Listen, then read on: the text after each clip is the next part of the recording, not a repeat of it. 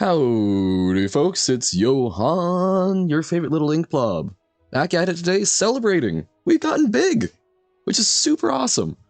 Sorry for the late start, had a couple of things to do, and Slay the Spire, apparently, now that I have two monitors, is a real mess to get the resolution working, but I think this is proper resolution, we'll be able to see everything. I thought this would be the nice, simple, easy one to start out with since I've played it a lot, but we'll see. This is us testing out, doing something a little more endurance streamy, because I figure that's the type of content folks sometimes enjoy, and it's something I was kind of interested in, but didn't want to, something I want to be careful with, so we're using the excuse of, hey, we hit 56, we hit 56 people already, in the time it took me to get this together to celebrate that, hey, we're doing cool stuff. So, oop. Very true, and apparently, speaking of not being easy, the chat app, because of all of the resolution chicanery, has been a little wonky, so fun times. How's it going, Tanner? Thank you for popping in. Slightly different position than chat normally is, but we'll make it work. Alright. So, the plan for today is I'm going to be streaming, I think, 5 roguelikes. And we are going to go until we vibin'. Sick. Amazing. We are going to go until I get a successful run in each one, save for, Rogue. Because that one, I hear, is not one that, gets completed easily. It's always allowed to be hard? Yeah, always allowed to be hard. How's it going, Uno? And Robert, hello! Plot twist, Slay the Spire takes 12 hours? Oh god, I hope not. And yeah, we're gonna play a little fast and loose with this. Basically, I'm saying that if we're getting to around 12 hours, we might fudge it a little bit, we might cut some stuff, because trying to do this in a healthy manner, for dipping my toe in and getting the feel for it, because I'm learning how to manage things like rest breaks and eating food. Crazy thoughts, I know. Here before Robert says Babalino one. I haven't gotten that figured out. We will sort of play it by ear. We might give that a shot. We've got the file folder. We may take a crack at it. But current plan is we're going to start with Slay the Spire. Slay the Spire is a lovely game that I just realized I should have my Discord open. There we go. Sorry, I've had to swap around my setup just to make Slay the Spire work. But we're going to start with Slay the Spire, then we're going to check out, technically not a roguelike, we're going to check out the original Rogue, which, yeah, is not one we'll probably complete. We're not going to be playing Jump King today. This is going to be an approximately 12-ish hour stream that's going to be a couple of different roguelikes. Sort of playing them until we get through a successful run. All right, have a good one, Noodle. So yeah, start with Slay the Spire, go into Rogue, then I think Balatro, then we're going to try out Hyperrogue, since that's something that Pitta has mentioned, and I think is going to be a fun sort of interaction with Rogue itself, and then finish off the day with Hades is the rough plan, but again, we're going to play things by ear. But starting off, Slay the Spire, for those unfamiliar, you've got an option to choose one of 4 characters. Today, we're going to be at least starting off with the Watcher, because it's one that I haven't played as much. I'm still on only Ascension 5 out of 20. Oh, hey, apparently it's not exactly fitting the screen. Well, okay, we will live with that. But yeah, so 4 different characters, each do slightly different things, have slightly different abilities, but I'm going to start with the Watcher, which is sort of like a bursty monk-esque class. There are up to 20 Ascensions. I only have Ascension 20 on the Silent, which is sort of a rogue dealing like sneak attack, poison stuff. But yeah, so we're going to go with the Watcher to start off. I love this is Niao, which is the whale that lives at the bottom of the spire and gives us magical powers to help start our journey. So the goal of Slay the Spire is to go climb through 3 floors and end up fighting, ideally, if you make the right decisions along the way, the heart of the spire. But basically there are 3 floors, each culminates in a boss. And then once you've beaten all 3 bosses, that counts as a win. Ideally, you go fight the heart because that means you're doing well. That's sort of like an extra thing. But yeah, we get to look at a map which helps plot out our path. Here's our little legend. The main things are you've got normal enemies. Check my DMs. Johan play Babalina. Yes, that is a possibility. So basically we have normal enemies, which is just a normal fight. You get option of a card and some gold afterwards. You've got merchants, which are shops where you can spend said gold. You've got treasure nodes, which there's 1 per floor. This gives you a relic. We'll get to relics in a moment. Rest areas, which are places where you can heal or upgrade cards or occasionally other abilities. And elites, which are big bad fights that will give you card rewards but also give you relics. What are relics? Well, relics are lovely little things that help improve. Don't know how it even works. That's why I'm trying to give a rough explanation. Relics are things that improve your run. Game is too expensive? Yeah, but it's a very good one. I have gotten hundreds of hours of play out of it. It's absolutely fantastic. Relics, basically they improve your run. They improve your combat in different ways and can improve on a meta level how you're increasing things. They are items that improve your runs in a very tangible way. And the main gameplay loop will show, but it's basically you've got these cards and you draw a hand of 5 to start off, and you have 3 energy, and you get to play them. So upper left-hand number is going to be the energy cost, and then the effect is what it says on the card. So strike costs 1 energy and deals 6 damage. Your level pack is going to be half next level meta. Ooh, intriguing. But yeah, so you start out typically with a balance of sort of attacking and defending cards, and then a couple of utility cards based on your class. It's going to be easier to just show the gameplay loop. I'm going to take a moment, plot out my path. I like to hit as many elites as possible because that gets more relics.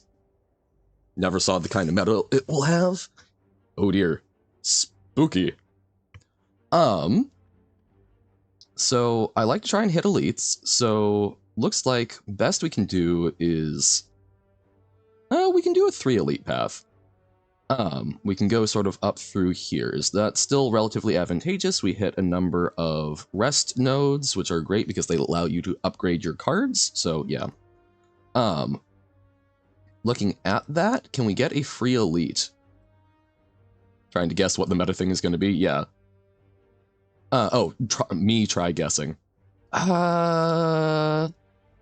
So it's not going to be a level thing.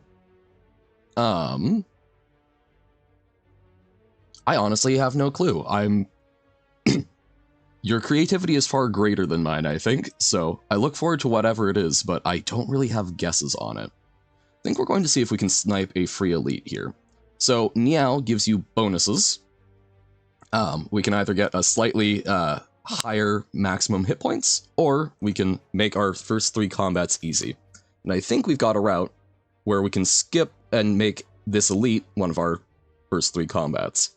Won't spoil you. Then yeah, I don't have guesses, but I'm excited to see what horribleness you've cooked up for us. So these first 3 combats are going to be fairly easy because we've got a boon that makes them all have 1 hit point, so any amount of damage will kill them. But yes, so the Watcher starts out with the relic Pure Water. The start of each combat, add Miracle into your hand. Miracle costs 0 and gets you an energy. So it's sort of a, in Magic you've got lands, it's sort of a 1-turn land thing. So that's one of the sort of main mechanics is energy gain for the Watcher, because we sort of focus on having like big bursty turns. The other mechanic is why we have big bursty turns. We have stances. We don't start off in one, but we can enter Wrath, which when we're in Wrath, we deal and receive double attack damage. So we can hit for a lot of damage, but if we're still in Wrath at the end of our turn, it hurts. Calm is a way to exit Wrath, essentially, but also if we exit the Calm stance, which happens by switching stances, we gain 2 energy. So we're sort of trying to stance dance around and deal lots of damage, but not take quite so much in return, hopefully. That combat was nice and easy. 2 strikes, we're done. So we get some gold, which helps in shop, and we get to choose a card. So Slay the Spire, basically, you start off with 10 cards. You want to keep your deck fairly thin. You don't want to add cards that aren't good. Because the more cards that are sort of meh, the less likely you're going to be able to win in the later rounds. However, you also need to be able to survive to get there. So of these options, I think I'm going to go with Consecrate, because Consecrate is a very nice AoE damage attack. So this is a way to attack multiple enemies at once, deal 5 to all enemies. So fairly happy to pick that one up. These other ones I don't think are going to serve us quite as well. And now, since we're trying to skip as many combats as possible before this elite, we're going to go through these question mark nodes. They may be combats, we're hoping they aren't, but they might be. Scrap Ooze. As you walk into the room, you hear a gurgling and the grinding of metals. Before you is a slime-like creature that ate too much scrap for its own good.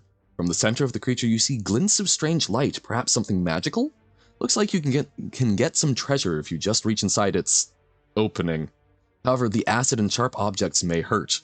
So, we can either leave and skip out on this opportunity, or we can take some increasing damage to have a chance of getting a relic. I find relics to be very good, so we'll risk it, and we got it first try. Fossilized Helix. Prevent the first time you would lose hit points each combat.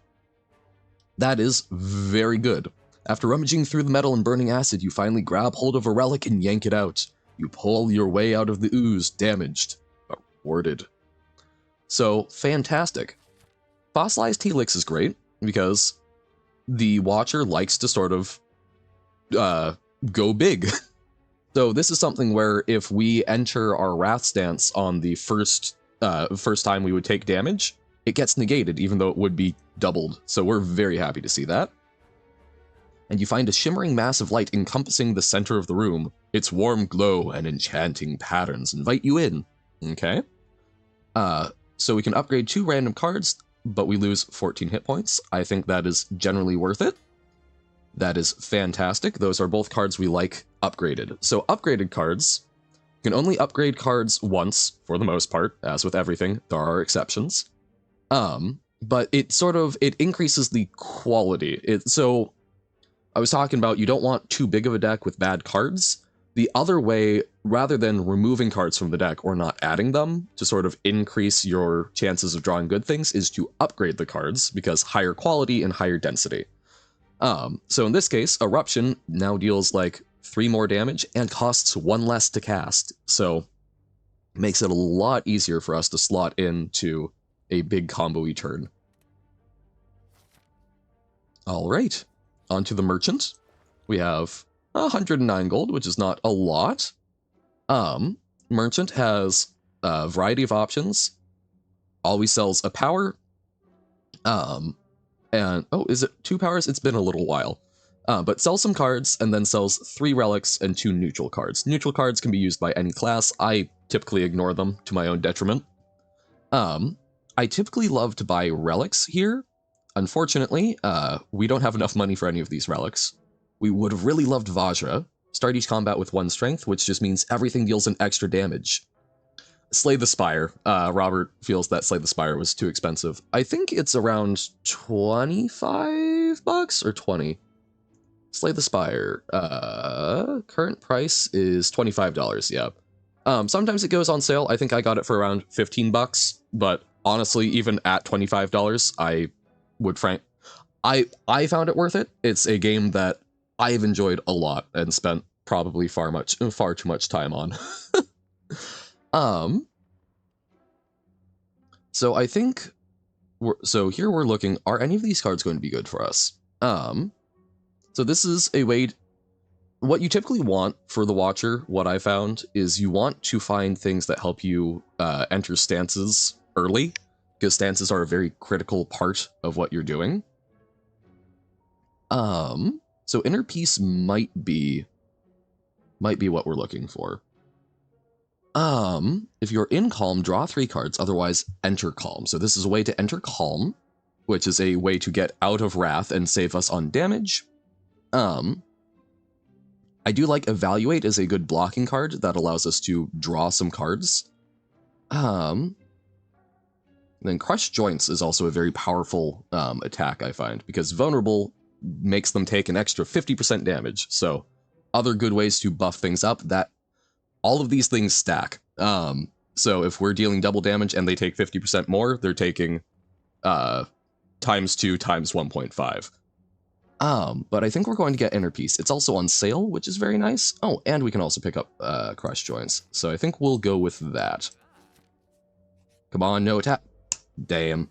So this node ended up being a combat, so we aren't going to get an elite reduced to 1 hit point, but that is okay. We will survive, I believe.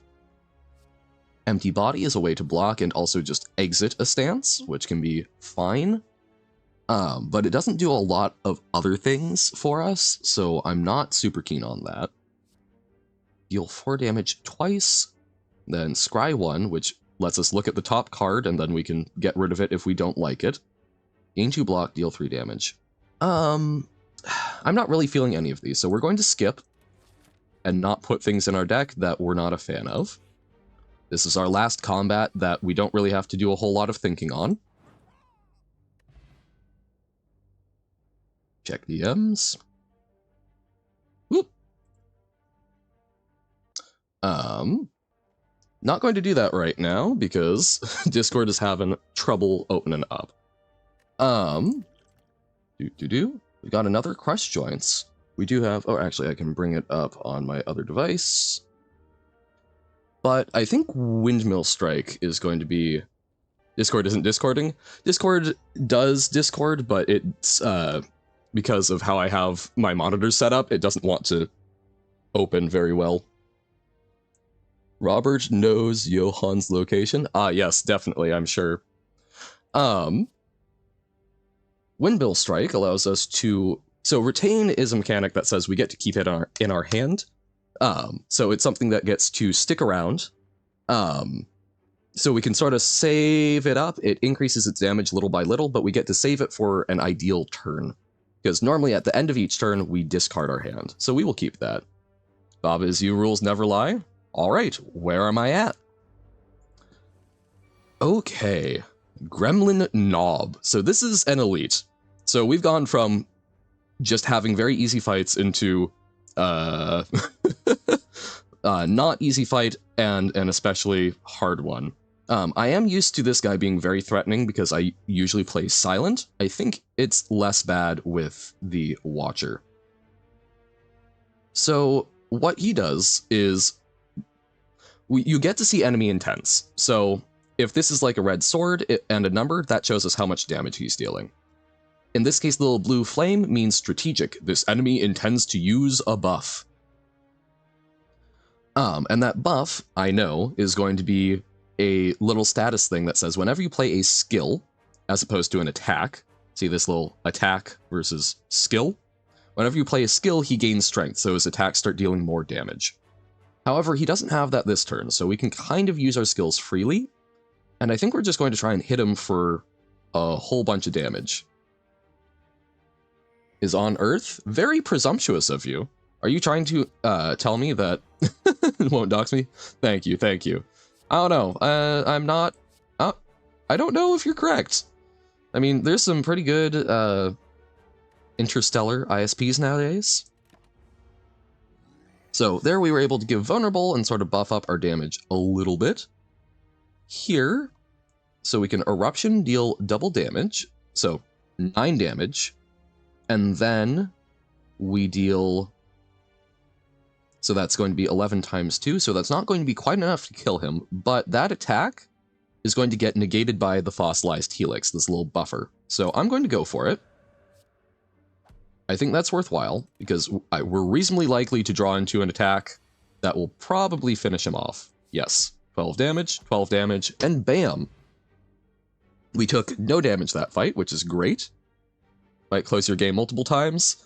Ah, okay. Ooh! Well, this is interesting. So that's the meta you're talking about, gotcha. Diva form.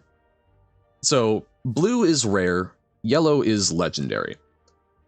And Diva form is a very interesting one. Ethereal, at the start of your turn, gain an energy and increase this gain by 1. So typically speaking, the most powerful things you can do in Slay the Spire are increase your energy. Because more energy means more things that you can play in a turn. There's cards that allow you to draw extra cards, so you can just start chaining through. If you have a lot of energy, usually that's a good thing. Diva form is a great way to get it. Howdy, Carsey. What? Why the sad? How's it going? You're very stuck? Antimatter dimensions? Or... I think we're going to go with the Diva form. Because this does very scary things. Ethereal is sort of the opposite of Retain, of... rather than it simply getting discarded at the end of your turn, it goes away for the rest of that fight. Oh, on Steve? Ah. Steve not be steppin'? I believe in you. Sometimes you just gotta step away, crash, and then the solution will become clear. By logic, it's impossible? Is it? Are you sure? Are you positive?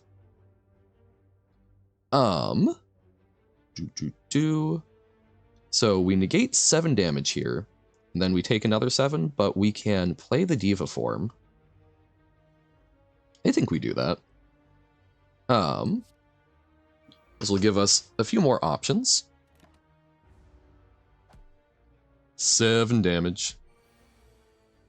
And I mean, in the worst case, I'm sure you could always go look it up if you needed to. Just dropped your phone, which just so happened to bounce and land perfectly on the corner, hitting the side of the power switch of your surge protector, turning off your computer and everything else with it. Tanner, your luck is impressively bad. Never? You believe? Well then, just keep chipping away at it, Carsey. I believe in you. If by logic it's impossible, simply get goofy. We're going to enter Calm. Hate everything? That's valid after that experience. You can't goof? Well, we'll see what we can do. Let's see if we can get properly goofy here to help you out. I'm not sure how goofy the Watcher's going to be, though. God chose violence against you today? Quite possibly. So we are going to take another 7 damage here, but I think we'll survive. I believe in us. We're dealing with lots of louse. It's a lousy time, crash. But we have a lot of energy to play around with. And now Eruption. It's for a star though, so it's fine. So it's optional content. How many eternity points do I have? E to the 90 some odd. Ancient Potion. Gain an artifact. Artifact negates a status effect going against us. How do I have that many? Playing the game quite a bit. I'm going into the... I think I've done... I'm going into like EC Challenge 10 here soon. We could get another Consecrate or Cut Through Fate. Cut Through Fate, deal 7 damage, scry 2, draw 1 card. I like this because this is an attack that hopefully draws us into another attack. Since we've got the Diva form and a lot of energy, we'll go with that. Remember on your phone, you've played for weeks and checked every tab multiple times and couldn't get past a quintillion eternity? Oh. Yeah, the challenges are a very important part of it. But yeah, time dimensions, I don't know how to get the challenges. Just getting a high enough a number of time theorems. So we need to go on the left path here. Might add me to your level pack. Terrifying. A little Johann Ink Blob. Had enough for EC1, but you couldn't get it. Ink Bottle. Yeah, sprite making Baba. But oh my god, I I didn't even process. Yeah, ink bottle. It's my ink bottle. Perfect. Even allowed to add you? I would not be opposed to you adding Johan. But also, look, it's our ink bottle. We're in Slay the Spire, so they already added me. I have no issue with this. I completely forgot about that. And this is actually a very fantastic relic for us, so we are going to take it. But yeah, so like the Eternity challenges, even when you have enough time theorems, they have a little unlock condition that it talks about on them, so there's a chance that you might not have met that.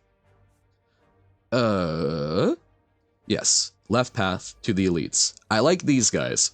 So these guys are interesting. They sort of alternate from turn to turn, so you've got one turn where two of them debuff you and add bad cards to your deck, and then one of them hits you, and then it swaps the other turn. So you sort of go between getting really hurt and getting really debuffed. If you didn't get the requirement in 187 days, then how are you supposed to get it? Well, we'll see the requirement. Sometimes you need the reset. Johan's non-existent lawyers will knock at your door and sue you for 1 gold in magic. Yes, definitely. No, it's I am very open. If people feel like doing fan art and whatnot, go for it. I am thoroughly honored. Oh right, 20,000 eternities. So you should be able to set, if you set your eternity auto buyer to 0, into an interval of 0, you should be able to farm them. I think it takes about like an hour, if you've got that farming, but it doesn't farm them if you don't have it set that way. Okay, so generally the strategy with these guys is pick one and kill it. Ideally one of the ones that's part of the pattern of 2, so that it sort of gets less bursty on you. How do you get more than 1 infinity? What? Oh, no, don't worry. Remember, that's all... you call them an eternity after you've beaten the game, of course. Yes, 20,000 infinite beating the games. Play custom Bob as you level pack? Alright. Enjoy. So what we're going to start off is entering Calm. And then we will do a little damage. We're going to take not 10, because we've got a barrier. And hopefully find a way to kill this turn. 20,000 infinite times. Yeah. Karsu's just very good at beating it. Okay, so we don't... Oh, actually, we do have a skill. So we can make this vulnerable, except it doesn't get vulnerable because it has Artifact, which negates it. Nimi's Garden? Ah! Fun level pack. Alright. So I think what we do is we cut through Fate, look at what we've got on top. Diva Form. That's going to be, I think, very useful for this fight. We don't want to draw it this turn, though, but we will be happy to draw Windmill Strike. Unfortunately, I forget the order. I don't remember which is which, so I have to relearn Scry.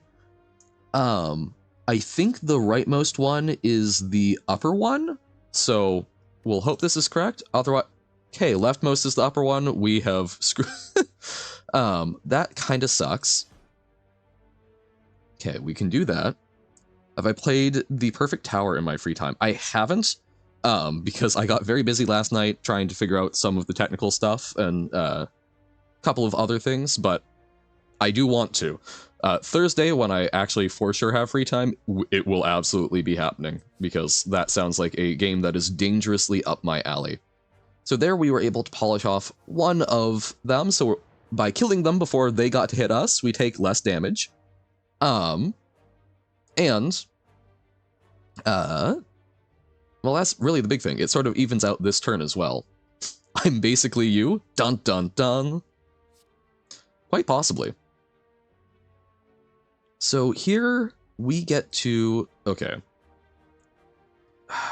We can deal... This only deals 14 if we combo it with Eruption. So I think we... Eruption and then Vigilance to regain our Calm. We are like the same. We both enjoy similar games, I take it. We're going to hold on to this, and we're just going to defend an awful lot, probably. Dazed. So this is the thing that they're debuffing us with, and the nerd part, also true. So Dazed is just a card that basically we drew it instead of drawing another better card. But we got enough block to negate all the damage, so we're feeling good about that. And we drew Eruption again, so we can try for another sort of big turn. And I always like to try and kill whatever's going to be dealing me damage. Or sometimes I will kill the other one if I think I can kill it the next turn. Ooh. Okay. We are playing James Bond now. Whoops, I clicked over it. Okay, so first our cards. Collect, put a Miracle Plus into your hand at the start of your next X turns. So 2 energy. I think with Diva form, we're already probably good on energy. Follow up. If it's an attack, you gain an extra energy, so that's kind of a way to get a free attack in. Draw cards until your hand is full, though. Since I think we're going to be swimming in energy, I really like Scrawl. Golden Eye. Whenever you scry 2 additional cards. So scry is more valuable, it gives us more selection over what our future hands will look like. Very nice. But that's why we're playing James Bond, right? James Bond GoldenEye? Was that not a game? Alright. And here, we could, at this rest site, we can rest, which gains us 21 hit points. Lovely. We are at only 31, so avoiding damage, good.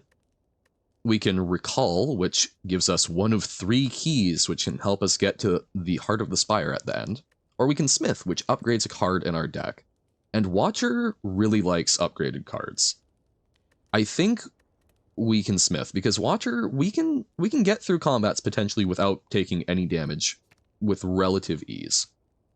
So upgraded Diva form is nice, because then it loses Ethereal. So we aren't forced into a situation like last time where we just lose it the entire combat. Scrawl makes the draw cost less, so we can just sort of guaranteed get what we need. Or it becomes a free way to just like get a whole bunch of options all of a sudden. Windmill Strike, I think, is the other one I would consider. So this increases the damage scaling on it, which I think we want eventually, but I think Diva form is going to be a very important piece, so we're going to upgrade that. All right. Scrawl, Bob is you mod reference. I'll take your word for it. And we run into a random merchant on the node. No! This is my favorite relic in the game, because you can do very stupid things with it. Shuriken. Every time you play 3 attacks in a single turn, you gain 1 strength. Strength increases your attack damage. We have the ability to play a lot of attacks. I want this so bad, it is so much scaling. And when you see a relic, it doesn't show up in the rest of the run. I am so sad. I am absolutely devastated. It is fine though. We will find a way to live.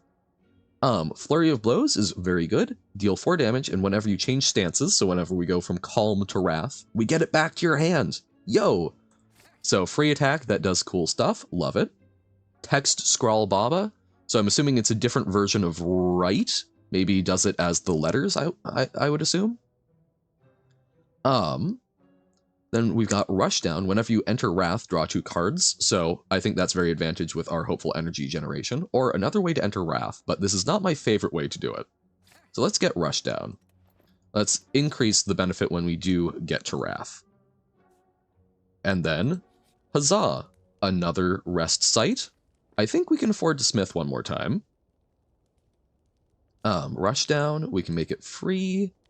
Flurry of Blows. Got a star on accident. Nice. 5-step Steve be steppin'. Feels like cheese. Delicious. We like cheese. It's very tasty. So a little extra damage on Flurry of Blows is not amazing. If you remember the intended solution, I see. I think we're going to go with upgrading the Windmill Strike here. Let's get some more damage. Yo. And then I think we can handle this elite. Lagavulin. So Lagavulin starts off sleeping, and we've got a couple of turns to sort of play our scaling cards before it wakes up, because he scales very quickly and you need to kill him with great rapidity. So we're going to start off by playing our Deva form. So we're going to have a lot more energy to play with, which is very nice. He's going to have, we've got 1 more turn. that we can wait before trying to fight him. And I think we're going to do that. Or actually, what's left in our deck? Yeah, a lot of attacking cards. So we will end turn. We'll pass the turn. Okay, he's not woken up yet. So now is the time for us to try and poke him a little bit. Poke him awake.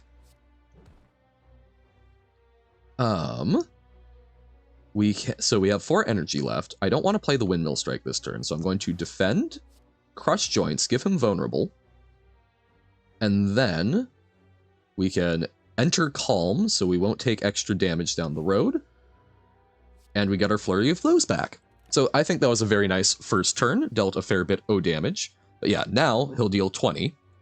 First one gets negated though, thanks to Fossilized Helix. Rush down, so that we can draw more cards down the line. Since we're in calm, this is a 1 mana or 1 energy draw 3. Love it. Flurry of Blows, smack him. And since we negate this first turn of damage, let's go Eruption. So see how it now deals 40 in theory? Fortunately, all that 40 will get negated if we don't manage to kill him. Consecrate, free damage, cut through fate. Stuck on a level, Uno still didn't get to a Nimi's Garden. Oh no, so can't be aided. I think we will discard anything that isn't an attack this turn. Okay.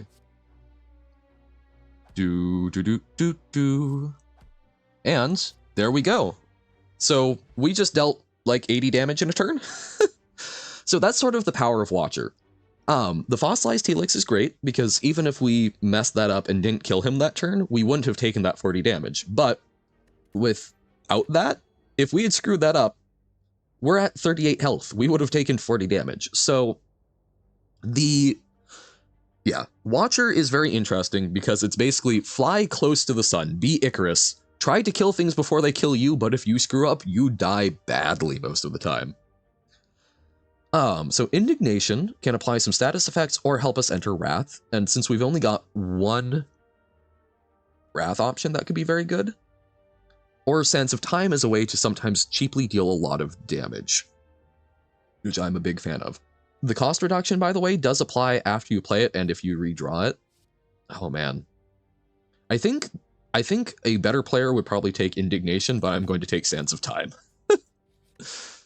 And here, so our boss, we're up against the this hexagonal guy, who deals a lot of like little attack damage. So our Fossilized Helix is going to be less good. The other thing I will say about it is the initial attack scales off your starting hit points. So resting isn't actually super great before him. So I'm going to Smith again. What do we upgrade though? I think making that deal extra damage could be quite good. Yeah, I think that's good. We're just trying to have a high quality deck so we can hopefully just kill him real quick. Oh, once again, drawing Deviform first turn, I think is a very good thing.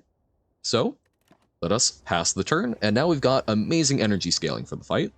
So the first 4 damage gets negated, but then we take 5 more attacks of 4. So any defense that we can find this turn is going to be fantastic.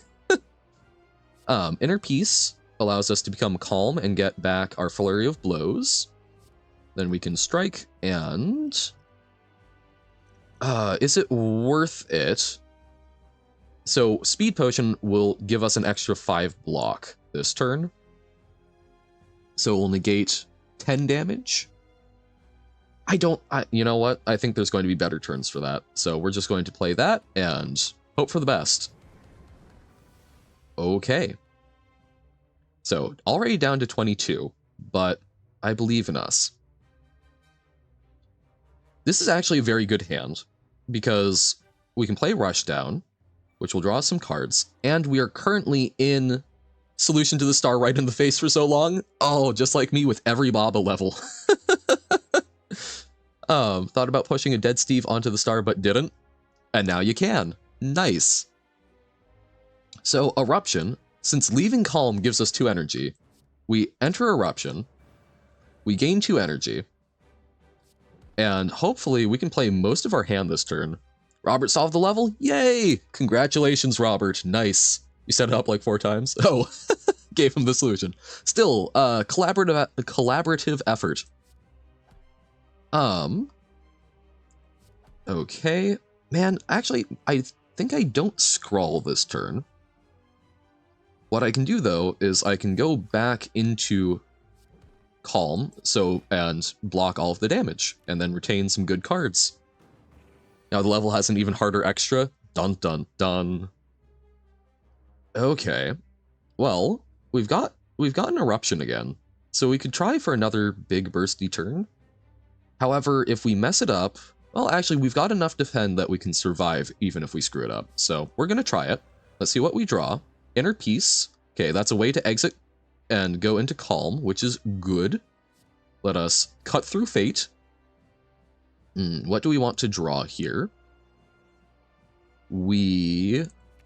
Strike is good, but we don't have a lot of other card draw. So I think we're going to get more valuable out of the Crush Joints, because we can spin that into a Vulnerable. There we go. So we just need to, like, play Miracle. We draw another card. Nice. Flurry of Blow. Oh, oh no, I screwed that up. This needs to be right after a skill. That was it. I reflexively tend to play I reflexively tend to play Flurry of Blows whenever I see it because it's free. So we dealt a lot of damage there, but let's save ourselves from getting hit for too much.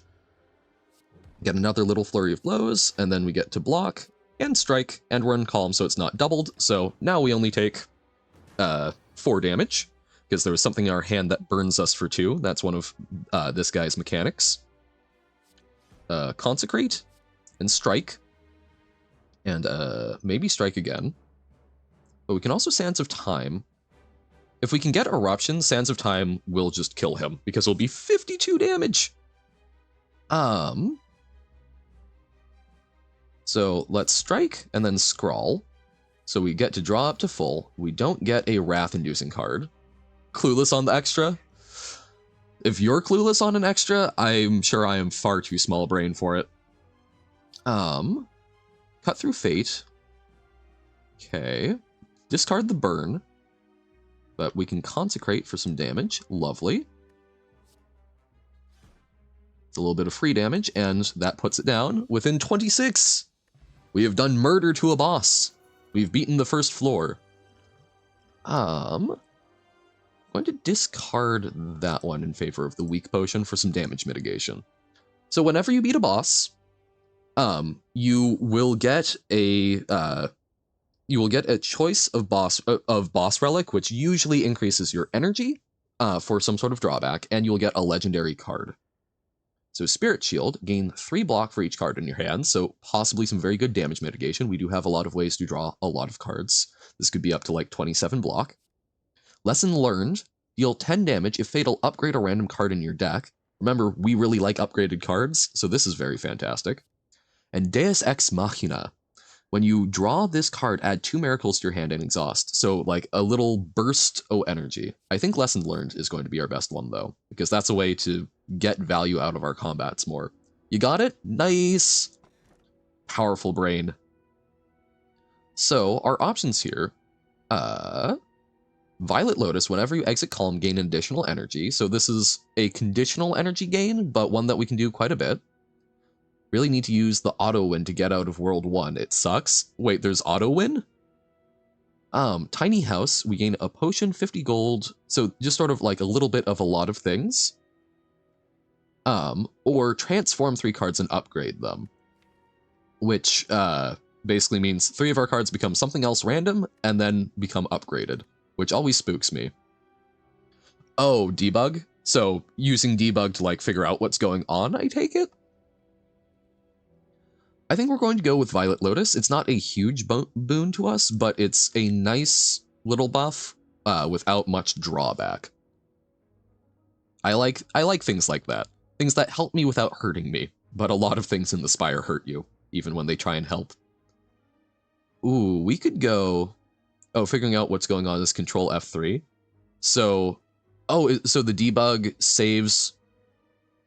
Does the debug allow you to access the whatever was used to win when it got posted? Or, what's the auto win feature? I'm curious. So elites, either path we take can get us 4 elites. Opens the editor. Okay. But what's the Control S or Control W? So either path gets us the option for 4 elites, which might be greedy. Just makes you win. Oh, okay. But it doesn't show you how you win?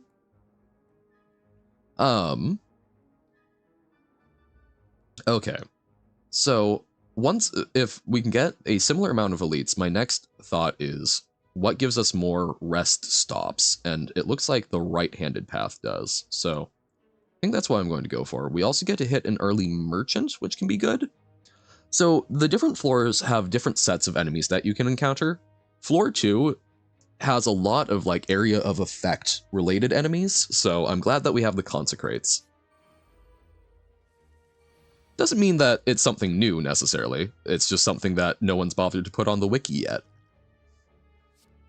which is still quite neat. Cut through fate. Let's see what we're going to draw. Sands of Time, so that we can reduce the cost of things, I think is going to be nice. And then next thing we play, we also draw a card. Do we want... Don't think we're going to want Defense. Someone told you on stream yesterday, so also not the Discoverer. Do we actually... You know what? We'll take the Crush Joints. I think we can get a little value out of it this turn. Because we can Miracle, Crush Joints, and then Strike. Maybe not the most efficient use of Miracle, but I'm okay with it. I was talking about one time, just use the auto win sheet you have to beat these levels, don't worry about it. Well then, yes, seems definitely not an original find. Ooh, so I can upgrade all of these cards, potentially. Like, I want a lesson learned to kill this, but it's slightly out of range without using a potion for it. I don't know if that's worthwhile. I think this puts it up to 14 damage. It's 13! No! Okay. See, it's been a while, and I haven't played the Watcher as much, so I don't know all of these things as well. So we are going to enter Calm. Yeah, we're going to enter Calm. Flurry of Blows. Ah! And by entering Calm, we got the Flurry of Blows back, so we get to kill this. And we upgraded Rushdown. Nice! Slight issue. You need Steve to die. Have you tried asking him nicely? Maybe he's going to be very accommodating about that. Diva Form, so he's going to run away here soon, so I just want to deal as much damage as possible, really. No, but he's on a flag. He can't die even if he wants to. No! Gonna try 5-step Steve? Alright. I hope that goes well. Okay, so he's running away, so we need to try and kill him this turn. We can Eruption, actually wait, no, just Eruption Sands of Time is plenty. Murdered. And you need to move down 2 spaces. Okay. So Cut Through Fate. Nice card. Lots of energy, we draw more things.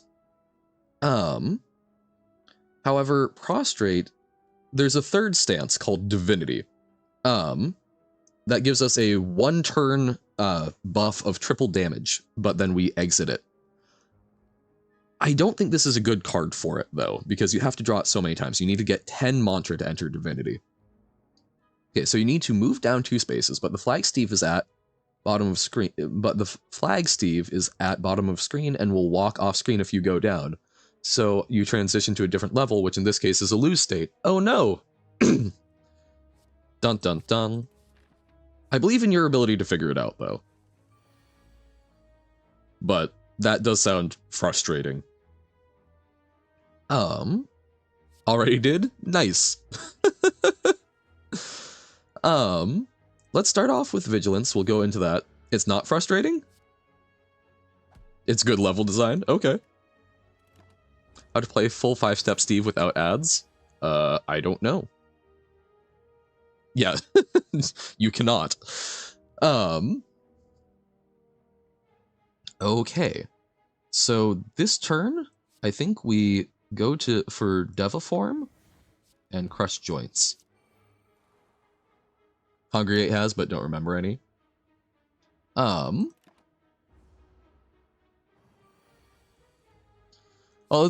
I will say, like, yes, it is good level design. I think when I'm saying frustrating, it's sort of like, it's the good frustration of the, my brain is now having to churn on this. Not clearing cookies, yes. Cut through fate.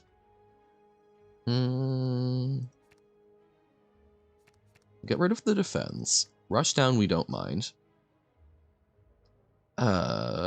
Whenever you play a non-attack card, shuffle a dazed. So this is non-attack, but I think it will draw us more cards long-term. And Windmill will just hit them for some damage. And we've got them dead, because Eruption plus Sands of Time does horrifying, horrifying things. Haha. You block Origin on Firefox. Ooh, Distilled Chaos. This just lets us play 3 cards at random, so it's kind of a good Hail Mary. For an influence, so we can get cards from other classes. Which has always been interesting to me, because purple is Watcher, red is Ironclad, green is Silent, blue is Defect. What's the yellow? I think it means neutral, but I find that very intriguing. Don't think any of these are ones we want, though. Congregate is the official one. That makes sense, because you said the itch just redirects to Congregate, right? Oh, okay. So these guys, first turn buff themselves to just start gaining an extra attack each turn, which is very spooky. Yeah, Mino-like, this can go very poorly. Actually, you know what? Distilled Chaos. Okay, we just dealt some random damage. We will take it. Draw a card. Scrawl. And then... See, the only one I found on itch.io was only 3 levels, it looked like. Let's scrawl. Let's see if we draw something interesting. Crush Joints. Okay. Ooh, we can... Eruption. Miracle. And then, I think probably Crush Joints. And now, let's see if we can manage to kill them this term. That's N-Step Steve. Not 5-Step Steve. Ooh. So, we didn't draw a lot of things that allow us to attack, unfortunately. So we can Windmill, we can kill that to negate some damage. And then Inner Peace, so we aren't getting our damage doubled up. Oh, no, that was so stupid because we got Flurry of Blows back. We could have just sniped it at the end. Well, missed out on some damage there, but such is life. I will live with my mistakes. Got another Eruption.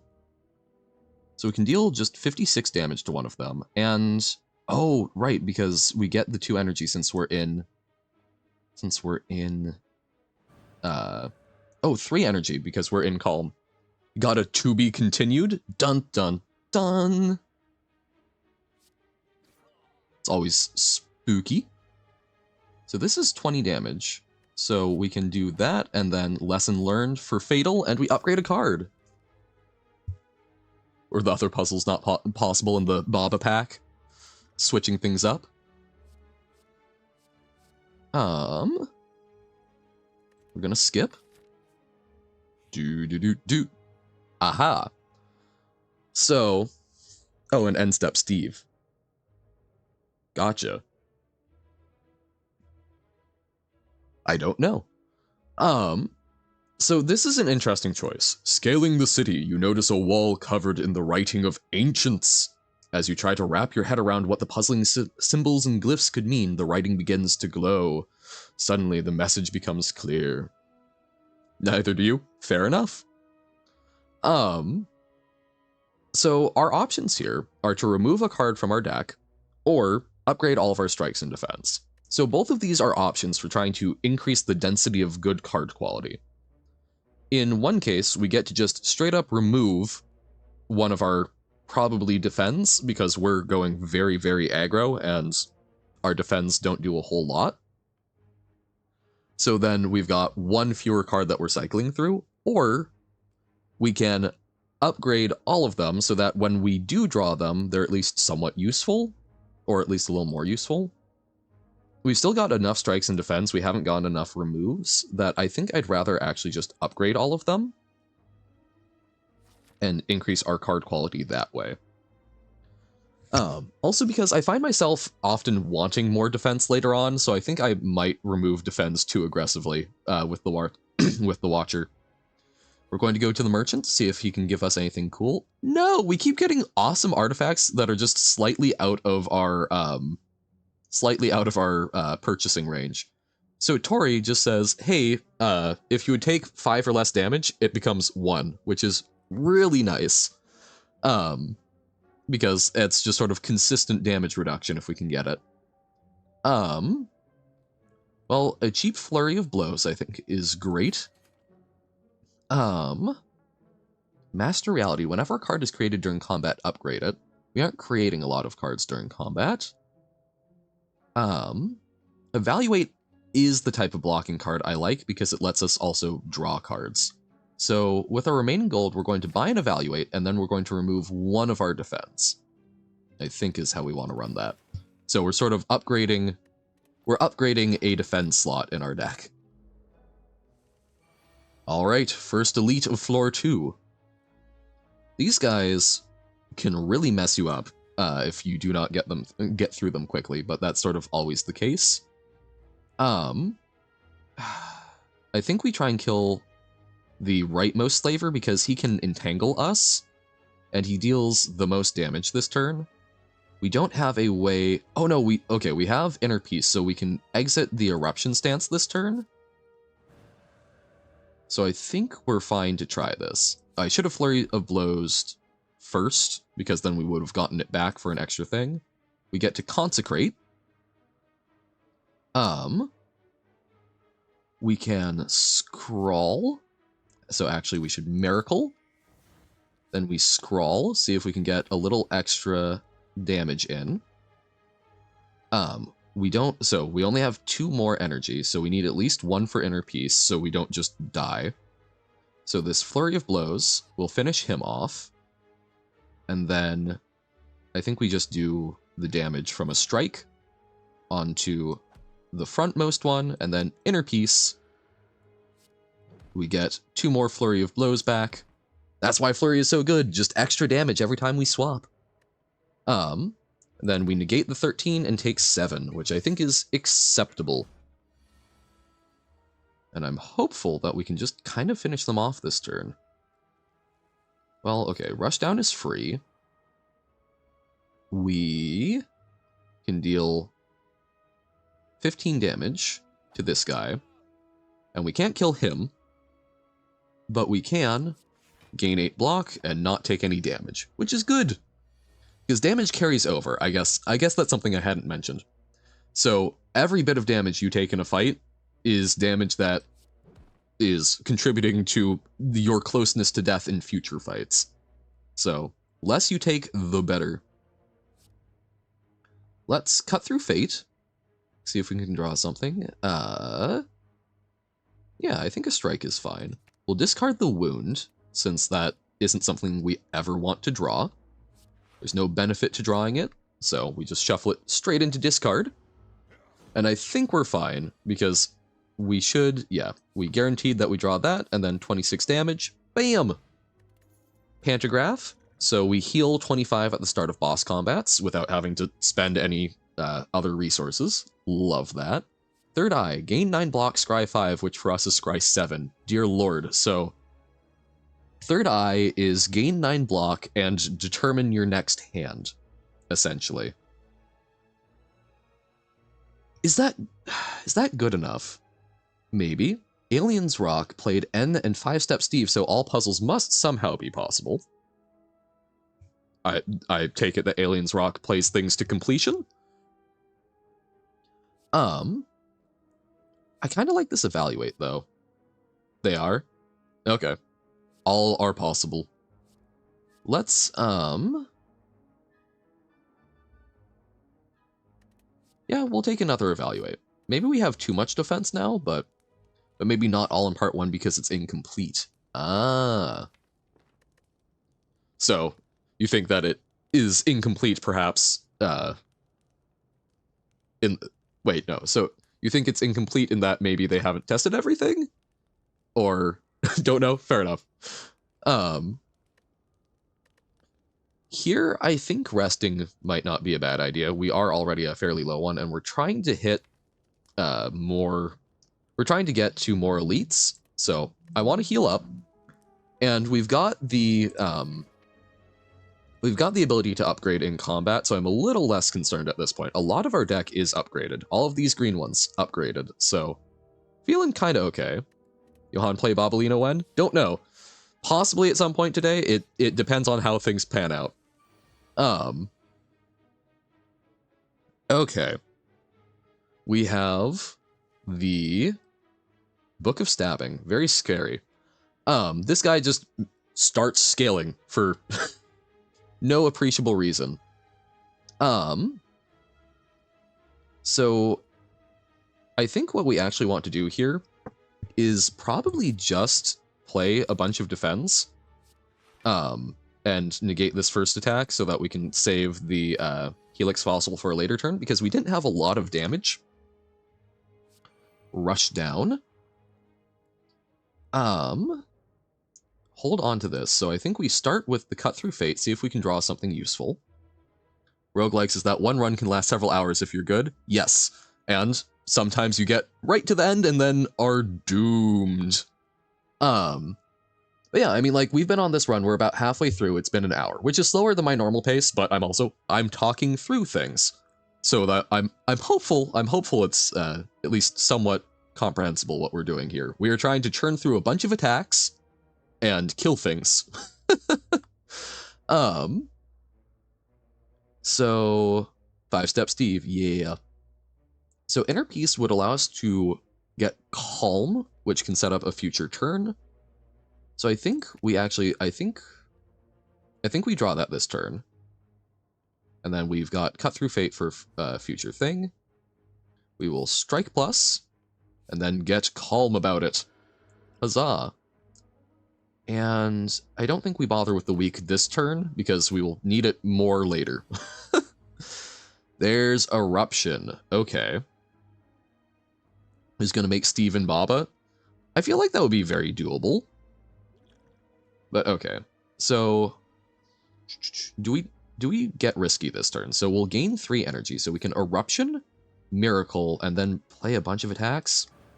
We're going to try it. We're just going to see. So now we do Miracle. Crush Joints. So now it's vulnerable. There's that damage. There's already Optimized Baba, which is... I can see how that would be a similar feeling. Next, let's Cut Through Fate. Ooh. Okay, so we can draw Vigilance as a way to get out of this, which is probably good. So I think then we do the Windmill Strike for 60 damage. Oh, never mind. We didn't even need Vigilance. We've got Lethal. That's, man. Watcher can do messed up stuff. Base game levels, but you have limited moves. You think the Merchant would sell NFTs? Oh, 100%. The Merchant, he just wants to show you all his wares and will... he will sell anything. Energy is now conserved between turns? Oh, we can do ungodly things. Oh, this is such a treat. Also, hello, Pitta. We're going to be trying Hyperrogue later today. That is in the cards. Yeah, Ice Cream is cracked, especially because we've got a Diva form. So at the start of your turn, you gain an energy and that increases. And then Ice Cream means we retain all of that excess energy. That's not cool.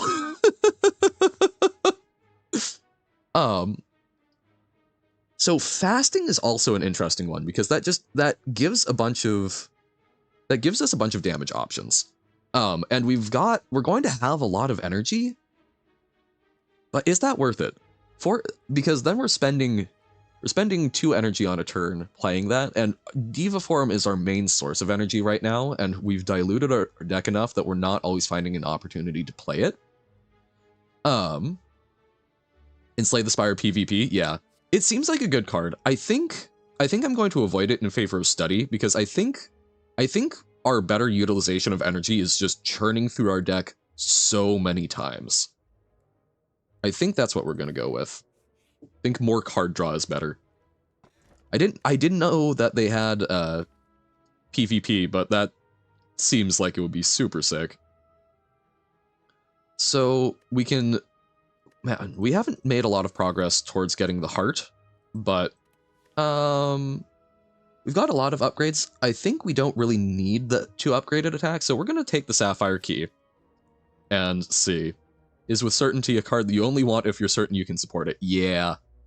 And that's, like, we've got a very good enabler for it, but I don't know how consistently we'll be able to turn that on. All right, Unknown. While sneaking past a group of shrouded figures, one of them approaches you. Got anything for me, friend? Please, maybe some coin? I just need somewhere to stay. I have treasures I can trade. He seems delusional, but harmless. So we can pay 85 to get a random relic, or we can shame ourselves. So curses is a mod, yeah. I've figured. I know there's a big modding community. I have not dipped into it much, because I'm only on Ascension 5 Watcher, right? Like, I've done Ascension 20 Silent, but yeah. So curses, for those, they're like those status effects we were getting from the like little Hedron guys that were like alternating. But it's permanent. So this is a card that's added to my deck that is actively detrimental. So it's a curse that's unplayable, and at the end of your turn you gain 1 frail, which reduces the ability to gain block. So I'm going to just pay 85 gold and get a random relic. Head Nib. So every 10th attack you deal double damage. So if we're in Wrath, we double our damage, and then every 10th attack doubles that doubling. Could do some gross things. Let's go to a rest site, and I think, again, we've got a lot of things. We're already fairly well upgraded, so I'm going to rest and just try and make sure that we can actually tackle these elites. Okay. Fiery Elite. If we beat this guy, we get another key piece to go to aim for the heart. Rush down for free. We've got Vigilance, which can back us up.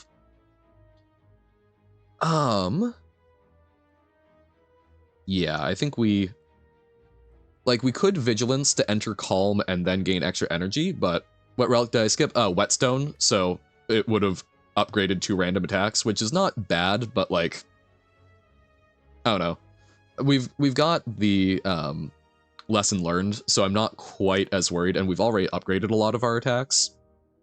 So I think we're going to go with... I think we're going to lead with Eruption, draw 2 cards, Inner Peace, so we've got an even cheaper way to enter Calm. So feeling very good about this. Crush Joints. So now we can... so that's 21 versus 27, so this kills him. And then Inner Peace, so we aren't taking absolutely ludicrous amounts of damage. All right.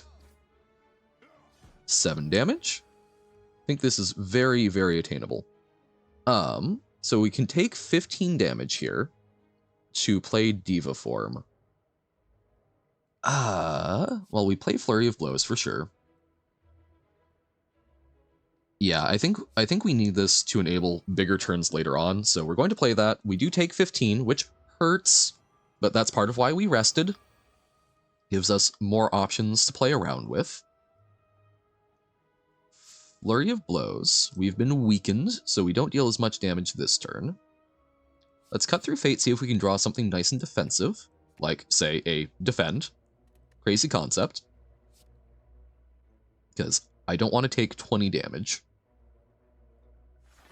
And then, man, I think since we save our energy, I think we're actually just going to hold off since this is weakened and might as well not play it this turn.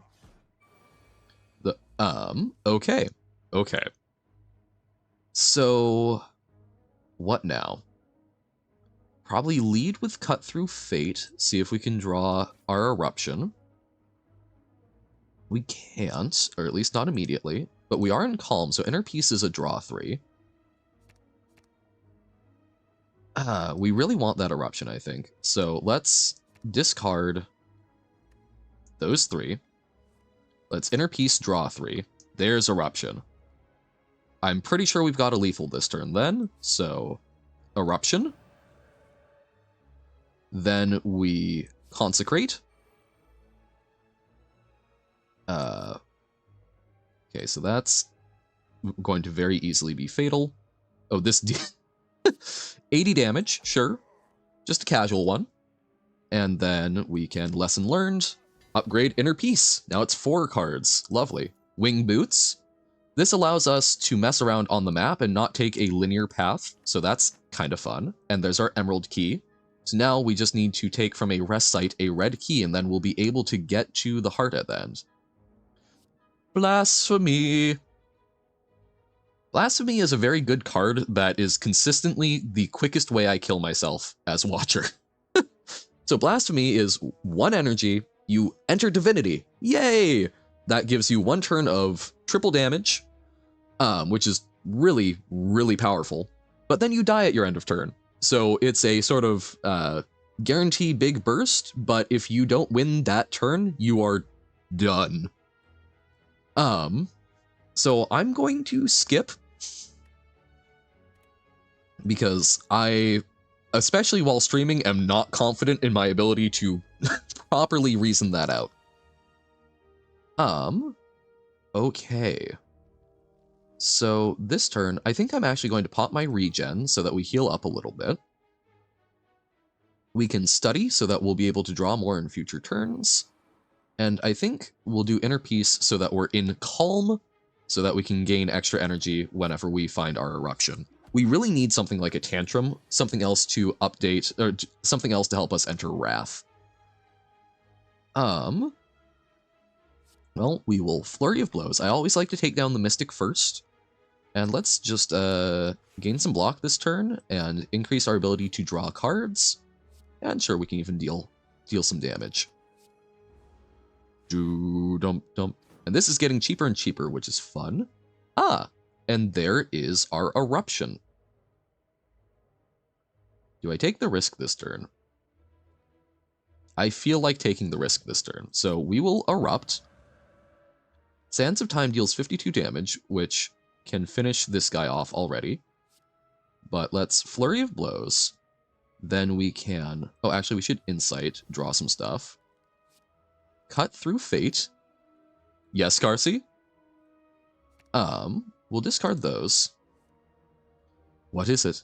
Is an auto-clicker in Antimatter Dimensions cheating? I don't know. I don't think so, because you can already basically automate all of the stuff anyway, so I think it's just, there's probably a way to do it in the game without having to use one, but I would not have an issue with it, personally.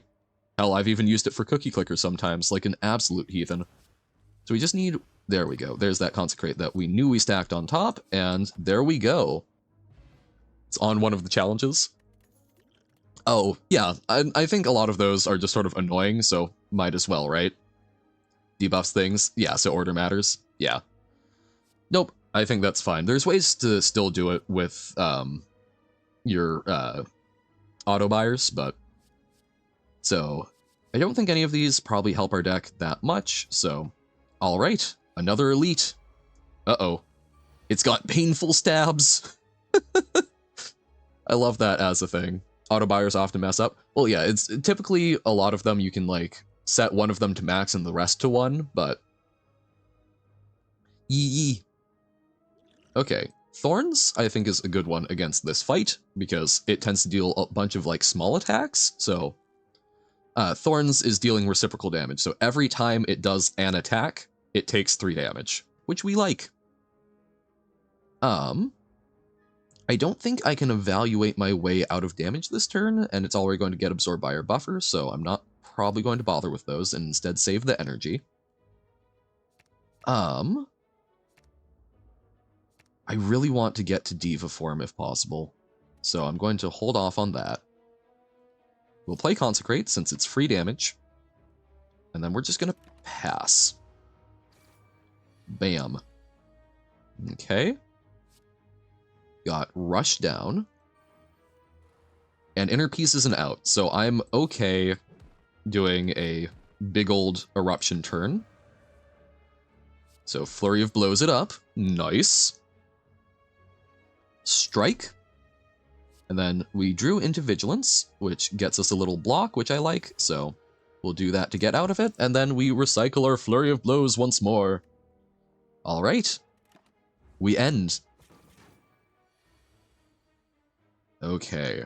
Unfortunately, at this point, Diva Form, I think, is less useful because that's energy that we really want to be spending on making it dead. Sands of Time, so that will start getting cheaper.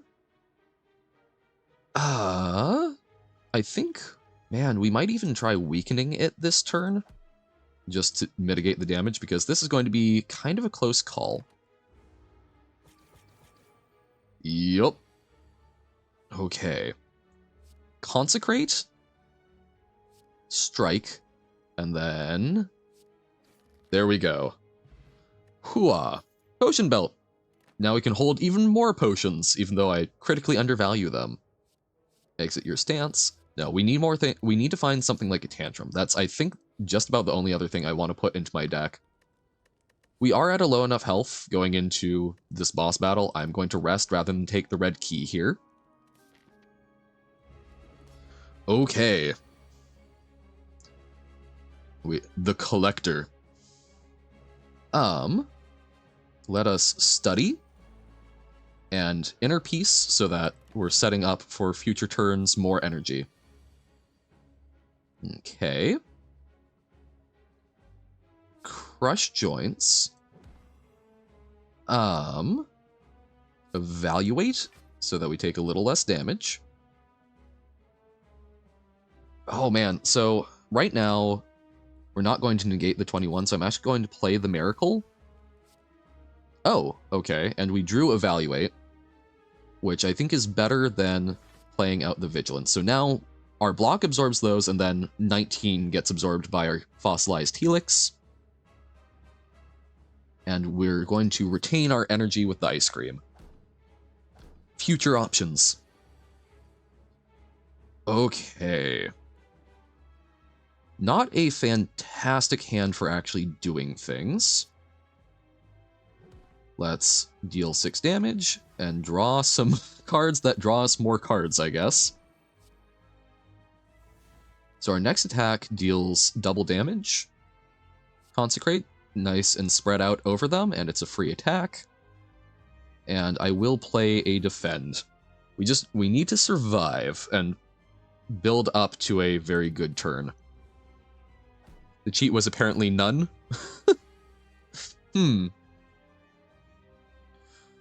Oh yeah, so we're hitting the point where this is going to massively debuff us.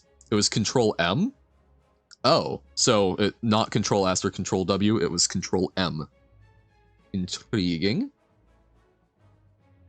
We are going to Diva Form, because I think that's going to be critical to us at this point. Man, I think we Windmill Strike just to get rid of some damage that's going to be coming our way. And then... oh, do we even bother doing Cut Through Fate this turn? Yeah. At this point, we're gaining a lot of energy, so I think that's probably a reasonable thing. And we draw Rush Down. Okay.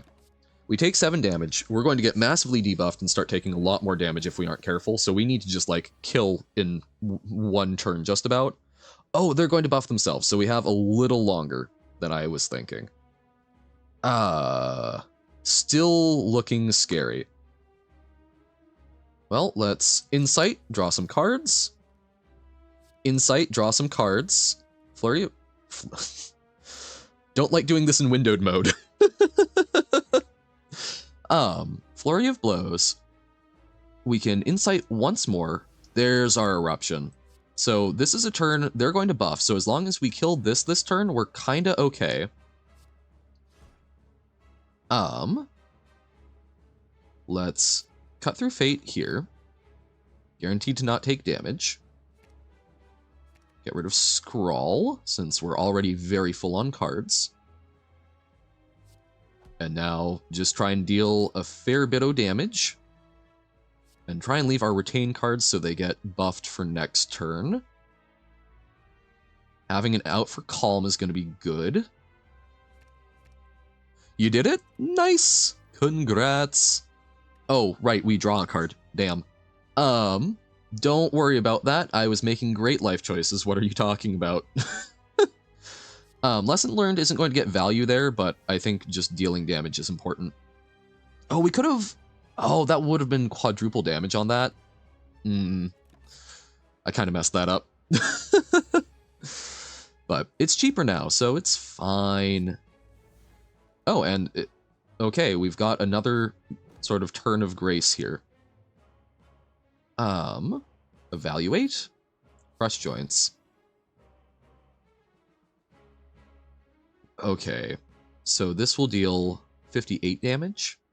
We can play Eruption just for the sake of dealing damage. We'll still wait one more turn on this. And then I think we strike because, yeah, we save the energy for the next turn, so don't need to play the defend. 75 damage, so we need to... It need die. So if we can get like 6 attacks in this turn, that would be great. I don't know if we will, but Flurry of Blows helps. So we're just looking for attacks pretty much exclusively. 13. Another Cut Through Fate. Let's get another... Ooh, actually, let's get down to our Insight. Draw even more cards. Another Insight. Lovely. Flurry of Blows. Pen Nib is active, so Sands of Time deals... Wait, what? Oh, because we're still weak. I thought I was missing out on stuff, but no. And then we finish it off with Windmill Strike, and we survived. Dear Lord. Okay. Okay. So that was spooky, but we managed it. So, Alpha? If I remember correctly, so it goes Alpha, then Beta, and then Omega is like deal 50 damage to everything. We are cycling through our deck pretty often. That might be worth it. Deal 12 damage, deals additional damage equal to mantra gain this combat. We don't gain mantra. I'm gonna try Alpha. That might be a mistake, but we'll see. Ooh, okay. Better selection of boss relics here. We can remove up to 2 cards from our deck, so thin things out. Probably get rid of like a defend and maybe one of our weaker attacks or one of our card draw things. Maybe like this evaluate. Or Black Star, which is one of my favorite things to get early because you get additional relics when you defeat elites, and you may have noticed that we've been doing some elite hunting. Not trying to shrink the game there. I think the responsible pick is probably to thin our deck. Pandora's Box scares the living hell out of me, so let's do Empty Cage. And let's get rid of at least 1 defend. And I think this evaluate. No, the insights are really good for us. We'll get rid of 2 defense. It hurts me getting rid of upgraded cards, but they're not, like, good ones. Doing a run of Bobalina? Hope it goes well and it's not... Well, actually, no. I hope it's massively chaotic and an absolute blast. Okay. Let us... I think we go up the left side. So this guy... There are cards that are called power cards. The Diva Form, so these are the ones that do, like, ongoing stuff. So Diva Form and Rushdown and Study are our only ones. He gets more powerful based on those, but we aren't using too many of those, so I think he's going to be a fine boss for us. So we can get 3 elites. But if we go through this route... Yeah, we've got a fair number of rest sites we can hit. Maybe we only go for 2 and get more rest sites. Possibly. Oh, howdy, Tim. How's it going? We're on our first roguelike of the day, Slay the Spire. We haven't lost the run yet, and I'm feeling optimistic about it. How's it been going for you? I think we're going to go up the right side and try and hit some of these rest things so that we can challenge the heart. Because I'll still count it as a win if we beat the boss, but, like, I want to fight the heart. I believe in us. Pretty well? I'm also doing pretty well. I'm having fun. I'm excited. This is going to be a long day, but still doing pretty well. Yeah, end step. So there's end step Steve and 5-step Steve are 2 separate ones. Let's go... Yeah, let's go up the right side. I believe in us. I believe in our ability to survive only killing 2 more elites. So, 3rd floor enemies can be pretty darn scary. Yes, but 12 hours shorter. Perfect. So super long stream, just slightly less long. Amazing. So these enemies are weird because you need to kill each of you need to kill them sort of all at once, otherwise they just keep coming back. So we negate some damage off of them. Can we afford playing our Diva Form this turn? So we can do Vigilance and Defend, and then we're negating damage, but we aren't really progressing ourselves, so I think we Diva Form. And we're going to take 11, but that's fine because that's going to enable us to actually manage to kill them and take less damage in the long term, is the thought. Wait a moment. 12 minus 12? That's not 59. Any suggestions on a game to stream, Tanner? I don't know. Whatever you're feeling. Battlegrounds, I think, might be good bread and butter for you.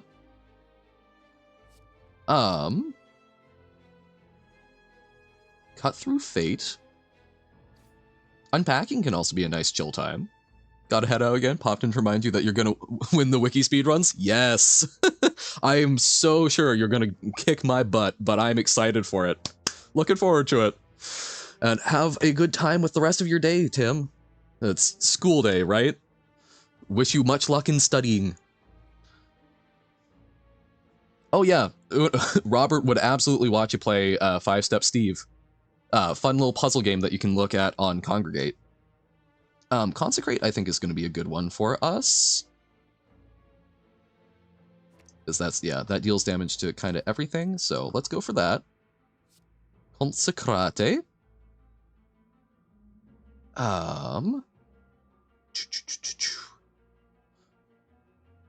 The Poker Rogue? Yeah. Oh, yeah, totally.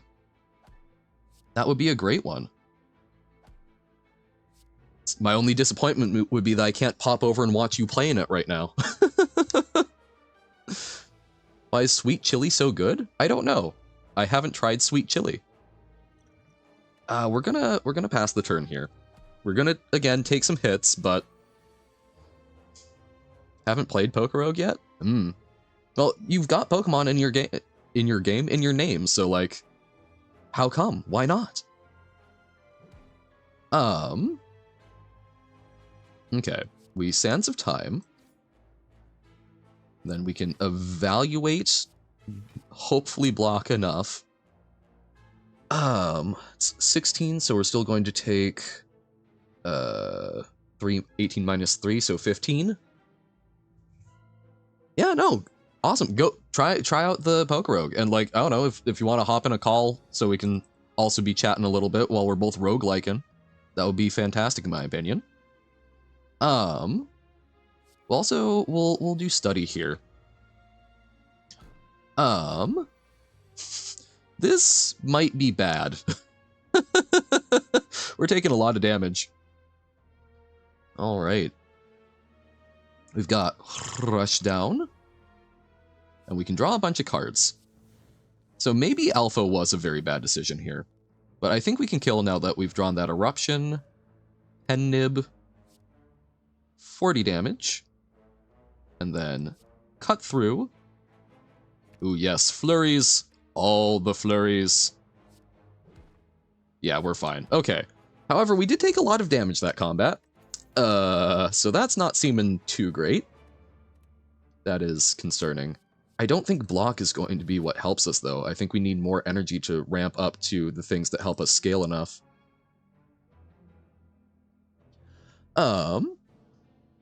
Yeah. All right.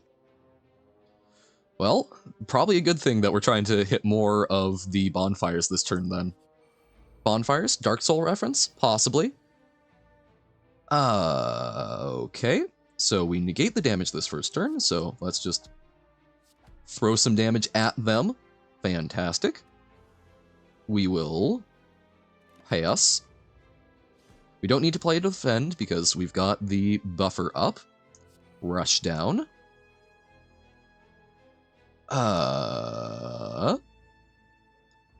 Evaluate will save us some damage. Let's Miracle so we can crush joints, cut through fate, see if we can draw some more damage mitigation. Oh, or... Okay, so 9 damage, and then we double it. But it costs 1, and Windmill isn't going to be high enough. Yeah, no, that's not a... We are not at that bursty enough turn, but we know that next turn we will be. So, we'll deal the 6 damage, we'll evaluate, and hope for the best. Oh, we had Vulnerable, though. We might have been able to make that work. No! Terrible Slay the Spire player. Cannot even, cannot think of own cards. Cannot track everything. But no, we've totally got it this turn. Because Flurry, Eruption, and then Windmill. Kiki play Ababa is you. Kiki play Ababa is you. You're making Kiki play Baba now? How does this even work? Skip? Okay. We need healing. We need healing very badly. We'll take out a strike, I think. Yeah, we're at 10. But I don't think we're going to get anything out of the shop there. Okay. Oh dear. Malleable. Okay. So this guy, every time you hit him, gains some block. So trying to hit him a bunch in one turn is actually kind of bad for us. And every time he changes what his attack is going to be. So 12 is one we can probably suffer through. So we'll just evaluate so that we're getting some card draw and pass. So now we basically can't take any more damage this combat. Yikes. Okay. Man, I think I even actually, I pop the dexterity potion so that we gain more block on our stuff. Evaluate. Flurry of blows. Okay. And we're blocking all of that this turn, so we will keep it as is. Hooah. Surprisingly, you've gotten possible levels in Babalina. Nice. That's genuinely impressive, it seems. Oh, this is not great. We insight again. So we can eruption. And hopefully, there are some of the ones where it doesn't damage us. So, we cut through Fate. We need to find one of the non-damaging options, even though that hurts us long-term, I think. Okay. We get to Flurry of Blows, kind of for free. We... Oh god, that's 114 damage. We... Windmill Strike. So that's only 18 damage. Do we have... We don't have any block, though. No, okay, we've got 8, so that would still put us dead. So we need to make it so we can either scrawl, draw more cards. Okay. We're just trying to poke him and get something that doesn't kill us. All of these kill us. Oh no. Lesson learned? Okay. So, that symbol means we're going to receive a curse, which sucks. But we survive. We could have also done a Distilled Chaos in the absolute worst case. Sands of Time is 52 damage. We can Miracle Crush Joints. We then Sands of Time, 78 damage, and then we Distilled Chaos and Pray. Okay, okay. Why'd it say, Congration, you've done it now? I don't know. I'm assuming that's the Baba speaking? 7 damage for each enemy in combat? No. This is... We just used a bunch of resources for that fight. Oh god, okay. I think we may have met our doom. So we take 16 this turn, which is lethal. So we block 16. And, might be because you have 8 little flowers. Aw, little flower buds. So we survive this turn. But, okay, so these two are buffing themselves. So if we can kill this one, we will live. So we need to kill this one. Pen Nib? Okay. Oh, that was the Pen Nib attack. We can deal... So we deal 12, and then we can cut through Fate, which will let us draw another card, Insight. And there are 8 designs it makes levels based off of. Oh, so is it not... And every level in Baba is one of those guys. So it's not full random, it's got like a rough template that it works from, question mark? Let's draw the Windmill Strike so that we can plan for some more damage next turn. And then let's just hit these guys where it hurts, hopefully. Consecrate, that's a great one. 10 damage to both of them. And then this strike finishes off that one. It is full random? So then what's the levels that it's based off of that you're talking about? Flurry of Blows, and then Windmill Strike is enough. Oh! Okay. Okay. We are so... We need health, because we have no buffer right now. Well, we've got literal buffer, Fossilized Helix, but it's spooky. Rest. We can also... We could dodge this elite fight if we need to. It's just the theme music palette, objects it can use. Ah, okay, so it's full random, but it's got... The winnability of it and whatnot is still random. It's just, it's using... It's not going to have quite as much aesthetic mishmash. So I forget that we have the wing boots. I think we're kind of in survival mode here, so we're going to dodge the elites. Heal to full, lose 10 max hit points. That's actually, I think, good for us. We just need to try and survive about 10 minutes, which you'll probably need to turn off your stream, but like to parallel play? Absolutely. Yeah, just hop in the, yeah, just give me a Discord call at that point and hop on in. We're gonna heal to full. Okay. So now our choices are, we can dodge even a low level combat and make it over here. Actually, yeah, you know, let's make use of it. We're going here. We get to upgrade a card. Nice. Just a little treat. Okay. Innate, so we always start with it. Like, there are random templates it generates based on what an unfinished level would look like, then random things get added. Okay. So it's still all random, it's just there are some bounds on some level. Templates it generates based on what an unfinished level would look like. Okay. Shuffles. So that just only gives it innate, and if it generates the right thing, the level has a funny solution. Hey! And if not, you're scratching your head deeply.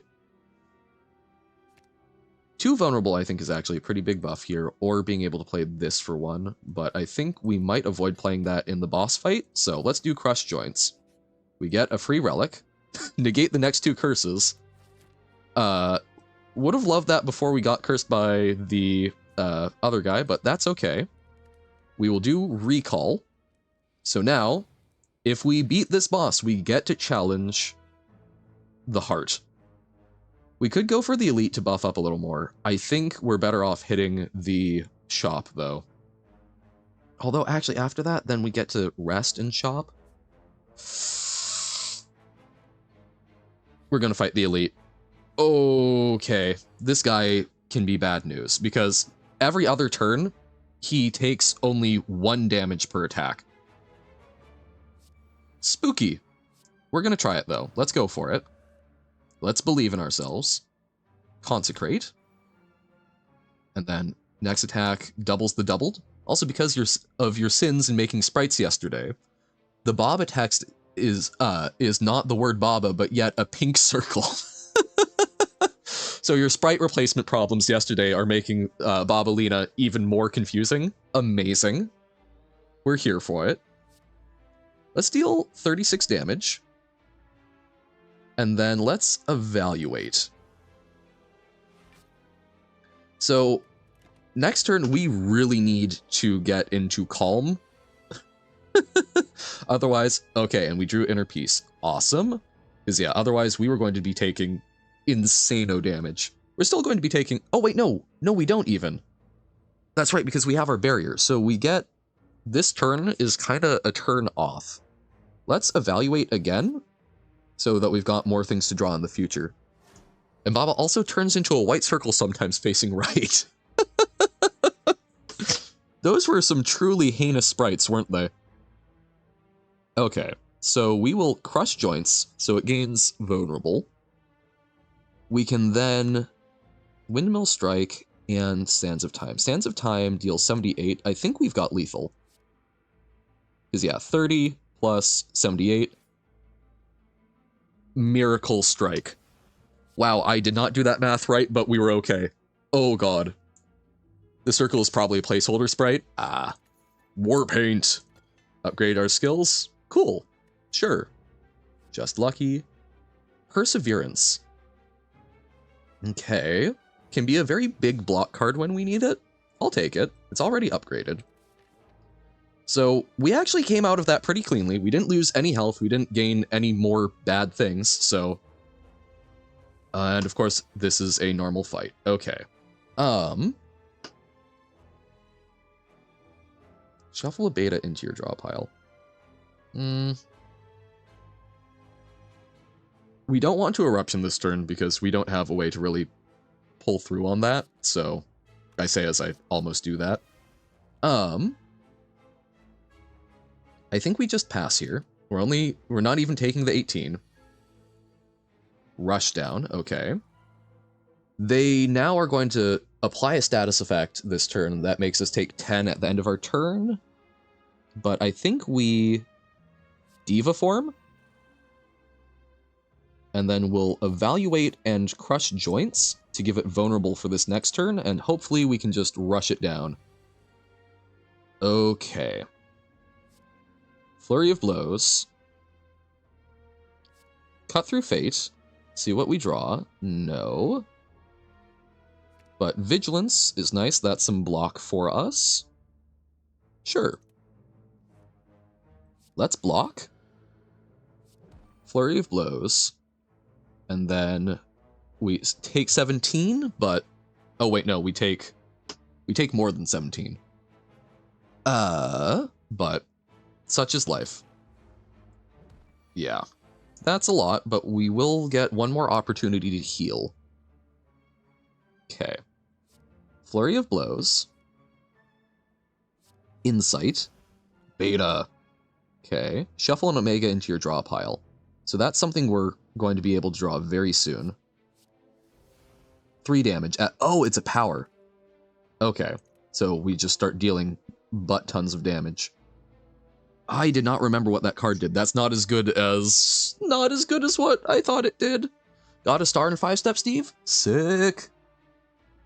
Okay, so we can gain a fair bit of block this turn if we wish. So we can evaluate. We can defend. And then we can persevere. And I think we do that. Only 7 damage. Sent Scary Baba and Tim Server too. Nice. Oh, okay. What was said? Poor Baba. I will tell the game devs what you did to Baba. Yes. Yes. Justice for Baba. Baba must be heard. Let us insight, see what we draw. Flurry of Blows, not bad. Would have loved Eruption. But yes, we respect Justice for Baba. Let's do Cut Through Fate. Man, no Eruption. Let's also discard Flurry of Blows. So, another blocking turn. Hey, Tanner. What's up? Oh, hey, I should get the Discord thing. So yes, hello. We've got Tanner joining us. We've streamed Golf with Friends before. I don't think most of y'all have met him, but he's trying to stream, doing cool stuff. Yeah. It is the Tanner, correct. It is the Tanner, yes. So, After finally going through a crazy schedule and doing all the things, I finally have time to actually do stuff. heck yeah. There we go. Now you're on screen. He's very, very quiet. Oh, right, yes, because Discord audio is not on for some reason. One moment, let me figure that one out. Why mute? Or Discord audio? Wait, speaketh? Hello. Still not. Oh, because it's pulling from the wrong channel. Yeah, no, that was my problem. I was setting up the stream stuff, and then I Oh, there we go. I'm guessing very loud. I'm very, very loud. I think this should be balanced now. Speak. I am the voice of God. All right. Volume level's good for folks for Tanner being in here. All right. Yes. So Tanner's streaming. Sounds like Pokemon Roguelike. Yes. Sick. So if you want to go check out some other roguelike gameplay and some slightly different commentary, go check out over at Tan Soup. Oh, actually, I can put that in the stream thing. At Tan Soup, calling in. Huzzah! There we go. So yeah, feel free, go check them out. It's a fun thing. All the roguelike content. Absolutely. It's roguelike day. Yup. Okay, we can do Miracle for free. And plus, you gotta know, it's me. It wouldn't be me without Pokemon. So This is true. Tanner is very, very, very big fan of Pokemon. You know way more than I will ever know about anything, I think.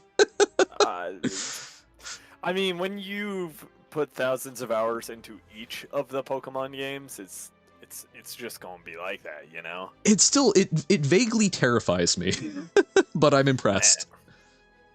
Is it a bit of probably autistic tendencies? Mayhaps. But, you know, They call it a spectrum for a reason. So. Also, Pitta, you watch Parappa the Rapper say you are nothing to a chicken? I have so many questions. Yeah, for me, it's even worse because I don't know who Parappa the Rapper is, but... How do you not know who Parappa the Rapper is? You never heard or watched or played Parappa the Rapper? Correct. Dude, what I are you live- even doing? I live under a rock. Dude, classic PlayStation game. I've never owned a PlayStation. Okay, but still. Okay, so it's a rhythm game. Okay. And Parappa the Rapper is where you you basically press buttons in order to then make raps. Oh. And so each button corresponds with a word in a phrase. Okay. And so you have to time your buttons to say everything to the correct rhythm. And normally you're just copying the person that you're rapping with. Mm-hmm. But you also can get points if you're on beat and you're basically remixing stuff. Oh, so you can go on beat but different words? Exactly. Okay. Well, that seems like an interesting mechanic. And Yeah. that might also help explain why Parappa the Rapper would say you are nothing to a chicken, perhaps. Yeah, exactly. And then you get to fight Kratos, crossover of the century, God of War. Hell yeah. Yep. Oh. Oh, Yeah, what in the... We've got the video. What see that. in the... What? Okay. Okay. Okay. Fantastic. Here's- Amazing. Fun thing here. There was a crossover with Parappa and Kratos. Oh my god. Sorry, what the fun thing here? 1 second. Responding to a buddy asking me what my stream name is. Ah. And then I need you guys to help me pick out my starting team here. Because I have Okay. access to every single Pokemon Gen 1 through 9. Ooh. But by every single Pokemon, I mean every Pokemon that I've caught so far while playing this game. Okay.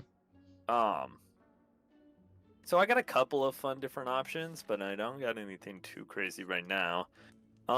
Shed Ninja? I like Shed Ninja. Is that even an option? It is an option. I have, funny enough, caught Nincada. Ah. So I can, in fact, add a Nincada to the thing. So I get 10 points worth of Pokemon to add to my team. Okay. Every individual Pokemon has its different point value. Okay. So Nincada is worth 4 points. It's a pretty high one. Okay. Compared But yeah, to... Shed Ninja is specifically what we meant. The other form, right? Yeah, well, so I have to pick a base form. I Oh. can't have a final evolved to start the run. Gotcha. Okay. Yes. Level 99 Pikachu? I do have Pikachu, but I can't start it at level 99. That's... yeah. They all start at level 5. Okay. And then, so yeah, so there's like Nincada that's worth 4, and then there's like Wurmple that's worth 1. Okay. All of the actual starters are just unlocked, and they all cost 3. Okay. I have beaten this once before, and I ran it with the starting team of, oh god, who was all on this team? I believe it was, Capsakid, which is a new Gen 9 Pokemon. Okay. Fire Grass type. Okay. I then did Mudkip. Okay. And We like I'm trying to Mudkip. remember who my last one was. Oh, and Ghastly. Ghastly. Ooh, Ghastly. We like Ghastly. Gengar is rad. Yeah, and then a Paris, just because there's also a fun thing in where if you have a person on your team that is like one of these like purple border things, it gives your team Pokerus, which is real cool. Sick. Okay. Yeah. I'll think on that one. I'm sorry, I just entered the boss fight, which is spooky as heck. Yeah, you're totally good. Logic in the pack is amazing. Awesome, Uno. That's the Bobolino one. Text is not you, yet the only thing you can control is text. Whoops. Yeah, I don't know. Mudkip is definitely one of my like favorite starters of all time, so I feel like that's a good place to start if you already enjoyed that. True. God, do I dare Eruption this turn? I've got a Vigilance. Oh man, this is so funny. I totally forgot to even be capturing your audio. Oh, I am simply silent. Mwahaha. Okay, we gained some block there. Will Vigilance. Miracle to evaluate. Whew, this is spooky. Very, very, very scary. Because we can't play some of our, Oh, you're gonna be way too loud now. Oh. Try talking. Talk.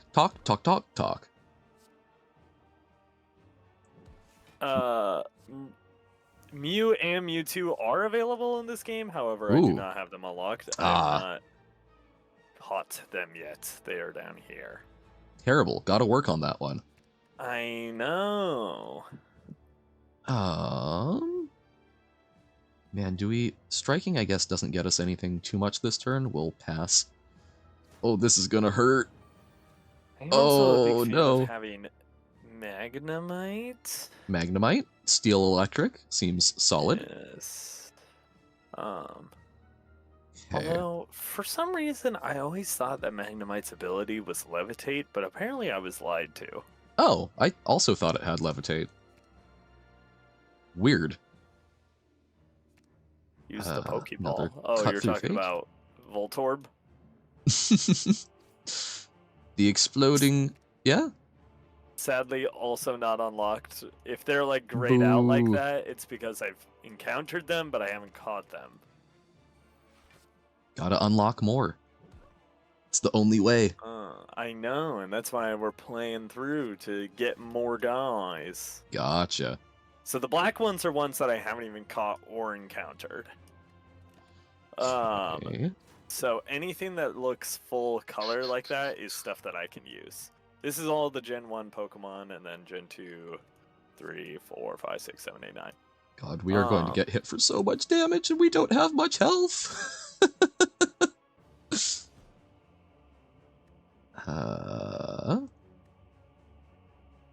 We can negate all but 4. God, we need something that actually lets us gain a foothold, because we can't play our powers without taking more damage. But maybe I should have played the Macy No is not available in this game, sadly. That would be cool. That's probably reasonable. Yeah.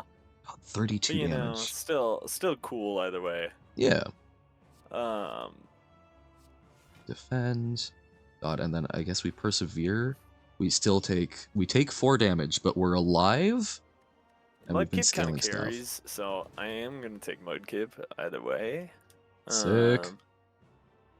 I'm gonna take 2 of my choices, and I'll let you guys pick the third one. We're going to scrawl, see if we can draw Eruption. Okay, we've got a chance. You're saying there's a Rebel chance. is a fun one for me. Okay. Consecrate. Nice. Insight. That's a good one. Okay, so I think I'm gonna run What do we do both here? Mudkip and Kid just to get the grass, water, fire coverage. Oh no, Uno, what is going on? You guys have up to 4 to use here, or a 3 and a 1 to pick as your last Pokemon for me. Okay.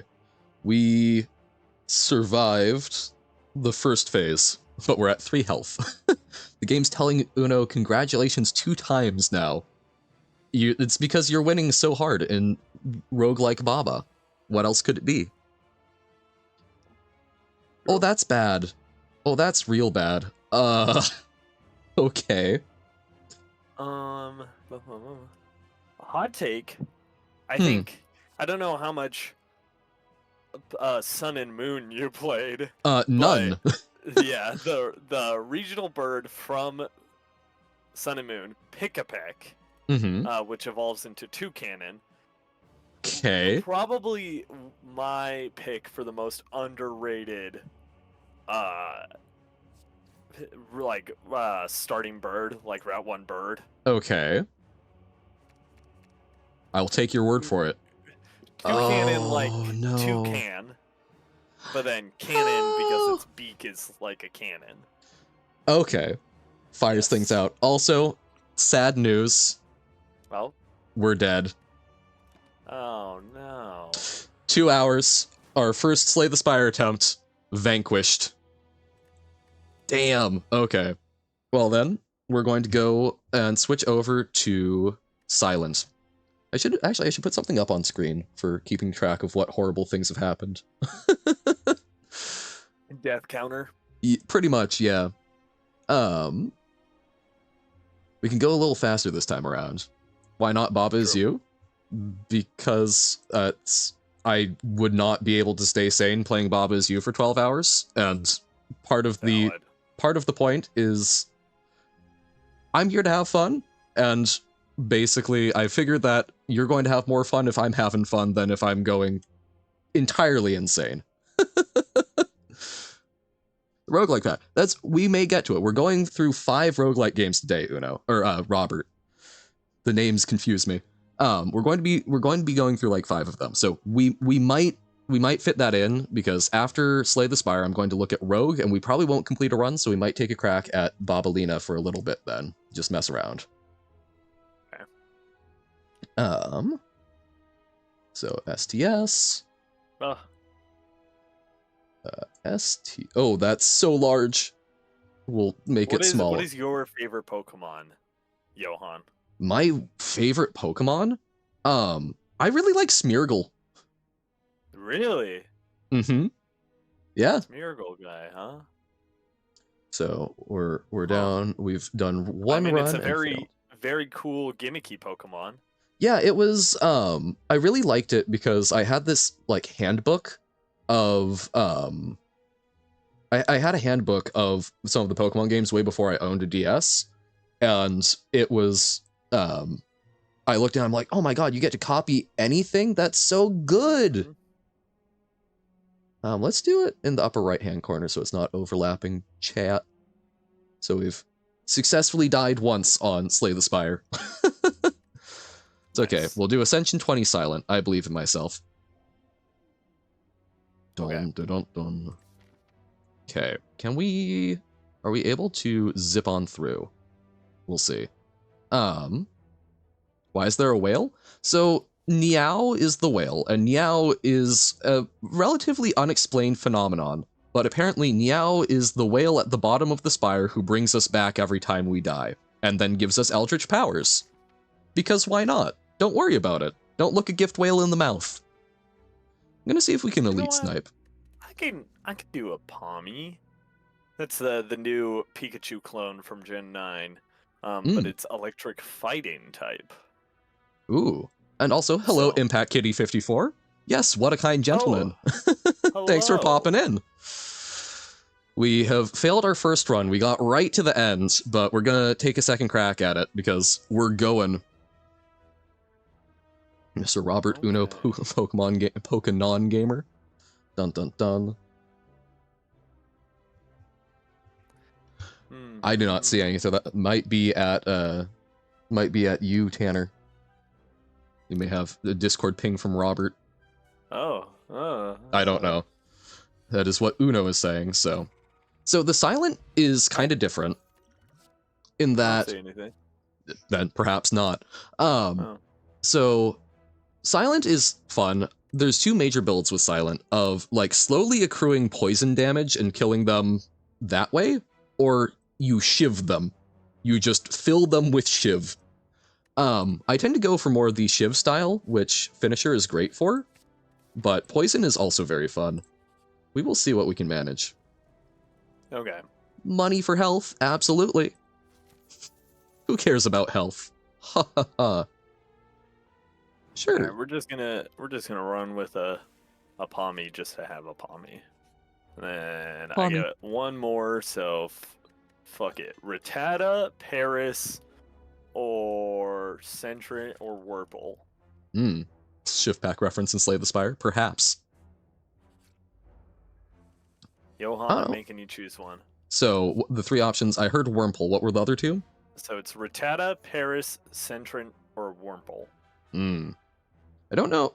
Oh, wait. Centric. Or what was that third one? Centrint? Centrit! The raccoon one. Evolves into Furret. Yeah. I don't know. Go Wurmple. I like Wurmple. It's a great thing to say. Rolls off the tongue. Perfect. Wurmple. I guess I should even move that. There we go. Time to do the run. All right. Good luck. Starting off with Spiro, nothing too crazy. Throw an Icicle Crash, instant KO that motherfucker. I think Quick Slash is nice. I have eggs right now. Okay. We're about ping to through hatch things. A shit ton of eggs. Matryoshka. So we get extra relics now. How does the game that we're watching work? Very good question, Pat Kitty. So the basic premise of this, we've got a deck of cards that we start out with. We've got different classes that have slightly different ones, but you've got a deck of cards that you add to or subtract from. So we can add cards, we can remove cards, we can also upgrade them a little bit. So like Strike versus Strike Plus. First one deals 6 damage, the second one upgraded deals 9 damage. And you're trying to craft this deck in such a way that you use your 3 energy per turn to murder your opponents. And you're trying to just sort of build this loop up. I'll talk through a turn next time we're on one.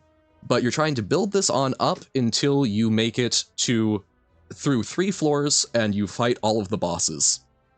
Is Uno a roguelike? Like the card game Uno? I don't think so.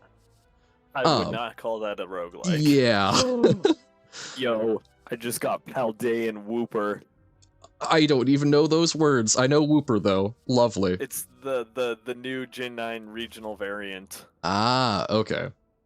So I guess the other important thing, so this is the map that you're climbing up, Impact. So, or Kitty? We'll go Kitty. So you get to sort of map out where you're going. You've got these nodes. You've got things that are unknown, which can be like encounters. Think of it like encountering a fey bargain in the wild. You can encounter shops where you can spend your hard-earned gold. You can encounter rest sites where you heal up. Enemies, which are basic enemies that you can beat to get gold and cards. And elites, which are like super powerful ones that get you gold cards, and relics. Relics being sort of static buffs that interact with the cards in your deck. Paldean Whooper is cool. I believe you. Paldean Whooper is cool. Evolves into Clodsire instead of Quagsire. Okay. And it's basically Quagsire, but it just lays on the floor. Oh, that's and adorable. Just real cute. You should look it up. It's a very cute little guy. Well, okay, that's I was currently. How would you like to be called, Impact Kitty 54? I do not want to. Yeah, I was gonna say Kitty feels a little that's true. Discord moderator. Oh God, yeah. fair play. Very little to you. Just okay. We'll go Impact. Or 54. No, Impact. Too many numbers. So like here, rest sites, we can heal up. We can also upgrade cards in our deck.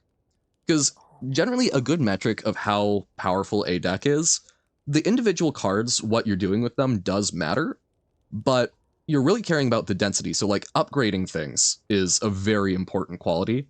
So like we've seen, we can upgrade from 6 damage to 9 damage, which is nice. So weak reduces the damage that opponents deal each turn. So we can like neutralize them. Or we can sort of taper them down a bit, and this gives us an extra turn of that ability, which is great.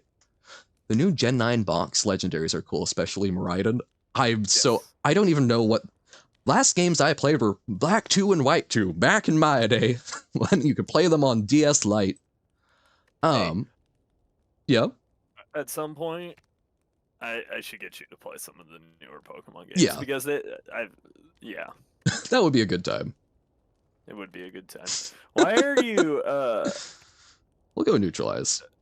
Uno's over here doing math in my chat. Oh, and I don't 1 know plus how to 1 equals respond to 1 and this. whatnot. Yes, 1 Uno. plus 1 equals 1, 2 plus 2 equals 1, 1 plus 2 equals 2. Yeah, no, so that's, I will also say, that's Robert. Because you'll note that's Uno Robert. Poka non-gamer.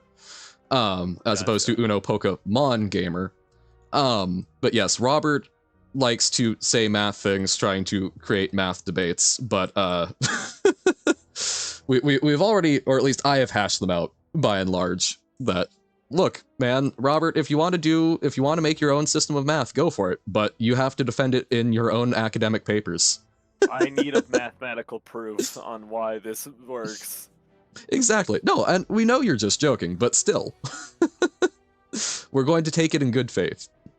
So, impact. Absolutely. So, when you start a turn, you draw 5 cards. You'll note we draw 7. That's because the Silent, the sort of rogue-esque character, ends up they start off with a relic that says, hey, at the start of each combat, you draw an additional 2 cards.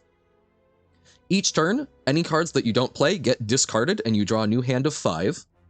And you have 3 energy, which is actually, I'm realizing, blocked by Tan Soup. So one moment, let's move you around.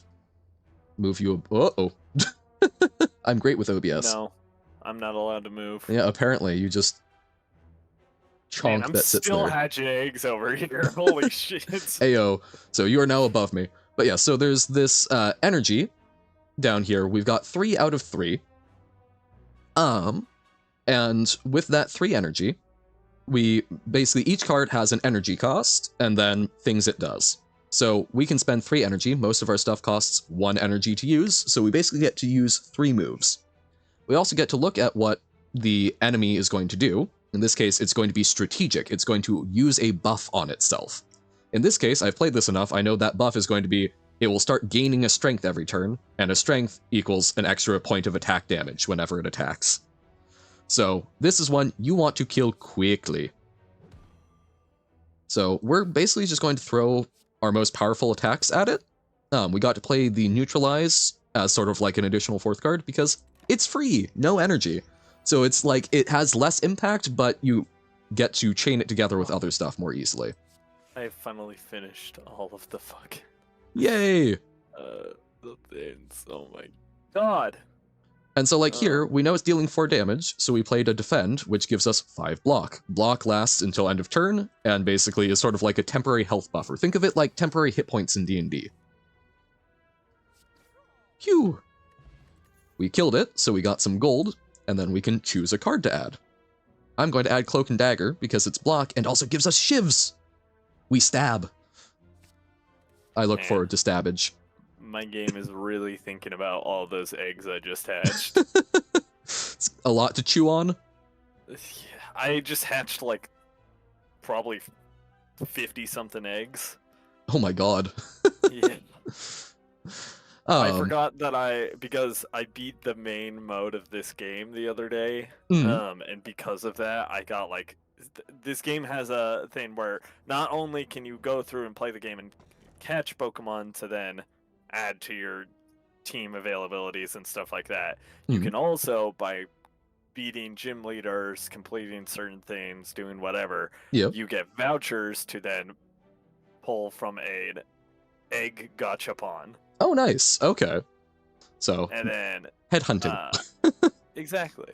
Then from that gachapon, you get a bunch of eggs that you can hatch. Gotcha. To also add to your things. And because I beat the main version of this game, I pulled a ton of eggs. Sick. So two questions in chat. Opinions on the book D's Nuts. You being on, oh no, you've seen the actual book, being a very online person, right, Tanner? No, nope. It's pitched as a children's book. I haven't looked into it. I'm assuming that it's someone making like a joke book in the same vein as like go the fuck to sleep, right? Probably makes sense. I mean, it's amusing. I applaud whoever put it together. They're more talented artistically than me, but I'm not like, ooh, ha ha ha. And the second question is, what's the lore? I may or may not have broken Hyperrogue. Oh no, how so? So it full on crashed from having the eggs and stuff. And now every time I refresh it, it tells me that there's a save loading error. Oh dear. Okay. I will look at that after stream, Robert. But I will look into the history of D's nuts. But yeah, so Impact, the lore of this game is something that I still don't have a great handle on, but essentially there is a spire. There's this sort of living, breathing tower.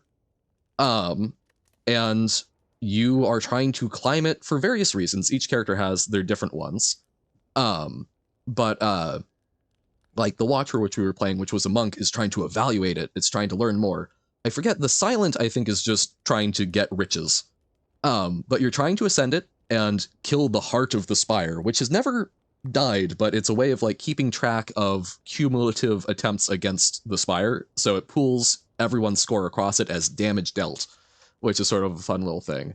And then when you make it to the top, you pass out and are resurrected by the whale Niao for some reason. I'm sure people have gone way more into it. I haven't fully processed it, but it's just, yeah, it's very like aesthetically pleasing, I find. Even if I don't know why it's here.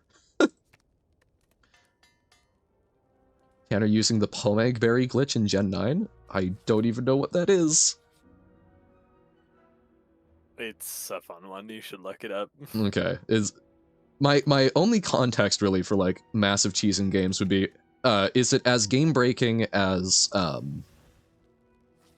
Skyrim enchantment alchemy loops? Not as broken as that. Okay. So that would be 8. I mean, you want to talk about a game that's 24. Just broken, period, is Skyrim. Yeah, no, that's fair. So here, yeah, okay. They're going to deal 8 damage, so we're going to deal a little less so we can block. Looks like I have broken Hyperrogue, so... Oh dear. That seems... My god. You're talented. Whoop. So, early combats are still pretty easy. Skewer is an interesting card. Skewer is... So, Skewer costs X, so you use all your remaining energy to deal 7 damage X times. It's a really good way to use sort of excess energy and can get a lot more damage. It can be more efficient than some other cards, so I think we will take it here. It's a little... I'm still learning how to use it well. Okay, well... Hyperrogue still breaking? Yeah. Gotta love my day so far, you know? Yeah. This is really going great. Technical stuff is fun. So... I feel like I should probably just do some like battlegrounds. What's a good run? How far do you get? To do. So there are 3 floors to this, and if you beat those 3 floors, you win. You can go to an additional fourth floor, where you fight the heart. So that's so a winning run. What I'm going to be playing this until I get is going to be beating all 3 floors. So at the end of each floor, you see there's this giant boss. So if we beat 3 of those, we win. However, we then also hopefully get to fight the heart. That's sort of the fun thing if you can capstone get there, but I'm not going to play until I beat the heart. It's already 2 hours and 19 minutes, yeah. No, that's part of it is talking and such during it. The only other roguelike I got is Cult of the Lamb, so... Oh, that's a solid one. Yeah, but... Won't play any of the other ones? We'll see. It's again, we'll mess around with it and see. Okay. What else do we have to draw? So this is an interesting boss because we get like 3 sort of turns to like try scaling up at the beginning. If we don't break its armor, but I think this is not a great hand for doing that, so we'll just pass the turn. and see what we get here.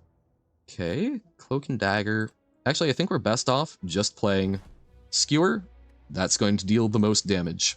Also started off with reduced health because we got Preserved Insect. Why do I want to kill it?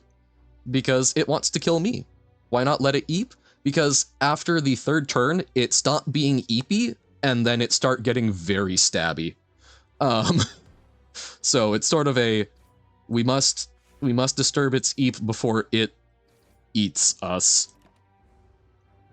So we could go around it, but then we like to fight these tougher ones because it will give us a reward of a relic, which is usually a very beneficial thing to our run. You want to stack up a bunch of relics that give you little bits of incremental value, because that's how you get ahead. Because this is a game that can be very punishing, particularly late in the game. You can just die out of nowhere. Incremental idle, exactly. Remember Undertale, monsters aren't evil? This is true, but they also get resurrected. Like, you know, we're all in this weird cycle of death and rebirth, so, you know, think of it like Valhalla. We're just getting to mess around, fight a whole bunch, and have a great time doing it. Yeah. Guess less drinking and feasting, but got Battlegrounds. Now got Battlegrounds going because I don't care enough to get that working again. That's fair. Sounds like the whale may be evil, trapping everyone in the death loop. This is possible. I think, in fact, quite likely. I mean, when you think about it, whales are often evil in stories. I say, thinking of the only whale-related story I know, which is Moby Dick. Although, even then, I guess it's not evil per se, but I don't know. The true evil is man. True. Moby Dick. It's a Herman Melville novel. Flying knee or poison stab? What about like I guess Free Willy technically isn't a whale. Ooh, Jonah. Because Jonah and the whale, right? Oh, true. Yeah. The whale also not evil in that scenario. That whale was just distinctly existing. Whale just be vibing. Same with Pinocchio, I guess. Yeah? That whale is kind of evil. That one was specifically going for motherfuckers.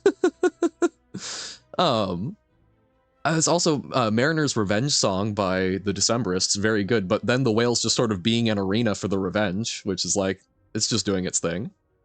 Jonah sounds like Johann. Are you saying that I'm secretly the biblical character Jonah? Become Ink Blob? That would be a rough transition, I imagine. Well, okay, in a vacuum I really like Poison Stab, but we've got some good Shiv stuff going. So I think we go for either Choke or Flying Knee, and I think it's going to be Flying Knee. Just grabbing a monster and choking it? Johann, I'm playing as your favorite champion. Which one is that again? Galewing. Oh, yes. Hell yeah. We love some good Galewing. It's mini quests. It make me happy. Yeah, we're gonna go Flying Knee. Let's kick some things. The problem with choking monsters is so many of them don't have necks. Johann the Silent. Yes, exactly. Dun dun dun dun. So these rats are actually very spooky because they yes, rats. This monster does, except it's really the fungus that's the thing. So if we choke out the rat, that doesn't necessarily stop things. But if you kill one, it makes you vulnerable, so you take more damage. So you kind of want to kill them both around the same time. Choke the stem, but I don't even know how fungi respirate. I'm not convinced that would be a very functional thing to do. Fungal infections. Ugh. Not a thing I ever want to experience. You've never had like a athlete's foot or anything like that? Nope. Which I count myself very fortunate about. How's the roguelike? Or how's it roguelike? Well, the roguelike is going somewhat well. But we did lose our first run in the 12th hour, which sucked, but We're trying. How's it going, Pug? We can get...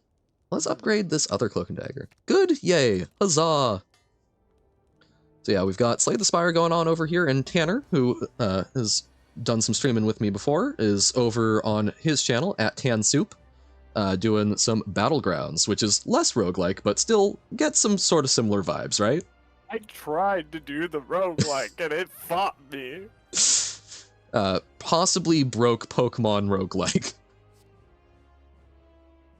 Cloak and Dagger. I tried so hard. And got so far. No. Also have more ideas to stop Smile from autocorrecting? Ooh, excited. Oh, Robert asks, how does a soup tan?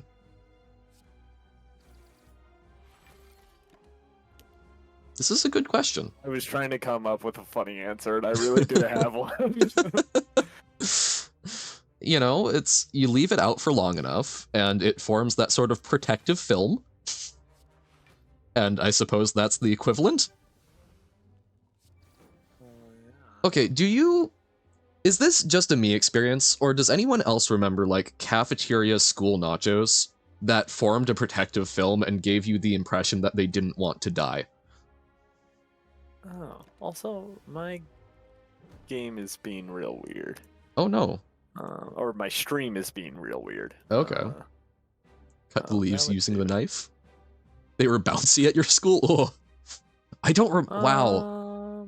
I mean, I don't know, they always struck me as like, sort of like a slime mold, something that's got a protective film and then digesting the things within it.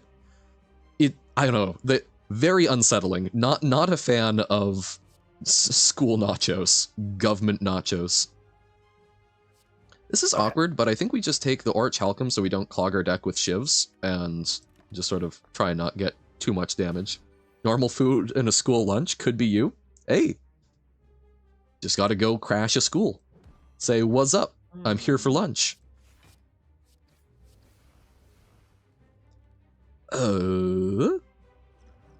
Test 5? Ooh, looking promising, Pug. Huzzah, what did you do with that one? Defend? We could defend, but if we defend, we might as well Survivor. And then 7 damage. Yay! Alright. Okay. Character called Braille Blank. You're digging deep into zero space characters. At what point does it become less efficient to type? A space, but Twitch doesn't treat it as a space. Gotcha.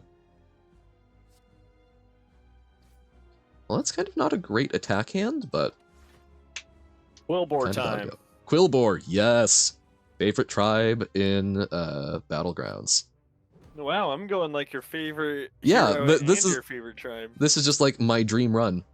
And it's really funny too because I've been ranking up like crazy, and I started my game with a deck swabby, which very much just I feel like I'm playing like you here.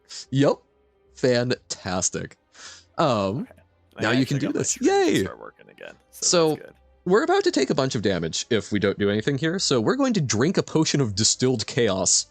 It will play the top 3 cards of my draw pile at random. What could go wrong? Nothing. Absolutely nothing can go wrong. Actually, that worked out pretty well for us. Now we get a bunch of damage, which makes it retreat into a ball form. It's like we're poking a hedgehog. Robert, did you just somehow type a blank message in my chat? I'm so confused. Oh, no. not Robert is just a magical creature. Don't worry about it too much. that. A Fey Bean. Yep. Well, so now we can attack with Skewer, and it only counts as 1 attack, so that's an efficient use. Watch this. Yep, blank message from Pug as well. Horrifying.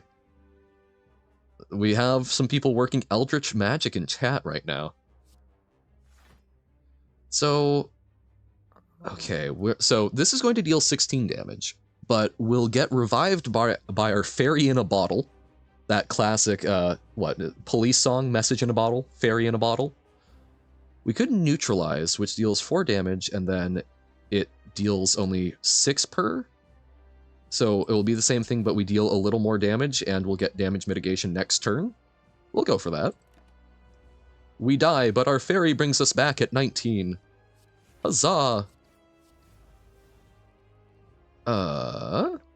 It's That's like more efficient. What is it? It's turn 8, and I am already at tier 4. Nice. Rampin'. Rail blank is actually bigger than a space, so using it like one makes messages look weird. Wonky. Oh, and what is that character, Robert? It looks like a little house. Not on a prairie, though. So yeah, so this... Whoa! living on a prairie? Oh, prayer, gotcha. Prairie prayer. So this boss is interesting because it kind of rewards you for damaging it, because that can serve as a form of damage mitigation. Oh, with umlaut? For a very, very long time, I thought that song was just badly saying the word prairie. Really? My goodness. Yeah. Wonky. No, don't do it. Oh? No. They sent the blink message to me. Oh no. Oh dear. I've got. So this is perhaps... We have died on the first floor. Welp. Wait, how do I update that text? There we go.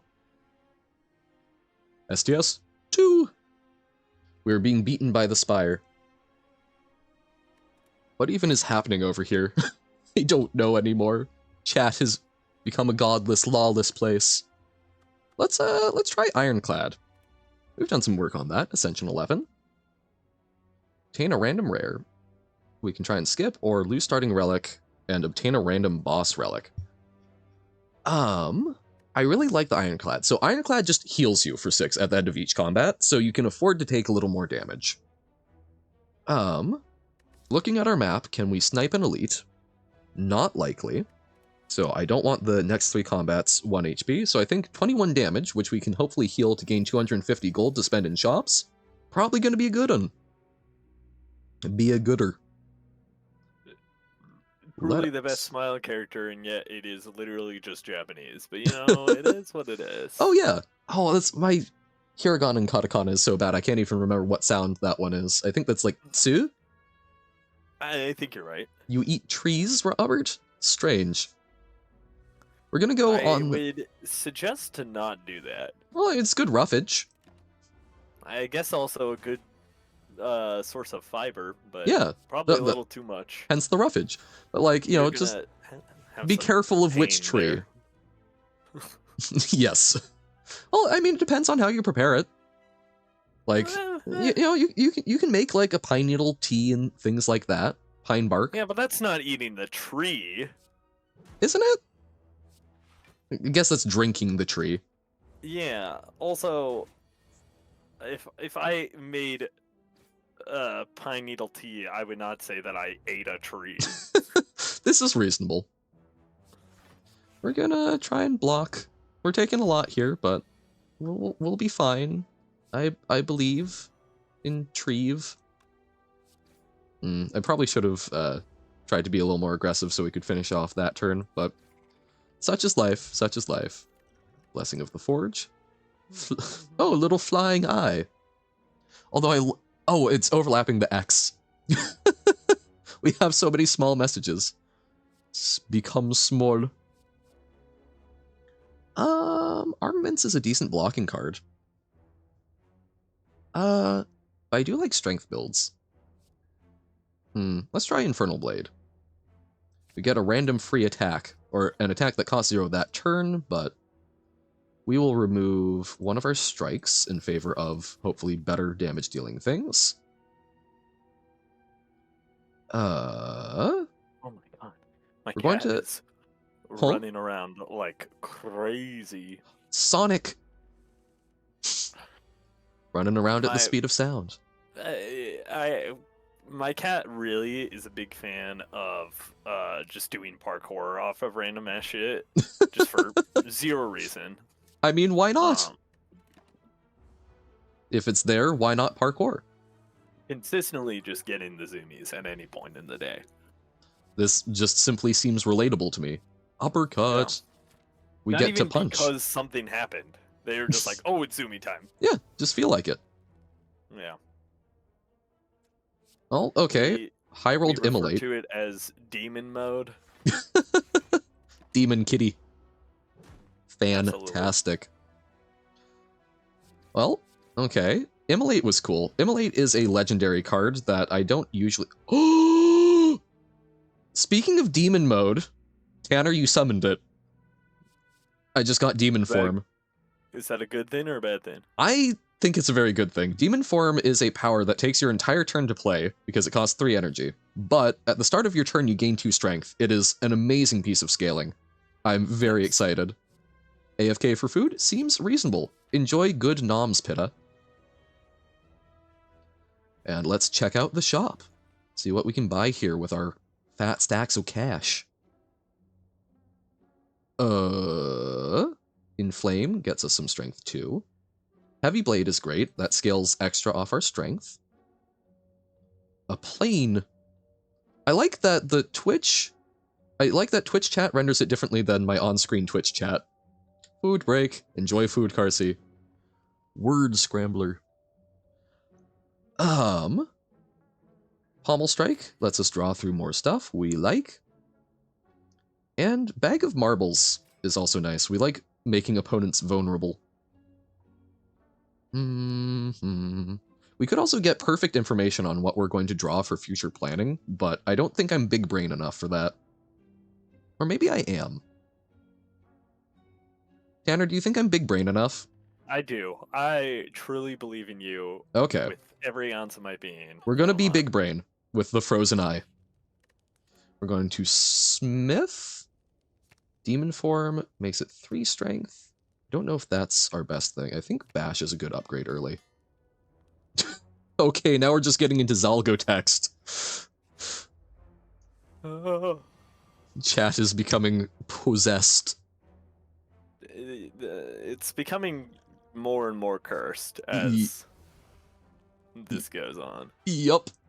And I'm just kind of happy that they're doing it in your chat and not my chat, so... You are spared. No. We're gonna bludgeon a little gremlin. I feel a little bad about it. Just hammer onto head. So we're only going to draw a strike, but that should be enough. No, it's not going to be, but this still charges up. We'll be fine. See, you said I was big. Took a lot of damage. Took a lot of damage? I took a lot of damage. Oh dear. Oh dear indeed. Oh dear, oh dear, oh dear. Pommel! So Pommel is great. So what we're trying to do here is we're trying to scale our strength, which we've seen enemies do. Every point of strength equals an extra point of damage. So deal 2 damage 4 times with 1 strength becomes deal 3 damage 4 times. So we like cards like this, where it's dealing it multiple times or gets multiplied, because that makes all of our strength buffing even better. So we're taking Pommel. What studio makes this game? The art looks a lot like other games you've seen. This is... why can't I remember their name?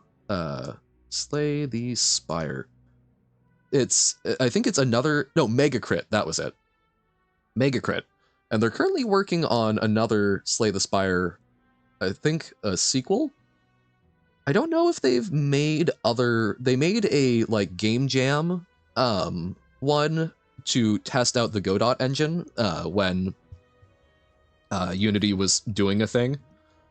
But I think Slay the Spire is their only major release. But they might have hired artists, you know, like you can hire an artist that's done work on other games, which can create some very stylistic similarity. But yeah, the art is gorgeous. It's also very fun when you beat the heart with a character, you can go in and change the art to be the playtest version, which are usually very lovely and make me smile. Robert became too powerful. Does that mean... Yes. Okay, you so flew close? Megacrit is the name of the developer? Yes, Megacrit.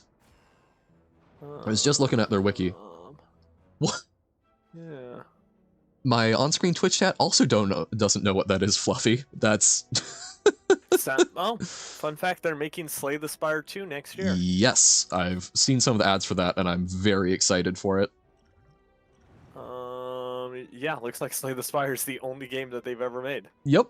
but they did an absolutely fantastic job of it. Real banger. The website version of Twitch? Well, yeah, that's like I'm able to see it, but even on that, it's just showing orbs. Okay. So we need to survive. I think this is probably doable. We don't have a lot of defense, but we can weaken that. Too much fun. Is there such a thing? Never. Oh, that wasn't quite enough to kill it. I should have blocked there, but I was off by one math in my head. Let's deal some damage there. Carnage. Might as well deal 20. We're going to take 10, but we're going to take 10 either way, and we should be able to finish this one off pretty easily, I hope. Yeah. And then finish off that one. And then we heal. We're fine. You know what I also completely failed to do? Make use of the frozen eye and look ahead. Is this too much fun? No, that's a perfectly fine amount of fun. Spot weakness, more strength scaling. We like. Let's go the leftward path. We get a relic here. Pen nib. We get a double attack every 10th attack. Yay! This buddy. Okay. Well, we can start by bashing, and then block 8 will take 5. But maybe we can kill him this next turn. Maybe we don't get to kill him this turn. Oh, okay, we can upgrade our strength. Get a random attack. Well, I may have flown too close to the sun again. Never. You're fine. I have perished. No, you haven't. Yes, I have. Fine. Let's go. Let's miss? watch her again. Can they miss their attacks? No, they cannot. Aw. We'll do Watcher No because we get a RNG. buffer. Yeah. Lose your starting relic, gain a random boss relic. I like doing boss swaps a lot, so we get one less free energy to play around with, but it might just be a very good relic to start with. So we're going to do that. Cursed Bell. So we get a permanent curse, but we get 3 relics. Okay. So our strikes deal extra damage. 1 health. Oh dear. Oh god. Oh god. Oh god. Oh god. Powers heal us, and when we rest, we get... So we've got some additional ways to sustain ourselves. Let's go the rightward path, I think. We'll be fine. So our strikes are just buffed, which is kind of great. We can... So the way the Watcher works, we saw this earlier, but for Impact and anyone who's joined, the Watcher is based around stances. So we can have a calm stance, which just says, when exiting this stance, you gain 2 energy. And we've got Wrath, which when in this stance, you deal, but also receive double attack damage. And you can exit a stance by swapping between them, or there are a couple of cards that just say to exit. So what you're kind of trying to do with Watcher is set up with Calm, and then burst into your Wrathful stance, deal a bunch of damage, and either kill them all that turn so you don't have to worry about that double damage, or go back into Calm or exit the stance so you're at least not getting too brutally beaten up. So here, we're just going to sort of take it nice and slow this turn. Dun dun dun dun. And these deal 9 damage because of our target dummy. Where did Tan Soup go? He's still here. I'm right here. Yeah. I'm vibing. Just not actively speaking. Because we're having fun. We're trying this out, but doing 2 separate things and talking at the same time, complicated to manage. Yeah. Especially when you're playing a game that is a lot more complicated than my game, and so I'm like, I'm gonna let you explain your stuff going on because. Yeah, like I'm having fun vibing, but if at any point you're like, there's too much going on, like, we can still just like preview each other in chat and so on. Like, we don't have to be in voice call. It's experimenting. We're finding things out. Evaluate, good block, we like, and Distilled Chaos. Drinking Chaos. Perfect. Not as good as Drinking Tree, though. Here, I think we start with an Eruption, because it doesn't attack us this turn, so I trust that we'll draw into what... Ooh. Well, I thought we were going to draw enough attack, but we get to go back into Vigilance, so we don't take too much damage. No damage, actually. Well, we can protect. Oh, actually, we did have... No, we didn't, because we only had one strike. It's like we got extra energy. This chat is Distilled Chaos? That's honestly an accurate statement.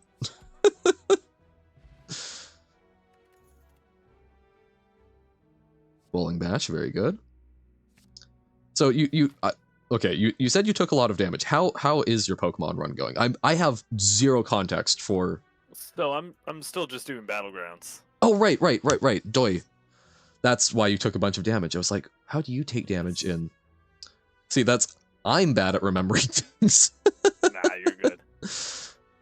Okay, let's do... Still on the Quillbore one? Oh, I am still on the Quillbore one. that bongo bopper popping off. Fantastic. Mm-hmm. We love bopping some bongos. Oh no. There's the boy. There's the boy. We meet again. The babe. A cheery, disheveled fellow approaches you gleefully. You do not know this man. It's me, Ranwid. Have any goods for me today? The usual. A fellow like me can't make it alone, you know. You eye him suspiciously and consider your options. Opinions on chat? It is chaos. In a very good, fun way. Evaluate. You know what? Let's lose the Distilled Chaos for a relic. Ooh. Okay, so we've got two things that get... So powers heal us and also make things cost less. Powers are sort of ongoing effects. So I think of them as like enchantments in Magic.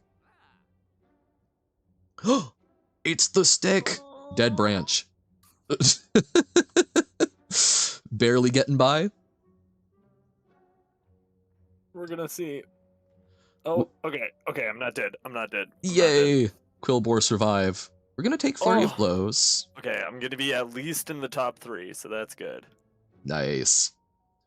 Simmering Fury is a delayed Wrath entry. I think that's probably fine. But I haven't used that much.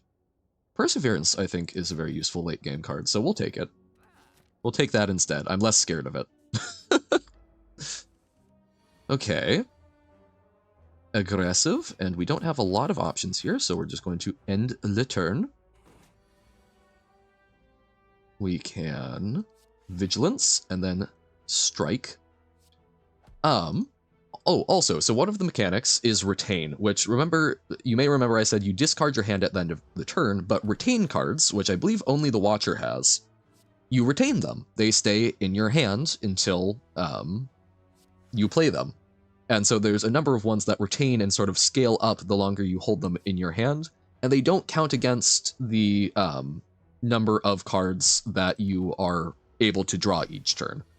So they're just they're sitting there. However, if you would draw like 9 cards and you've got 2 retain cards, the 9th card you would draw just doesn't, which is unfortunate sometimes, but it just says no.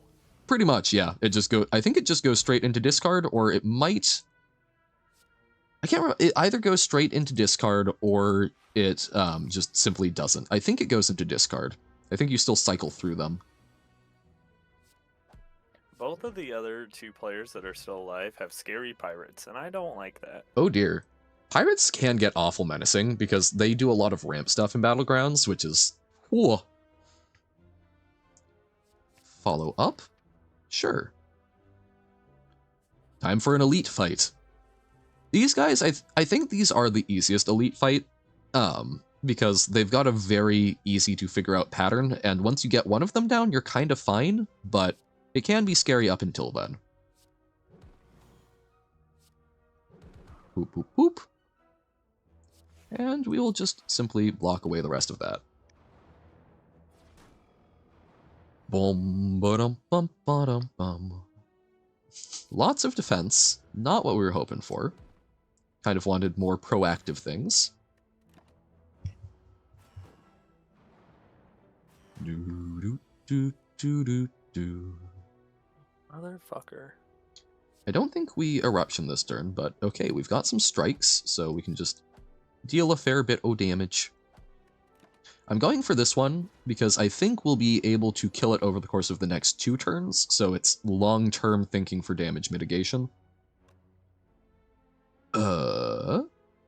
We can eruption, we gain 2 energy, so we basically get a free vigilance, so might as well. I should have Flurry of Blows first. We would have gone extra damage, but that is a-okay. So like here, the damage buffed up to 20, but now it's back down because we went back into calm. We are not wrathful, so we do not get hurt extra when they punch us when we least expect it. 14 to them, and then we killed that one. No damage. Offense is the best form of damage mitigation. They can't hurt you if you've already killed them. However, sometimes you run out of gas. Our guys are looking a little better now. That's good. Quillbore be buffing. Quillbore be buffing. I see some good Divine Shield. Oh, and you've got the one end of turn +1/+1 to all your blood gems. Love it. Yeah, except for it's gold, so now it's +2/+2. Ooh, okay, so we got Molten Egg. This is a relic that doesn't help us in combat, it helps us in sculpting our deck. So now whenever we pick an attack, it's already automatically upgraded. We don't have to use other things to get there. So, man, I really like Carve Reality, because it's 10 damage, and then it gives us another very big thing that can hurt them badly, and we hold on to. And here, we're going to Smith and upgrade Eruption, because now it only costs 1, so it's a much more energy-efficient card, and is very good for bursting.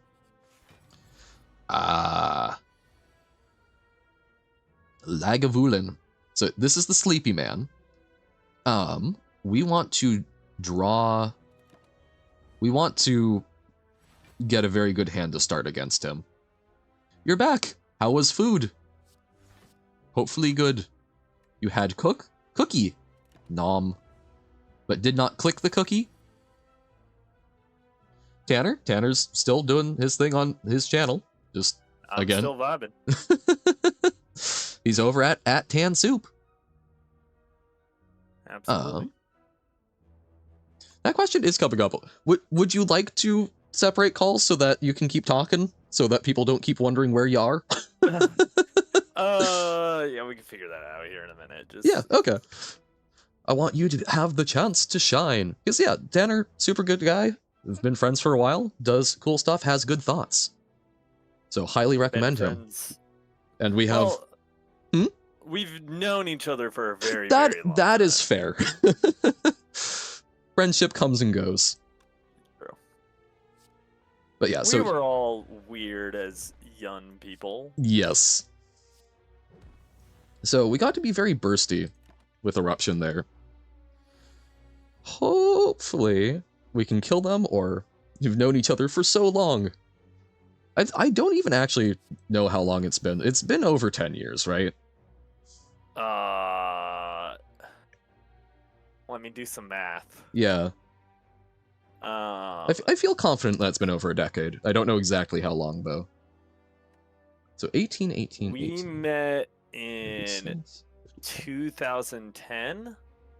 Okay, so 14-ish years? 14-ish years. Wow. First place, baby, let's go! Yes! Fantastic, dude. And amazing. I didn't even full setup yet. I was about to be even crazier. Sick. That's awesome. Especially since I was at 1 health for half of that game. Oh my god. Pretty fucking cool. Yep. Clutching it out right in the end. Oh man. Yeah, no, that was good. Yeah, I mean, I'm vibing. I can also always talk more. The only problem is that I feel like I'm stepping on your toes a little bit. Well, and that's so that might be something like maybe doing parallel play calls is not a great idea because I don't want to overstep you and vice versa. So like maybe that's Mostly a since we're not playing the same thing. I feel like it'd be a lot better if we were playing the same thing. Exactly. So yeah, let's separate out. But yeah, absolutely. People go check out Tan Soup. He's streaming. Support him. He's starting out and has interesting things to say. Much the same as when I'm getting philosophical during Jump. I almost said Jump Night. Jump King. Fair. All right. Well, I will hop off this call, but I will continue to stream over on my side, and I will continue to watch your stream. Same. I will keep checking in on you as well. Oh, actually, I can listen to it now too because I'm not recording the audio from my browser. So. True. Perfect. Cool. All right. Well, talk to you later. Talk to you later. Bye. Check DMs. Oh dear.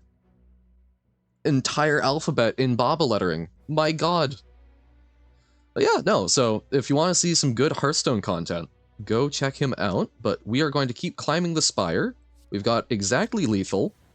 Hopefully we can make it this time. Oh. Okay, duality. So a little yin and yang symbol. Whenever we play an attack, we get a dexterity. Dexterity is like strength, but for block.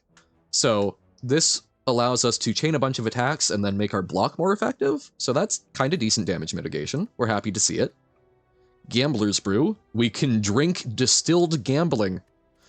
Ooh, and we get Diva Form again, which I think is a very good card, which is going to be even better because of the Mummified Hand, so we can actually kind of double spell. We can play multiple cards in the same turn with it, so we're going to go for it. We'll try that again. And one of my favorite relics, the Courier. The Courier is great because you get a discount at the merchant, and you never run out of things to buy. So if you get a lot of gold, it's fantastic. Also, look, he mouse. Look at little mouse, the merchant's personal pet. You've been thinking, this is always dangerous. What have you been thinking about? You know, challenge 3. I assume normal challenge 3, dimension 1 is weakened. Yeah, I think so. Then we'll evaluate and defend, and thanks to our duality, that's even actually kind of effective. But it gains an uncapped exponentially increasing multiplier. Okay. How long would it take for it to be insane? I don't know. But is it truly exponential growth?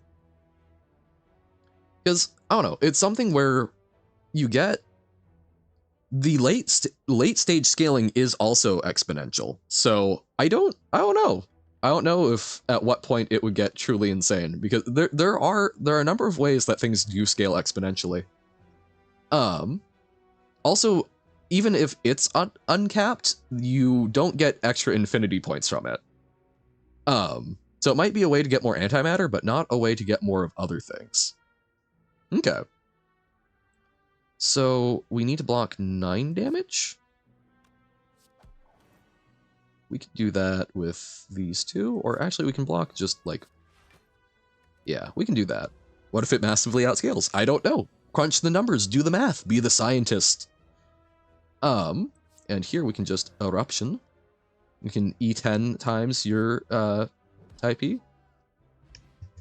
Well, but I don't think it does, because it challenges, they cap you, right? Worship. So there is a third form. There's a third stance, which is divinity, but it's usually kind of hard to set up. Yeah, no IP. Yep. Unfortunately. So I don't think we're going to go for mantra, but this is an attack that lets us enter calm. So this is a nice way to exit wrath and sort of finish off a wrath chain. So we'll go with that. Big Sad, yeah, it was an interesting thought. It would be fun to run the numbers and see at what point you could like match the antimatter gain, but it's not a progression hack. Okay. Ooh, we have 3 defensive options. We will just defend this combat then. Check DMs for something. That's a lot of things. LVP. Oh, level pack. Lua. Oh no. I'm being told about hacking options. What if it is a progression hack early game or to get time theorems? But time theorems, you don't get them, you get those for IP scaling still. So I don't think it's not pure antimatter scaling. It's an interesting thought. I don't know what benefits you for just getting antimatter. All we can that's 16, 23 damage. Yikes. Oh no, you're right. You are correct. There are antimatter ones. I forgot about the middle button. Let's try Eruption because we've got Fear No Evil. So let's just sort of ping stuff a little. The left one. I'm confusing myself. Left one is antimatter. Okay. I believe you. I trust. And then we get to snipe one of these, one-shot it. I think we'll go for that one, even though it's lower health. And that enters Calm. And we'll persevere. Huzzah! We live. We breathe. We're still kind of hurting, but we're okay with that. We will prevail. Okay. We do definitely need to rest at the next site we're at, because we are limping along, but we trust. We believe. Looks like Tanner has started a new Battlegrounds run, which is fun. Oh, you got Strike Oil. Very good card. We love Ramp. Skip. None of those seemed super appealing to me. Let's check out what the merchant has to offer. We do have his personal pet. Stay a while. Listen. Foodend. Yay. What food? Oh, Damaru. We're 1 gold short. That's the best way to gain mantra, in my opinion. Unplayable status cards can now be played, and whenever you play a status card, exhaust it. That's very solid against the heart. Flurry of Blows upgraded. Sands of Time, also very good, though. I think we're gonna buy cards and focus on that. Ooh, and upgrade Consecrate. Okay. We have a lot of cards. We probably should thin a little bit, but I say after just buying more cards, but we're feeling okay. The merchant dialogue lines are not financial advice. True. So because you can't focus on one thing for some reason, you have started a new pack that you may or may not finish. What's the pack? Yeah, no, honestly, even if the merchant was giving financial advice, I would not trust. Hyper meta? That seems horrifying. PC wallpaper game. Blue screen. Oh no. Then we don't want to kill one of them this turn. Remember meta from the main game? Yeah. They've made it hyper meta. Oh man, that's actually not a lot of damage. No, but more. He is giving you financial advice. Give me all your gold. Technically true. Fair play. Wait, what do we have a strength from? What? Huh. I'm terrified of how meta gets more. That seems like a lot. It's going to be in your level pack. Coolio. And the gang. Bowling Bash? Oh! Duality. So that's unwritten, but it's also giving us strength whenever you play an attack, gain 1 temporary dexterity, but it's also giving us a strength. Oh no, dexterity down. Gotcha. Okay. Realized it sounded like starting playing a new pack. You're making this. Ah. Okay. That seems super spooky. I'm excited and apprehensive.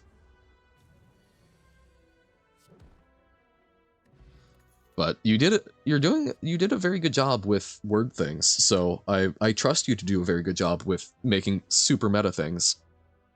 Makes a meta puzzle, to be honest. totally reasonable. Sometimes I don't get that creative itch as much, but from what I can tell, people who are creative tend to just sometimes need to do the creative thing. Not to be confused with Super Meta, a pack in which you must look outside the game. Oh my god. And Uno's going to try and be even more meta? It's a meta competition. But not metatarsals. Let's see if we can deal enough damage this turn. Possibly. Okay, follow up. Bowling Bash. And then Fear No Evil. It's down to 7 health, so it should be doable. Some of the leaks in my DMs can show them on stream. On which one? Which one was the super meta one? Mouse hack? That word scramble doesn't become even crazier? Yeah, totally. No. I'm sure it does. I'm very worried, but also excited. Should be fun. Okay.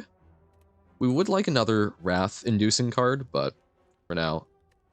We get extra from Regal Pillow, so absolutely heal up, because we will get wrecked by the slime otherwise. Oh, that's I trust that there will not be spoilers. Let's start off with Eruption and just see how much damage we can do, since it's not attacking us this turn. Alright. Pass. Goodbye? Where are you going? To Tan Soup? Please do. Dun, dun, dun, dun, dun, dun, dun.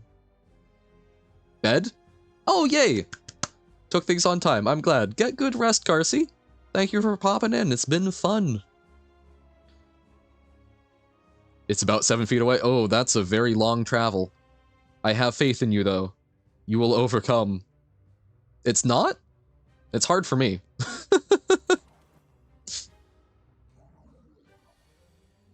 Okay. Oh, I want to play Deviform so bad, but we need to not get hit by that. You don't have feet. You do have feet, but I don't know, feet often betray me when I try and go to bed. They do not wish to go that way. You're not American? Ah. So you only have meters? Crawl along? Don't have freedom. We could Sands of Time something. Love not having freedom. That's different things appeal to different folks. There are different things to prioritize in where you live. So they're going to reduce our block, but that's okay. And next turn we get to just Sands of Time them. Even more leaks and DMs? Okay. Well, Sands of Time, bam, and follow up. Haha. So what else am I doing this stream? After this, we are going to be taking a look at Rogue, which is not a roguelike, but the original Rogue. We will not play that one until we win a run, because that can take a very long time. Right, it's a Rogue. There is no like, exactly. After that, we'll do a little Balatro. Then sort of we'll see where things are going time-wise, and go from either Hades or Hyperrogue. Probably Hyperrogue. Is it a rogue heavy because it's not rogue light? Possibly. Let's I don't know what you're saying there. What's the last game I'm gonna play? Probably Hades. Measure things in plank lengths. It would be funny. Oh my god. Robert, we're not really doing Baba stuff today, most likely, so I'm not probably going to be reacting to leaks in that.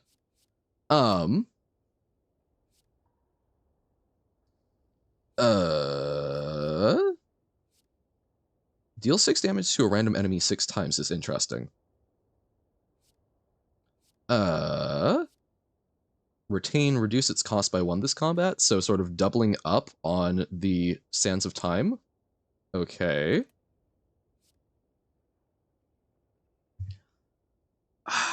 Is Ragnarok that good? I think it's not. That's pretty expensive, and we don't have as much to buff it. Scrawl, we ended up not using a whole bunch. Let's do Establishment. We do like powers. Let's try that out. Powers are healing for us. You can no longer smith at rest sites is kind of bad for us. No longer resting, though? Do we think we can get through without healing at rest sites? We just need to be very good and we make use of the extra energy? Screw it. Let's get this. Coffee dripper. We've got this. We drip coffee for energy. We still want to smith, though, so... we either go right or left. Which one gets us more... I think the left gets us more rest sites. Yeah. Already over 3 hours? Yup. Some of these can take a while, which is why we're playing fast and loose. This is experimenting. We've hit a big milestone. I want to see what I'm able to do for y'all for doing some longer form content like this and try and come up with fun goals and things like that. Oh, I should have used Flex Potion.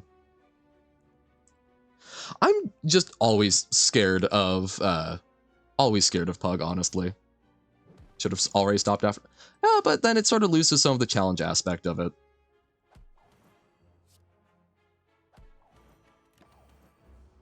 All right. Consecrate finishes off that guy. I always read this as crave reality rather than carve, which I know is not correct, but it's what my brain do be seeing. Hand it over. And then we finish them off with all of our flurries. Proper D&D monk. Scry 2, gain 3 block, deal 4 damage. The fact that it doesn't draw, I don't know. I don't know if that's good enough for us. I think it's not. We would love some of the scissor ones, the cut through fate and all that good stuff. Yeah, it seems like a healthy fear to have. You do some very, very spooky things. Looks like Tanner's going Murlocs. Murlocs do be cool. Murlocs are very good scaling in Battlegrounds. Chosen. I think we're going to block it up and set up for a future eruption. We get hold on to smite. Follow up. Establishment. Cool, our retain cards get cheaper, so our smites, that goes well with that. We'll pass. How's the Rogan going? Pretty well. Not actually. This is still the first game. You can see we've had 2 runs. Slay the Spire 2. We are currently on the 3rd. Hopefully we won't die too poorly. Packs you've made are Word Scramble, Cursed, Project Iterate, does stuff no other pack has ever done before, Meta Letters, insanely hard and meta text funny, and Unnamed Level Pack, Ominous Vibes. Yup. Yep. That is what I have gathered. There's Eruption. See, I'm feeling good about this run, but the thing about the Spire is it can betray you at the last moment. It's like nature. Battle him, get a bunch of smites, that then get cheaper with our other one. Okay.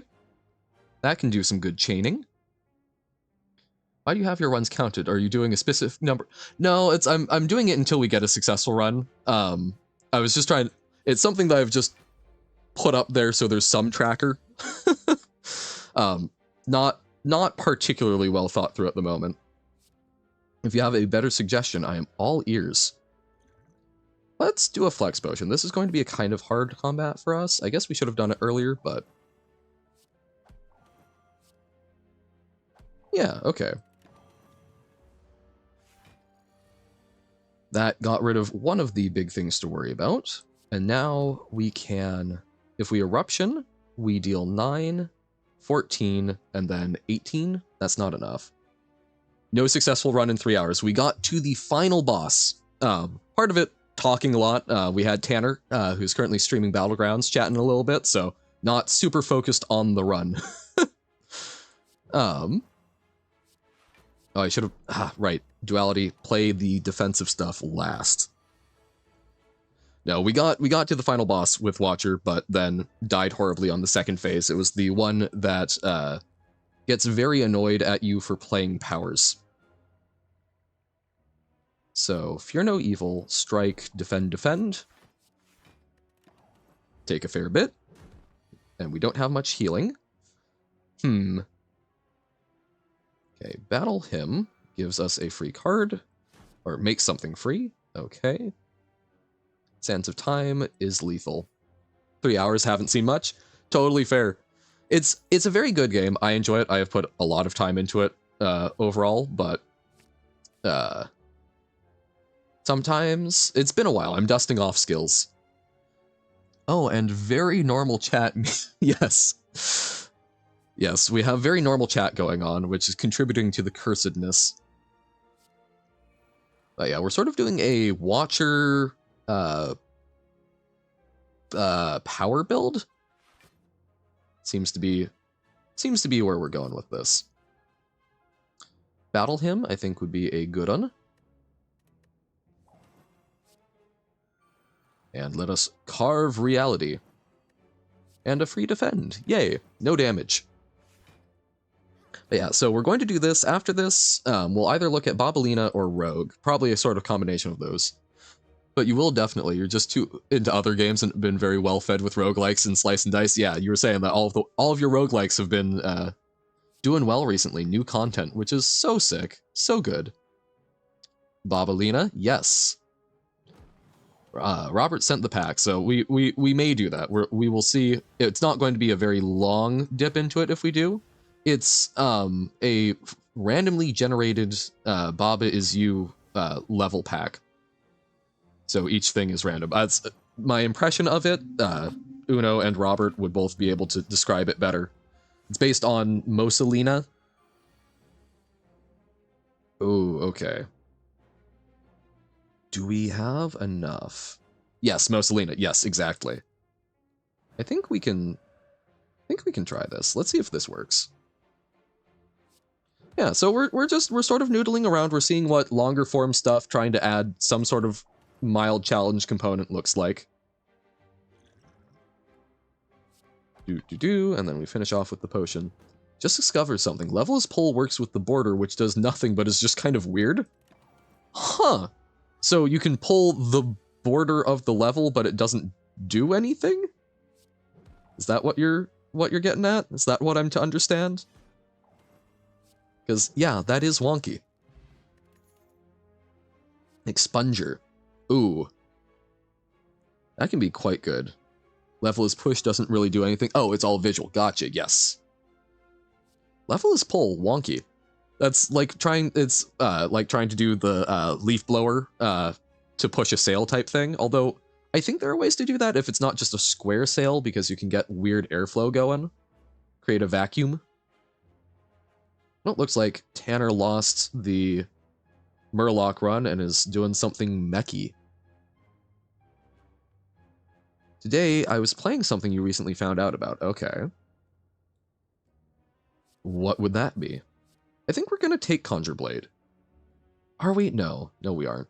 We don't find enough energy in a turn to do things. Baba's You-themed lingo map. Oh, that's super sick. Combining two of your favorite things. That seems super cool. Duck into a small hut inside. Ooh, we just get to upgrade things, but we get pain. Pain can really hurt us, but we'll upgrade a card. It is meta and you don't know how they made it. Sometimes people just find the way. So innate, so we always start out with it? That's probably fine. That's a pretty good way to start for us. Yeah, we're going the left path. Fight some elites. I believe in ourselves. I don't believe in ourselves as hard as I thought I did. Okay. We weaken it. Battle him. Free strike. and evaluate. Okay. Casually codes an entire game in another game is basically what happened with Bob Is You Lingo Pack. That's so impressive. Bobalang? Crazy concept, honestly. Only has 164 HP? Yeah, but we also only have 38, and we tend to die very easily as the Watcher. But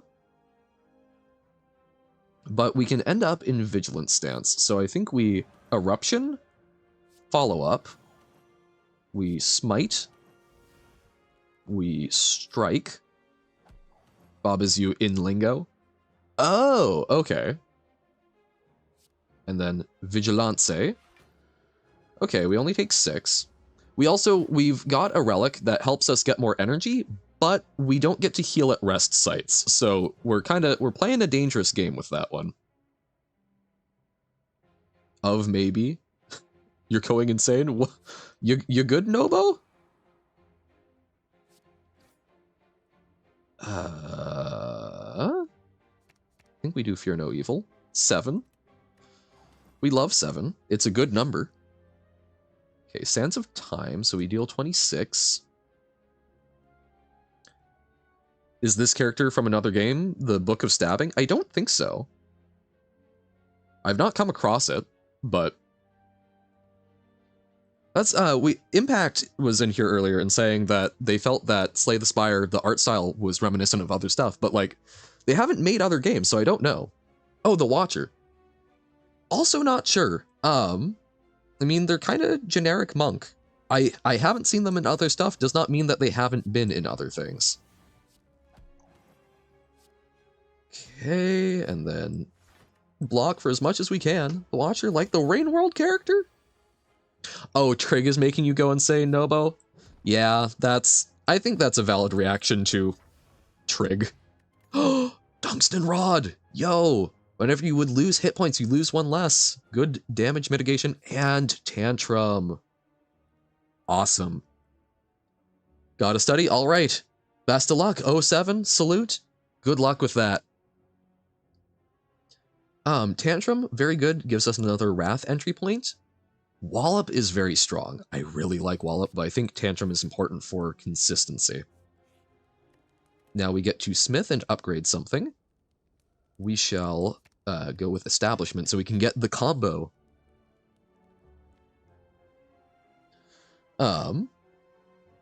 Yeah, I do not understand the Rain World references, but I figured it was something along those lines. The Gremlins. Watcher and Fraymakers. Fraymakers. Watcher. Oh! Okay. Smash-style fighting game. Oh, so it's borrowing it from Slay the Spire. Okay. That's super cool. I didn't know about that. So Fraymakers is a sort of Smash-alike that's drawing from other intellectual properties? Oh, the art is so cool. Damn. That's awesome. I did not know about that, but that's a sick project. We're going to battle him, Establishment, so now we get a free smite each turn, essentially. Cut through the fates, or cut through fate. Raymakers is a brawler, but with indie game characters, yeah. That's so cool.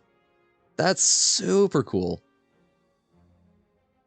I don't think we defend this turn. We want the 9 damage. No, we've got Fear No Evil, so we don't need that. I want to get Sands of Time so that it gets super cheap, super quick. Took ages to release. Yeah, a lot of cool small indie products seem to go that way, right? It can take a while to put something together, especially if you're a small team, and I assume not doing it. I assume they weren't doing it as a, large commercial venture. Can't afford it, don't know if it's good. Oh, so okay, maybe it's a commercial venture. It sounds interesting. I'll keep an eye on it at the very least. I haven't played Smash in a very long time. I always played it at other people's houses on the Wii. Smite. And then I think we evaluate. So we've got another card draw option, and just hold. Okay, summoned more guys. Spooky, but kind of helpful with Bowling Bash. So we're going to do Devaform. All you know is that the music was made by one of your favorite video game jazz bands, Super Soul Bros. Okay. Well, that's a good sign. And hopefully the OST is at least not super pricey. So Consecrate will deal 8 to everything. So that finishes that off. That leaves 6 there. So I think we Bowling Bash the main guy. We Consecrate. We finish off the Sneaky Gremlin. And this guy we can Sands of Time and deal some damage there. And that game has an engine to make sprites and maybe characters? Oh, so you could add some of your own stuff potentially? That all sounds super sick. That sounds like a project that is probably a very cool labor of love. Okay, Carve, Smite, we're good. Cloak Clasp. At the end of your turn, gain 1 block for each card in your hand. Okay, more damage mitigation, which we can certainly use. Follow up. Now we need more things that draw us into stuff. Not clear from the trailer, but when the trailer came out, you were super hyped for it? Okay. Hyped for the potential for creation stuff. Frozen Egg. Oh, automatically upgrade powers. We will absolutely take that. We have so much egg. Such egg. Let's upgrade Diva Form so that we can be a little more strategic about it and still have access, potentially. Nowadays, you think Rivals is just too famous for frame makers to be at all well known. Rivals being another type of game in that vein, I assume? Very similar game? Okay. I have not heard of it because I live under a rock. We can Eruption and then Fear No Evil to get out of it, so might as well do it for the damage. It also has ways to make characters. Gotcha. Rivals of Aether. Okay. Consecrate for free. Smite, Strike, and Defend. This is... So we need to deal like 90 damage next turn? Because they are probably going to kill us. We will start with Cut Through Fate, see if we can draw something that does it for us. People have made all sorts of meme characters. Fun. Or actually, no, we draw the Defend. We draw the Defend. We want the Carve Reality, but we draw the Defend because I think we can manage this. Like Peter Griffin? Ayy. We love Family Guy. We will evaluate Defend. So, fully blocked. Or oh, yo! You can play Baba as a fighting character? That would be so sick. Okay, Insight. Neither of our Wrath-inducing cards. Okay, but 26. Okay, this is 38 damage for free. Or not necessarily free, but yeah, I think we've got this. Whew. It feels close, but it kind of always feels close with Watcher. Potion Belt, we can have more. No, we will skip. Snecko, oh no. Is the game muted? Oh, it might just be super quiet. Here, we can turn up the volume a little. How's that? It's probably just very quiet. I record off of the desktop audio, so it's sometimes hard to adjust the right sound. So I turned it up a little. It's showing things going. Can you hear it if I'm quiet? It's got gorgeous orchestration.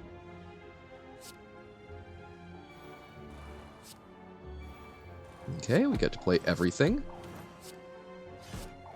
And if it's not audible, I can turn it up. It is just really quiet? Okay. I can turn it up a little more if that would be enjoyed. Okay. Whoop. Sorry, I'm not trying to just make things silent. I really thought it was going this entire time. I think we do Tantrum into Smite, and then Vigilance.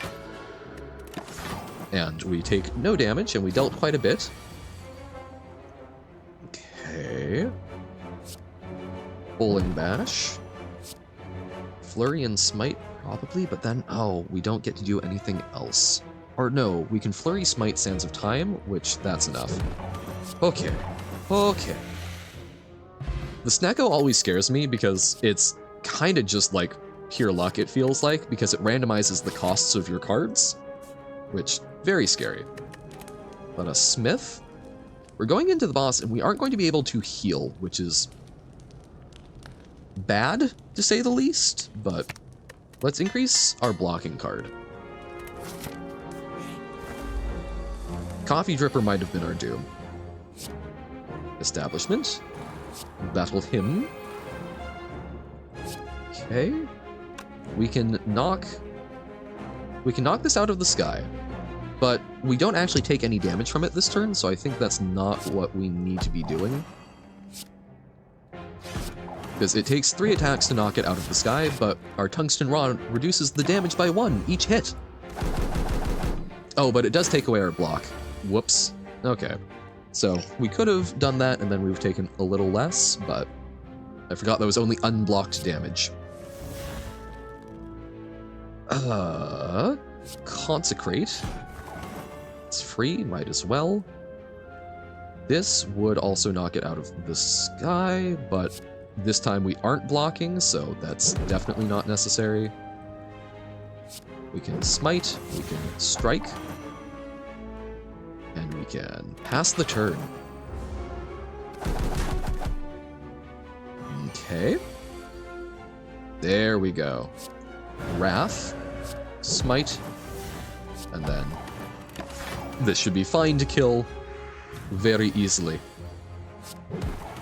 Tantrum. Throwing a tantrum on a bird seems like a very mean thing to do. Carve Reality, I like. We like the smites. And Smith. And Wesson. Let's upgrade Evaluate. Okay. I think if we make it through this boss fight, okay, we're probably cruising. If not, I think well, I mean, if not, we've lost, so I guess that's kind of an inane statement. But we will Carve Reality, and we will smite it, and we'll grow the Perseverance. Okay. Diva form is going to be very important, I think.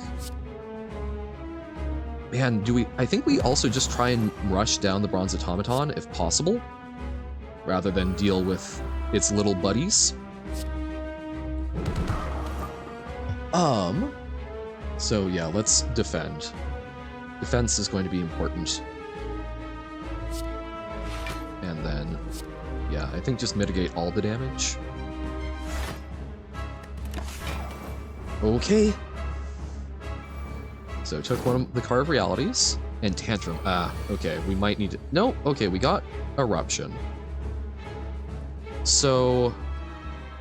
Okay. Johann's in the think tank here. So if we Eruption... We've got Cut Through Fate, we get to draw another card. This will deal 16 to everything. I think, yeah, I don't think we can just focus down the Bronze Automaton, but taking out these guys should be useful.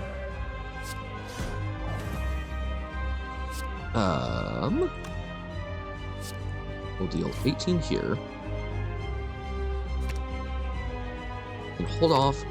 Oh, actually, no, we want to draw Vigilance next turn as a failsafe mechanism.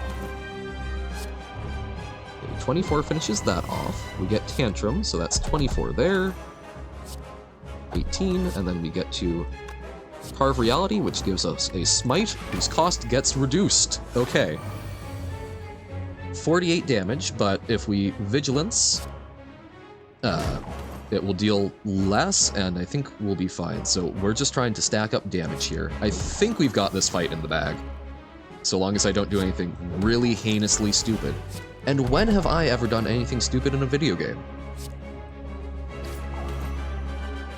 So we can do Fear No Evil or Smite. I think Fear No Evil is better, because we can save that and it becomes a free thing. And then we gain 15 block, which should keep us alive. And then we get to do Flurry of Blows, Tantrum, enter Wrath again, and just make it dead. Fairy in a bottle? Good. So since we don't get healing from rest sites, that seems very solid. And Devotion, I love that. That's a power, so that's one of our ways of healing, thanks to the bird-faced urn. And it also can build us towards Divinity, which is triple damage on a turn, with no downside. So we like much. Draw an additional 2 cards, start each combat confused. Confused is the Snecko thing, which randomizes cards and terrifies me. I don't like that. Philosopher's Stone, which gives us an extra energy, which we like, but everything gets 1 strength, and we really... Damaging hurts. This can give us enough energy to avoid taking damage at all, but I think I'm going to take the safe pick of the Sacred Bark and double our potion effectiveness. So now, Fairy in a Bottle revives us at a higher thing. Ooh. The Donut and the Diamond. So this is, pardon, a dual boss at the end. So we will see, if we get there, how that goes.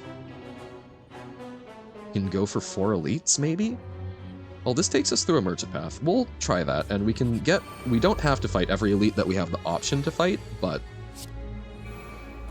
The Battle Hymn Establishment feels like a very powerful combo, so I'm kind of happy to give it a shot.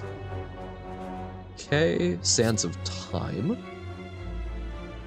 Let's hit the ones that are going to get a buffed...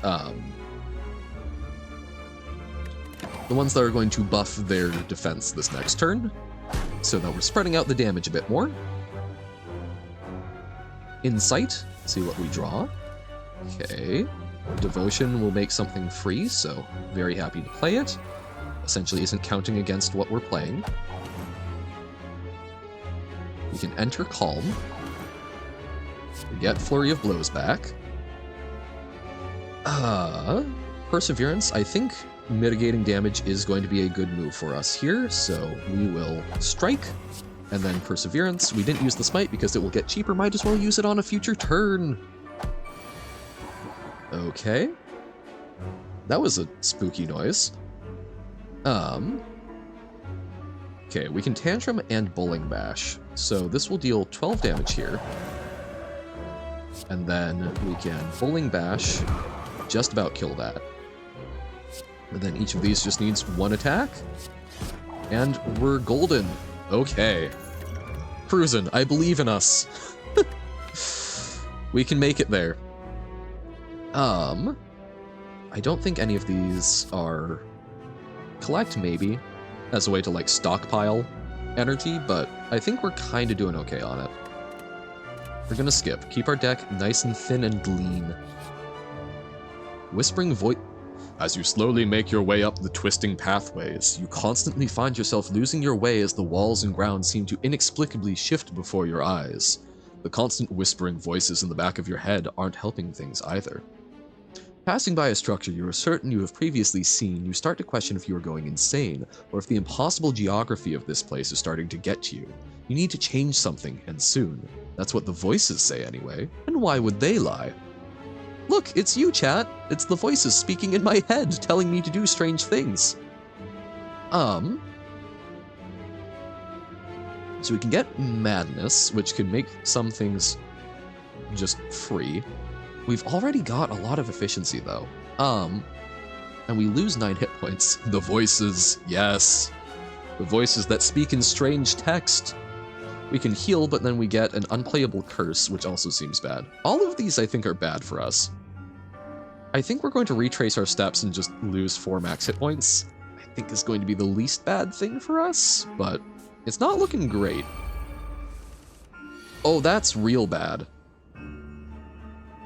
So these guys will force us to take damage to fight them, pretty much. Strange text? I wonder who that is. Yeah, no, not a clue. Strange text? What's that? I haven't seen that anywhere in here. Bowling Bash counts as separate attacks for the thorns, I think. Oh, I don't know. This could go very poorly. No, I'm gonna wait until I can get some block. Okay.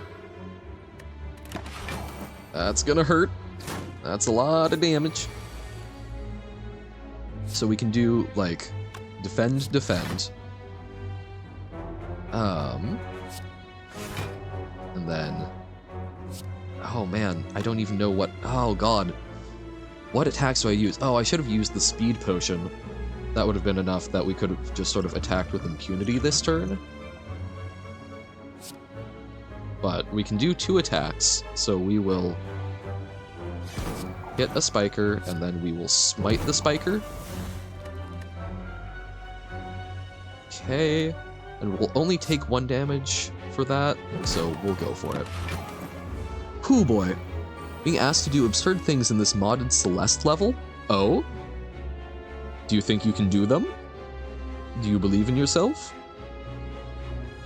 Okay, we're going to evaluate. Now they deal 6 damage. Oh god, okay. Sands of Time just finishes that guy off. Which one?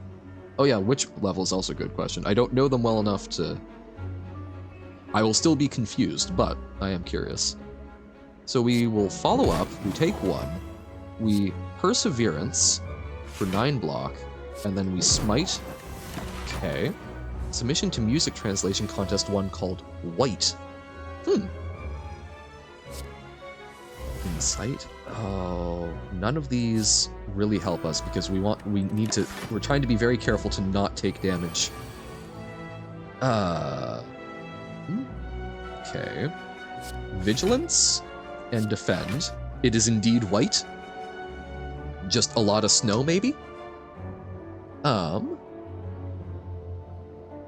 You have no idea what that... Oh, a level that you don't know.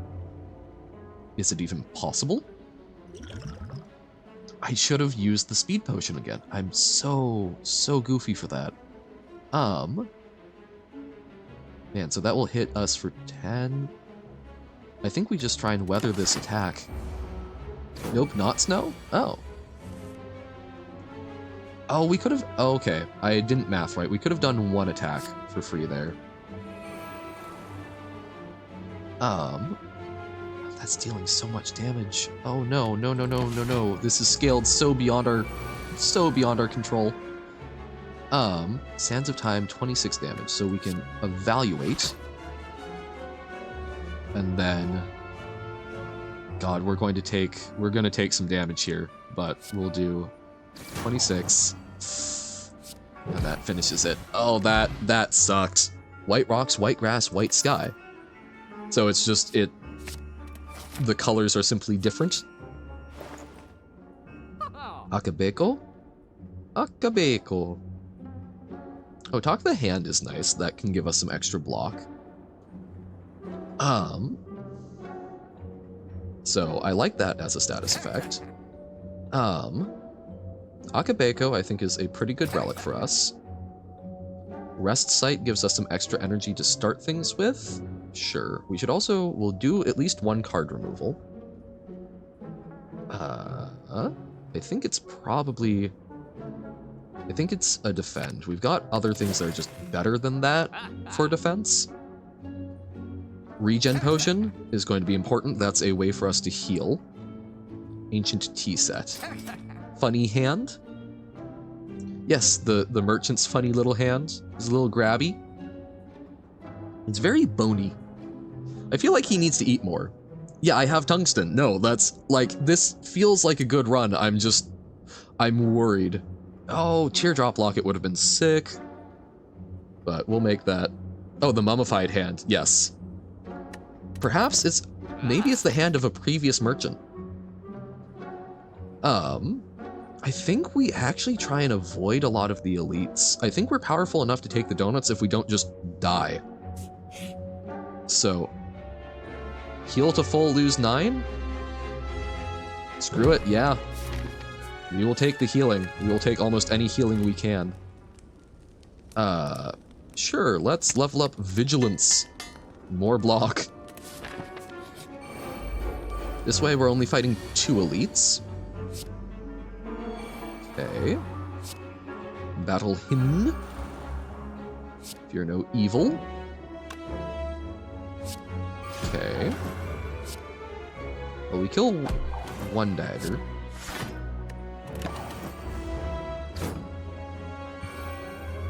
I hate when we get the wounds off the daggers. Very annoying. But okay, so we can kill this one for free. Diva form. So we'll get more energy to play around with. We can kill the other scary dagger. And then we evaluate. We still take a lot, but we can drink the regen potion potentially. Actually, you know what? Screw it. We're going to make this boss weak. Okay. Not an insignificant amount of damage, but not the worst we could have taken. Ooh, I think we can manage an eruption turn. Even if we're weak. We do that. Flurry of blows. There we go. Then Carve Reality, Smite, Sands of Time. Because they aren't attacking us this turn, they're summoning more stuff, so we can hopefully deal 116 damage. Hopefully. Cut through. We're fine on energy, so let's get the Bowling Bash. Double 14. Smite, Strike, and Strike. Okay. Cool. Oh, Kunai! So every 3 attacks we get a permanent dexterity. Nice to go with our duality. Yes, and Wallop. Wallop is great. Wallop is a great offensive and defensive card. Let's upgrade follow-up. I don't think this is a heart run, but I think this might be a winning run. We might be able to make it work. Do we have a skill that we actually care about? Is there a good early skill to start with? I don't think so. I don't think there's anyone we care about, so we'll take the Sapphire Key. Maybe we hit the heart. Monsters! Okay. Battle him. Establishment. We hold on to that one. And then we do Wallop first, since Akabeko buffs it. So we gain 20 block. So we still take some damage, but hopefully not too much. And we do have the Fairy in a Bottle. I need to keep remembering that. We do have a, like, one-time Deus Ex Machina, even though I know that's a different card. Devotion. Make something free. We've got Fear No Evil, so I feel comfortable tantruming. Then Smite will just deal a decent chunk of damage to something. And we'll kill something for damage mitigation. Okay. Or 18 block. That blanks one of their attacks. We can use that this turn. Spooky. So 15. So if we can kill both of them this turn, we're feeling very, very happy about it. So follow-up is 11 damage. What's the most efficient way we can kill that? 9 and 10, probably? There we go. Follow-up. So this is going to come back, but I think we'll be able to kill 2 half-health things in one turn. Fingers crossed. Okay, 26 damage. Not quite what we were looking for. We can Consecrate. Sands of Time is too expensive right now to be reasonable, so we'll Evaluate. Oh, we should have done that after. I keep forgetting. We've got dexterity buffs. And then... Okay, Strike. Downloading Celeste maps and needing to open and close the game like 5 times because the mod says no. Yeah, that's... when I was trying to first play Celeste, it took me a very long time because it refused to play on my computer without doing a weird compatibility setting. which was a really big surprise to me. Did get it working eventually, but that was... I hadn't run into that with a fairly major game before. Reach heaven through violence. I think we're okay without that. I think we have better things, but I do love that as a pairing. Reach heaven through violence. I also... So yeah, we have beaten the heart before with Watcher. I love the beta art on some of the cards. Okay, next combat we probably do regen. Ooh. Upgrade all cards you can no longer heal. No, bad idea. Fight a boss from Act 1, obtain a rare relic. I think we can probably manage that without taking too much. We might even actually heal thanks to our powers. Ooh, Hexaghost sounding ominous.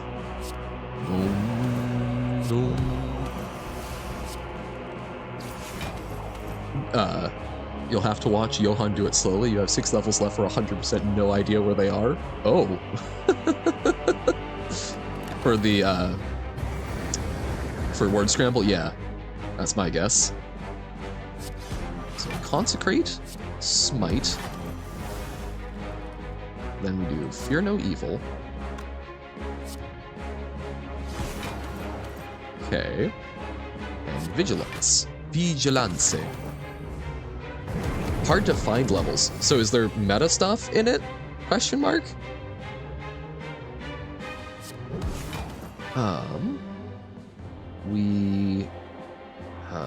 We've got enough block. We can manage to Tantrum. We will survive. When you say a couple, you mean 6? That's more than is traditionally meant by a couple, I think. But yeah, I think we're getting through. I think we're getting through this battle without taking any damage. Ice Cream, okay. Energy conservation again. I don't mind that, especially with the energy potion. All right. I don't think another elite is going to do us well. Use 40 gold, upgrade 2 random cards, transform, or remove a card and upgrade a random card.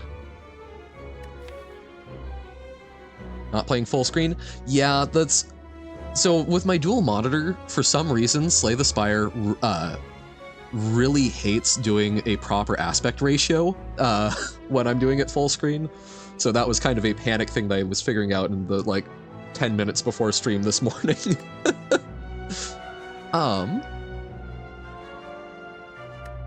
It is very white. Oh.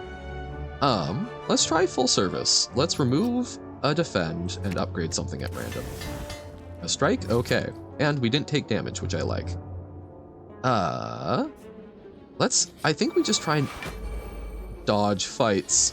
No, okay. This is spooky.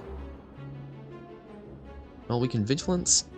I don't remember if Bowling Bash... I think Bowling Bash, it deals 4 damage per hit on it, which is real bad. It does, but that was a clean kill. We take 11, but I think that's all right. Whoa. Okay, let's do regen this combat. Let's heal up. And because now that we've gotten rid of that, I think we can draw out this combat if needs be, just to make sure that we actually get what we need. We can probably survive without attacking too much. Evaluate. And, you know, we'll chip away at it, but we don't want to kill it. No kill. We are peaceful. Very peaceful. Definitely. Well, considering that we didn't draw any block cards this turn, perhaps I was wrong in that evaluation. Okay.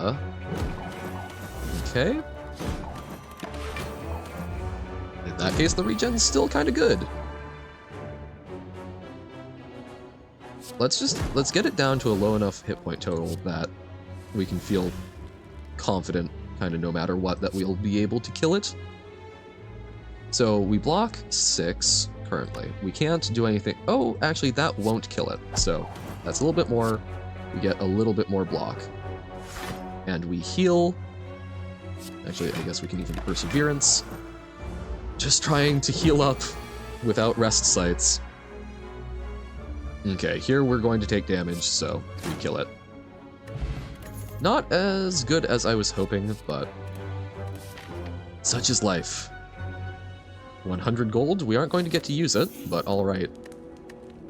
You know what, screw it, recall. So if we beat the donuts, we will get to fight the heart. But whether we win or lose against the heart, it will be okay. Battle him and establishment. Okay. My goal is to win this fight. The heart is secondary, so we'll Thorns it up this turn. Okay. Evaluate. Oh, yeah, I keep... Attack first, Johan. Attack first. Okay. Healing in combat sounds like a great strat. Yep. But... didn't get where we were hoping to with it. But we'll be fine. Fine. Totally fine. Yeah. Very limited options for it. But it is what it is. We'll take a Consecrate. Okay. Carve Reality. And we would love a Wrath card. But okay. Kunai buffing up. And yeah, we'll pop a Perseverance this turn. Oh, I should... Why didn't I play the defense? I am not locked in right now. Okay, Talk to the Hand doesn't actually get the buff because we don't have enough negative status effects. Okay. Evaluate last, Johan. So we've got two things we can do. So that's 12, and so currently 19. Okay. Then this will be fine. Okay, so deal some damage there, deal damage, deal damage. The enemies look so goofy. Yeah, it's Donu and Deka. They're just funky little guys who are going to kill me, probably, but we'll do our best to avoid this fate. We need to enter... Why is the game stuttering? There we go, Tantrum. So by entering Wrath, we might be able to deal enough damage to actually get through this. So Tantrum. We've got a Vigilance to back us up. Smite. Okay. That's 52, but we can't do... Okay, so we deal 70 if we do that? That's not enough. Why is one called anyway? It's clearly an octahedron. Don't question it. Don't worry about it. One on the right looks goofiest? Yes, Donu is the goofiest. Yeah, I've never actually understood why it's Deca. I've had that exact same thought, Pitta, of like, that's not a decahedron, but we accept it for what it is. Just a goofy little guy. Okay, we're going to Wallop. And we're going to Vigilance. So we would have loved to be able to retain that Wrath, but missed your joke. That looks the goofiest, don't it? I'm not understanding. Looks the goofiest. Why is that the goof? Oh, wait, are you suggesting it looks like other things that might be in a hole shape? Perhaps.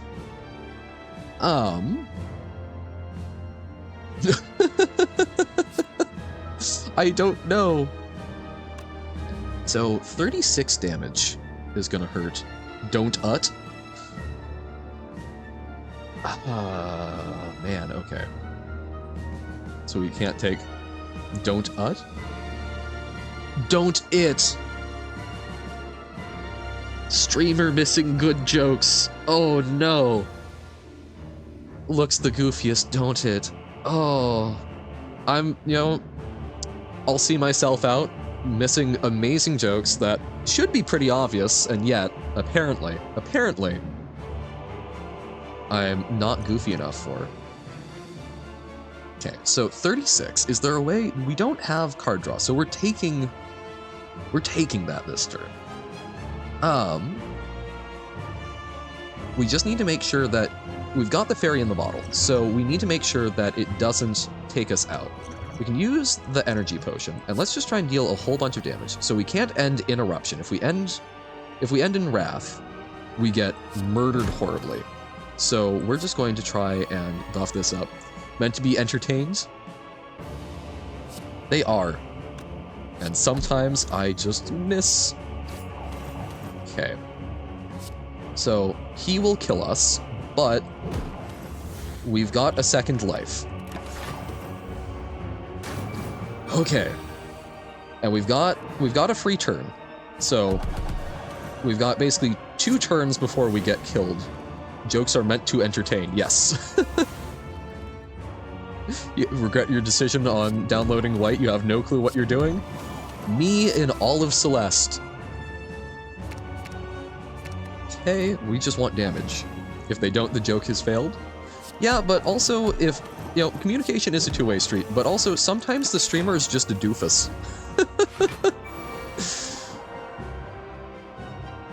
Oh no, okay. No! We're too dazed. No! We lost. Okay. We've lost this combat. We've been going for 4 hours. I would like to get to other games. I think we've given a fair shake at it. I'm not used to Watcher. We take our lumps. Okay. We've not gotten a successful...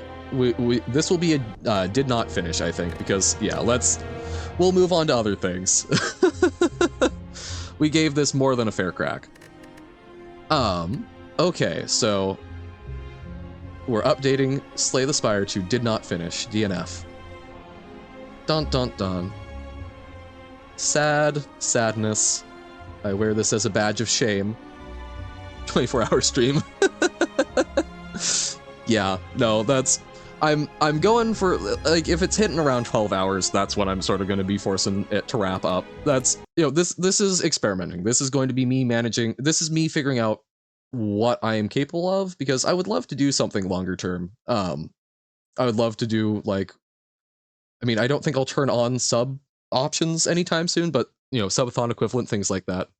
How far out is Hyperrogue? I was planning on doing it later, but, we can go into Hyperrogue next. Since you're here, and that's part of why we're looking at that.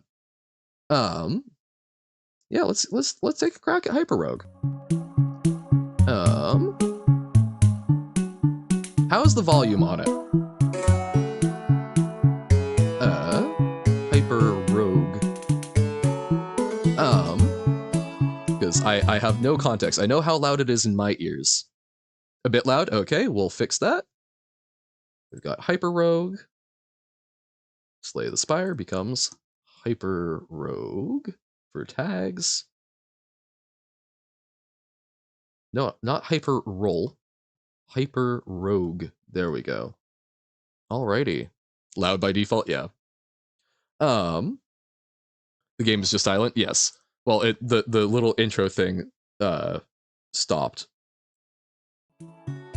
Whoop. Oh, it's only when I hover over it. How's the volume doing? Still loud? I'll turn it down a little more. Hopefully that's good. If it's still loud, let me know. Hyperrogue Classic. Okay. It's good? Awesome. So I've not played a roguelike in this style before, but I think similar to actual Rogue, it's using like numkeys and whatnot. Or F1. Help. Yes. Okay. Hyperrogue. You have been trapped in a strange, non-Euclidean world. Collect as much treasure... Wait, okay, yes. You have been trapped in a strange, non-Euclidean world. Collect as much treasure as possible before being caught by monsters. The more treasure you collect, the more monsters come to hunt you, as long as you are in the same land type. The orbs of Yendor are the ultimate treasure, get at least one of them to win the game. Okay. Welcome to Hyperrogue. Remember, if there's an object or land you don't recognize, right-click it. Okay. I don't recognize any of it, so... Also, I remembered from watching your streams, Pitta, that it's Orbs of Yendor. That's the same as the original Rogue. Apparently it's Rodney backwards. But I can't find a Rodney that developed the game, so I don't... Scrolling moves, okay. You can fight most monsters by moving into their location. The monster could also kill you by moving into your location, but the game automatically cancels all moves which result in that. There are many lands in Hyperrogue. Collect 10 treasure in the given land type to complete it. This enables you to find the magical orbs of this land, and in some cases get access to new lands. At 25 treasures, this type of orbs starts appearing in other lands as well. Press O to get the details of all the lands. Move with the mouse, numpad, okay, all of these, traditional ones. Original Rogue is actually Amulet of Yendor, yes. Oh yes, so not Orb of Yendor, but Yendor. Yeah. Move with the mouse numpad, okay. You can right-click any element to get more information about it. Okay. Let's move by clicking around. So we're in Icy Land, a very cold land full of ice walls. Your mere presence will cause these ice walls to melt, even if you don't want it. Always available. Variants of the Icy Land are always available in the random pattern mode. Okay, so this is an ice wall. Ice walls melt after type has passed. You also see land? Huzzah! And we're definitely discovering the land, right? Because we're the first ones seeing it. That's how that works. So can we wait to melt the wall? Whoa, okay. B lets us check. Okay, no, but we can move back and forth. Okay, I'm assuming that these are good things. Ice Diamond, Cold White Gems. An Orb of Flash, native to the Icy Land. Collect 10 Ice Diamond. Orb of Winter. Okay. Ah. Okay. So we want Ice Diamonds, I guess. So collect all these things. I am too. We're trying it out, but that's kind of the... Oh, the Icy Land becomes more dangerous with each diamond you collect. So kind of the beauty... So, from what I've seen of the original Rogue, and then looking at this, the beauty of a lot of these is that you kind of don't know what's going on, and you figure it out over time. Which I'm very excited for. So this is, it just sort of, it throws you into the deep end. It's, kind of fun. No worries. So, let's, I think it's saying that we want to collect, ooh, something made a noise, but I think we want to collect diamonds and such because that unlocks things. 10 in each land, okay. That's an ice diamond, and so this is an enemy, which we killed, yay! It was easy, but groups could be dangerous. Getting 25 in one land is dangerous, but provides a reward for the rest of the run. Okay, so similar to like taking an elite. Ice Wolf, yes. I feel bad though. Little pupper. Oh, that I'm guessing is a Yeti. How do we... Is there a way to wait? Hold up. Is there a wait command? Oh, scrolling, okay. We got it. Nice. Okay, once we get 10, click myself, okay. Any magical orbs in the Icy Land? Potentially. Just click yourself to wait, okay. There we go, we've killed the Yeti. So, is there combat strength, or is it just as long as you attack first?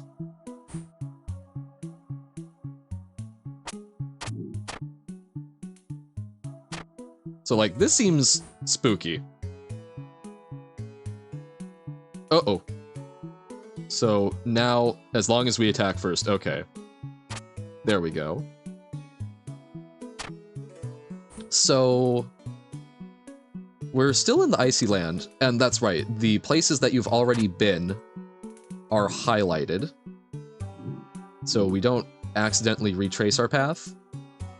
Ooh, we're about to get double-teamed by Yetis, it looks like, and that's not what I'm here for today, but a new land, okay.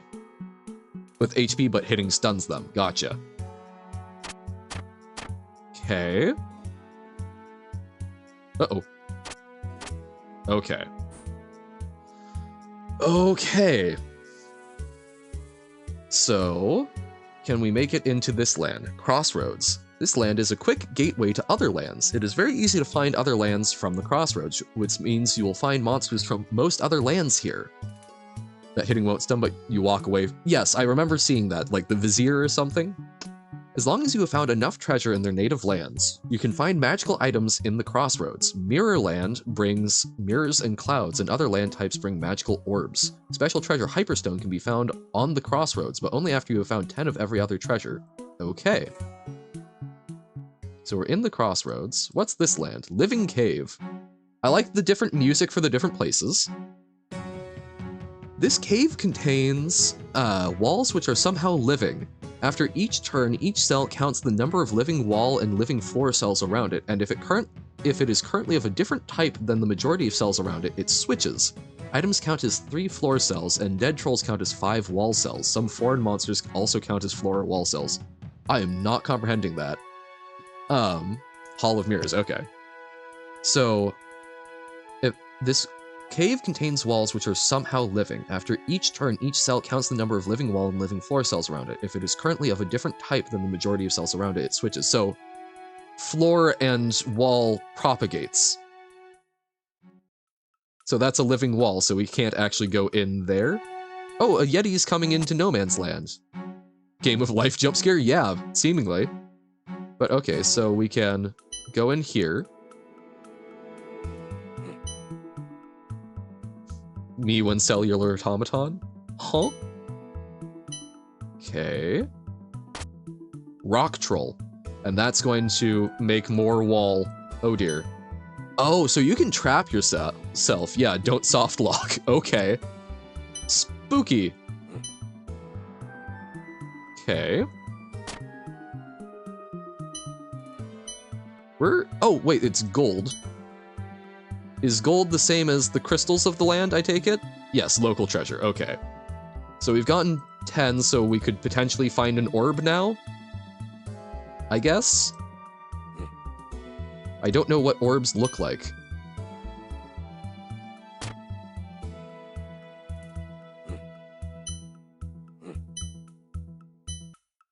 Because right now I'm just finding things with, oh, is this an orb? Orb of Earth. 1 square with very few exceptions. Okay. Oh, I should have right-clicked it. This orb lets you go through living walls. It also has powers in some of the other lands, secondary in the Living Cave. So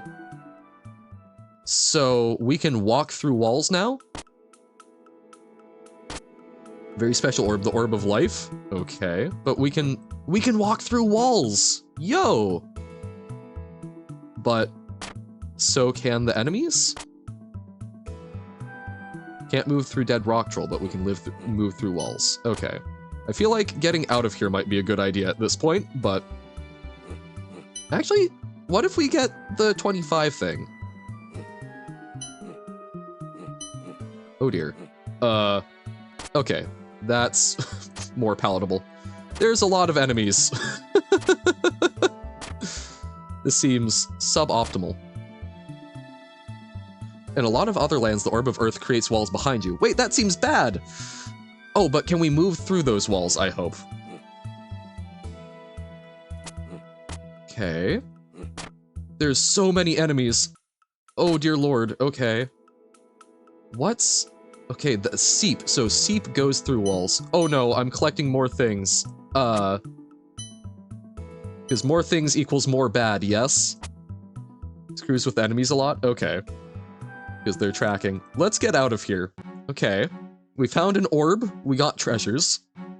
So a lot of the orbs, they're not going to be combat-oriented, right? Because the combat isn't... They're going to be world-related. Because the combat is world-related. Alchemist Lab, Elixir of Life? The alchemists produce magical potions from pools of blue and red slime. You can go through these pools, but you cannot move from a blue pool into a red pool or vice versa. Pools containing items count as colorless, and they change color to the PC's previous color when the item is picked up. Slime beasts also have to keep to their own color, but when they are killed, they explode, destroying items and changing the color of slime and slime beasts around them. So, You could also get soft locked here, but so we can only move on blue in this. So I guess I'll think of this like bishops in chess. Okay. So when you create walls behind you, the enemy's only paths to you are paths that take exponentially longer than the path you took, which is good for staying alive, I imagine. Okay. Ooh, okay. So, examples of slime beasts. That one's locked to red. Oh, and it shows the color. So now everything is blue and everything can get to me. Spooky. Has way less risk of soft locking than cave. Okay. That is good. Because I would probably soft lock myself. All I need is the chance. Okay. Oh, now we're on red. So, oh, but that's almost bad because I only know how we entered through blue. Soft locking is one of the main threats. Gotcha. Okay. Can we get to that red? No. Have to be trying to soft lock? Okay. But, you know, I don't have good luck when things come have to do with space. Okay. So this, like, so far, it can get very spooky very quickly, but it doesn't seem that scary. Bobolina? No, we did not end up doing Bobolina. We may do that. Basically, we're doing Hyperrogue for now. After that, before we do Rogue, we might do Bobolina. Yeah. But went to Hyperrogue because Pitta's here, and this is a Pitta game that I'm intrigued by. Oh right, it's on blue, so it can only wait for us. Ah, we're back to blue now. Okay. So we just need 10 more, or one more treasure. Okay. I'm super lost, though, because we don't have the, like, path that we get in other levels. Most lands aren't very threatening to 10? Good! There are a few outliers? Okay. Okay. So now, how in the world do we get out of here? I'm completely lost. But I do see an orb.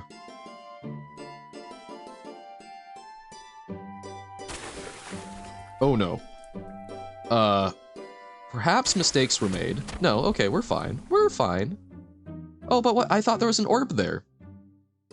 Cursed Canyon especially is probably the hardest to get 10 in. Okay. I thought there was an orb. Maybe I'm just crazy. Oh, now we're red. It is simply sounds. That's, you know, good a reason as any for a Twitch name. Okay, there's an exit. Phew, okay. Can delete items. Ah. Warped what?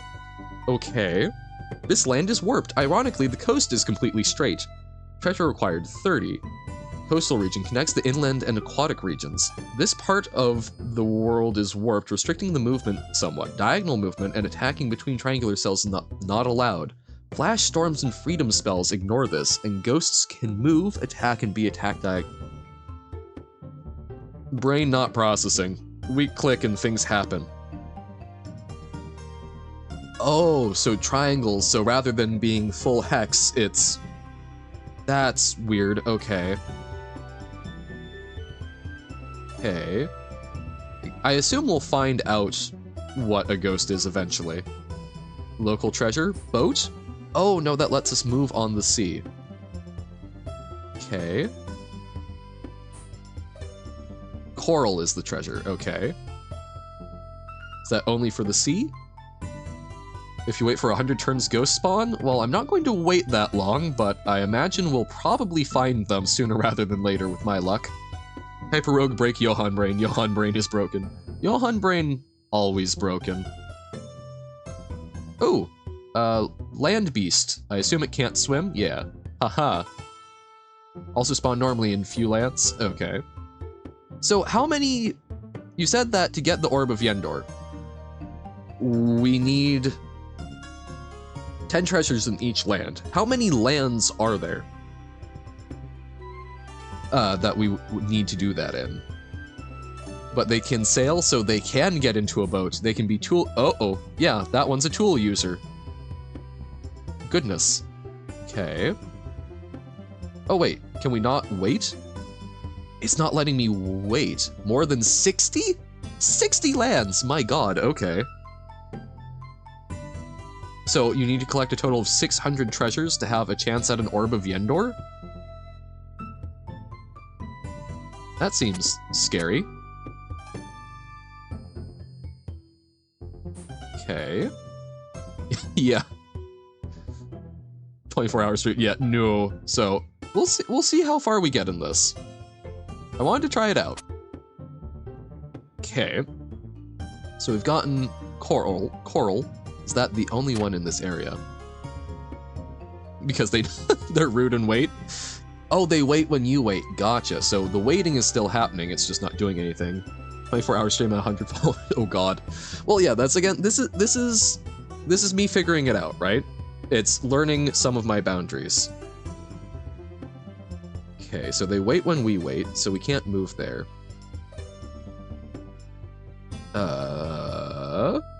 This is bad. Yeah, no, that just gets exponentially longer. Wait a moment. Or not exponentially, but significantly more difficult. That seems like a bad thing for Johan Health. Well, I could do what Desert Bus for Hope does and do it capped. This seems bad. Like, really bad. Okay. Captured by Rattling while blocked by Rattling and C. Dun dun dun. So Rattling still move? Yeah. Okay, wait, see how it ended? Oh, okay. Restart, I guess. Yeah, that just... 72 hour at 420 followers? Stream for a year straight? God. No! I enjoy streaming, but that's so much. Okay. So to win, I need to collect 600 treasures, is what I've been told. Is what I'm understanding. So probably not a full run, similar to Rogue, but we'll do this for like an hour. I think we should try and actually get more orbs. Okay. I see. Okay, we've got an exit over there. 612. Wait, no, but is that the Orb of Yendor? Thought Hyperstone was a different thing. There we go. 612 specifically because one of the lands collects treasures 4 at a time. Okay. Are there any magical orbs in Icy Land? Hopefully. One successful run. Well, we already gave up on that with Slay the Spire after 4 hours. Your Orb of Yendor's final score will be 150. So, okay, only 15 lands for a win? That seems more doable. Oh, it's worth 50 points. So, 10 lands for Orb of Yendor win. Oh, did it run away? Oh, buddy. Buddy. Sorry I scared you. Okay. Looking for an orb. Gib orb, please. 10 lands including Hell. So Hell specifically must be gone to for the Orb of Yendor. Okay.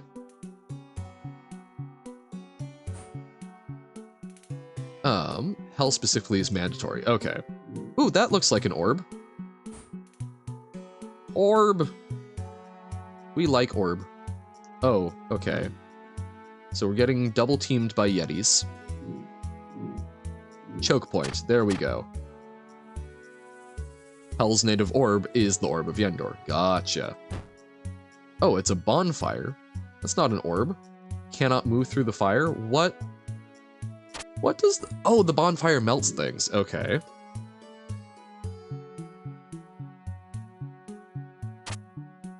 I feel like we should have seen orb. A 7 to put a dot on Hepticons? Oh. Wait. What does that do? Bonfire melts things and also distracts the wolves. Okay, what does putting a dot on stuff do? Oh, because they're slightly... They have more nodes that you can access? Question mark? Oh, there's an orb. Orb!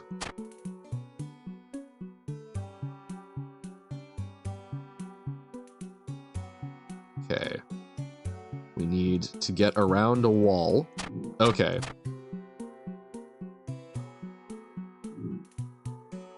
Oh, where was the orb?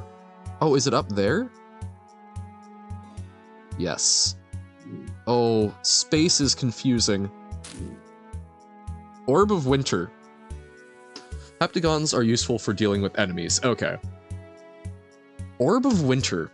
This orb can be used to invoke a wall of ice. It also protects them from fires. This orb allows you to collect items encased in ice, secondary in the icy land. Okay. So it seems to have done bad things to the person behind me.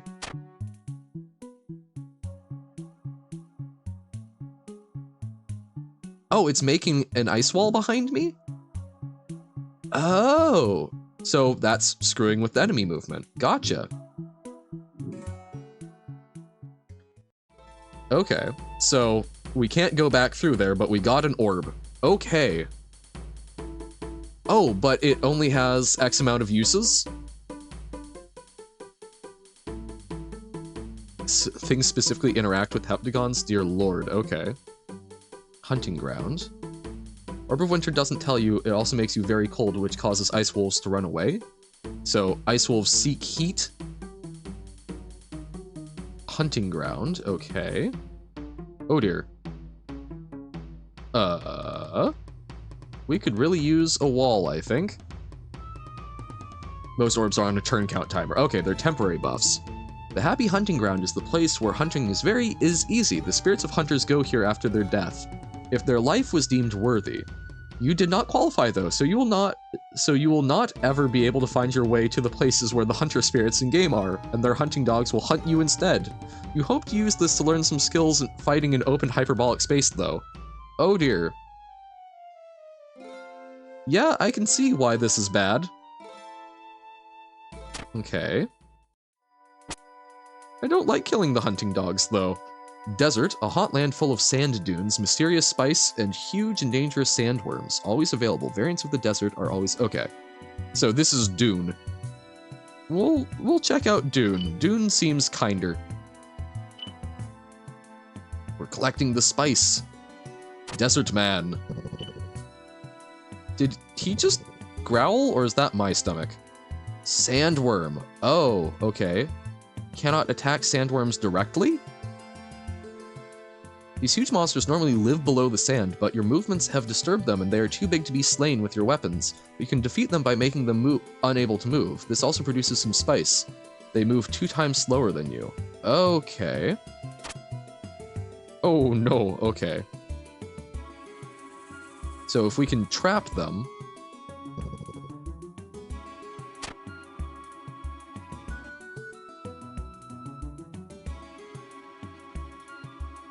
Oh, okay. So, we can't trap them because we can't hurt them with our weapons. Gotcha. Thumper? What's a thumper? There's so many made-up words. No, I mean, so, okay.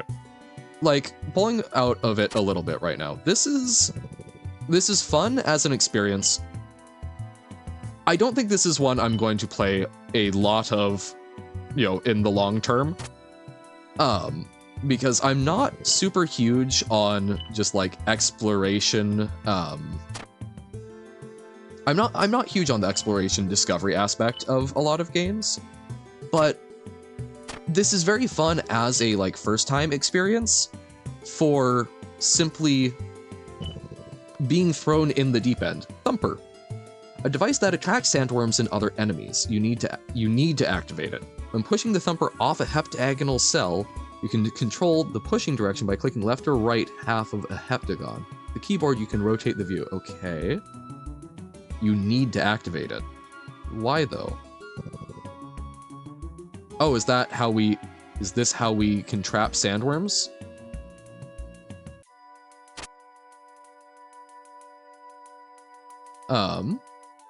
Okay, wonky. I'm going to get out of here, though. Because this is getting scary. Oh, orb. Orb of shielding. This orb can protect you from damage. This orb protects you from attack, sense, and insulates you from electricity. It does not let you go through deadly terrain, but if you are attacked with fire, it lets you stay in place in it. Okay. Oh, gotcha. It's not a compulsion. Oh, okay, there's the exit. Orb of Flash. Total invulnerability? Sick.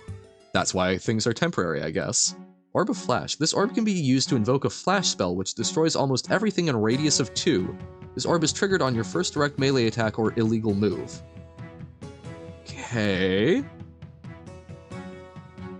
Spooky. Ah, okay. So that was a complete waste of a flash spell. So that's Icy Land again. Oh, there's a lot of lands here. Minefield? Oh, that seems like a great place to go. A mine is next to you. But yeah, like, this is... So I don't think it's something that's going to be a lot of long-term playability for the way I enjoy interacting with games, but this is cool to see, and this is going to be a very fun thing to compare to Rogue. It's very cool being thrown in the deep end and just sort of expected to F around and find out, right? Do not step on a mine? Yeah, Orb of Shielding isn't as OP as it sounds because 20 turns is quite short. Yep. So, mine is next to me. Probably means that's a mine, so maybe don't. Okay. Wetland? Sure, we can try the wetland. Deep water we can't go into. Okay. A pike, a little fish, a very violent little fish. Okay. So we can't cross limestone walls or deep water. Okay. How do we get places? Oh, okay, this is local treasure. Extremely violent fish. In real life, too. Water lily. That's pretty. I mean, this is also making very nice usage of very, like, simple graphics, but making them into a fairly complicated thing by being not quite a hex grid. It's an interesting game. Oh, shallow water. Oh, it's a Rusalka. I like Rusalka. Little drowned water spirits. They're just little guys. Okay. But yeah, this is also for someone who has a very bad time keeping track of where they've been and stuff. Can be quite difficult. Pikes know how to use weapons. Would they use pikes? If they knew you didn't right click it? No, I did not. Should I have? Remember anglers from your hometown showing the impressive pikes they have caught. This one is much larger. But like, I don't know, I think pikes are a very good weapon, so I think that a smart pike would use one. Oh wait, okay, we can move there. I was like, did we cause our death?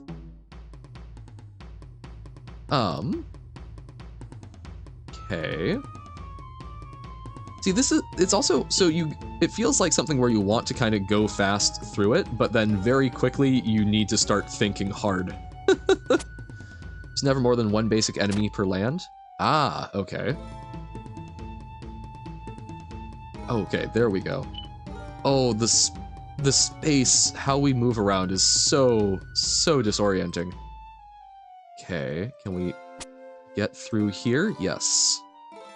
Like in Icy Land, there are Yetis and Ice Wolves. The Yetis are the normal enemy, the Ice Wolves are special. Okay. So, pike are not the normal enemy in this land, even though they're the most common, it seems. Living Fjord? A coastal area from where you can get to both the inland worlds and to the ocean. Each turn, each cell will become water or earth based on the majority of cells around it. Contrary to the living caves, this process is not affected by most items and monsters, but elementals, dead trolls, and cells outside the living fjord have a very powerful effect. Okay. Legs are basically the normal enemy in wetland. Okay. So C, not good for us. But garnets, that's what we're looking for. Okay. Oh, it's Vikings. Okay.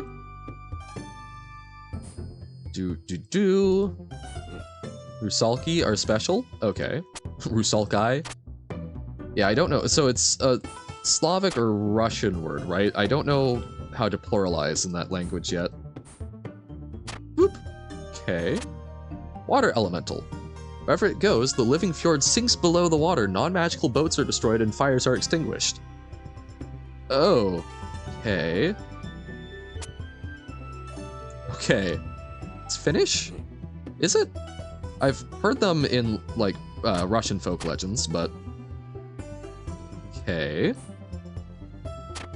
Oh, it's very much sinking. Oh dear. Dead troll, okay. Okay, we've got our treasure. We just want a GTFO. Yeah, this is scary. There's a land boat. Land boat! Oh dear. Okay, we're back into icy land.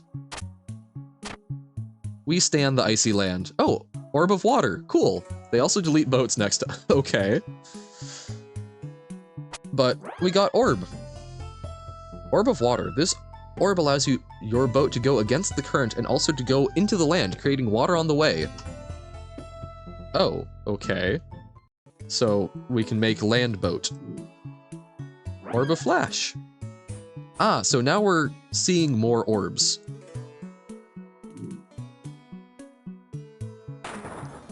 Cool. Several effects? Well, I suppose we'll find out more of them. So now we also want to get out of the very dangerous icy land, but not back into the living fjord because it's also very dangerous. 25 ice diamonds. Yeah, I'm terrified. So that seems bad. Oh, orb of flash is everywhere now. Okay. Ah, which is why we're seeing so many more of them. Queue up some Yetis. Cool. Okay. This is an exit? No, we're not going back into the living fjord or wetland. Wetland was kind of okay, but let's see if we can find something better.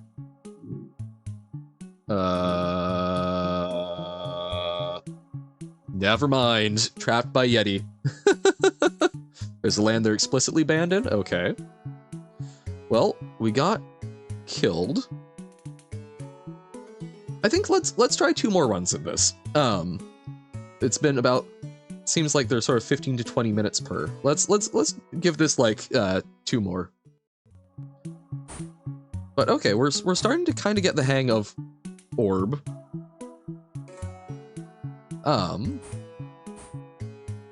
So it's good to get to 25. So I was thinking that orbs were like a... Oh, orbs. So the orbs show up in the land once you get to 10, so they're a buff that you can use in that land, and if you get to 25, then they show up everywhere? Is that what I've been missing? So it's like, it feels like orbs don't do a lot, but if they show up other places as power-ups to get, at 10, orbs show up in the land itself and in the crossroads. Gotcha. And in the ocean? Oh, of course, because why not? But 25, so if it's an orb you like, you try and get to 25, and then you've got power-ups everywhere to try and help you in combat. Gotcha. Okay. That makes more sense. Okay. Come on, Yetis. More likely orbs are to show up. Gotcha. So higher score equal more orb, as well as more danger, I assume. Okay. Okay, they queued up nicely. Whoops! Oh, okay. And pinned. That one doesn't count against the 2 more I was proposing. 25 of treasure, the orb has a 60% of its usual spawn rate in other lands. Okay. Do we always start in Icy Land? And then everything else is generated? I want to find Hell. 140? Gotcha, so it increases. Icy. Get it? Icy Land. Whoop. Okay. This seems like a game that benefits a lot from if you're trying to play it in a longer term situation. I'm guessing this benefits heavily from access to a wiki that gives you information about things.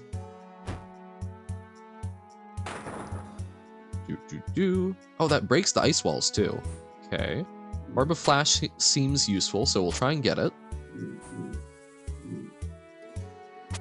Okay. Whoop. Okay.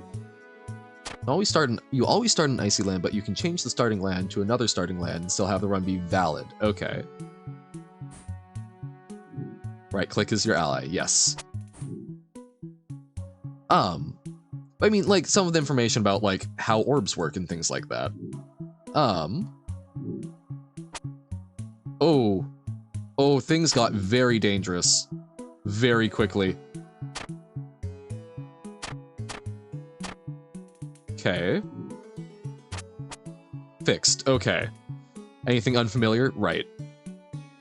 But yeah, I mean, for, like, long-term strategery and things like that, it seems like a very crunchy game, I guess. It's something that is going to be a lot of developing very specialized expertise. Orb of Flash, okay.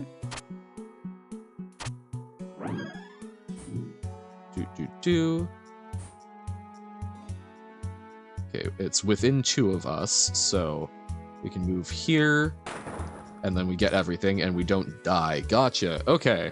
And Orb of Flash will show up everywhere now. But now the Icy Lands are super dangerous. So let's go into not Orb Land, Slime Land? Yeah, Alchemist. But haha, we have created our own Thermopylae, choking them off at the pass. Okay. Let's try and collect 10 here.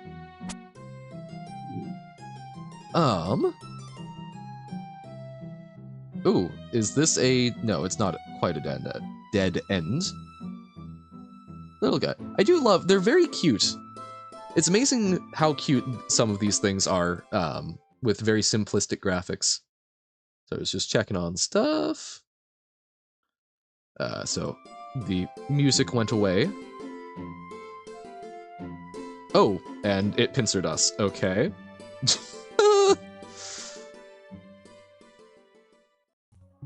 Dun dun dun. Let's just go for 10 and 10 lands. Let's just see if we can do that without messing up like I keep doing. It would be awesome if we could get the Orb of Yendor. Certified pinch moment, yeah. Just seeing it and walking right into it, because that's how my brain works for space.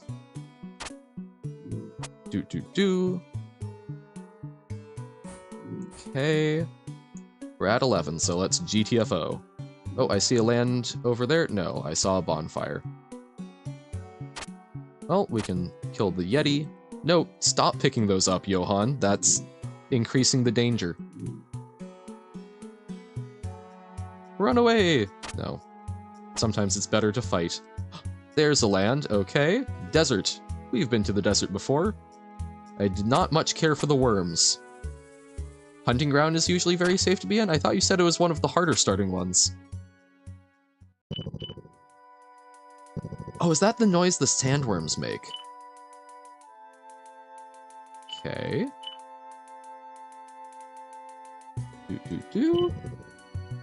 I do see another land. It's hard to get treasure in. Gotcha. Kill them.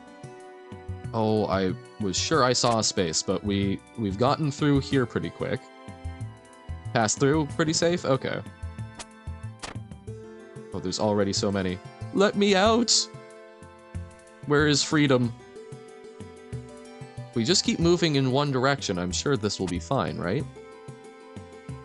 Oh, the thumper. Okay. Okay, there's a place. No, it's Icy Land. Okay, but we can follow along? Maybe? Oh. Oh, the hypergeometry is so confusing. That can get you killed in the hunting ground without picking up treasure? Okay. Possible to create a game like this in Bob Is You? Yeah, and that's, I think when we get around to Rogue, which is, this is very similar to Rogue. I think that's going to be, yeah, speaking of hunting ground, I think that's going to be a more achievable one necessarily for Baba, or at least good for seeing the very basic elements of it. But yeah, I mean, I think it would be tile-based, it would be a different type of tile-based movement, but okay. Glad that one got out of order. I'm sure there's ways to force them into that, and that's why you're talking about the heptagons, but my brain does not process that information very well. You can tell Carsey isn't here because we didn't get an instant spatial reasoning? Okay. Because yeah, they can just do that? Square grid instead of whatever this mess is.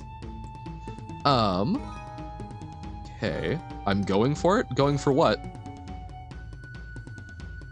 What am I going for? I just wanted out. Oh, they wait in ambush. Okay. Ah! Leave me be. Alt to see the enemies more clearly. Oh, okay, so it highlights them. Cool. Oh, there's so many. Oh no, no, no, no. Hunting dogs, please. Thank you, yes, queue up for death. So they're lying in ambush. Okay. We are ambushed. That was kind of a nice one. Oh, okay, now there's a lot more moving at us. Oh god. A word scramble reference? Yo! Oh, and the music is so intense. Oh god. Oh! Why did it run away? Not even that was enough, so you turn them red? No, it's okay. Why did they run away from me? What's the reason? Oh, and that one got me. Well, I thought I had read them already, but okay. Dun dun dun dun. Okay. Right-click the retreating dogs to find out why they're running. Oh, so it will give you different information based on the status of the enemy? Not just... Okay. Wonky, but cool. Okay.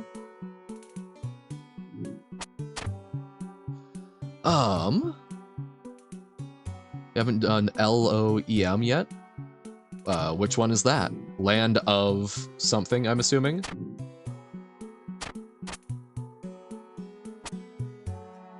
Land of Evil Marches.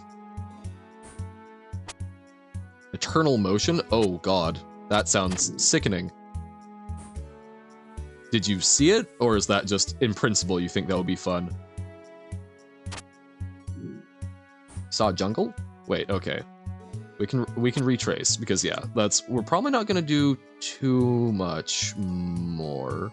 But I wanna see some new stuff. So where was the Land of Eternal Motion? Orb of Flash! Cool. Oh, in a previous run, gotcha. Okay, we can go to Hunting Ground.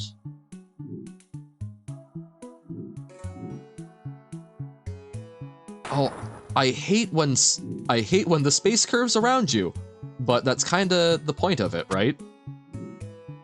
Whoops, okay.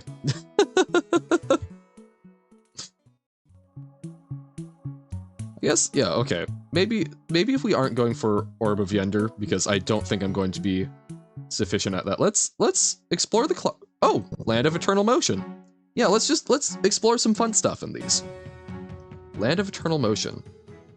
A land where you cannot stop because every piece of floor is extremely unstable. Only monsters who can run forever are able to survive there, and only phoenix feathers are so light that they do not disturb the floor. Oh. So this is, it's kind of like a game of Snake. So, how do we actually kill enemies? We just cut them off? Salutations, Aya. We're trying out Hyperrogue for a little bit longer. Yeah. So, it seems... This is not my style of game, but this is it's making very interesting use of, I guess, it feels to me less like an emphasis on the roguelike and more an emphasis on the weird geometry, which is super cool. Don't get me wrong, super cool. Just very confusing to my poor pea brain. Oh, Orb of Safety. Orb lets you instantly move to a safe, faraway location. Knowing the nature of this strange world, you doubt that you will ever find the way back. Your game will be saved if you quit the game while the Orb of Safety is still powered. Technical note, as it is virtually impossible to return, this orb recycles memory used for the world so far, even if you do not use it to save the game. Thus, it is potentially useful for extremely long games, which would eat all the memory on your system otherwise. Oh goodness. Okay. That seems fun if we can access it, but I think the dogs are going to cut us off. Okay. Yes, how's it going, Aya? So this is our second game of the day. We'll probably be switching over to a different one in probably 10-ish minutes. But this is very wonky. Not being able to backtrack effectively isn't being stupid or anything. It's a feature, yes. Okay. Desert, we've already been there. Alchemist, we've already been there. So, let's find a place. Oh, okay. Or, no, it keeps cutting us up from the Orb of Safety. I just want Orb. Gib Orb. Oh, this seems bad. Okay. Because yeah, I'm sure I would need to sit. This is a game that I might revisit if I take some time off stream to figure it out. Because on stream, I'm going to have one hell of a time figuring out patterns as like basic moves, but you have a time zone question for me, Aya. Okay, what's the question? Orb of Yender requiring you to backtrack is only humanly possible if you have frequent landmarks to find the way back. Yes. Is there an orb that lets you put down breadcrumbs? What does 20? Living Cave. Living Cave was kind of neat. We'll walk through here.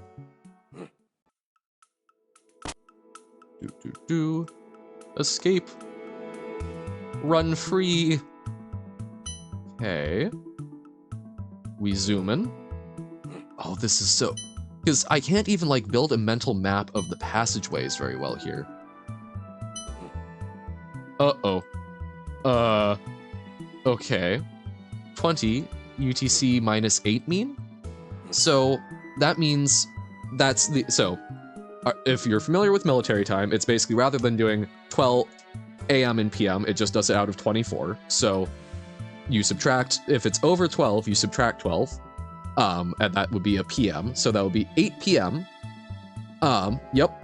And then UTC minus 8 means the time zone is 8 hours ahead of Universal Coordinated Time.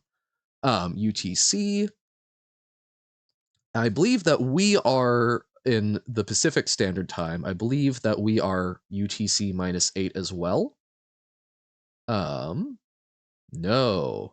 Okay. We're UTC minus 7 right now? Oh no, we are minus 8. So, yeah. Or wait, no, that's PDT? Oh god. Okay, no, that's doing Pacific Daylight Time. So, I believe that we are currently, I believe PST to UTC. Oh my god, is PST Okay, UTC is 8 hours ahead of Pacific Standard Time, so yes, PST is UTC minus 8. In general, if you move directly away from enemies rather than sideways, they won't be able to run parallel to each other to get you and will have to line up. Okay. I guess part of that is like, what sideways is such a strange concept to me. Absolutely, Aya. Ooh, goblin. Nasty creature native to the living caves. They don't like you for some reason. I remember seeing the goblins. They're little guys. I feel bad murdering them. Jungle? A huge plant growing in the jungle. Each ivy has many branches, and one branch grows per each of your moves. Branches grow in a clockwise order. The root itself is vulnerable. This is part of a monster. It does not count for your total kills. Oh dear. Okay. Living Cave has multiple references to deadly rooms of death. I'm unfamiliar with that. You know what? That seems real bad. Each ivy has many branches, and one branch grows per each of your moves. Branches grow in a clockwise order. The root itself is vulnerable. Seep, I think, Drawd actually invented? Oh, Deadly Rooms of Death. Okay, so we... Oh, so we get to see the next one that grows, and then we can go for the root. That's not too bad, but I can see how you would very easily get trapped here. Oh dear, okay. And if you hit one that's about to grow, it prevents the growth? Oh god. Okay. Oh no, okay. We're being outplayed by plants. Jungle giant ape. Okay. Oh, jungle seems uniquely hellish. Let's get out of here. Hunting ground? Okay, sure. Okay. Huh. Fun fact, if the first enemy you kill is an ivy, it doesn't say that was easy. Oh, the text in the bottom left. I wasn't even paying attention to that. Okay. Well, let's just... So, you can't move in a perpetually straight line, but... Oh, but you can kind of move. You can move in an approximation of one. Or at least you can move for... Oh, that's why. So if you're moving in a straight line, and then you deflect slightly, that forces them to also deflect somewhat? And we're paying attention, yeah. Which is not a bad thing. But I don't know. Not a good one, I think, for I don't think it's a good one for me right now while trying to think about things and maintain cogent commentary. I think it's a lot to juggle, but it's really cool. I can see why you really love this, Pitta. And this is going to help me understand more when I catch your streams what in the world is going on. Somewhat. Because I will still be... Oh, that is so overgrown. See, for all I know, I've been going in circles forever.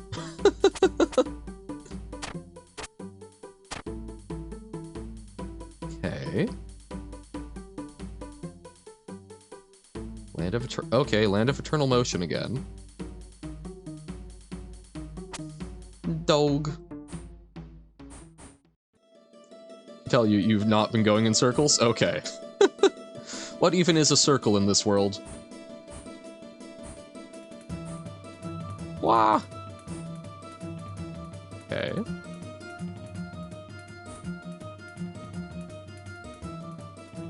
But yeah, we can't, like, hit the dog. Almost never actually return to where you were in the world. I can imagine that would be tough to do truly accidentally, because it's not... There's more directions than there should be. Orb of Safety. Okay, I fell into a wormhole, so this just put me into a random part of the Land of Eternal Motion. You have returned. Circles, especially large circles, are very hard to trace, though possible. Okay. Minefield. No mines next to me. Okay. This minefield has been created by the bomber birds to protect their valuable eggs. Mines explode when they are stepped on, creating fire all around them. This fire never expires in the minefield. If you don't step on a mine, You know the numbers of mines and cells around you. These numbers are marked with color codes on the cells you have visited. Once you collect a bomberbird egg, stepping on a cell with no adjacent mines also reveals the adjacent cells. Collecting even more eggs will increase the radius. Known mines may be marked by pressing M. Your allies won't step on marked mines. Oh, you can have allies. You've attained Haribo gummy bears. Amazing. Do not enter minefield from land of eternal motion. You can get 50-50'd. Well, a mine is next to you. Okay. So these are safe. Mine is next to me. So this is safe. Okay. So this is safe. Oh dear. Okay. These are all safe. So this is turned into Minesweeper. Which, okay. That's, yeah, no, that's, I don't really know it either, Aya. So, I think this is probably our last run on this one. But each land feels like you're playing a slightly different game with it. So it feels almost like if you took the concept of a roguelike, smashed it together with like WarioWare, and then weird spatial geometry. Happens because something is stepped on the tile? Okay. Okay.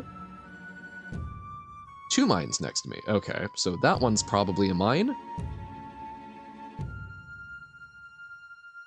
Wait, so... Can we right-click that? Play Minesweeper though, but it's the Google version, because, yeah. Yep. How do we do that again? Known mines may be marked by pressing M. That's what I was trying to do. Oh, is it it's marked because that... Oh, so you don't get to manually mark it, it just goes, if logically there is a guaranteed one there, we mark it now?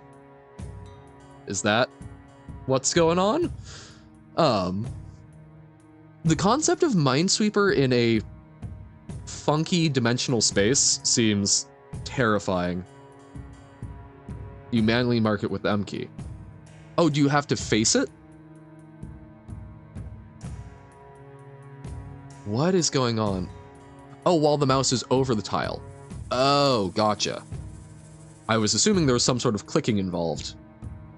Minesweeper makes you flinch a lot? You feel the tension of, is there a mine or not? That would make it kind of tougher, but I could see there being a certain amount of fun to having higher stakes feelings for it. Oh, when you go boom? Yeah.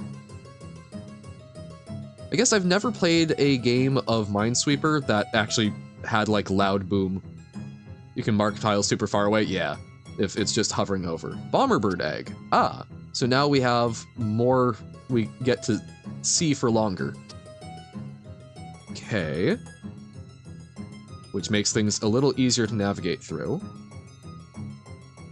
Doesn't go boom, but shaky cam. I'm used to playing it on, like, Windows XP, which is very just like... Oh, the game is over, not a, there's not really any sort of feedback to it. Just flinch? Yeah, no, that's, doesn't need to be any more than that. Guess this is the 15th variant. This is a very obscure joke. I do not comprehend. Ooh, that seems like a scary place. Oh, but that's fine to be on one that's marked, because that's guaranteed not a mine. They do go boom in this one? Okay. Okay. Can't get to that bomberbird egg. What in the world is a bomberbird? We haven't seen any. The only enemies here are the mines, it seems. Okay. Yahoo!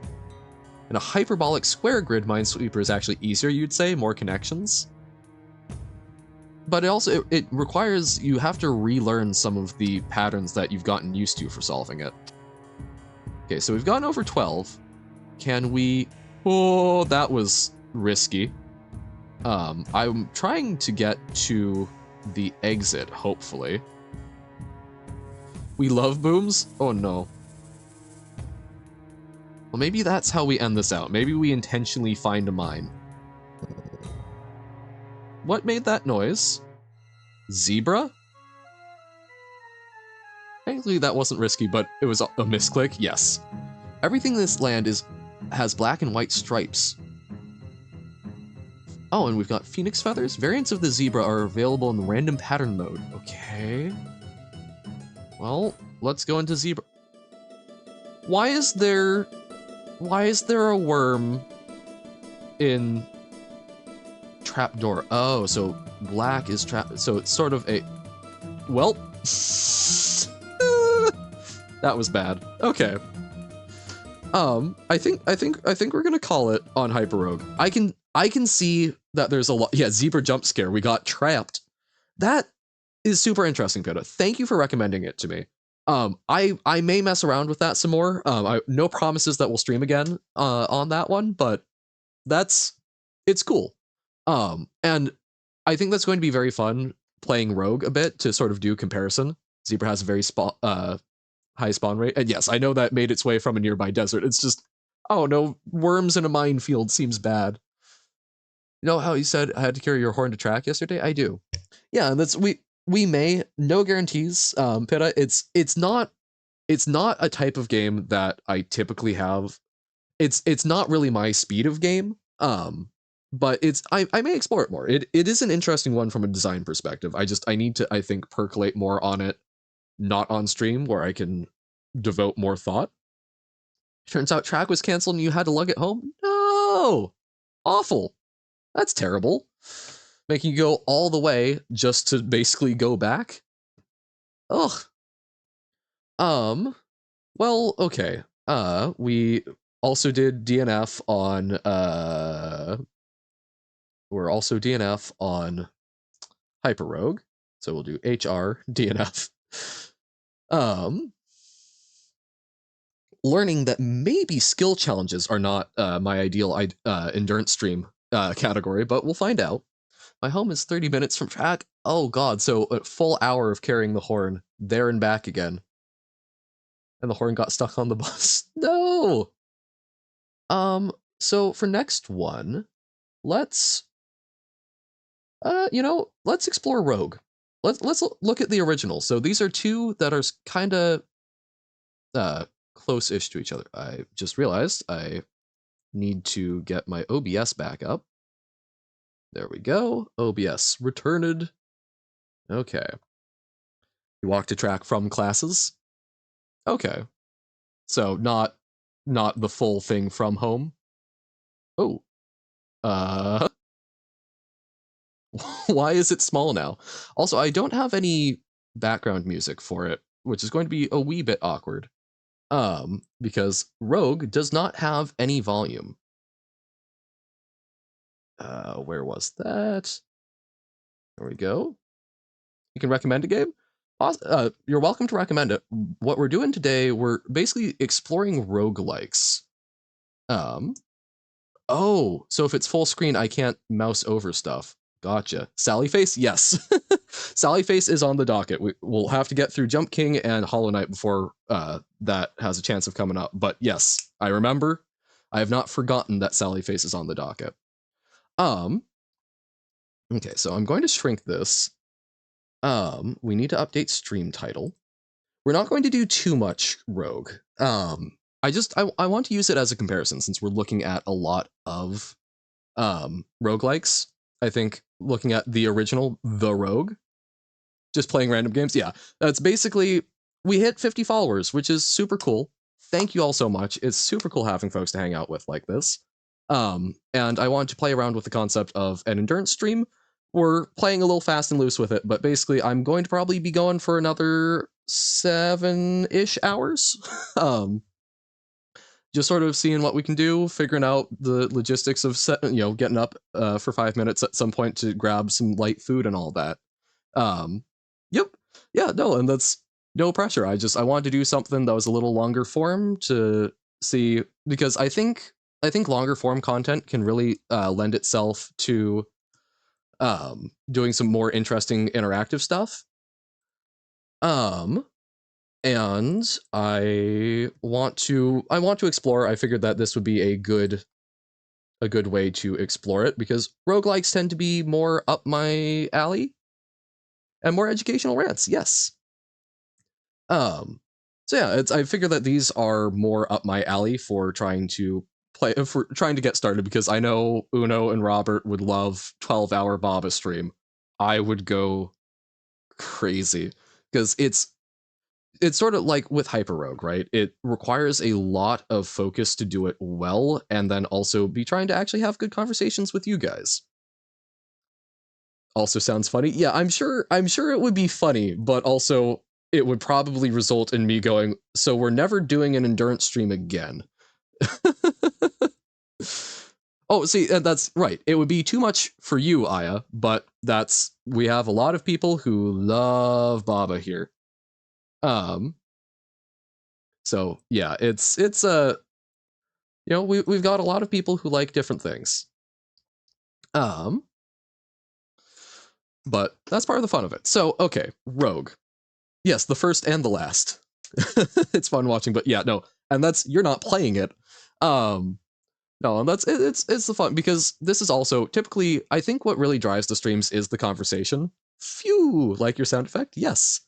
I think what really drives the streams is us just sort of getting to hang out and chat. I'm a small streamer, which is funny. I was looking at it. Apparently, at least as of a year ago, if you're averaging about 5 viewers, basically if you're averaging 0 to 5 viewers, you're in the bulk, the brick, like 94% of Twitch streams. But 6 or more viewers, 6 to 10 is about 2% is what it covers, and that's the top 5% of streams. The fact that we've hit that after 3 months and we're just hanging out chatting, super cool. But we're a small stream right now where we're getting to converse, and that's sort of the big thing. But for doing like longer term stuff, people are coming in and out and whatnot. So I think playing around with slightly more game driven content, it's a fun thing. We're dipping our toe in. We'll see what can work for it. Rogue's name, Hyper. That's pretty good. So for those of you who don't know, this is Rogue. Rogue is the game that roguelikes were named after. It was developed in 1980, I believe, and it is a text-based thing. As you can tell, it's run in DOSBox. It was a lot of the games of the time were things like Zork and whatnot, which I would love to play on stream. Very goofy game that I grew up with. But they were text-based adventure games where people had basically hard-coded long option chains with some maybe basic like coin flipping essentially for combat. But as a result, those games aren't super fun for the creators. They aren't things where you're going to play a game that you already know everything that you've made in it essentially. So Rogue was apparently an attempt to build a game that would be fun and also smaller because a lot of those games took up a lot of space on those systems because megabytes were big on when memory was a much more scarce resource.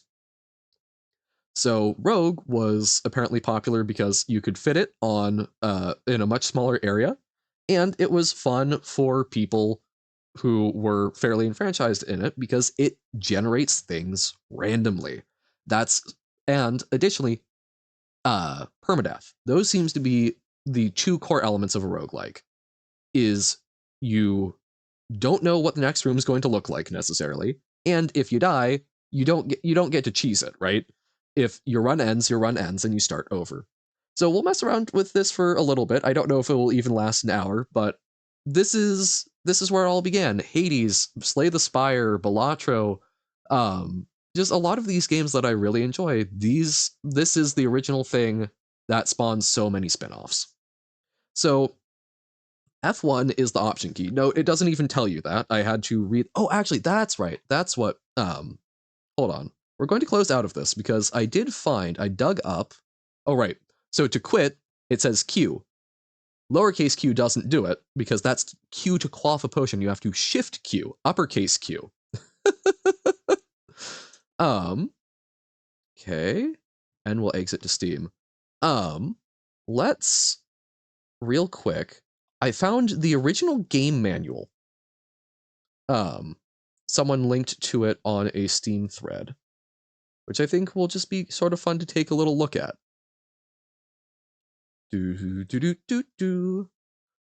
Hyperbolic space lends itself well to roguelikes because there's a lot more space to put stuff in, right? But it's a much more complicated ask. Like, at least for me, I'm someone who knows a lot of the language of roguelikes, but the movement system, that's a huge component of that to ask of people. So I suspect it will remain kind of niche unless we start, if there's a lot of people who start developing games like that where it becomes a kind of common language like Dungeon Delvers, maybe, but also hard to render, yeah.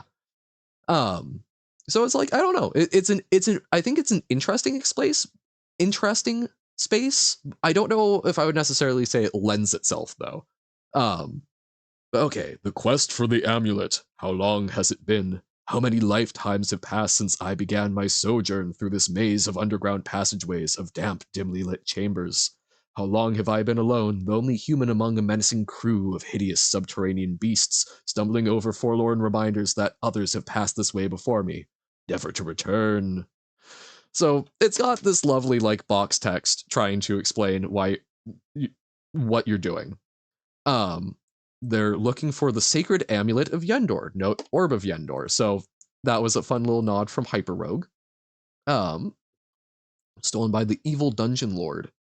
And it's setting up all of the beasts and such. You are the rogue. Your quest is to fight your way through the dungeons of doom and return with the fabled amulet of Yendor, or die trying. For protection, you have been given armor, an enchanted mace, a bow, and a quiver filled with arrows. At the beginning of your journey, you have food to last you one meal. In the dungeons, you will find more food and weapons left behind by previous unlucky seekers. As you descend, search out these hidden treasures, gold pieces, and magical potions to help you in your ultimate search, the quest for the amulet. But be prepared for the many monsters that will make your journey challenging. As you proceed through each journey, you will be ranked on your quest, return triumphant, and enter the highest ranks of the Guildmaster's Hall of Fame. Lends itself well game mechanically. It does not lend itself well to anything Euclidean, computers included. Well, but even then, I think you have to consider the playability of it for people. Because I think if you sit someone down with Rogue, they might go, oh, okay, it's boring after a while because we've gotten a lot more. I think if you sit people down with Hyperrogue, I think the average person is just kind of going to throw up their hands with the motion.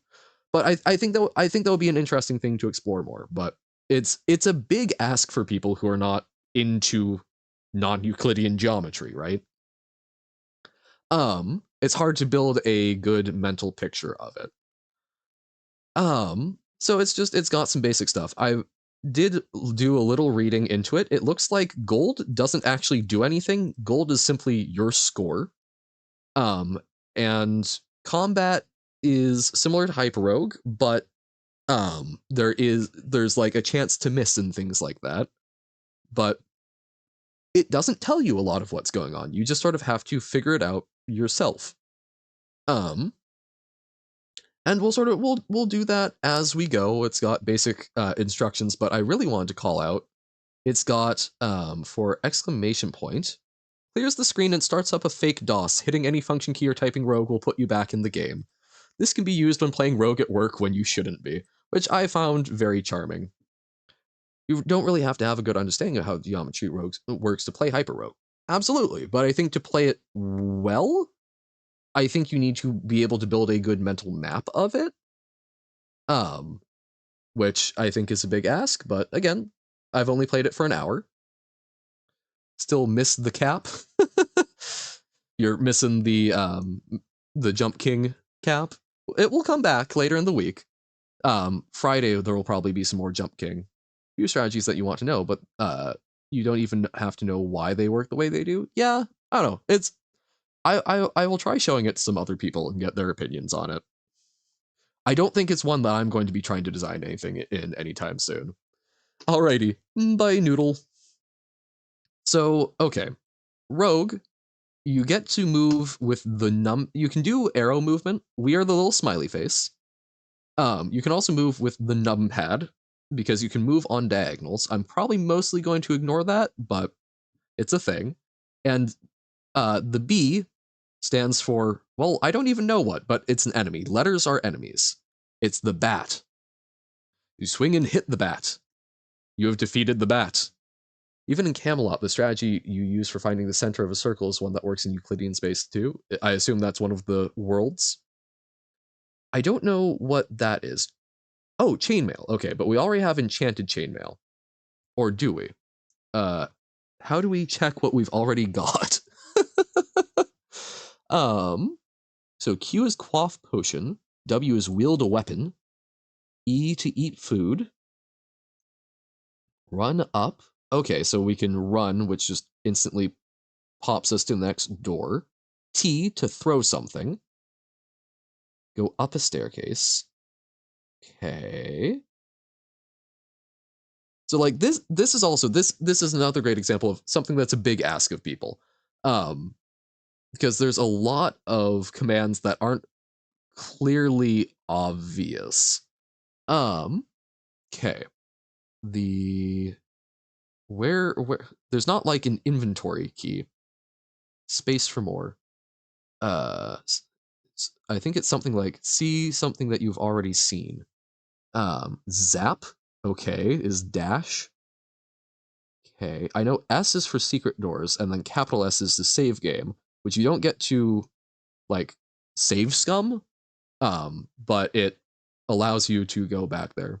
Camelot is special. It's the only distinct land that isn't part of the Hyperstone quest and the only distinct land that is finite. You won't ever be seeing every tile in Camelot, though, because it's millions of tiles. Okay.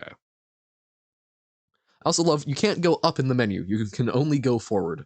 This is an old game. It is not very user-friendly, but I mean, this is the stuff that folks were trying to figure out when computers were first a thing, which is so cool to me. Seeing the origins of people going, we've got this tool. What can we do to have fun with it? Ah, yes, lowercase s for search for trap or secret door.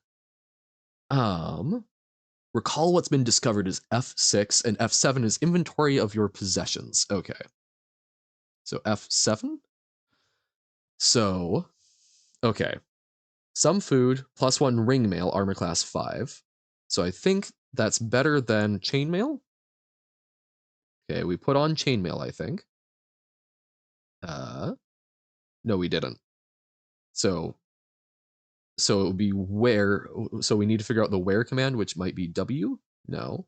Okay. Dawn armor. Where's that? Take armor off is T. Wear armor is capital W. Okay. So F7.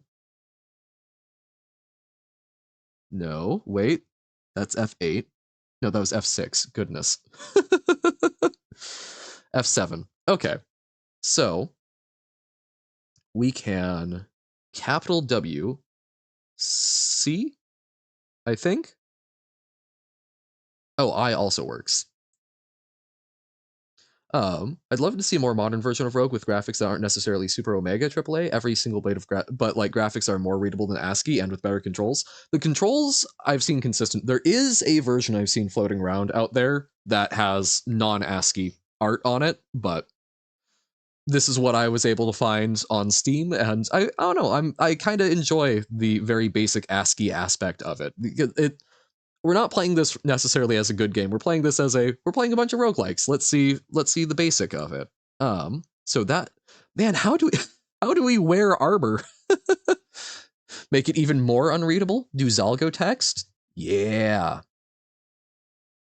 Okay, so do we have to take the armor off first, maybe?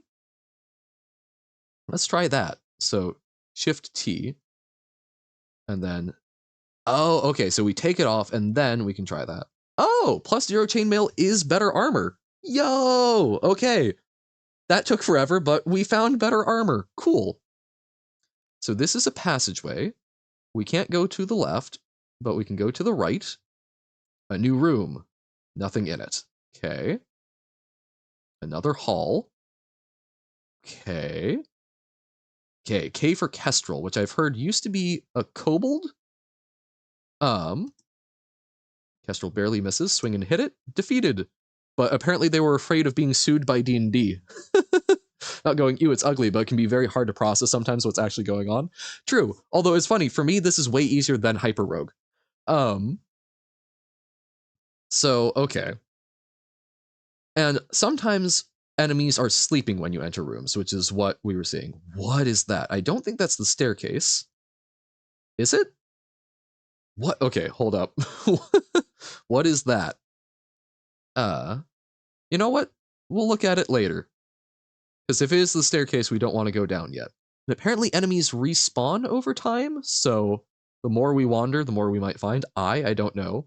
Hyperrogue with ASCII. How would that even work? Oh! It's an ice monster. Okay. Scored an excellent hit on it. Defeated the ice monster. I've heard ice monsters are very scary because they've got ranged. We achieve rank of Guild Novice. We've leveled up. I don't even know what that does. Wait, there's actual ASCII Hyperrogue? That seems horrible. Defeated the Kestrel. Okay, it was in the doorway. It is terrible. God, that's... I mean, I'm impressed, but why? Who was so cruel to do this?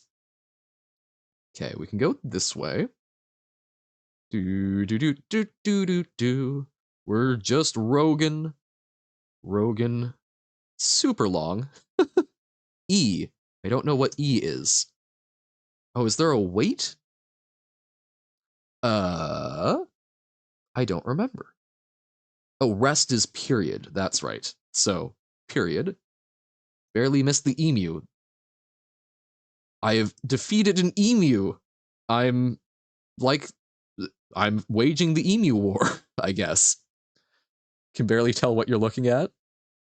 Pretty sure it's because the original rogue is ASCII. Yeah. That makes sense. Found 45 gold. Okay. So, I think the green thing over there is stairway. So we'll go for that. So this is a slightly updated version. Oh, I ran into an emu on accident. Hyperrogue's development ASCII was the only option. Oh. But yeah, it must be updated. The copyright was 1985 as opposed to 1980. And also notably, what did we just run into? Oh, I've injured the Kestrel. Okay. Defeated it. I know that the stairways used to be percentage. So we've gone down the stairs. Right, a Kestrel. Yeah, what else could it be? And here's another Kestrel. And it's sleeping, so it's not moving towards us. Oh, but we woke it up by moving next to it. And we do recover health over time. Note that our hits is our hit points. We're at 19 out of 22, but over time, that will change. It will go back up. It woke up, yes. And I don't know what rules govern that. Hobgoblin scored an excellent hit on me, and I got an excellent hit on the Hobgoblin. Okay. Phew. Can't just be surprising me through doors like that. That's so rude. We do also have a bow and arrows, which I might try. One of the manuals that I saw, I loved, said, make sure to equip your bow before throwing arrows. It will make them much more effective. Which I love that you can just throw arrows instead of excellent hit instead of crit. Yeah. And I don't remember if critical hits were a thing in like OD&D or AD&D. We got the ice monster while it was sleeping. Yay. Yes, we are a rogue. Not very honorable, are we? Oh, what's the music note? Kestrel swings and hits. We have defeated it. Yay. Isn't this engaging combat? Scroll titled Wuvsuk Vum. Oh, right. So that's as part of it to make sure that things weren't too easy, basically. The scroll names are randomly generated from run to run, and then you have to use them to find out what they do, and they might just be bad. They might hurt you. But once you find out what one does, you get to name it, so you'll see what they are every other time you pick them up. But I love that, because it keeps it fresh, and potions get assigned a random color. Okay. I don't hit the emu, it hits me. Hit the emu. I have defeated it. Amazing. Ooh, and a scroll titled Kwuk Goj Fozbeb. Of course. What else would it be? So I think it's good to try and save up a number of your scrolls and such until you can basically hopefully guarantee that, like, if you get identify, hopefully it should work. Also, is chat not appear? Oh, chat isn't appearing on screen because this is taking foreground. But okay, we're learning stuff. We're trying it out. Is it always CVC syllabic structure for scroll names? I don't know. I haven't looked into that. I suspect that they do have something along those lines of making sure it's not like completely ridiculous, but I'm not sure. Again, that's you guys are seeing pretty much the entirety that I've played. I've not played it before stream. I've watched one person. I was only able to find 2 people who did run throughs. I only watched one person in any significant capacity. Ooh. Okay, so we don't get to see as much in this room. We defeated it. Nice. Imagine finding a scroll saying a swear. Yep, don't know. For all we know, that might be a thing. So, okay, we're following the walls. We haven't found any food, which could be bad. I know that you can get weakened over time if you don't eat, which mood as streamer.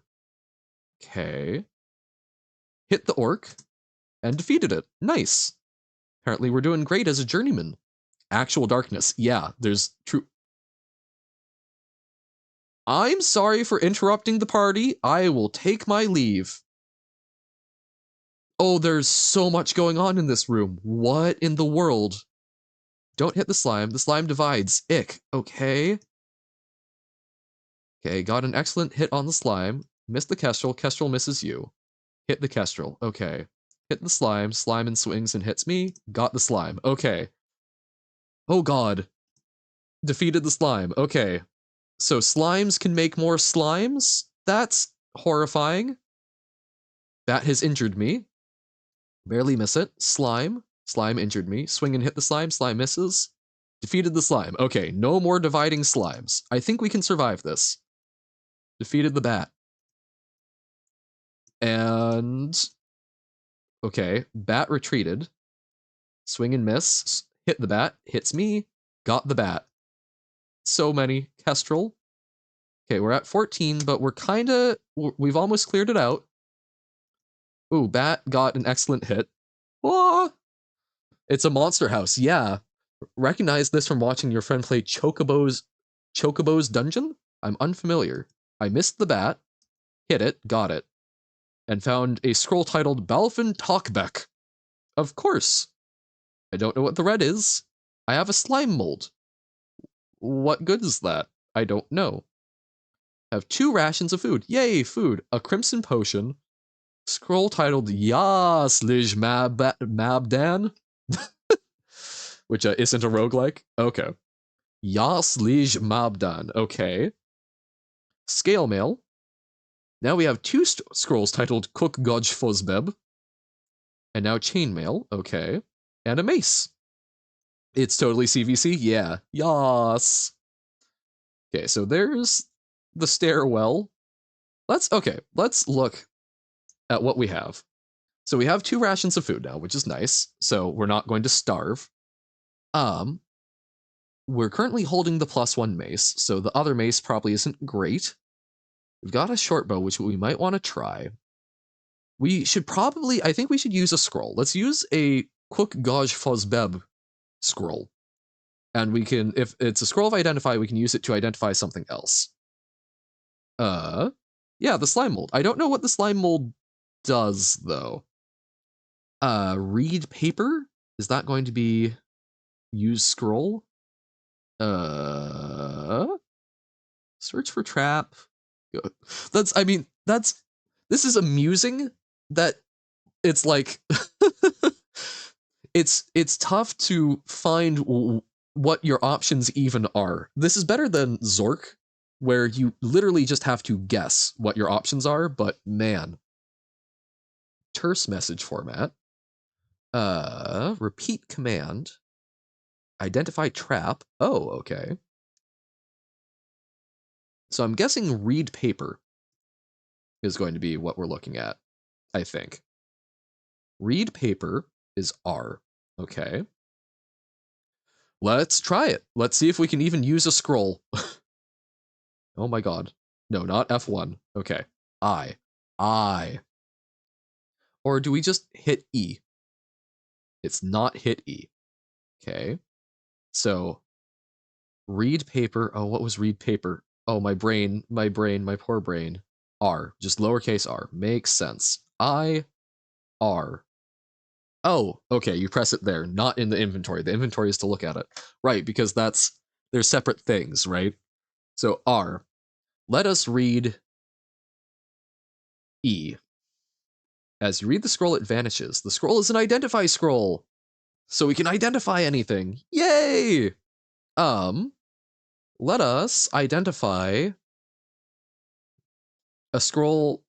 Let's find out what Yas Lij Mabdan does.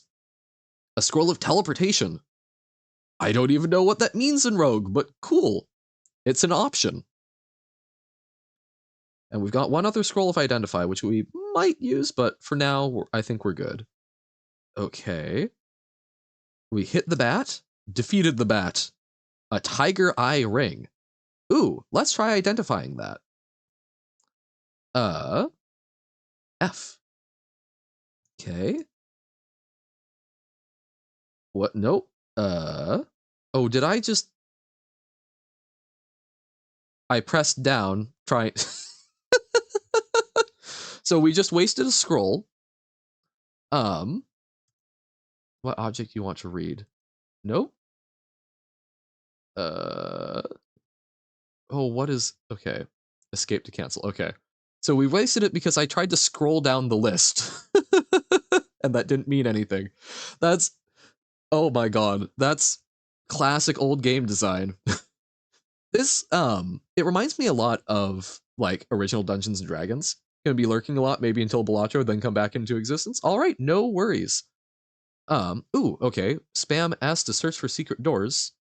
Nothing. Oh, I'm starting to get hungry, so I should eat. How do I eat food?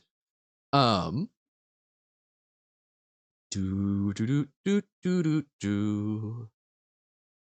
Eat food. It's probably going to be F, I imagine. Like effort. No, okay. Find something. Where eat food? Okay. Oh, E. It's eat. Okay, that makes sense. E. We can eat a slime mold. I'm going to eat actual fruit. This food tastes awful. Yuck. Okay. So yeah, you get hungry after a certain number of moves. I don't know how many. Ooh. Ice monster. Okay, we got it. And ranked up to adventurer. So those are worth a lot of experience. Cool. I think we'll probably just do this one run in Rogue, honestly. But I don't know, it reminds me a lot of like OD&D, original Dungeons and Dragons, in that it's very, very almost hostile to the player in a lot of ways. An Ekru potion. Ooh. Ooh. The emu was following me. We got the emu. Awesome. But my dad used to own the source manuals and dug them up at one point. I ran a quick thing. Man, in original D&D, you can start off with literally 1 hit point. That's it. And everything deals roll a d6 and deal that much damage, which is really, really terrifying. But yeah, I don't know. It's almost it's hostile. It's not pulling any punches. It's not trying to make you look good. It's not trying to be a sort of fun storytelling thing, because D&D was originally based off of I think chainmail, which was a like wargaming system. It was meant to be a kind of crunchy number uh number important game. So rather than basically being shared improv with a set of rules for determining what you're trying to improv, what it does, it was you're running, apparently DMs were supposed to like run 50 people groups or whatnot and come up with major forms of loot division and such. Ooh, I feel a bite on my leg and now feel weaker. So the rattlesnake is probably poisoned me in some fashion. That's bad, I imagine. I don't know, but maybe I should try drinking a potion. Oh, okay. Slime. Oh no. Oh god, okay. I don't like that it divides. We're getting surrounded. Let's retreat to the door. Oh no, it's just dividing more and more. Okay. Oh, this is so bad. Can we even retreat? Well, okay, we need to retreat. Okay, it's not following. That seems good. So maybe we just don't go to that room. Horrifying. Okay, so Q for quaff potion. Let's just try a random potion and see if that saves us. What do you think would heal us or at least remove poison? Any thoughts? We've got Crimson, Ecru, and Violet. Um. Do do do do do do do.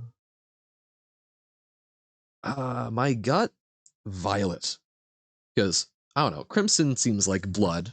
I mean, I know it's all random anyway, but we're gonna do. Actually, no. Let's do Ecru. What's going on? Huh? What? Who? What? So we took the potion. Oh, and we're wandering. Oh no, we're confused. Oh dear. We don't. Okay, we've regained control over our movements, and the slimes do follow us. Oh dear. Okay. We need to retreat and heal. This seems very, very bad. And I don't know how far a slime will follow for. Missed the Kestrel. Scored an excellent hit. We got it. Okay. Let's try another potion. So Ekru seems bad. Now we'll try a violet potion. Feel stronger. What bulging muscles? Ooh, okay. So that undid the weakness. Ooh, the bat spawned in. Okay. Ooh, got the slime. Okay. We're cruising through them. Did we get all the slime? I thought there were 4. Oh boy, okay. But yeah, so as a game, this is not forgiving. This is meant to be something that you're going through over and over and over and over and over, and it doesn't care about you doing well. Okay, we need to retreat when they divide like that. Choke points are important, I think. Oh, they move once every 2 turns. Okay. We're at 9 hit points, but we're alive. Okay. Now have a blue potion. Cool. Uh-oh, bat. Barely miss it. Tried to run away. Um, I find that very interesting because a lot of games are trying to make you seem powerful these days because I think a lot of times there's more storytelling to games or they're having to compete with other things where it's going to feel huge like Balatro, cool game, awesome game. Numbers get so big. Um and it's very fun. I'm not trying to like go, oh, it's just trying to do flashing numbers, but to keep our attention. I think it's sort of like power creep in a card game. Things have had to get more interesting, more big, more flashy to sort of hold up. Whereas, I don't know, I think there's a very I find a charm to games like this that are they don't like you. You're playing them, but they don't care that you're playing them. Let's try the blue potion. I begin to feel better. Ah, looks like it healed me a bit. Coolio. Gold and a staircase. Well, let's go down the staircase, even without exploring the whole level. Let's see how far we go. We've got 1 more food, but we would love to find some more, otherwise our... I hate that this keeps happening. Injured the hobgoblin. Barely missed it. Hits me. Don't hit it. Barely misses. Hobgoblin misses. Missed the hobgoblin. We're just missing each other. It's injured me, though. Oh dear. Defeated it. Got the orc. Hit the orc. Defeated the orc. Bat. Barely miss it. Bat got me. This is so engaging. Because, I mean, even something as simple as if it, like, showed your roll, because I see that in a number of games that are doing like text-based stuff these days. It will show you what you rolled, so you can get like an idea of how good a roll it was, and you can get a feel for it. It adds some engagement rather than simply telling you the result. So we got the orc, found a spear. I don't know if that's better or not. Leather armor, I imagine, will be worse. Bat got an excellent hit. Uh-oh. Got the bat. Can we kill the slime? It divided. Okay. Time to escape. Okay. We wait. Slime missed me. Slime divides. No, this is bad. Oh, there's so many. Okay. I've achieved rank of fighter. Yo! Rank up. We're stronger now, actually, or more hits, at the very least. Slime hits me. We defeated the slime. Okay. Divides. Oh dear. Oh, stop making so many more of you. Okay, I think slime might be the most evil enemy, especially because there's not a lot of reward to killing them, it seems. But they can... Okay, this is just go... Man, we can't even escape here. So I should have retreated to a different spot, I think. We're going to retreat and drink a potion. Crimson potion. I begin to feel much better. It's also healing me. Yeah, so I think that's a great example. I think most modern games, you know, a slime, it might divide, right? But when it divides, quantum mode moment, yeah. I don't know quantum mode, I'm just agreeing with that. But I mean, like, I think most games, it's like, oh, you know, a big slime can divide into two slightly smaller slime, and each of those can maybe divide into two smaller than that. These can just fill up. That's so bad. Okay, how do we equip a new weapon? Let's see, maybe the spear will help us. Also, how does a mace do much against a slime? We're just disrupting it. Equip, wield a weapon is W. Okay. Oh, actually, what if we use our bow? So P, and then we can throw arrows. Okay. T, throw. Q. Oh, that's so we... Wow. We have to select the thing that we're throwing. I defeated the slime with a bow. Okay. Even though we can't see it, that seems pretty darn good. I'm assuming there's another one there, so we'll throw another arrow. Arrow hits the slime. Okay. Q. T. Throw. Q. Arrow hits the slime. Defeated it. Yay! In Hyperrogue, there's a secret quantum mode that can be activated by running Hyperrogue with quantum from the command line. It's also a way to do this using Steam's interface. Okay. And it has a lot of divisions. Okay. More slime. Throw. Left. Q. Okay. T. Left. Q. Okay. We're defeating them. Run away. T. Left. Q. T. Left. Q. Defeated the slime. Okay. Now let's try wielding the spear. I guess we don't have a good way of telling what is more powerful or not, but we survived the slime onslaught.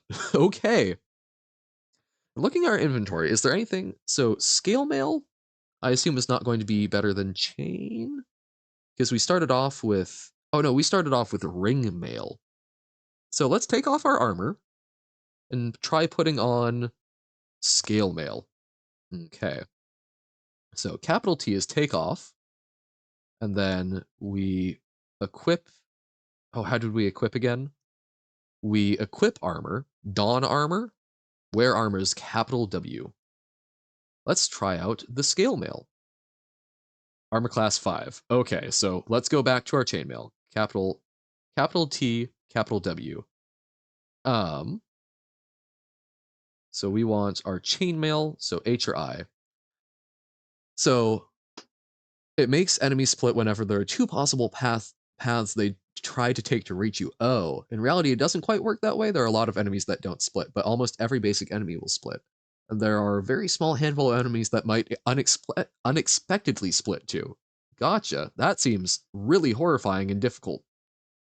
Slime swings and hits, but we injure the slime. Defeated it. Yay! Okay. Oop, hello, Kestrel. We're kind of at low health. We would love to just recharge a little bit, but we also need to find more food for me to feel totally comfortable doing that. Hey, more food. Okay, so maybe we can just wait out a little bit and heal. Ring mail. Okay. Pretty much a meme mode. Yeah. But yeah, I mean, like, this isn't even like a specific gimmick. I'm guessing so it's whenever you attack a slime, if you miss, there's a chance that divides, so it can just perpetually make more. O is for orc, I think. Swing and miss. Excellent hit. We get an excellent hit. It injures me, misses me. Defeated the orc. Yay! Look at us fighting in our ASCII art way. We're heal. Oh, swing and hit the ice monster. Defeated it. Oh, that was fortunate. That could have been very, very, very bad for us. But okay, bow seems very useful. Okay, a kestrel. Kestrel doesn't hit me. It swings and misses. We got it. We defeated the kestrel. So we don't have any more doors to the left. So where can we go? I'm not seeing an option to descend or ascend. So I'm guessing we need to search for secret doors, which has not been historically very successful for me. Okay. So that's another great example. So this, literally, I don't see a way to proceed. So we're having to assume that there's a hidden door someplace, because I don't think there are any branching paths we missed. Yep, we've explored the entirety of that room. I know it's supposed to be a 9x9 grid approximately, so like, oh, we found a secret door. So, and again, it doesn't say that anywhere. This is just one of the guys I watched mentioned that. Oop, there's Hobgoblin. So that was helpful for trying to guess where a secret door might be. But yeah, I mean, very easily could have just sat there and gone, well, there's no way to proceed. But there we go. Purple potion. Okay. Oh, I can't carry anything else, so I should drop things. We should drop the useless armor. How do we drop? Drop object is D. Okay. We can drop drop our +1 ring mail. There's so we have to drop it in different areas. Okay. So we can drop K.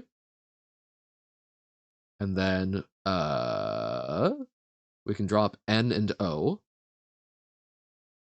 Because we don't really, or just N because we replaced it. We don't really care about the a mace that's just simply worse than what we already had. I feel like the +1 mace is probably better than our spear, so let's re-equip the mace. I mean, like, we don't know what a mace does. A scroll titled Yag Zujhuj Medxol. Okay. Well, let's go. I will say this is actually further than the guy I watched got, so we're truly delving. Okay. What's the S for again? Slime, right. Absolutely evil. It divides. Okay, run. We're in the doorway. Period. Attack. Defeated the slime. And we got both slime. Okay. Oh, and we can just immediately descend. We can explore a little bit, but that's oh, we're hungry, so we'll eat food. Yay! Delicious, I say as it tells me it tastes awful. Frost whizzes by you. Frost bounces. So there's an ice monster. Yo, that was spooky. It's fun. Like this is super simple, but I can see how someone, if you don't have a bunch of other like super fancy graphical games and whatnot, it's genuinely, there's a lot of fun surprises and things can just spawn, and it's not something where you're guaranteed to win very much. It's a game where there's a lot of luck involved, and a silver wand. Okay, so we can zap things with a wand, which apparently can sometimes buff them. That's another thing. So apparently there's also like cursed items. Oh, okay. Rattlesnake in a secret passage. Ah, it's weakened me. Okay. I know like in original D&D, there were cursed items that would just sometimes completely wreck you. Like you're just living your life, having a grand old time, and then suddenly there's a sentient sword that's determining your every move. And bends you to its will. You know what? Let's descend at this point. But I mean, yeah, I know in like Magic, for example, they've talked about with the Lord of the Rings set, they intentionally avoided making being tempted by the ring have a drawback because people don't like drawbacks. So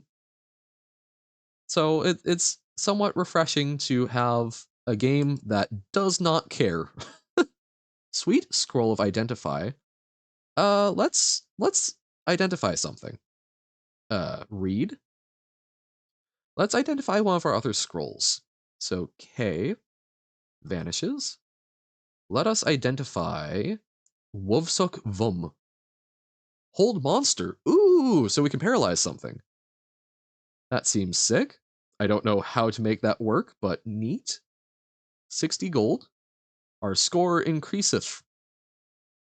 Hit the ice monster, defeated it. Yay! 111, our score.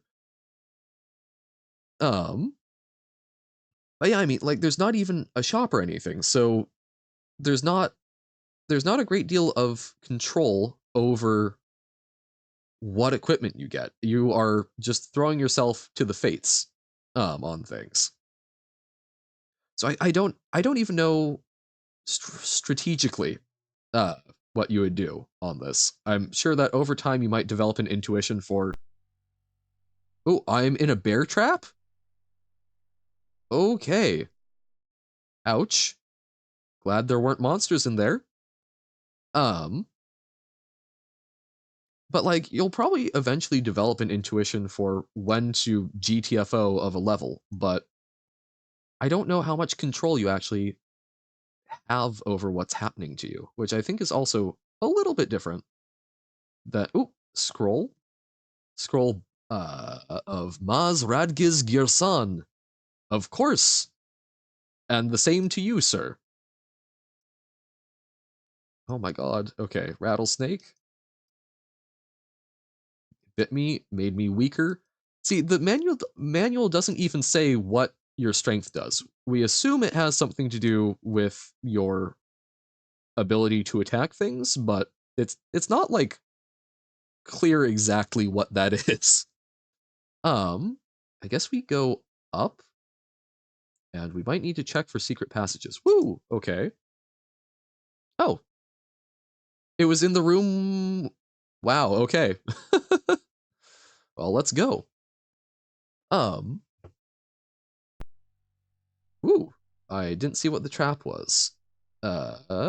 Identify trap.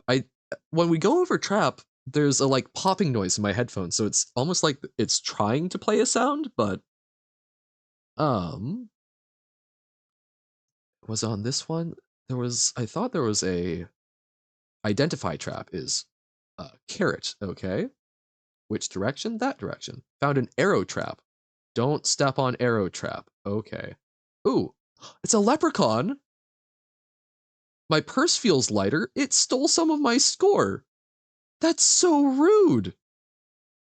Can't carry anything else. Okay. What if we... Oh, we can drop the leather armor and such. A vermilion potion. Ooh. Okay. Oh, ice monster. Please don't notice us. Haha. We're now a warrior. So I mean, I don't know. It's like this is I feel like this is a simpler game than Hyperrogue is, most certainly. But Hyperrogue does give you more information to work with. Which is certainly a point in its favor, I think. Oh, can we wear the ring? I forgot that we got a tiger eye ring. How do we wear ring? Put on ring is capital P. Left hand or right hand? Really? Let's do left hand. Okay. You're now wearing a tiger eye ring on your left hand. Okay. Doesn't tell us what it does. Well, let's drop something for the potion. Oh, I did not want to drop the scroll of teleportation. Why does it... So when you press down on it, it just chooses randomly, I guess? Ooh, potion of gain strength. We should drink that because the rattlesnakes have sapped us. Okay. This game is so hostile. It is not something that wishes to be played. Okay. Oop, ice monster. Oh dear. We got it. Awesome. Hit the centaur. Scored an excellent hit. Okay. We defeated it. Yay. And we found the way out, which I think we will absolutely take. Let's drop some stuff, though. Let us drop... We can drop the leather armor. Can we drop... Yes, the ring mail. And let's go. Oh no, a leprechaun. It's our score is 777. You can't do this to us. Oh. Okay, so once it steals from us, it leaves. Gotcha. Well, onwards. Okay, so that's just a little loop. All right. We moving. I'm kind of almost hoping to die at this point to move on, but it's an Aquator? Armor weakens. Oh my. Oh. So that's why you want backup armor. Oh my god. Okay. Starting to get hungry? No, that's not good. Oh, it has so many hit points. We finally got it. So our armor is now 2? That seems real bad. -4 chainmail. Okay, well, we can get rid of that. Oh my goodness, okay. And now we wear our chainmail. So, okay, I guess there's a reason to carry backups. What is an Aquator? No, leprechaun, please. Oh, we killed the leprechaun. Okay. I guess that kind of makes up for things. So, I know that Rogue did have some subsequent attempts to, like, 2 scrolls of Yag-Zuj Mexo. There were some follow-ups that basically were trying to figure out, like, weird things that you can combine and adding, like, classes, trying to... I think turning it more into a, like, traditional dungeon crawler in a lot of ways, where there's, like, more complicated potion making and such. Okay. What did that do to us? I did not catch it. Found an arrow trap. Okay, but we dodged. Oh, and now I have an arrow. Yay! We survived, and we'll use that to kill something else, I guess. A potion of healing. Lovely. Those seem useful. Purse feels lighter. Stop stealing our gold. But at least now we know how they get their hoards. But yeah, like Moria, I think was the name of one of them. But people tried, they took this concept and ran with it and turned it into something that, oh no, no, no, no, no. Can we just avoid the Aquator? No, it follows us. Okay. And it's the same speed. Okay, this is ruining our armor, and we just got rid of all of our backups. Okay. Oh, I wonder if we could have taken off our armor in response. There's a thought.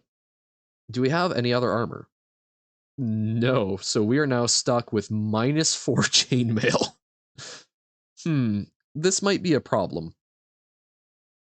Okay, can we find a secret door over here?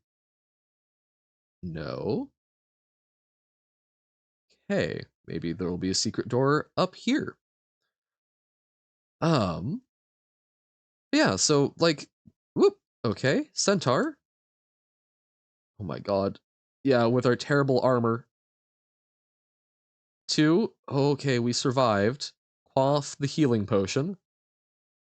So I'm guessing armor is armor class. It's chance to hit rather than like damage mitigation.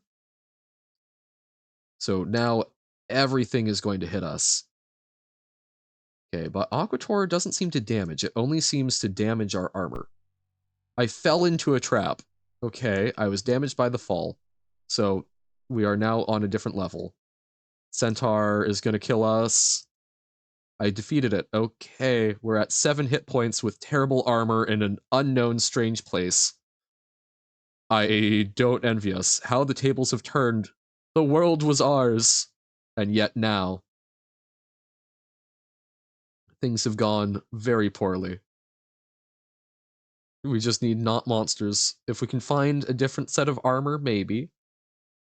Okay, so Aquator, very scary things, very much mess you up. And I still don't know what the strength score does. I assume that's like your chance to hit. Oh, I wonder. Oh, it's a zombie. The zombie has injured me. Got the zombie. Okay. I wonder if rather than like damage, it's a measurement of your like to hit maybe. Searching for a door. Not finding a door there, so let's try searching for a door up here maybe. It's a Yeti. Oh god. This is like the Icelands. We got the Yeti. Okay, we're limping along. We're hungry. Let's eat the slime mold. That was a yummy slime mold. Okay, we'll take it. Apparently that's tastier than the actual rations. Okay. Another secret door? All right. Because yeah, secret doors are also, it's a percentage thing, apparently, which, again, we have not been told. I have heard this from watching folks. We fell down another... We're just fallen all the way down, and we have such little armor. Steals our gold. At 634 gold. Okay, that's more food. We could really use armor. There used to be so much. Orc. Okay, we survived the orc. Goodness, okay. Ooh, wow. Car outside just reflected light directly into my eye. Okay, secret door here probably? Uh-oh. Centaur's getting lots of hits. Oh, but we survived. At 2, we're just barely clinging on. Oh, this is a wide open room. We've got plenty of food and 3 hit points, so any monster is going to mess up our day. Okay. And it's darker down here. We're in the darkest dungeon. Okay, Nymph. Scored an excellent... She stole a vermilion potion. Okay, what if we just tried some potions? Oh, that was a trap. Okay. What if we just try some? Poison dart trap. Okay. Hate that. Let's quaff a purple potion. I can't move. I'm paralyzed. Okay. Can we quaff the yellow potion? I sense the presence of magic. What does that mean? What does sensing the presence of magic do for us? Is that going to be enemies? Maybe? Possibly? Okay, and then let's read. Let's check the Yag Zujhuj Medxo. My armor glows faintly for a moment. Ah, So buff armor. Okay, so if we can restore our armor, or if we find armor, we can actually make it good. A brown potion. Oh, we can descend? Sure, great. Go for it. Okay. We should also try our wand next time we have a chance. Potion. 2 brown potions. Strange white mist envelops you and you fall asleep. Can't move. Okay, so that was a sleep trap, I guess. Sleeping gas trap. I wonder if those can affect enemies. I assume they probably just path around them, but... Okay. Is this just a giant loop? No. Ooh, hit the Yeti. Okay, Yeti has injured us. Let's zap. Oh, shift? Wait, no. What's zap? It's gonna be Z, right? Oh, it's minus, not tilde. Which direction? That direction. Silver wand. Yeti has injured you. Wait, did it not do anything? Silver wand. Okay, that seems not super effective, so maybe not. What if we use hold monster? It vanishes. That did nothing. Okay, we survived the... We've achieved rank of rogue! That's gotta be good, right? That's the name of the game. One would hope. Okay. Oh no, it's an Aquator again. Well, we survived those, but our armor's back to 2. Okay. Level 16. What could go wrong? Oh, level 17. What could go wrong? Who cares about powering up? We're just trying to survive. Because the other thing I know is that once you find the Amulet of Yendor, you're supposed to go, you have to get back up, apparently. Okay. Super long passage. Oh, nymph. Okay. She stole the silver wand. That's okay. It seemed useless. Or maybe it needs... Maybe you can't use it if you're right next to something. Wait, why is there a... Oh. No, so we can't move to that corner, but we can see it? Wonky. Okay. Secret door. Leather armor. Okay, that's something. We can wear that. And we fell again. Level 18. Hey, maybe that's actually beneficial. Okay, leather armor. Armor class 3. Technically a buff. Okay. Oh, we'll just let sleeping nymphs lie. Or it's blocking the exit. Okay. Hit the nymph. She stole our bad armor. That's okay. Oh, this is a room that doesn't have an obvious exit. So we just need to... We're trapped in a box. Despite all my rage, I am still just a smiley in a cage. There's a door. Okay. Like that. Imagine a modern game that throws you into a room, because that could have happened from the first level, I believe, that throws you into a room that has no obvious exits and a monster. And then you survive the monster, and there's still nothing that opens up. Would you play that game? Ooh, fly trap. Okay. Oh no. Oh, it's really hurting me. Can we just... Are we just... I'm held? Oh no! We were killed by the Venus flytrap. We couldn't escape. 1317 AU. Is that our gold? Rest in peace, Hyper, killed by a Venus flytrap. A little lovely ASCII art tombstone. Guildmaster's Hall of Fame. Oh, when I opened the game the other day, it had me as Rodney, apparently. Okay. So that was Rogue. So we got to, what, level 18?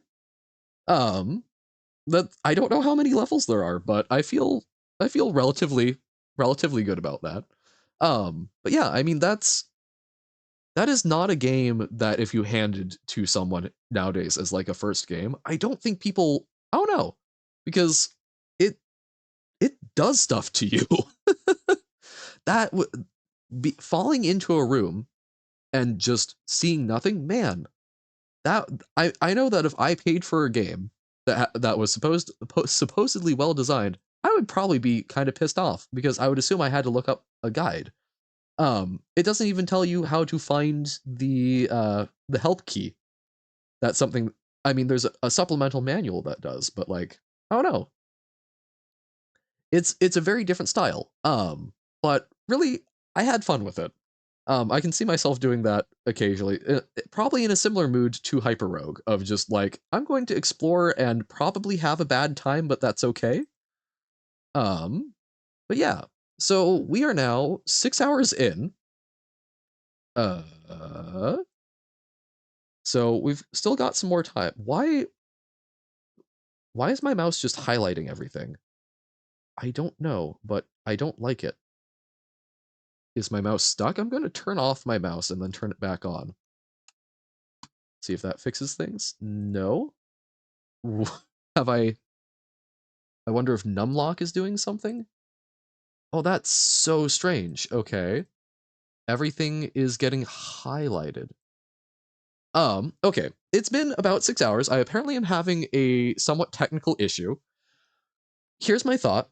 I'm going to we're gonna do a be right back screen. And I'm gonna take like 10, 15, somewhere in there. I'm gonna whip up some food real quick and try and figure out why my mouse is highlighting everything. And then we will come back and we will take a crack at Balatro, I think. So that's going to be the plan. We'll be back in 10, 15 minutes, somewhere in there. Thank you all for sticking around for this. I'm having a good time, and it's weird. I don't know how I'm gonna feel about eating on stream. I'll try not to eat direct into the mic.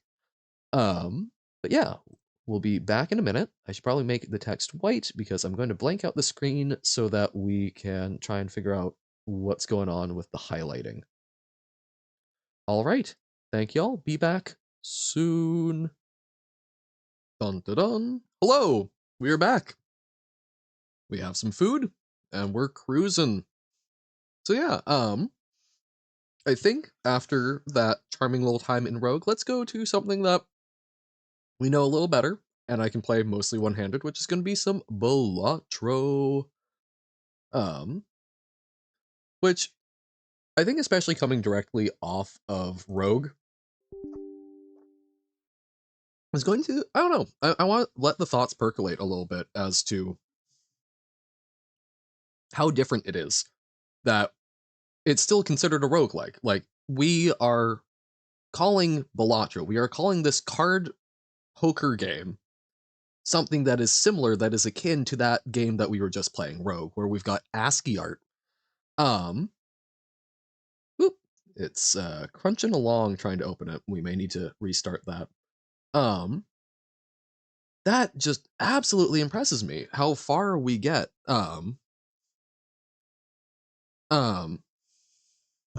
Yeah, I don't know. It's I'm excited to be thinking about those in comparison, because Balatro, this poker game, is so far removed from that.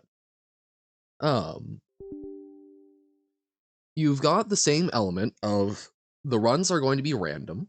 You've got it, the runs are random, and when you die, you die. You don't get to just go back. But I mean, even then, you've got a seed you can go back to. Rogue doesn't have a seed, or at least it doesn't advertise having one. So I feel like that kind of adds a different element to it, because you can go back. I don't think there's a way to go back in Rogue and see what might have been, right? I think, however, in Balatro, you absolutely can. Whoop. Oh, why? Stream was getting crunchy there for a moment. Balatro. I also love that Rogue has one follower. Not exactly a large streaming category. I can't imagine why. I'm sure that was a very entertaining experience for everyone. Okay, so we've got Balatro up. So, okay, big difference. There's sound, there's music, amazing, and it's a pretty funky soundtrack. It has a tutorial, which I don't have a way to bring that up, but I mean, tutorial, that's a big thing. There's the manual for Rogue, but there's not a tutorial. You don't have the little joker saying, hey, hello, how are things going? This is how you do things.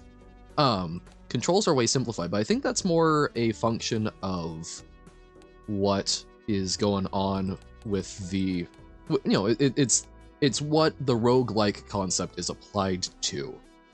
I want to go stack, and I don't like gold stake. I don't like the scaling of, rental jokers? Oh, wait, I haven't done gold stake. I thought that orange stake was highest. It might have been highest in the previous version. Gotcha. Perishable jokers. Yikes. Oh, and that's different scaling. Oh, they changed the stakes in the update. Okay.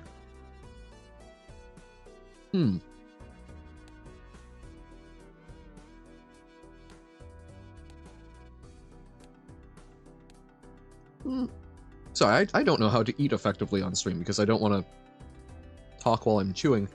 Okay.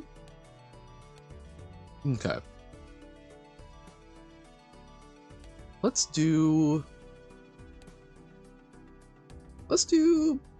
purple steak. I think that's fine. We'll see. We might tone it down a little bit. Yeah, so, okay. I think the simplicity of Balatro. So, what are the similarities and what are the differences? I guess really the only similarity, I guess what roguelike has really been distilled to mean, because, I mean, playing this after playing Rogue, yeah, there's what, 40 odd years difference in development time. A lot has happened. You've existed again, huzzah! Back for Balatro from the dead. Yeah, I'm easing back into it, trying to think a little bit about why do we call this a roguelike?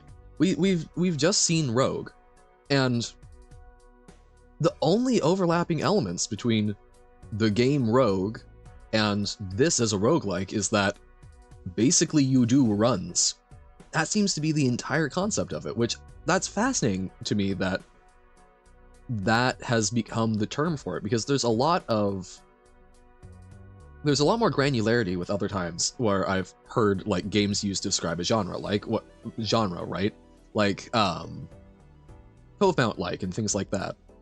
I guess being able to actually get the jokers for free. I don't know how to evaluate the skipping blinds for some of these things, but I think let's play it out. Let's try and accrue a little money.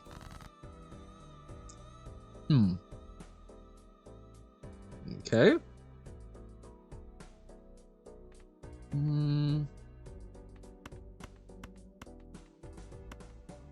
So if we get a queen, we could go for a straight, maybe? I think that's probably closer than any of our flushes, so let's look for a queen. And there's a queen, wouldn't you know? Perfect.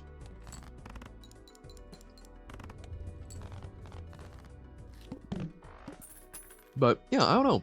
Like, you hear... This is a poker roguelike. This isn't a roguelike first and foremost.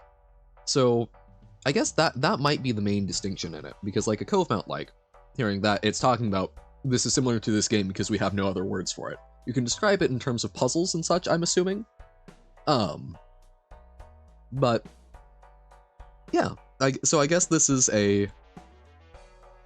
the overlap, the similarity is literally just the runs. Everything else is genre, because Rogue is a dungeon crawler. So I guess I can call that satisfactory. So Hex polychromes and destroys all other jokers.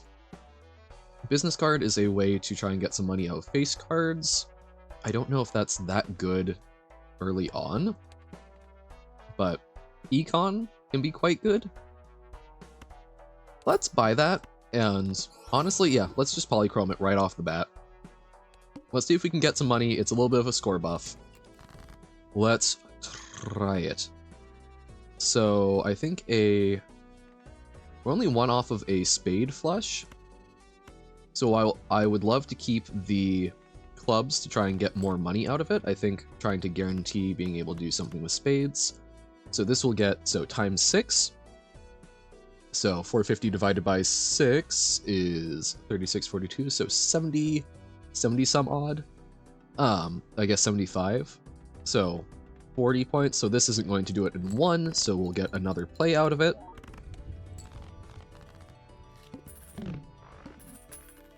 Right, Johan. There's 5 cards, not 4. So yes, that was enough. Never mind. Whoops. Hermit. Doubles our money. That is positive value. We'll take it.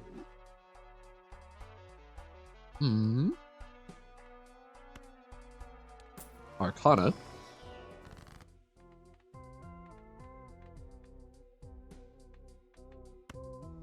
We can take Death, and we can, like, duplicate a Jack, try and get more face cards.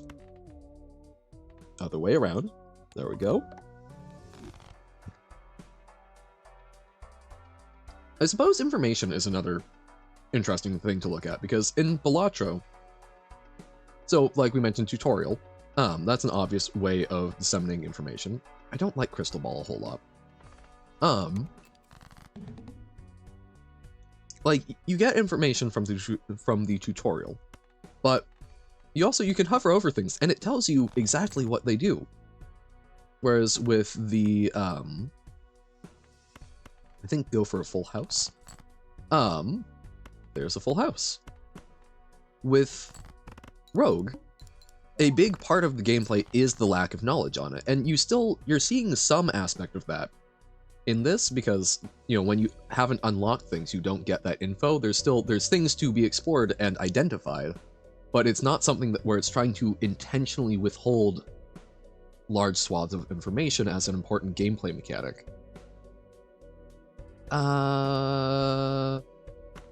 2 pair, or just a pair? No, it can be a 2 pair. Sure, let's try a 2 pair.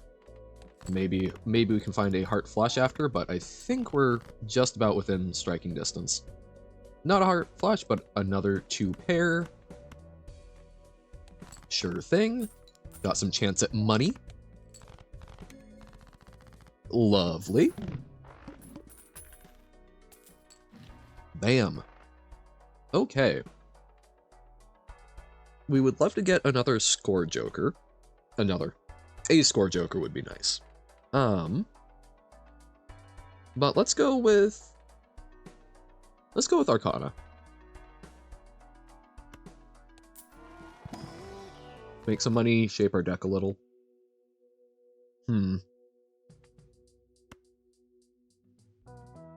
So Temperance is money neutral. Don't love that. Wheel of Fortune, even if it does hit, I mean, we can't get anything out of it. So let's get rid of some 5s. Let's skew ourselves towards face cards.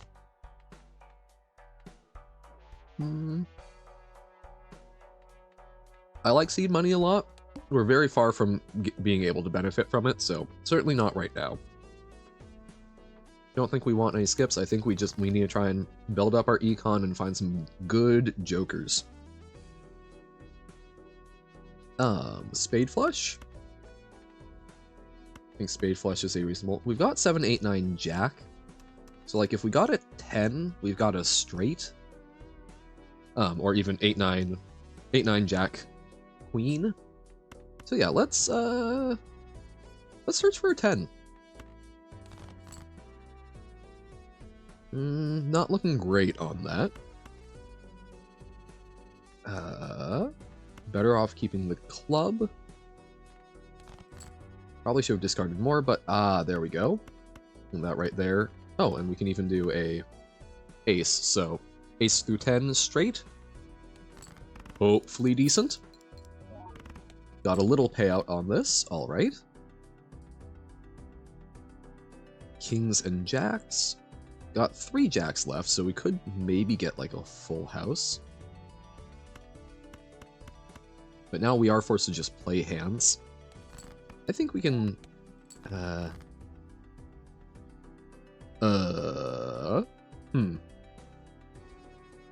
Diamond Flush? Probably the highest likelihood that we're gonna get. Okay. Will that be 500? I don't think so, but we're giving it a shot. Ah, okay. We might need to try lower stake. We'll try it one more time. On this stake. I like playing at the lower stakes in Balatro. I'm feeling a little like, oh, challenge myself. Although, as you can tell, we're on a lot of did not finishes. But I don't know. I feel like I should enjoy challenging myself more in Balatro. But again, like, I don't enjoy Balatro for being a difficult game. I enjoy Balatro for being a fun, what wonky things can we put together? And I feel like I oftentimes lock myself out of stuff, especially in the higher challenges, because I get worried about not being good enough for the late game. I think I need to just not worry as much about the late game. Okay. So we get a chance at the shop, but I don't think we're probably going to make $5 off of the small blind otherwise. I think that boost early on is going to be good, so we will take it. We'll skip that for $5, assuming that we aren't going to get as much benefit out of playing it out. And we're only one off of a heart flush here. Only one off of a heart flush here. Well, apparently repeating ourselves wasn't very useful, so we have to play that hand. Still no heart flush. Okay. I think we're kind of committed to it now, though.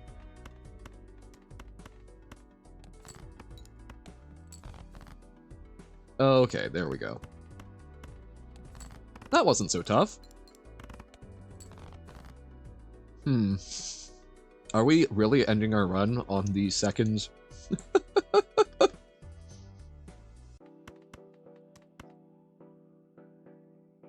Because we're not quite at a diamond or a spade flush. We've got a pair, and that's not going to be anywhere near enough. I don't think we've got a better hand. Oh dear. One more. Have faith, believe. Okay. Don't think Mega Arcana pack might be worth a skip, because that's probably like equivalent to what we're buying in the shop if we're lucky.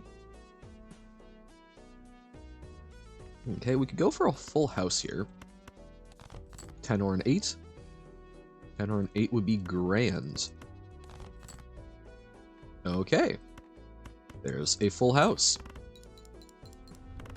Perfect. Did it in one. Okay. Oh. Okay. The idol. So, doubles molt when you play a particular card. I think that's so hard to predict.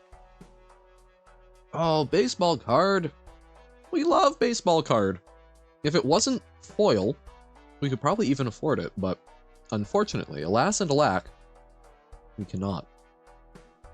Okay. So no jokers to help us, unless I guess we can do a buffoon pack. I think getting an early joker is very useful, but +3 molt when skipping a booster pack. +1 hand size? Oh, that's not good. We'll get +1 hand size, I think. I'm very gun-shy of Eternal Jokers, but you know what? Screw it. Charm Tag. Let's get double Arcana.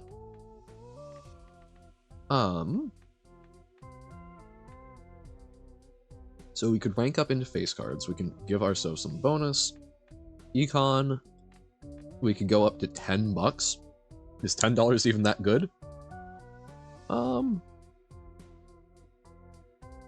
So if we do that, we're basically skipping for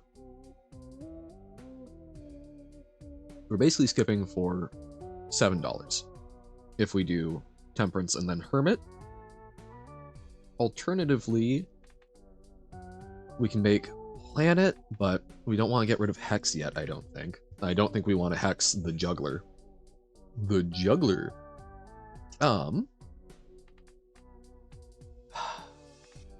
We can do bonus and we can get like $5. We could Hex it and try and get a little more money because Polychrome is going to be worth more. Mayhaps, possibly. But, again, is that good? I think we're just going to go money.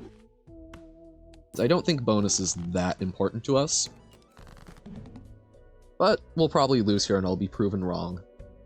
Okay. We, I think, are shooting for a full house. Although I guess we could go for a straight with an ace, but... Okay, that's a full house right there. So that's 70, 86 times 4. So, not quite there, but it's not bad, and we didn't have other discards, so we'll take it. Oh, we've got so many, like, almost 2 pairs. And we can't really... Or almost full houses. And we can't really, like, hold on to stuff super well, because we're going to discard 2 things anyway, so... We'll just play stuff out. Oh, we're gonna lose, aren't we? 3, 4, 5, 6. We can do 4, 5, 6, 7. 3, 4, 5, 6, 7. There we go. There's the straight. I knew there was one in there. I thought there were 2, though. Okay. Okay, we made it. I'm genuinely surprised. I would not have figured that we would. Alright. So, 18 bucks, interest, paying off a little bit. But we really could use a good Joker. Hermit doubles money. That's actually probably useful. That's 15 bucks in our pocket. So now we've got a little more to play with. So I can kind of feel fine opening these jumbo packs. Ugh, no, not the Stone Joker. That seems... That's like for a high card build, right? And I don't think that's what we're doing. Back from AFK? Hello again. Glad to see ya. Okay. Free rerolls? Sure. Yeah.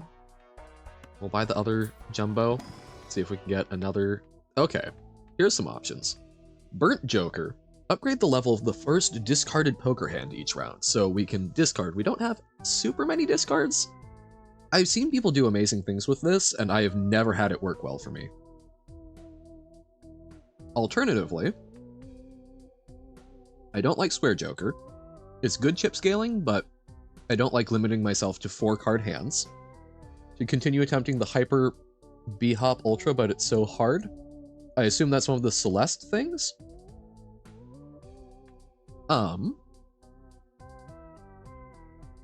Scholar for aces. There's not a lot of other things that combo well with that, but it's kind of everything in one package.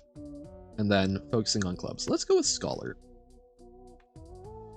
But see, maybe we can do something fun and ace-oriented. Let's reroll since it's a free one. Part you're stuck on in white. Ah. Well, I wish you luck. I am very far off of your dexterity skill level, but I am thoroughly impressed just in concept. Ooh, okay, we can get a free negative. Love that. I guess we go small blind. Don't skip that, but I think we absolutely skip for a free negative Joker later on. We'll play the full house. Man, I kind of want to Hex, but I don't want to Hex at this point when we're still kind of getting value out of these. I think we can make it work. We can discard.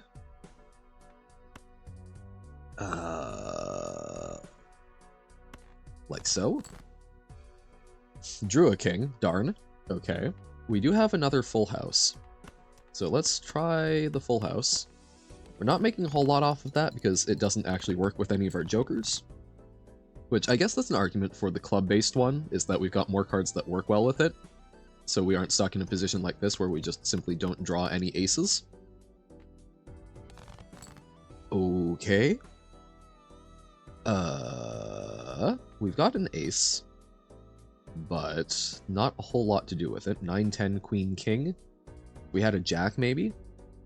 And like the puzzle aspect of the map where you gotta figure out how the hell to progress.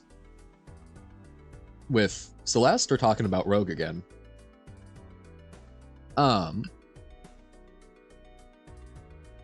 So what do we play here that gives us a decent chance? I think we're looking for probably a straight, so hoping for a Jack, although okay, we have 2 Jacks. I think we just sort of do a pitch in Celeste. So the fact that it's white is making it hard to tell where things are, essentially, so what is useful and what is not. Well, let's see if this does it. A 2-pair, but we've got double ace, which does a fair bit for the molt and whatnot. No? Okay.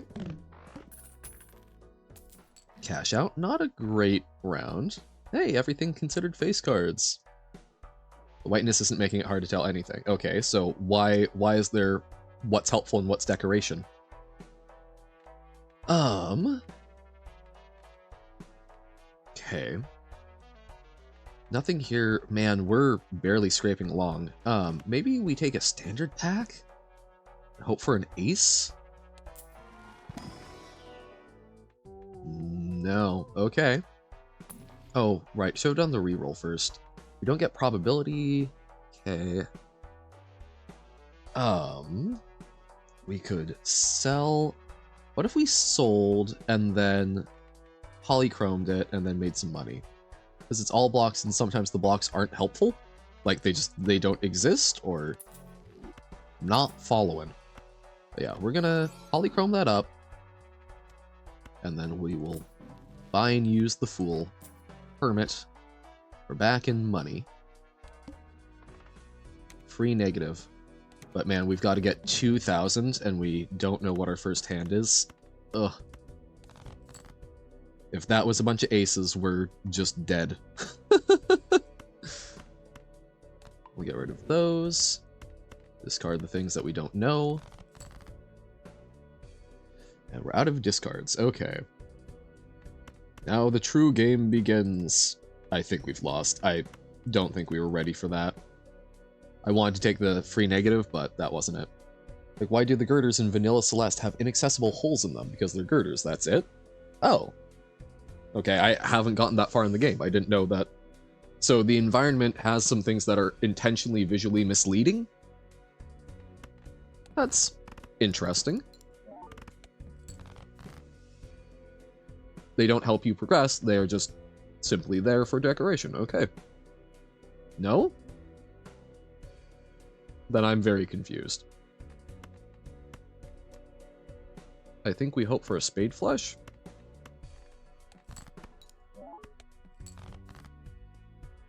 They're decorative, yes, okay. But you're saying they have inaccessible holes, so there's something that looks like they should be a thing you can jump through, but can't?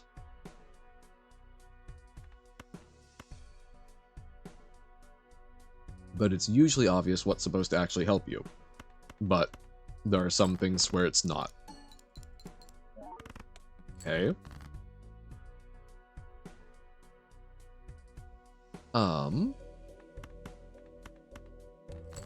Yep, this run is done. We will try, let's try a lower stake. You know as a player that hole isn't accessible, it would just be weird to fill it. Okay. So I am not understanding the crux of your point, then. You like the puzzle aspect of the map, where you've got to figure out how the hell to progress, what's helpful and what's decoration, but you're saying the decoration is obvious.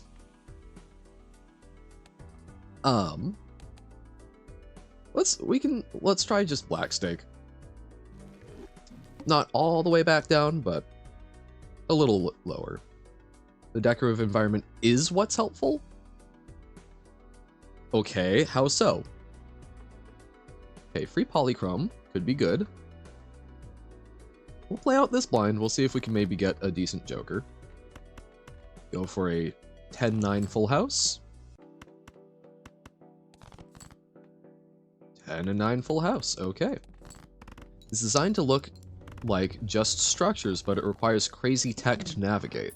So it's using what you've already figured is decorative against you in a certain way, because it looks like it should be inaccessible, but in fact is just a very complicated thing to have access to.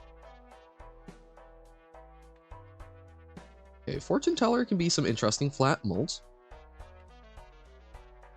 But nothing that we were like currently on track for.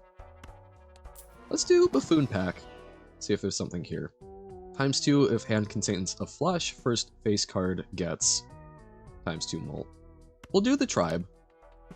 Not a great long-term one. It's not the best molt, but it's fine molt. And we've polychromed it. So hopefully this will be fine.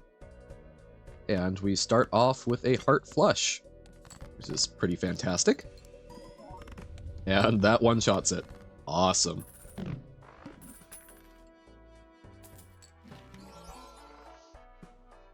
Okay.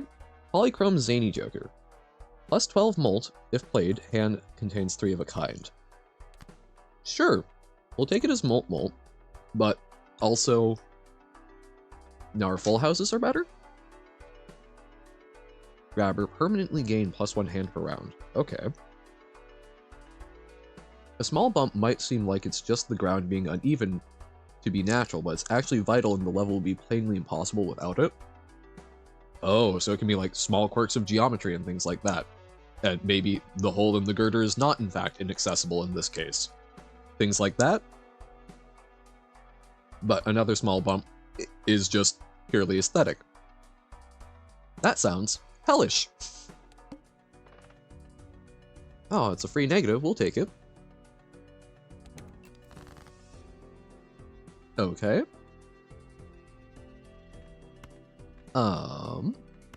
Foreign Jack full house. Mayhaps. Pretty please. I guess 5s would also be fine. Probably technically slightly better. Now we'll draw the 4. No, but we did draw the Jack. Okay. Jack and 5 full house. We don't get the ×2, but we've got double polychrome, and that did give +12 molt. So, probably fine. +8 molt if played hand contains a pair, and it's free and doesn't count against Joker slots. Absolutely, we'll happily take that. Oh, Obelisk.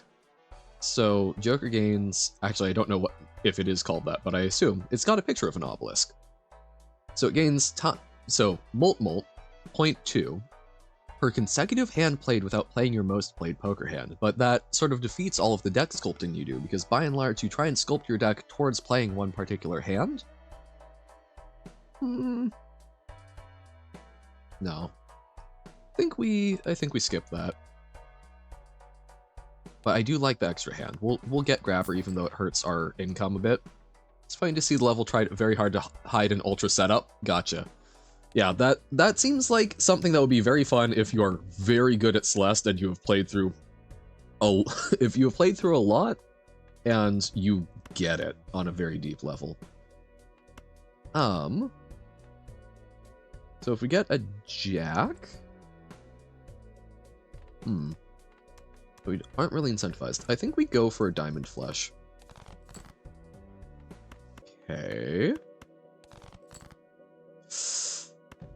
Well, that's a Club Flush. We'll take it. That's something. And yeah, that does kind of hit the diamond one, but that's okay. Oh, also, duh. There we go. Don't know what an ultra... If you don't know what an ultra is, an ultra setup won't look suspicious, but when you do know what an ultra is, you can spot an ultra setup pretty much every time. So it's what I would probably call an enfranchised setup. It's something that's very obvious to people who are in the know and not very obvious to people who aren't. Well, okay. This is a straight, which we don't get... Actually, we don't really get much out of straight, do we? So we spotted the straight. I'm trying to be better about that, but I think we... Okay, so 6s we've got 2 more of. 7s, there's 1 more. 8, there's only 1 more, so I think we pitched the 8. For sure. It's like minimalist loss. Oh, and that you start seeing that pattern of 4 lines everywhere. Is that what you're getting at? And I think we've still got 2 kings and jacks. Let's go like that. Let's pitch these and then hope for king or jack. Okay, but we didn't quite get there. If you don't know what it is, it just looks like lines, but if you do know what it is, you see it everywhere. Well, the thing is, even I know what it is, I don't see it a lot of places, but I'm not looking for it very hard. But your point is taken. It is something where if you're in the know, it's super obvious. If you're not, it's not. I think my analogy, that my go-to analogy in a similar vein is, if you go to a proctologist, he's gonna find something wrong with your butt. If you go to a dentist, he's gonna find something wrong with your teeth. Man, I think we just do a 2-pair here. We pitch the 3. Oh right, but we discard stuff. It's fine. We got through it, but all right, cash out. Ooh, hieroglyph. We'll wait until a little bit later, but I love hieroglyph. Extra time for scaling, fantastic. Spectral pack can also be a very big upside. We'll try it. This implies there's always something wrong with your butt and teeth? No, it implies that people who are experts in a field will find something wrong. Because, I mean, it literally, like, if you go to an expert, there is probably something that can be labeled as abnormal with almost anything. But, you know, it's once you start looking for it, you'll see more of it. It's the same reason why there's a term for it in psychology, but it's when you come across something that you've never seen before, and then all of a sudden you start seeing it everywhere. It's because it's not that it wasn't there before, it's just that that's what you're thinking of now.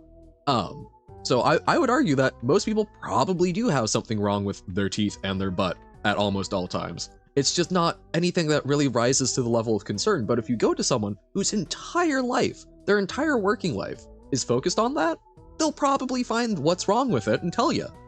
Does it mean that you actually need to do anything about it? No, but they'll find it. Can all but guarantee.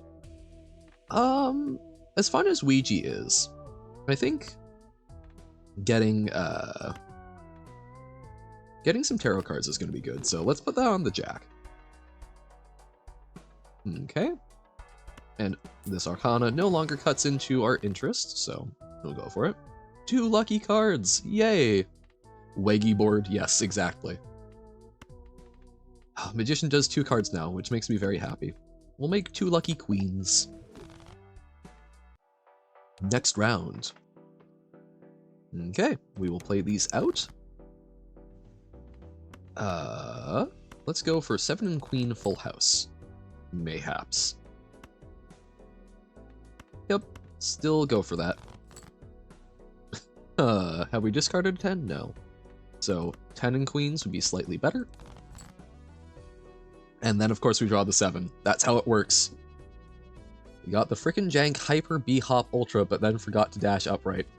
So you got most of it, but then one of the parts that's a little bit easier? Yeah. I think my experience with Celeste is just not knowing how to do even the easy parts.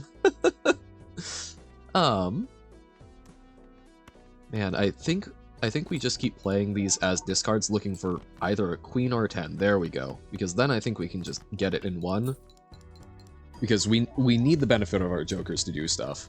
So even if it feels like it's overkill, I don't think it is overkill, because we don't get hardly any of that otherwise.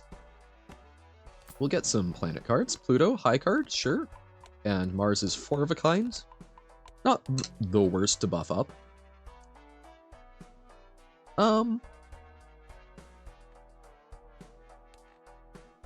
So, we've got one more. Still, we can hold off on Hieroglyph one more round. So that we keep the extra hand. Oh, heck yeah. Natural full house. Think we crush it in 1? Yup. Even without a lucky proc. Okay. Now we buy Hieroglyph. So now everything drops down. It's kind of like, it's like in Slay the Spire. If you, actually, I guess it kind of likens in the third act on the third floor when you're able to fight an Act 1 boss. Feels kind of similar because it's super easy. We were able to defeat that Act 1 boss without taking any damage. Because we've scaled up so much more, so it's giving us that sort of extra scaling opportunity from an earlier round. Kinda, sorta. But we will skip on those. We need to beat this in only one hand. So I think it's gotta be a full house or a flush. I don't know if the spade flush will probably be fine. So I think that's the safest one to gun for at this point. Because we only need one spade, and we get that one spade. That is a flush, and we are going to get some pretty big buffs from it. Even though I guess we don't get a pair, but it's going to molt that. You can explain it. I mean, you're welcome to give it a shot. I'm not sure how well it will do without the visual. No, I don't know how to wave dash. I don't know any of it. I barely know how to dash. Reroll surplus? Fantastic. Buffoon pack? Wait, sorry. That's... You seem to be someone, Pitta, who gets really into understanding the nitty-gritty of games, which is a very different experience from me. I'm not really into the technical aspect of stuff as much. Oh, mixed up streamers? Gotcha. Because yeah, I'm like, I can play a game through to completion and not know 90% of what people who really like it are able to talk about with it. Mime? I don't know if we're going to do anything with it, but can do some cool stuff. We'll take a standard pack, see if we can get a good card. Man, I don't think that's worth it. Like, we love having an addition and a bonus aspect, but yeah, just don't abuse this when you place list. My dude, I don't think I could if I tried. If and when I do get around to playing Celeste again, it's going to be for fun. Johan, you ever play RTS games? Ever thought about streaming them? I do occasionally play real-time strategy games, such as Age of Empires 3, and I would be very down to stream them. But they are more something that I would want to be streaming with other people, because I don't find them very fun on my own necessarily, but yes, that is something that is in the cards, particularly if people would be interested in doing it with me. When you dash diagonally down into the ground and jump while dashing, okay. You do a super long jump, and it's also lower than a normal jump. Oh, hello again, Tanner. How goes? When you dash diagonally down into the ground and jump while dashing, you do a super long jump. Okay. I know, it would be real hard. No, so that's... yes, if at some point you would enjoy doing that, Impact, I would be very down to do that on stream. This is called Hyper. Okay. Goes, you've been here basically the entire time vibing? Oh, awesome. How'd you enjoy Rogue? I saw your Battlegrounds, you looked like you had a couple of cool rounds, but didn't get anywhere near as far as the Quillbore round.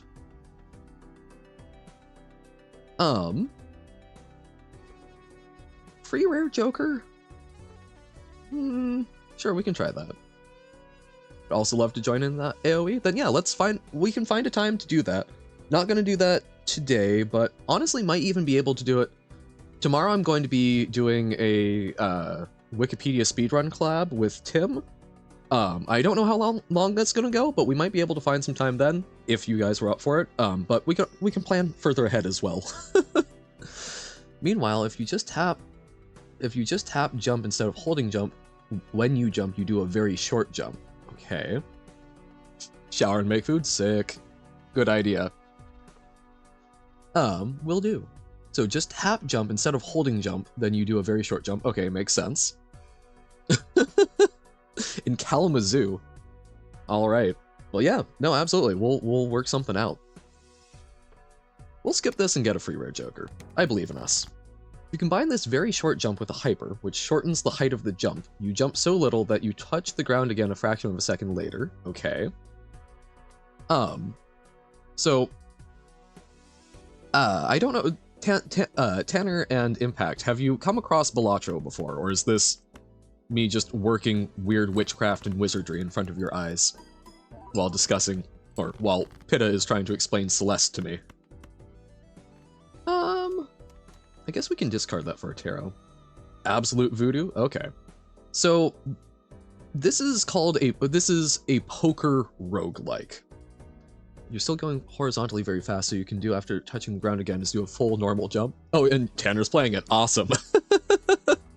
The basic premise of this, if you're familiar with basic poker hands, right? Oh, not options. Poker hands. High card, pair, two pair, three of a kind, etc. Four of a kind, straight flush. All these good things. Each of those gets associated with a base score, so high card, I've leveled it up, so it's a slightly higher thing, but it gives you 15 chips times 2 multiplier, so for a total of 30 score. You are then able to, each card adds extra chips, so Jack of Hearts face cards are worth 10 chips. 7 is 7, so numerical value. And basically, the premise is you're just trying to get your score higher. So if I were to play just the 7, I would get 15 times 2 because it's a high card, and add 7 chips, so it would be 22 times 2 for 44 points. We need to beat 3,900 points using no more than 3 hands, and we can discard up to 5 cards to sort of selectively sculpt our hand. Oh, howdy, Aya. Salutations. And Pitta, I will read that, just getting through the explanation real quick. So you're trying to sort of sculpt some good hands to get your score up, but if you're just playing with that, your score dwindles very rapidly. So you have access to things called jokers, which are Slay the Spire earlier, the relics. Those are sort of equivalent. These are effects that allow you to get more score, or sometimes affect your meta progression of they'll give you more money to spend in the shop or things like that. So here we've got jokers, by and large, that are incentivizing us playing like 3 of a kind, pair, or flush. And a lot of the like 3 of a kind and pair, it's if it contains it. So a full house contains both a 3 of a kind and a pair, so makes our Jolly Joker and Zany Joker activate. They both give flat molt. So if we have a pair is 10 times 2. These both add 10 chips, so that would be 30 times 2. And then, since it's a pair, our Jolly Joker says, oh, I see you've played a pair. We'll add 8 to your molt. So instead of being 30 times 2, which is 60, you get 30 times 10, 300. Big difference. So you're just sort of, you're trying to chain up enough because you're eventually trying to go for scores in like the millions, and you can go into endless where you're getting into billions, trillions, exponential growth. So that's the very basic premise of it, and I'll talk a little bit about the different ways you can increase your progression outside of just playing the hands when we get to it. Okay, so we've been talking about doing very short jumps. If you're still going horizontally very fast, what you can do after touching the ground is do a full normal jump. So you still have most of the horizontal speed from the hyper, but now you have all of the height from a normal jump. Okay. And then, as a bonus, every time you jump out, you get a bit of tiny horizontal speed, so that extra jump adds a little speed to compensate for the speed you lost in a okay, so it's trying to basically get the best of both worlds by doing, like, I equate it, I remember playing with laser tag guns, where you could reduce the recoil by physically holding back the part that sort of fires back to denote that a shot has been made. Kind of reminds me of that on some level. So here we're going to use a discard, and we're going to discard this Jack, because if we discard it, it's got a purple seal on it. So I guess that's the other big thing to talk about. So the Jokers help you, but you can also sort of sculpt your deck. You start off with a normal 52 card deck, but you can add a whole bunch of 1 card. For example, you could add a bunch of Jack of Spades, which is not a normal poker thing. So you can get a flush 5 of the same card of the same suit. So it takes basic poker and then adds it absolutely nuttily. Add rocks. There are stone cards. Which I have never found a lot of use for, but you can do. You also have tarot cards, which are usually things that either give you money or add ways to sort of modify your cards. So like this Queen of Clubs is a lucky Queen of Clubs, which means when I play it, it's got a 1 in 5 chance to give plus 20 molt, which is pretty big, and a 1 in 15 to just give me 20 bucks, which is great for spending in the shop. And there are tarot cards that can make cards lucky, things like that. So they tend to modify. In the shop, you can find things to help modify what's in your deck, and the tarot cards are a great way of modifying the qualities of the cards in your deck. So right now we've got a 2-pair that would probably finish things off. The Devil, we can make something a gold card, so if it sticks around in our hand, we get paid! Yay! We love it when the Devil pays us. And the Empress can put molt on cards. And so there are some things that don't combine. So like we could use the Empress to make this Lucky Queen a Molt Queen. However, it replaces the Lucky effect. So we don't want to do that. We'll instead put it on the King and the Jack. But there are these things called additions, which are like foil holographic, pretty typical ones, and then polychrome, that they don't conflict with things like Lucky. So you could have a Lucky Polychrome Queen, and they're just a way of modifying how the card is scored. So like Polychrome says, hey, it multiplies the current multiplier by 1.5. Unfortunately, I wish there were different words for it, but we just sort of call it molt, which makes me feel like I'm Pengu. Molt. So here we've got a full house, which is going to trigger both Jolly and Zany, and we crush it. We get like 5,000 points out of it. Fantastic. You get paid $1 for every hand that you did not play, and you also earn $1 of interest for every $5 that you have in your bank. So we got a total of, oh, and sometimes you earn money from the boss itself. So we got a total of 35 bucks. Yay! Or 11 bucks added to our 35. Must say, doing the smallest possible jump followed immediately by the biggest possible jump is a pretty tricky input. Yeah, when you're saying, oh, don't abuse this when you play slip, believe me, I don't think I could. Even knowing how it works, I don't think I could pull it off. Okay, Stuntman gives us 250 chips, which is pretty large, but it makes us have a smaller hand size, so we're less likely to get one of the hands that we're looking for. But we'll take it for now. I think it's probably beneficial at the moment, but we'll probably get rid of it at some point. So when you buy a Joker, you aren't locked into it. You can sell it for some of its value, unless it has a little infinity symbol, which means it's eternal, and then you're stuck with it forever. So be careful when you buy eternal ones. Hyper B-Hop is quite difficult, but just doing a hyper is pretty easy, actually. Again, I think you have a different context for what is easy. Again, I got frustrated with Celeste for just doing basic dashes. Okay. 100 chips, if it contains 3 of a kind, that actually works well with some of the stuff we've got. Works well with the Zany Joker. And the extended hyper that I'm not even going to tell you about isn't that hard, and it can absolutely break some screens. Yeah. Again, I mean, yeah. If you think I can do those, I think you severely overestimate my ability. Average 1A obstacle to do a hyper ever? I'd say it's easier than the average 1A first act. Is that what you mean? Obstacle to do a hyper? Okay. To do a hyper ever. I don't know. I mean, at some point, might play it, we'll see. But I'm not optimistic. So here, we bought an Arcana pack, Mega, so we get to pick 2 out of 5 tarot cards to play. We're going to use Hanged Man to get rid of some cards that we don't super care about. A for A-side, okay. And then, I guess we could make these diamonds and try and skew ourselves to be able to play more flushes? Sure. We'll go with that. 1 reroll. See if we get something better. No. Next round. Okay. All hearts are debuffed. All right. So if it's debuffed, it means if it's got additional abilities or whatnot.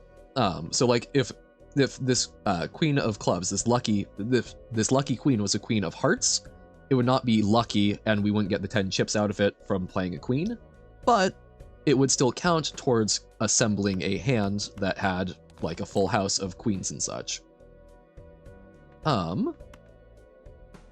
Okay, yeah, so this is Stuntman really working against us, but such is life. Maybe we can just get like 3 of a kind queen. We did not. So we will play a pair. And I guess just some additional stuff. Let's kind of just get... Oh! Wow, with Stuntman that was enough. Okay. Kinda crazy, but we'll take it.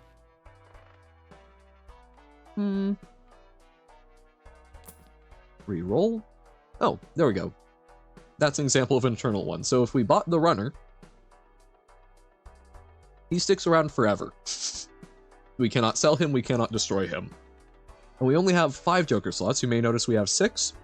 One of them is negative, which is an addition, where it doesn't count against your Joker slot. But yeah, I don't think we want him. He incentivizes straights. Madness destroys random jokers to get extra molt. This is actually kind of good with Eternal Jokers because it doesn't actually destroy them and can get kind of powerful, but it's a little limiting at that point, in my opinion. Death is good. You won't hear me say that often. But Death is good because it allows you to duplicate powerful cards in your deck that you want to see more of. So like our queens that are lucky, we would love to duplicate those, I think. One more reroll. Nope. Okay, nothing for us here. Next round. Oh, okay. I don't think I care about a free holographic, but we will absolutely take the free negative, because any negative is good, just about. Because it allows you to go further than you otherwise would be able to, even if the buff is very minor. I guess we could go for a club flush. Okay. Or maybe not. Maybe we go for a full house. There we go. There's a full house, which we get. Oh, I should have used the death. But we did fine even without using death, and death can be nice because you can transform it. You can use that to achieve a hand that you want, because you're transforming a card that you didn't otherwise have into one that is in your hand. Okay. I did not explain that well. Okay, Chariot is nice. We've got the Mime, which re-triggers things, so... Steel is something that's held in hand. Mime likes things that are held in hand, although we have a reduced hand size, which we don't love. First hand is drawn face down. So this is a great example of a boss that... Oh, I didn't mention bosses. So each level, each ante, is sort of a floor. There are 8 of them, though you can go further, and each has a small blind, a big blind, and then a boss blind. Small blind and big blind are just different size scores. The boss blind has some sort of ability meant to muck with you. In this case, the house. Our first hand is drawn face down, so it's trying to mess with the information that we have available to us.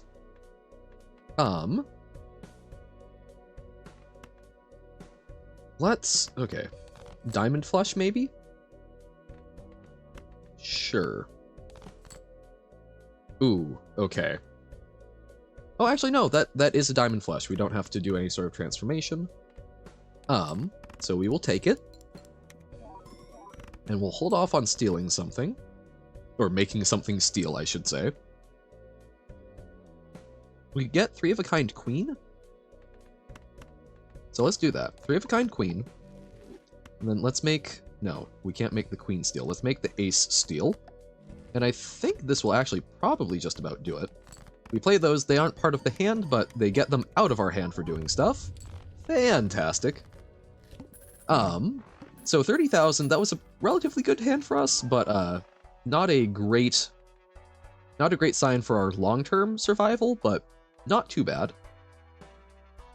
Seed money. So in the shop, you get an option of like 2 things that you can buy, which are often jokers, but sometimes planets, which level up your hand, or sometimes you also get like tarot cards in the shop, and there's one other. Oh, you can get playing cards if you buy certain things. You've got booster packs, which are sort of collections of things and a way to get more typical playing cards. And vouchers. You get 1 voucher per ante that you can buy. They all cost 10 bucks. And then they have some sort of permanent little effect. In this case, seed money means that rather than being capped at $25 for interest, we're capped at 50 so that we can earn more per round. And I will take that. I think that's quite useful. Money is very good in the shop. And we'll take this Arcana pack. Wheel of Fortune. Nope. Okay. We're seeing if we could get an addition on one of our jokers. Did not work. Which is fine. All face cards are drawn face down. Okay, that's kind of bad for us. We do have a lot of good face cards that we're looking for. I think we can make 20,000. We'll take the money, hopefully. We would love to find something to replace the Stuntman with, I think. The Wily Joker gives us a lot of chips, without such a big downside, because -2 hand size is really big. 10-10. Okay. Maybe we can get 10s and queens. Probably pitch the ace, even though steal is good. Ooh, okay.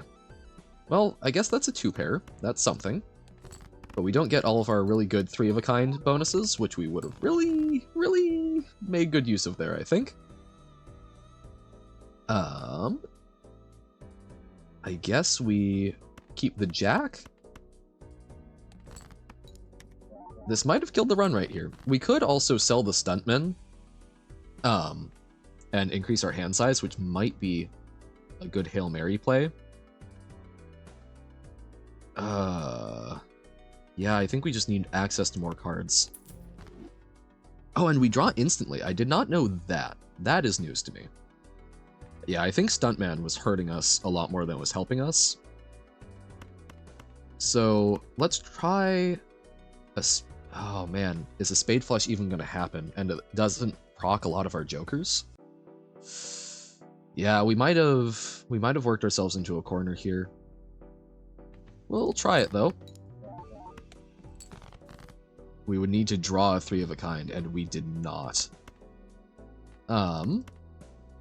Yeah, I think that's the run dead. Darn. It was looking pretty good, but yeah, Stuntman, I think was... Even though it was free, I don't think we should have taken it. Alright.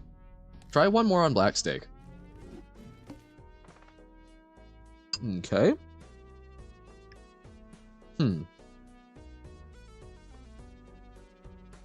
Coupon tag. Okay. I think we'll go for the rare tag, but we'll play through this one.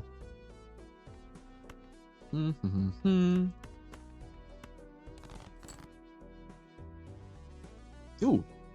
Okay. We have a good straight if we draw 10.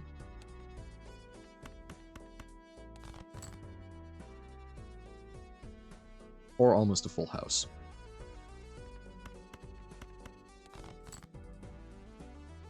Not a full house, okay. But we also didn't draw the 10, so I'm not feeling quite that bad about it.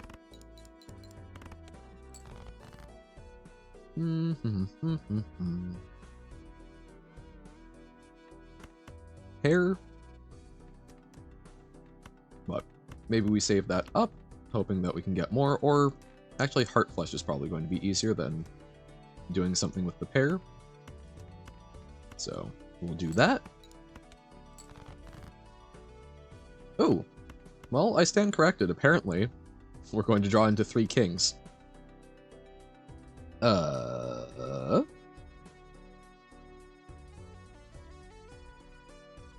So if we draw... Oh, man. Okay. So we have 5 hearts left. We just need to draw 1 out of 5. But that's not actually that great of a chance, whereas we've got the 3 kings, which is already fine. So is 3 of a kind just good enough? That's 60 times... Oh, wait, no. Okay, we're just good. Because that's going to be 180. Bam. And that keeps us an extra $1. Yay! Ooh. Okay. Overstock I love as a voucher, but Gross Michelle. Flat 15 molt, but there's a 1 in 6 chance that it gets destroyed. However, when it gets destroyed, that gives you access to a Cavendish. A much stronger one that gives you a multiplier to your multiplier. So we will take that. And we'll skip the blind for a rare joker. And this is going to be rough because we already played a lot of cards in that first round.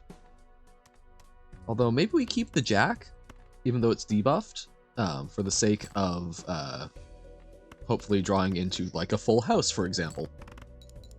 Because plus 15 molt is going to be, yeah, plenty for us. Awesome.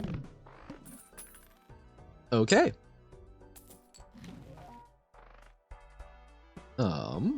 Every jack discarded this round. Hit the road, Jack. I'm guessing it's called. That's Eternal, though. Is it always... You know what? Screw it. Let's play around with it. Let's find out. Hit the road. Okay. I was kind of joking about the title, but they know how to do it right. Next round. Free holographic? No. We skip. Two and King full house, mayhaps? Maybe? We would like? No. No. There we go. Complain, and ye shall receive, it seems. Bam, okay. Ah, and our Gross Michelle popped. Okay. Lots of Eternal Jokers, which makes me nervous. We will buy at least one Arcana pack. Death. Ooh, okay, we can make another Jack, which is great for Hit the Road. What does skipping the blind do? It depends, right? Hold on, let's buy this other Arcana pack. Hermit? Ooh, so net neutral money? Sure. Saves us from the mistake we made. Alright, so skipping the blind is an option that you have whenever you are selecting. You can choose to either... So you can either play it out, which gives you an opportunity to earn money by winning in fewer than all of your hands, plus beating it gets you a certain amount, so in this case, like $4. All of those good things, and you might have jokers that help you scale by playing things out. However, you can also skip blinds to get a tag. And different tags will do different things, so you need to make an evaluation of, am I going to get more powerful by playing it out, getting the money from it, and getting another look at the shop? Or am I going to get more by skipping it and getting the tag? In this case, coupon tag. Initial cards and booster packs in the next shop are free. So, cards does not refer to like jokers, that refers to playing cards, which we don't have crop up in the shop, and I don't know if the booster packs are that big of a thing for us, so I think we're going to play it out and get just a look at the shop is going to be better for us. Okay. No jacks to discard. I think we go for a heart flush. Hearts? Okay. That's a lot of hearts. Alright, let us go for it. Although, yeah, we go for it because for this to work, we need to actually discard the jack. Ooh, yeah, this is not looking great. Because we don't, by losing the Cavendish, or the Gross Michelle, we no longer actually have something that's like consistently buffing us. So we're kind of between a rock and the hard place. We can add polychrome, which will give us a little bit of a booster multiplier, but probably not going to be enough. And we're out of discard. Well, we've got one discard, but we probably need to use that to discard probably 2 jacks. Well, we can discard 1 jack for another times 1.5 and sculpt our hand a little bit better. I guess that's what we're gonna do. See if we can pull something together with queens. Okay, 2 pair. I guess we play one more bad hand and hope for a slightly better hand for this final one. Like a full house. So this is going to be times 1.5, so times 2.25 molt. So times 8-ish. 8, and then this is going to be 50, so 90. So 8 times 90, 500. Yeah, we lost. Was worth a shot. Dun dun dun. Okay.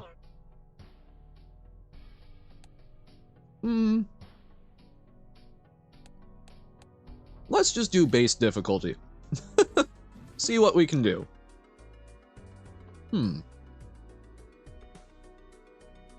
So, free polychrome. So, this is an example. I want to skip this first one, because we will get a Joker for free that will be polychrome.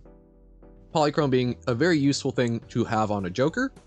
So, I want to skip it. I think that's a great way to start off. The next blind, I also think we skip, because it will give us a second free Joker that will be holographic. Now, we're getting random ones. These may not be synergistic with each other, but hopefully, just having 2 free Jokers will be enough to really kickstart us early on, especially since they're going to give us a flat plus 10 molt and then multiply that multiplier. However, that does mean that we need to get through the boss without any assistance. So this is just playing with these straight hand values. And hearts are debuffed. That said, we're mighty close already to a full house with kings, or even 3 of a kind kings is quite big. And there's a full house of kings. So, that's looking good. We need to get like another flush or something. So we have club, club, club. Oh, so we're pretty much evenly matched on clubs versus spades. Let's go for a club flush, I think. Yeah. So we want 2 more clubs.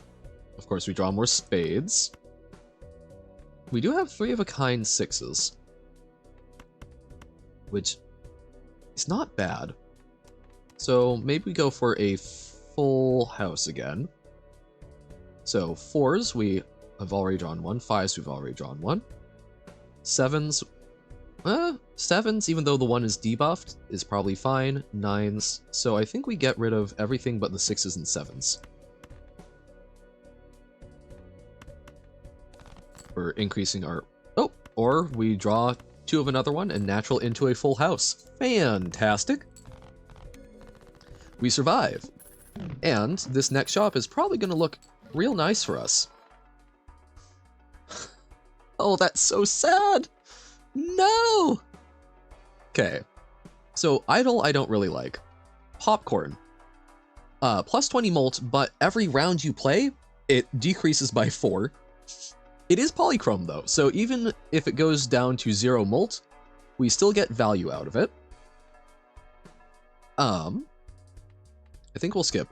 The holographic tag will show up next time that we get another Joker that hasn't apparently rolled an addition naturally.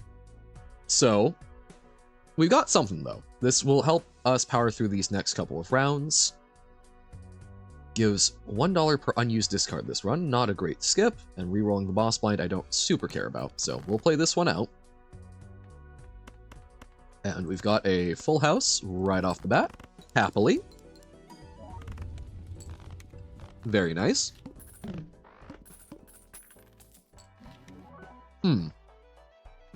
Holographic walkie-talkie. So this incentivizes 10s and 4s, because 10-4, good buddy. Ha ha ha ha. Yeah, we'll take an Arcana pack.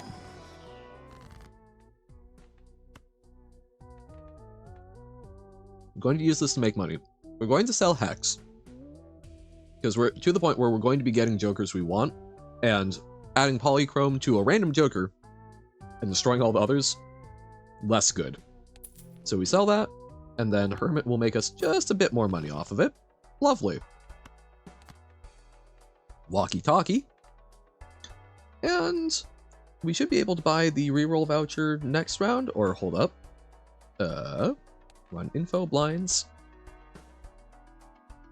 Yeah, we've got one more round to buy it before it goes away.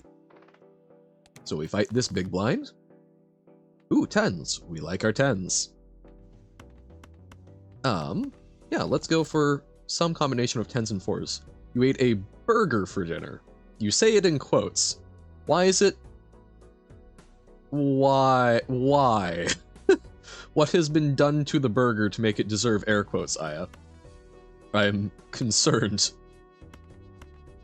We'll do a spade flush.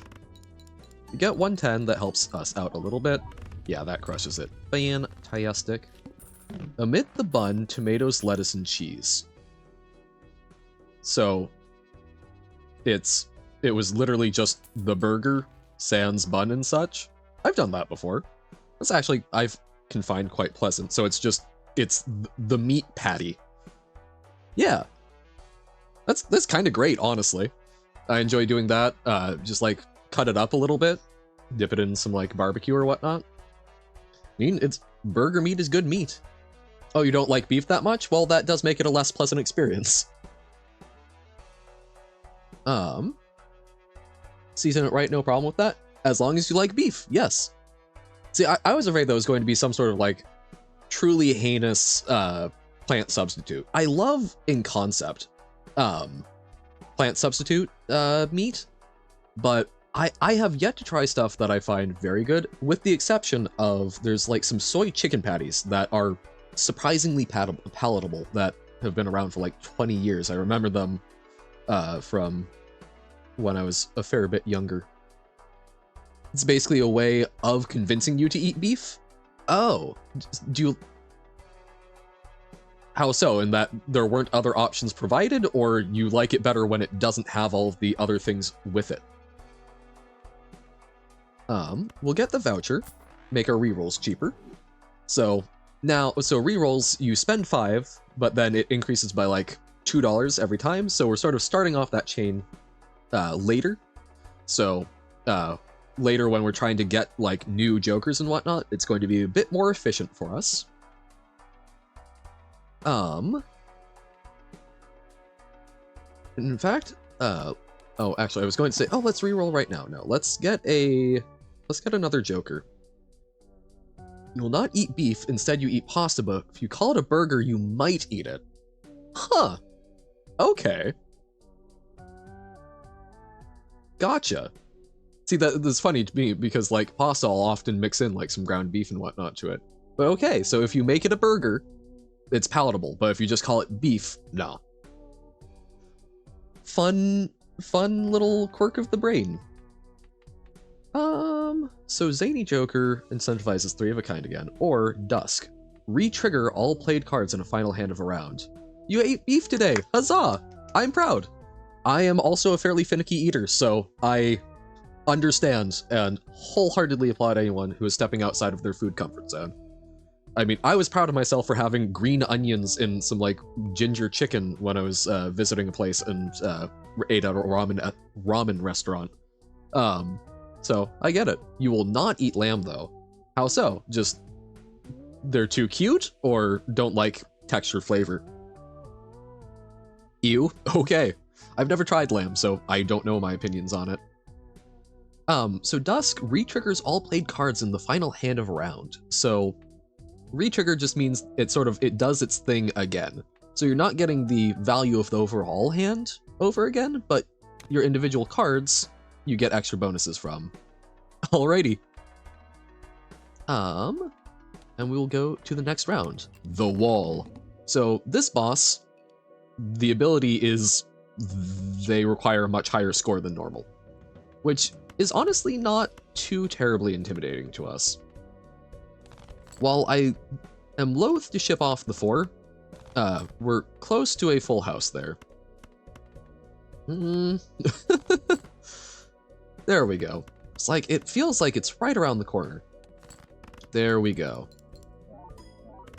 And crushing it with that popcorn. Delicious. Hieroglyph is lovely. This allows us to basically go back a floor. I think we already hit one of these earlier.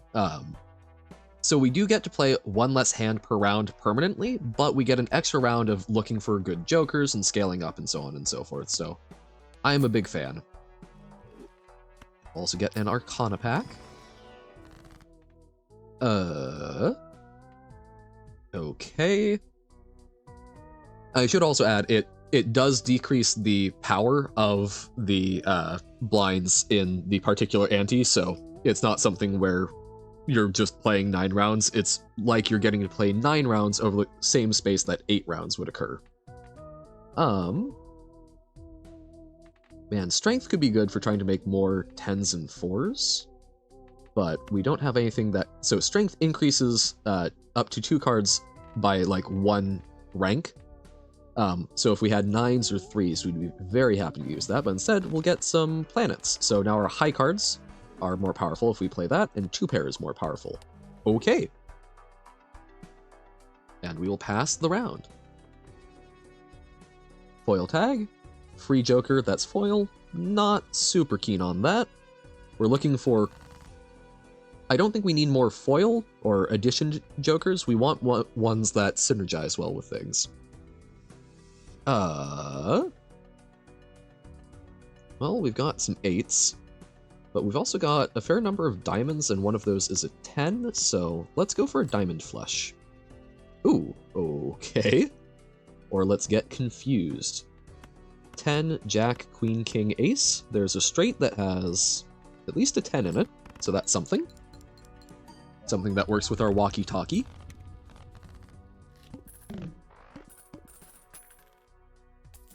$10. Nice. Droll Joker.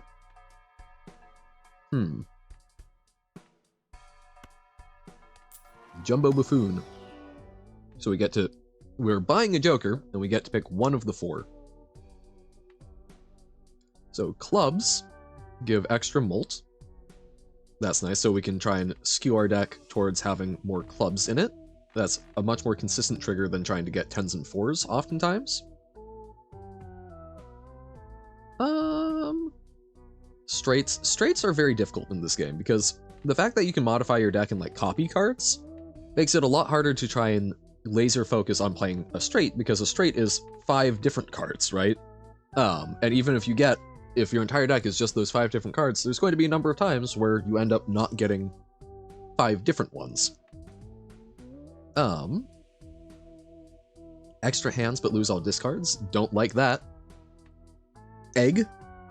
Slowly accrue value, but no. We're going to get the Onyx Agate. So clubs are now add molt whenever we play them as part of a hand. Okay. We'll play the big blind. So now clubs are something that we very... So clubs, 4s, and 10s are what we're really looking for. So like we've got 3 clubs here. Going for a club flush I think would be quite reasonable. Even though we're shipping off some 4s and 10s. Because the molt from the clubs is going to be quite large. And flushes tend to be one of the easiest things to draw into. So like this. This is going to be pretty ridiculous for just a simple flush. When you get the flames, you know that you've reached the goal. So if the flames are occurring before it's fully calculated everything, you're pretty happy. The moon, great, because now we can convert things into clubs in our deck. And let's buy some Arcana packs. Let's modify things. So, lucky cards. Fantastic. Let's make some lucky clubs. Sure. And we can... Oh, we can make another... So first we're going to make things clubs. Hear me out. So we make these 3 into clubs.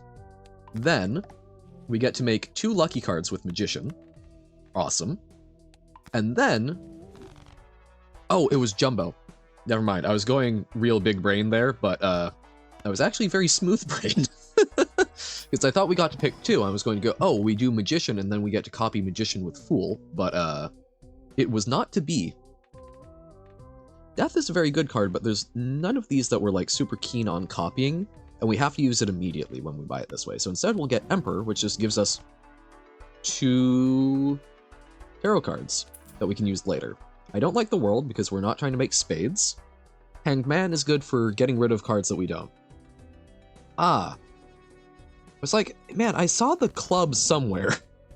That's the boss we're currently fighting. But the good news is, if we get past this, I believe we are guaranteed to not see the club again, so we will not have to worry about our main game plan getting debuffed. So, yeah, we'll go for a 2-pair. Doesn't get a whole lot. You've made a meat tier list now, in your head at least. Okay. I'm very curious to see what your meat preferences are. I haven't thought about them too much for myself, but... Oh! I didn't realize, so when popcorn drops to 0, it goes away. I didn't even notice that happen. So we don't get the polychrome benefit from it. Ah, that's annoying. I was hoping we could stick it, I was hoping we could keep it around from the Molt Molt. Oh no, like meat tier list, things that I love. So, like, okay, I've been slowly working on some barbecue chicken. I like chicken for its versatility, though it's not like my favorite first choice. I also have a spicy beef patty, which sounds like the anathema to what you enjoy, Aya, but it's just very lovely, spicy, pureed beef and a flaky pastry from the dollar store, which always surprises me what you can find. Ooh, Aura, very good spectral card. So this adds an addition to a card in hand. So foil, holographic, or polychrome. And since those are the tarot cards you can get the like bonuses to, those crop up fairly common, but spectral cards are a lot harder to find, and to get Aura is one of the ways to get polychrome or such on a card. The other way is to open card packs, and you might get lucky, but this gives you a lot more control over putting it on things that you actually care about. Lamb is absolutely disgusting. Beef and pork mediocre at best. Fish good. Chicken very great. That's your opinion. Interesting. Yeah, I don't know about lamb. I really like beef and pork. I think I prefer pork over beef. Chicken, I'm like very mid-tier on. Fish, I'm not a big fan of fish. It has to be cooked very... You have to get it right. I'm very used to it not being. Paintbrush. Beef and pork can be good in some cases. I particularly like pork sausage. Big fan of that. And pork chops I'm also big fan of. My actual, though, top tier just for like versatility and such, like pork and soba, yes. I think my honest to God top tier meat is turkey, particularly ground turkey. I don't like it as like big chunks, but ground turkey is so cheap in comparison to other meats. It tastes fine, it retains better moisture, it has better flavor than like ground beef. I'm a huge fan of it. Ooh, ham, yes. Well, ham is a type of pork though, right? It's just a different cut of the pig. Ham is matcha good? Yeah, that depends. I think I like ham best when it's like Canadian bacon probably, or like a honey glazed ham. Very good. I prefer that to turkey at like holiday meals. Don't want much of it. Yeah, quantity is also important for stuff. Okay. We'll play this one out. And we're looking for like one of our clubs that ideally is like lucky. That would be amazing. Amazing. Bacon? Oh yeah. Mediocre to bad, really? Oh my god!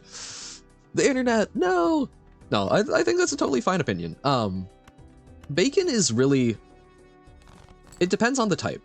It also depends on the mood, because like, nice, soft bacon. One that's like high fat content, very thinly cut. I can just eat that for days. But the like thick cut stuff really depends. It needs to be like slightly charred, so you get like a little bit of the smoky flavor, but it needs to not be overcooked to the point where you've got it's just like crunchy. I'm not a big fan of like crispy bacon. But yeah, no, I think totally legit opinion. Even if I think there are many people who would violently disagree.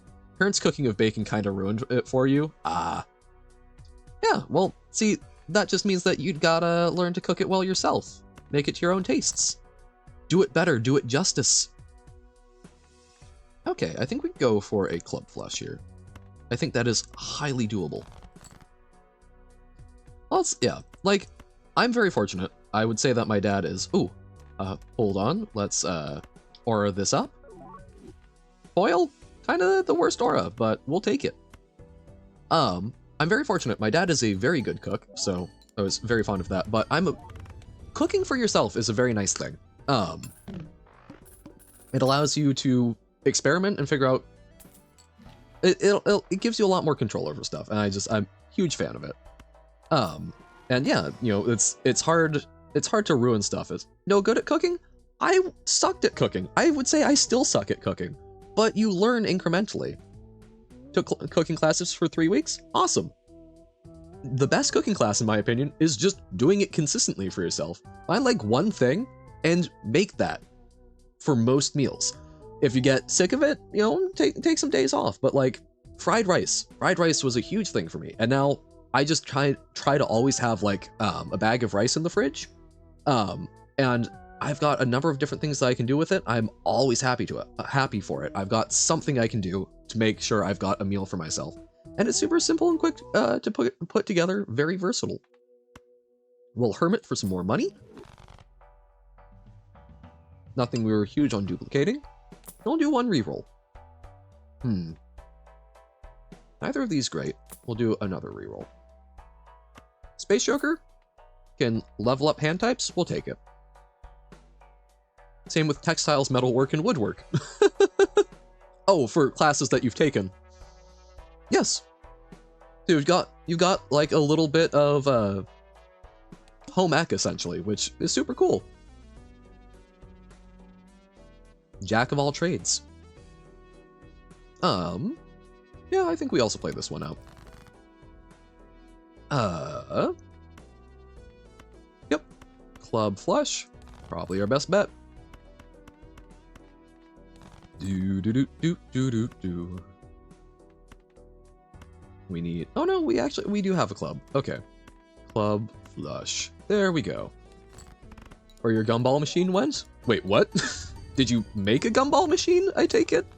In which of those classes? Presumably not textiles. Woodwork! Oh, so like a little wooden one? That's super cool. I love, like, simple wooden machines. Feel very satisfying. Magician? I think is our best bet there. Let's re-roll. Got room for one more Joker. No, this one is also highly replaceable for us. Nothing. Okay. The needle. We have to get 2,000 in one hand. Assuming it's a functional gumball machine? I assume it is. Which, I guess, is in fact what you're saying, but... I remember making little functional things in wood shop. Story related, do you know what Haichu candies are? Yes, I do. Very big fan of them. Don't get them very often, but I am a huge fan of fruit-based candies. Oh, we are one club short. Okay.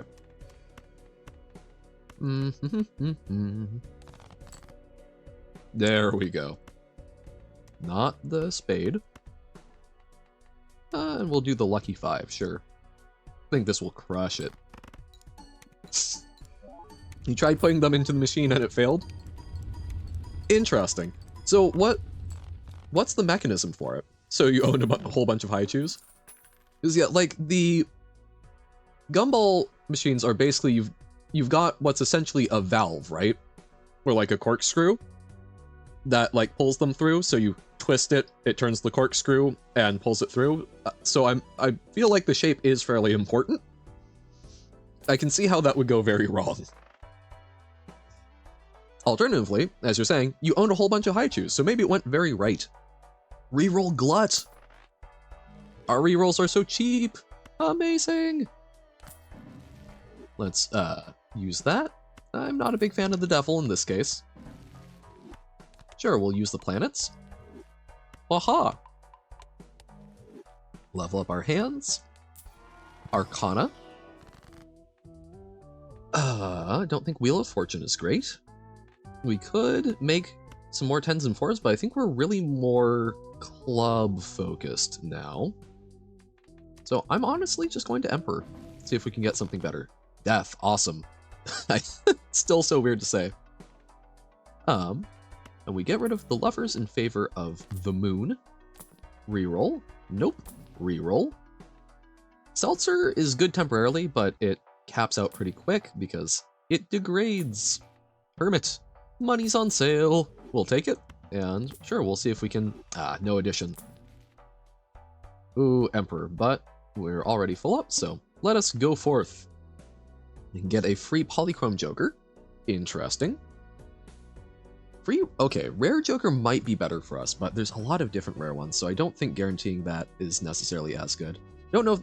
I think we're better off just getting more money and rolling through the shop more. Because we're kind of looking for, like, specific pieces.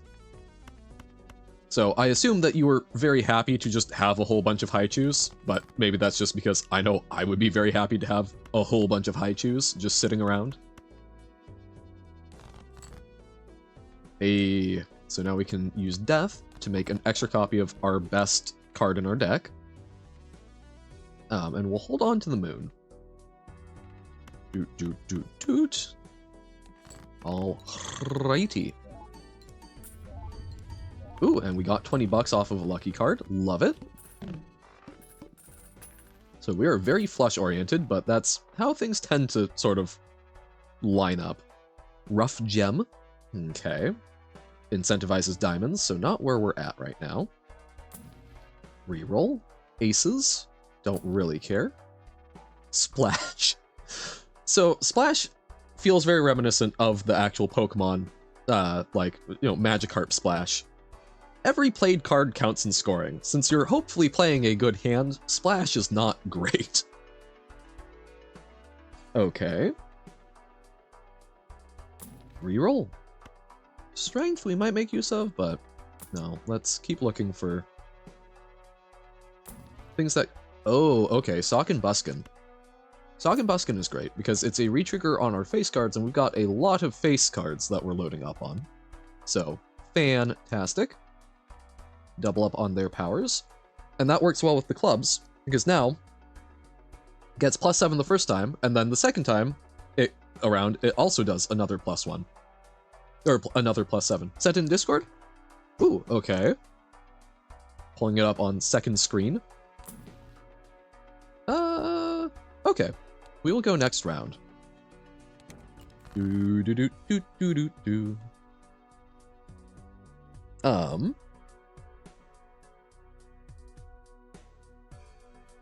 not seeing it on Discord, but sometimes it takes... Oh, there we go. Oh, and I see you've got the little figurine of your avatar. I forget, but from Demon Slayer. Oh, that's super sick. So it's an upside down jar, and then it does the little twist thing, like Archimedes screw. Awesome, super cool, Aya. That's I need to make more projects like that. It's fun to have those around. Sure. Do. I guess we can actually just play a club flush as is. That was last year? That's cool. Don't know where it went though. It has disappeared. That is less fun, but I don't know. It's cool that you've made it, even if it is lost to the ages. it's cool to know that you can do stuff like that. Ooh. When a round begins, add a random playing card with a random seal to your hand. So, okay, we've talked like bonuses from tarots, we've talked additions. The seals, you can typically also only get from either finding them in a like standard card pack or adding them with spectral cards. Or sometimes a joker like this. However, I don't really like this because it's adding a random playing card. So it's not just adding a seal, it's adding, we might get a random 9 of hearts with a seal, which isn't great, honestly, at least at this point, because we're kind of already defined into what we're trying to do, so we want to be getting rid of the things that aren't that thing. So I don't like that, and Ceremonial Dagger seems risky, so we're going to skip both of those, and we're just going to reroll. Aura, awesome. We would love to get Polychrome, because then we're multiplying a multiplier possibly twice with Sock and Buskin. Nope. Hermit, we can buy and use. We get 20 bucks, so it's all positive. No. We could get rid of Space Joker for something, but for now it's decent. Ooh, Polychrome 10 of clubs. We can hopefully strength that into a jack, so we're happy to take that. I think we don't need to reroll too much more there, so... The flint, it halves our things at base. Okay. Well... Oh, actually, you know, that's kind of a good hand already. Although this queen, let's use aura on. Holographic, that's also acceptable to me. This is acceptable. Because that increases molt, which is kind of better than the chips by and large. Awesome. We definitely need to do something else to scale up a bit more, but we're not in too bad of a spot. Polychrome is probably better than the Space Joker. And we get some money out of it potentially, so we will take. This makes everything cheaper to buy, so I probably should have bought that first. Bad ordering streamer. Death lets us copy good things. Love it. No, because that could go very wrong for us. Only a 1 in 4 chance of going very right. Upgrade Flush. We're playing an awful lot of those, so sure thing. And we'll buy a Jumbo Arcana pack. Okay, Holographic Queen of Clubs. We're happy to copy, get rid of a 6 of diamonds. And then of these things, might as well copy a death. That gives us another turn one of our bad cards into something we like. Free Spectral Pack, I don't think is what we need to do, so let's just get more again. Looks in the shop.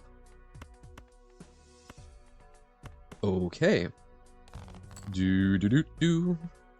Feeling pretty decent about this run. We need like one more thing to make things really work, but like we're getting there. We could death the Polychrome 10, but we really want to get this into a face card so it gets re-triggered with Sock and Buskin to make things properly pop off. So we're gonna hold off a little bit.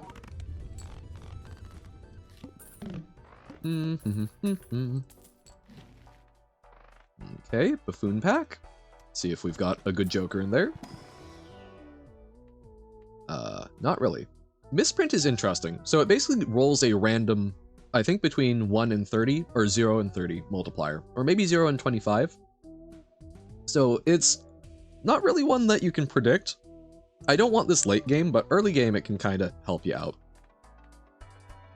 And we'll also check Jumbo Buffoon. Hiker. Hiker is good scaling. I think we aren't typically getting to dusk, so Hiker is great because it says, hey, whenever you play a card, it gains extra chips. So that 10, rather than being 10 chips, becomes 14, then 18, and so on and so forth.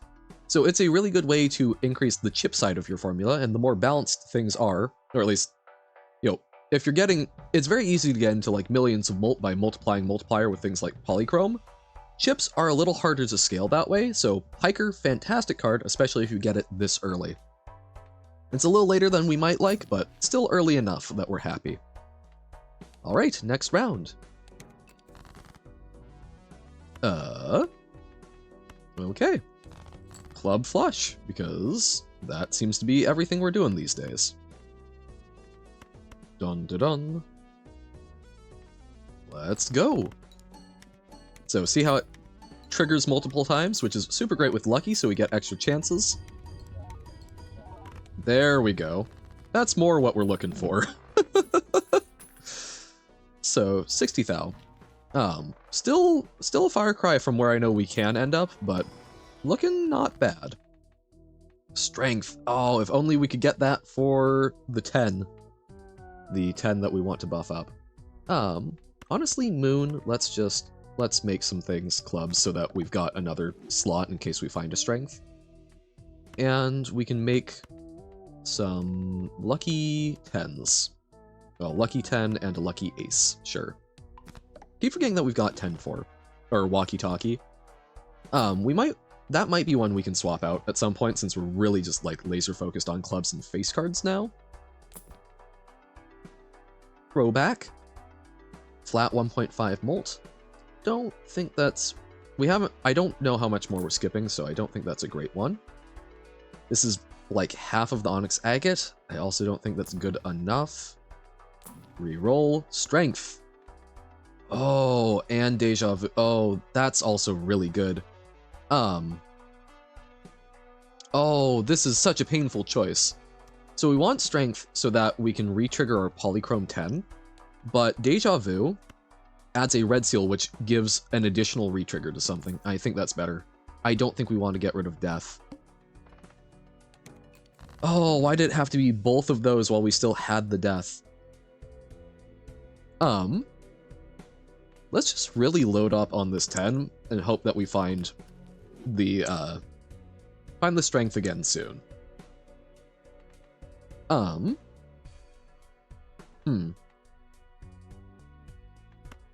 Okay.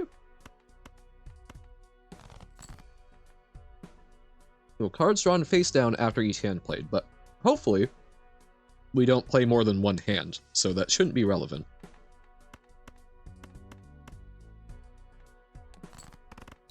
So now we get to multiply. A lot of our multipliers coming from the cards themselves getting played. So it's being front-loaded, and then... Because polychrome cards are great if you're getting things from your cards or you have like a high base from your hand. Because the jokers, if you've got like holographic or gives plus a certain amount of mult up there, that's not getting multiplied when your polychrome card goes off. So we've got the right build for making polychrome cards great. We just need to get more of them, basically. Arcana pack. Nothing I really want. We'll throw gold onto something I don't really care about. Sure. To the moon. Earn extra interest. Not interested, but don't crash. Reroll. Don't really care for the Fool. Okay, that incentivizes diversifying, which we are not good at. One more reroll? Damn. Oh, we wanted that strength so bad, but I think the red seal also offers more. Maybe that was greedy. I think we're better playing it out, although we will skip for the negative tag. Because negative jokers, that gives us a sixth joker. There we go. I can say words. Man, I think at this point, we should just duplicate with the death so that we've got more room. And I don't mind the queen. The queen is still a pretty good card, even if it's not like the best that we've got. Plus, I mean, lucky queen, it re-triggers, so we can earn a lot of money off of it. Okay, 164 thou. I think that means we're going to have enough to manage to win, which is good. Means that we'll actually finally have a successful run in a roguelike today. Wouldn't that be nice? Hack is sort of like Sock and Buskin, but for small cards. So not what we're doing, but can be cute, especially with walkie-talkie. Do Arcana. Death to copy something. and nothing else that we're a huge fan of. However, there's nothing that we love copying here, so instead we'll do Fool, because we recently played a death card, so we'll get one back. ×2 molt if the played hand contains a flush. We're pretty much playing exclusively flushes, so we will take that. Multiplying your multiplier is pretty good. Oh. Or we can get the duplication of a random joker if we survive 2 rounds, which I think is doable. We can get rid of business card, and then we're going to get either, like, our scaling increase. Yeah, I think that's reasonable. Let's sell that, and we'll get this. So if we survive 2 rounds without the benefit of the face card and its polychrome, or the face card money and the polychrome, we get to get a second copy of one of these jokers, and these are all jokers we like, so I'm happy with it. -1 hand size. We've got +1 from other sources, so I think we'll be able to make this work. Come on, club flush. Oh look, what do you know? A club flush. There we go. Boom, ba-dum, bum, ba-dum, bum. And yeah, our chips are getting bigger and bigger every time we do this, so that's lovely. We didn't have as many face cards, so not as much re-triggering, so not quite as good as it's been, but that's okay. I think we're still in no real danger, so long as we just get... Well, that's actually, that is another club flush right there. Doot. So, come on. 3,000 short, but we will be fine.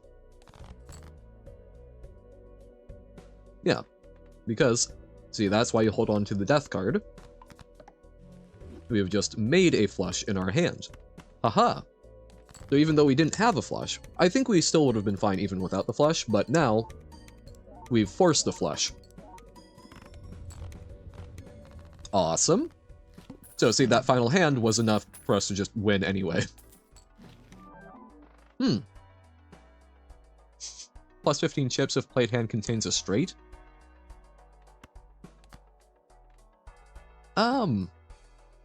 We might actually get rid of that so that the invisible joker doesn't accidentally copy it, because that would be terrible, but we'll take it for now. There's no harm at the moment.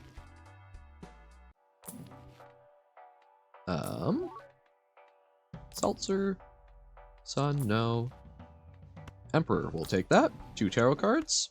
Don't love the devil, but Hierophant could do things. Okay, we continue. Holographic tag? Nope. So we'll just try and find more things. Well, right off the bat, we've got, yet again, a club flush. I could have tried Hierophanting some stuff, but I think we're okay for now. There we go.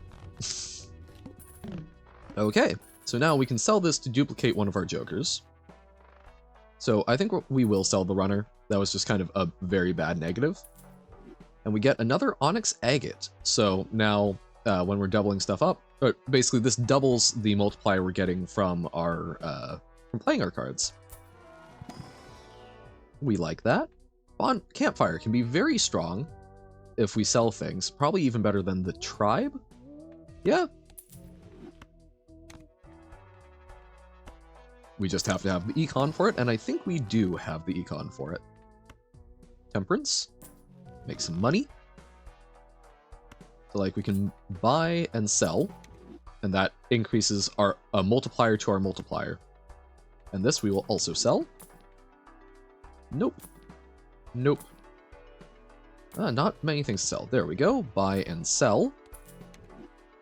Upgrading our campfire.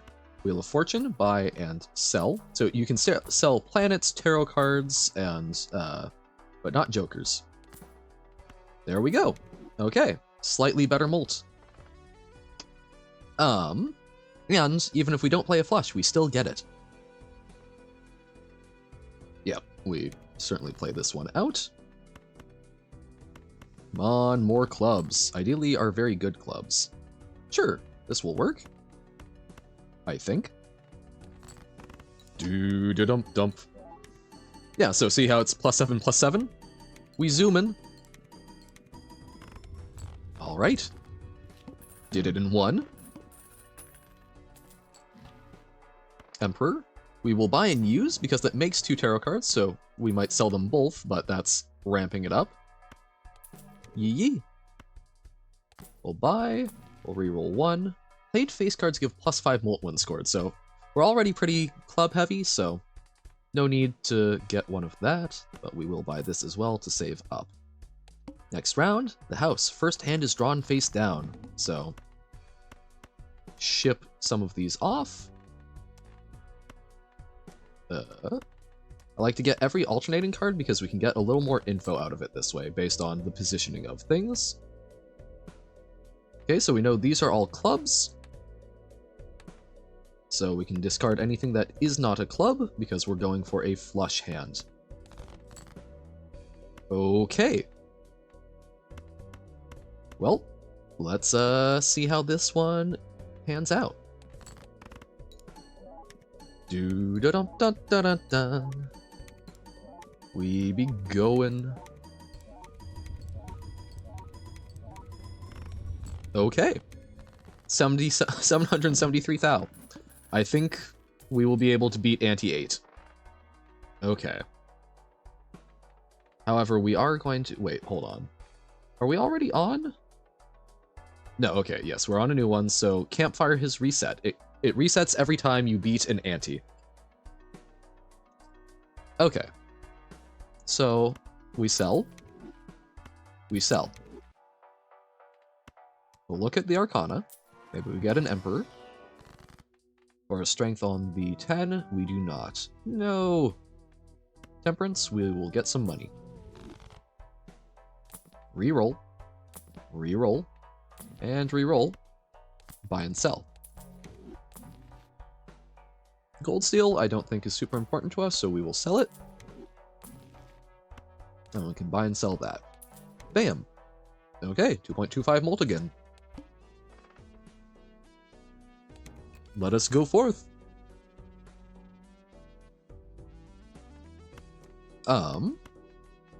Just discarding for clubs. We're into the exciting part of the gameplay loop, which is just doing the same thing over and over again, with a fair bit of confidence that's going to work.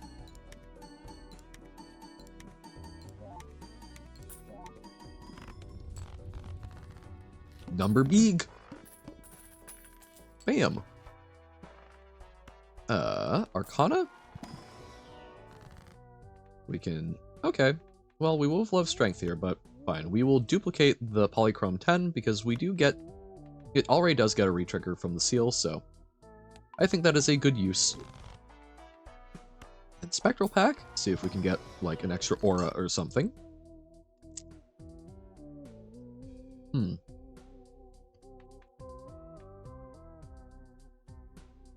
Neither of these are fantastic. Blue is at least doable. We'll put it on the ace, since we're less likely to play that. Oh, I should have bought and sold Ouija. Whoops. At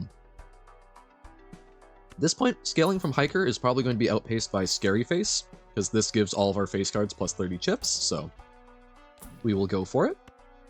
Buy and sell. Buy and sell. Do. Buy and sell. And we'll try one more. Nope. Okay. We play. So, try to avoid discarding that Ace of Clubs. We'd love to hold on to it and just get a free planet card, which we get to sell.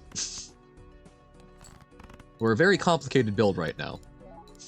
We like to sell things, and we like to play club flushes. Okay. 295. Awesome. And we sell the Jupiter. Gross Michelle. Not going to be better than what we've got. Nope. Things to sell. Ankh. Create a copy of a random Joker. Destroy all other Jokers. Do not buy and use. That would really suck, but we can buy and sell.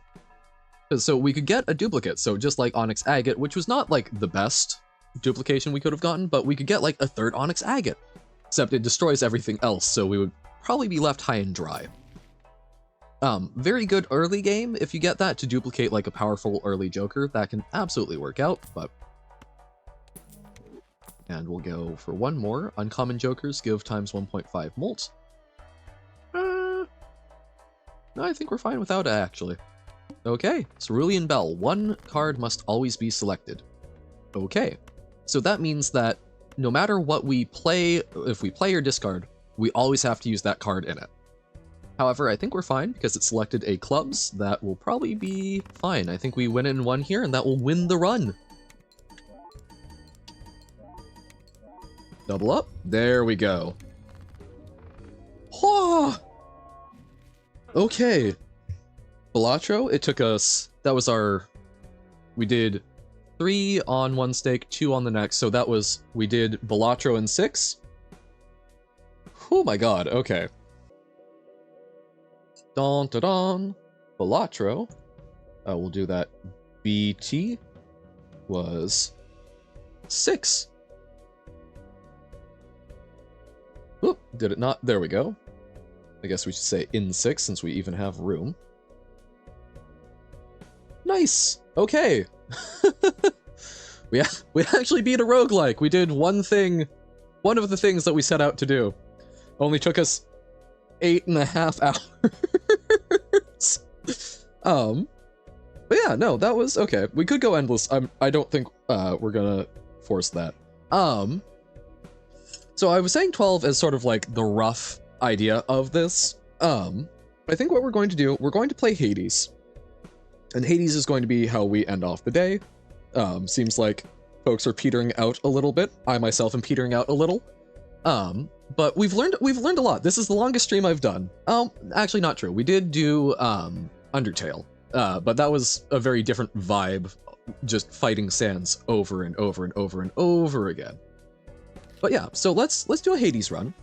And let's see where that goes. We can do a couple of runs, and that will probably, even a successful run will take us to probably around 10 hours. If we mess up a little bit, it will probably put us closer to like 11 or 12, which I think is going to be a good time to wrap up. But yeah, let's give this a shot. So update stream info. We're going to Hades, not Hades 2, which I'm sure is what everyone would much rather do if we're going to be doing Hades, but I have not bought it yet, and I've still got things to do in the original Hades, so come on. All right. We've got that, and Steam. Oh, Steam, where art thou? Dun dun dun dun dun dun dun. Yes, I can see Tanner playing Balatro on Steam. Fantastic. Hades, where are you? Hades. Oh, Hades. There we go. No, thank you though, folks, for sticking around. It's been fun. I think what I'm learning is if I am going to do an endurance stream, it shouldn't be quite. Whoa, loud. Okay. Hopefully quieter for you guys. I think actually fairly quiet for you guys looking at the audio monitoring. Just very loud for me. Is that good volume-wise? Maybe a little lower. Let me know how it is. But yeah, I think doing something like when it was Sans, where we're just picking one thing and going, I think is very beneficial for it.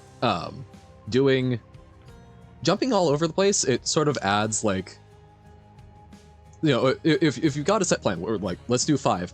That's part of why Slay the Spire. We did it for 4 hours and didn't get a successful run. 2 that were super close. I think that would be fine if we were just doing Slay the Spire. But trying to also get through to other stuff, it's like, don't want to just keep doing that. So, I don't know. We're learning lessons from this. We'll try and carry this forward. But, yeah, let's do some Hades. Let's see if we can get a successful run and defeat the god of death himself. Although, I guess, I think it's tough for an old man. Oh, okay, is that still loud? I'm not... Oh, why is it crunchy? Okay.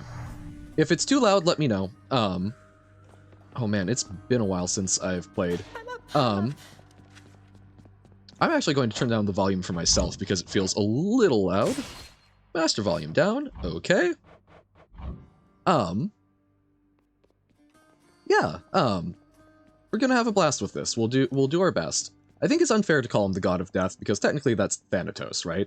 Hades is god of the underworld, and all of the wealth that's found down there as well. Okay. Thanks, sir. Do we have anyone talking? Okay. Demeter or Persephone? Persephone. Doubtless Goodness. you deserve the biggest thanks that this house still stands, don't you? Did you enjoy We the brought him treat I brought treats. Yay. Surface treat devouring hound of hell provides the queen a most Aw. decidedly affirmative. I thought Cerberus you such a might. good boy. You wouldn't know it wasn't made of meat, I'll bet. I'll see if Oh. we can't grab- See, well, we were talking about plant meat substitutes. Apparently, Persephone already working on building some good soy dog treats. Fantastic. What were we working towards with this? We've got some gems, which is good. It's been so long. Erebus gates? Don't know if I feel confident going for that already. We can get renovation stuff for beating bosses. Claiming a key gets us an extra reroll. That actually seems pretty good. Yeah, we'll go for that. House contractor, my good shade, have yet another job for your distinguished team. All right. So yeah, so New piece of music. oh whoops. So Hades, for anyone who has not played, is a Now about how I bested Minotaur Asterius alongside Theseus, so the it's champion of a sort Elysium of Dungeon Delver-esque himself. thing. Think I even broke a sweat. I liken it almost a little bit to like Vampire Survivors in the upgrading of things. You're picking boons that you can get like different ranks of, and you can sort of consolidate into one god or multiple that tend to synergize well with each other or not. So it makes me think a little bit of Vampire Survivors in that sense. But the actual gameplay is a like top-down RPG dungeon crawler more. With a Did he make very fun of me good. just now? Oh, I didn't catch it. I always feel a little awkward How has it been for you of late, Nix? with the dialogue on stream because normally I'd read it, but there's good voice acting. But I also don't want to just sit here listening to good voice acting. Because I don't think that's what folks are here for. Everything is all right. Your birth mother, Your Persephone. birth mother. Presence has been welcome. Yay, I think good. so too. But I don't love talking over it because it's good voice acting. But we're sort of in this home base where we can get some things that like give us slightly better options for progressing in the dungeon. And we get to talk to all of these lovely figures from mythology and form relationships by giving them gifts of illegal contraband nectar. We've got the mirror, which I believe I've pretty much fully filled out. I guess not quite technically. We can get another Fated Authority. So the mirror allows you to spend darkness as sort of a meta progression currency to like get extra healing and deal a little extra damage in certain circumstances and whatnot. You can walk around, you can dash up to twice in a row to try and get around things faster and dodge. We've got a training skeleton that we can punch up. We've got normal attacks, Q does some sort of special attack, and you have 6 different weapons you can choose from. We're currently using the Fists of Malphon, Gods than I once wielded you. which I'm not super great with, but I love their attack speed. Since it's been a while, my go-tos tend to be the bow, Let's go with this one. which is a little awkward, but it's lovely and ranged, and I love some of the upgrades for it. And it increases critical chance. Or the spear, which gives a nice bit of reach, and you can press Q to throw it, so also some range, and has some good quick attacks. But let's work with the bow. Bow is my friend. Bow was the first one that I felt ever very good about. And so since we've beaten runs a number of times, we are given the option for basically increasing the difficulty. Similar to Slay the Spire, you have the different ascensions that add things on. You're trying to hit a heat gauge that goes to 5, but you get to sort of pick from a menu of what challenges you think are going to be bad for you. Tight deadline says you have 9 minutes to clear a level. Oh, which is one that I've actually used relatively frequently for myself, but I imagine since this is a game that's Balatro, I have to focus a little bit. Hades, you're going to hear a lot of panic noises, but it's a lot better for just talking about things. Because it's not quite as thinky thoughts, it's more reflexy dewy. So, okay, hard labor, we take extra damage, we can also reduce our healing. We can make things more expensive, sure. More enemies for jury summons, okay. Extreme measures, it's been a while since looking at these. Extreme measures. Bosses gain new techniques, oh, I am not ready for that. Higher life totals, so it takes longer to kill them. Armored foes have perks. Yikes. Mini boss encounters contain an extra armored foe. I think we can probably manage that. That's only mini bosses. Sure. What's the worst that could happen? So when you go through the floors, so with Rogue and whatnot, you're shown all of the connecting nodes. Same thing with Slay the Spire. Oh, computer is crunchy. Why? Lady Artemis. This shouldn't be taking too much from it. But, hold on. We're gonna pause so we can look out. Why is it so crunchy? Do I have anything open that might be making it crunchy? Oh, I can't see. Well, you know, we'll go with it. If it's too bad, we can go offline for a moment and try and get that figured out. But okay, we start off, we get a boon from Artemis. She's the little arrow one. My senses sure are going to be sharp. Sharp. If I keep trying to keep up with you like this and all that. Okay. So these are the boons. These are I think of them as like the relics in so Jokers in Balatro, relics in Slay the Spire. So they come in different rarities, but it's all the same. So a deadly strike is always going to be the same. Attack is stronger and extra critical damage. But if it's common, if it's not rare, it might be an extra like 12% chance to deal critical damage, as opposed to 15. Epic, it might be 18%. I think we'll take this though. I am a very big fan of my basic attack, and extra critical chance plus base damage seems fantastic. Our other options are something to improve a dash, so you can sort of use your dash offensively. I've never been good at that. Or Deadly Flourish. Your special is stronger with a 20% chance to deal critical damage. I don't rely on my special as much as I probably should, so we will... Oh, those, by the way, were explosive urns, which I destroyed, and those were the enemies. Realize that might not be clear if you aren't used to the enemies. So here... Oh, what are you? Oh, okay, these are, I think they're called witches. It's been a while since I've looked at the book, but they like to hurl little hex balls at you. We made quick work of them, but there's another wave, which you can see are getting summoned with the little logo of the House of Hades. There was one of those bomb-hurling urns that we killed in the last room. Okay. And we got a key. It granted me fated authority. The keys were good earlier. There's not as much that they do at this point in the game, or at least I haven't found a use for them.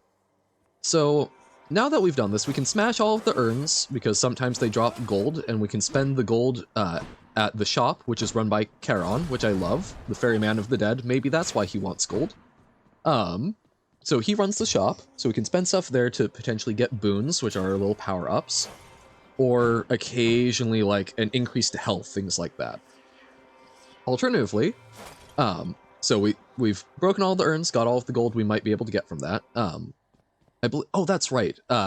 It will show if it's a golden urn. Those are what have coins in them.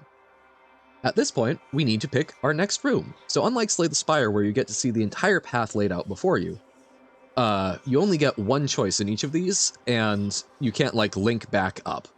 Once you go through a door, you don't get to go back. So we can go this way, and we get a Palm of Power, which can upgrade one of our boons to be a higher level, which gives a slight statistical increase. We can descend into this starry area and go meet with Chaos? I think it's Chaos, who will give us a fairly powerful boon if we successfully complete a challenge, and we also have to pay some life for the honor. That's rough, but we've got a Daedalus Hammer, which is like one of the god boons, but it always affects something about your base weapon, and since I love using my base weapon, that's where we're going to go. My biggest hope here, I really love, there's always a Daedalus enhancement, it feels like, that increases the attack speed. And for bow, I find that very awesome to just be able to like rapid fire things. We do not get it. Our options though are charged volley, so we can hold our special, which sort of does that like spread of arrows for extra damage. So sort of make it charged.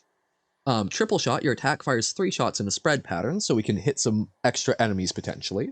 And power shot, your perfect shot. Your power shot is easier to execute and deals 150% damage. So that's like a perfect timing thing, which I typically suck at. So we're going to go triple shot. Let's just increase the amount of arrows that we're able to put out into the world. So this way, if we're dealing with a swarm of enemies, we, even if we're focused on one enemy, sometimes we'll just be dealing damage to other ones, which I like. We only have one option here, which is to go out this door, and we could alter it. We could go for a different reward, but this is not a category of reward. It will never turn into a boon, no matter how we try. So I'm not going to bother. I don't mind the gems all that much. The gems are for meta progression. They are useful for like constructing cosmetics in the lounge, which was, I've gotten most of what I care about, but apparently early on Cerberus like tore up the lounge, so that was a part of the story, was trying to fix up the lounge, make it look pretty again. But at this point it's all just personal aesthetics, and guess what I'm not very good at? Having personal aesthetics. So don't feel too bad about getting it, but don't feel too happy. So here, we've got a boon from Ares, which you will take. I don't typically like Ares boons. A lot of them rely on dealing like reciprocal damage, so you take a hit, and then they take some damage afterwards. Or I guess, it's not all reciprocal. A lot of the gods have reciprocal ones, but Ares, it's like a delayed effect, which I'm not a huge fan of.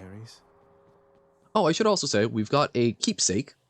The keepsake is something that provides just like a little benefit, and you can upgrade based on like forming relationships back where we were earlier. I'm currently using the one from Thanatos, which is a pierced butterfly, and basically says if I don't take damage if I don't take damage in a room, I get a permanent 2% buff to my damage, which I love. So as long as I don't get hit, I get to kill them faster. Death rears its head in all too many forms.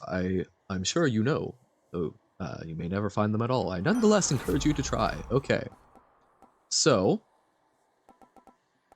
the boons that we've got, Special inflicts Doom. Doom is, in this case, 80 damage that occurs after a brief moment, so that's the like delayed thing, which often causes issues for me. I'm not a fan of it. I'm typically flying by the seat of my pants, and I need things to happen immediately.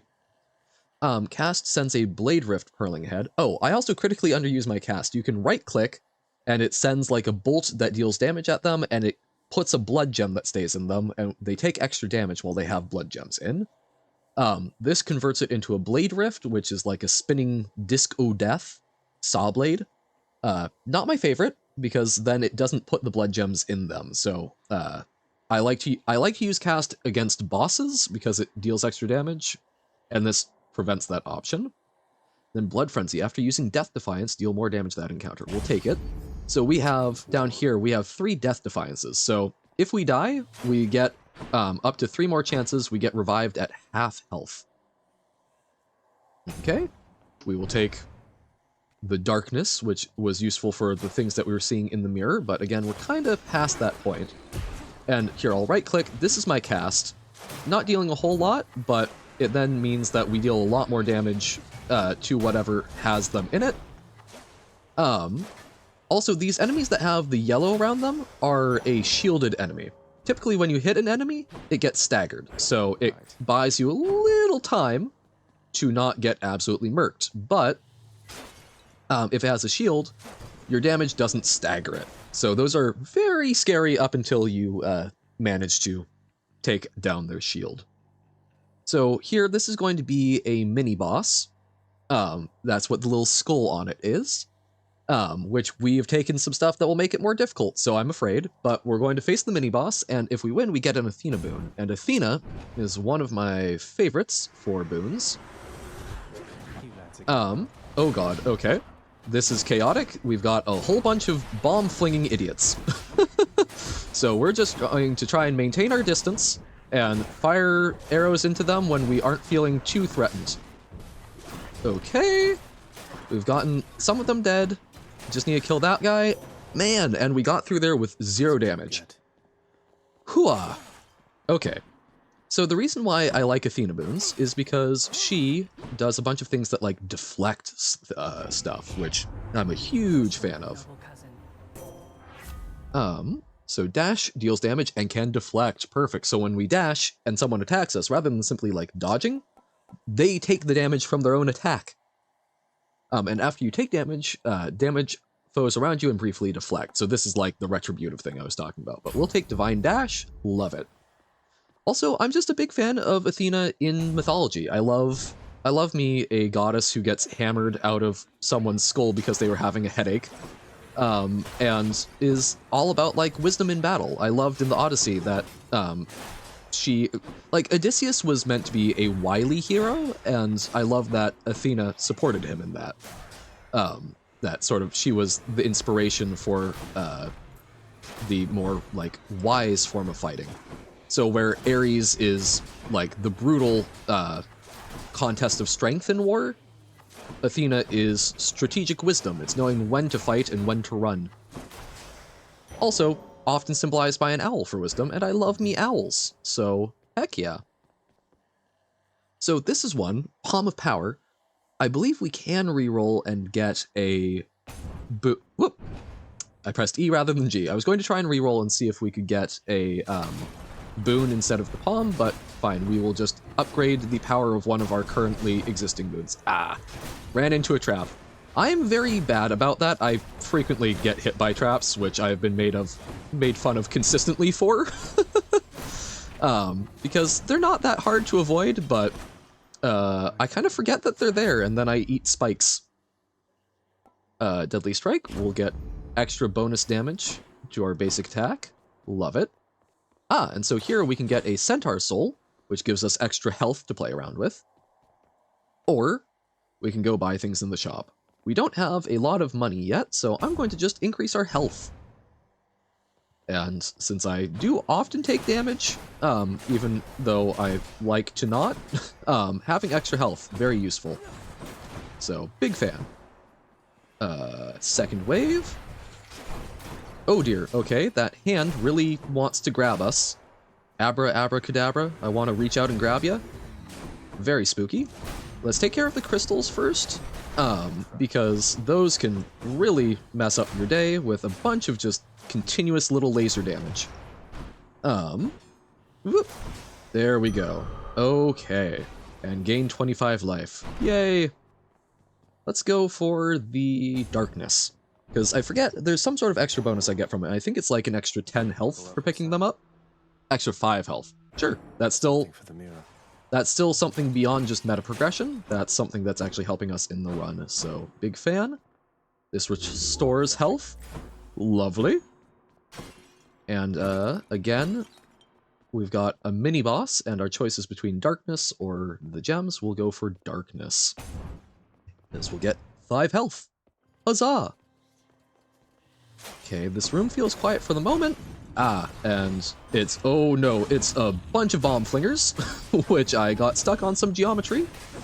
Could have been very bad, but, oh god, oh, there's too many bombs. Oh god, I think I'm still damage free, but I really can't tell.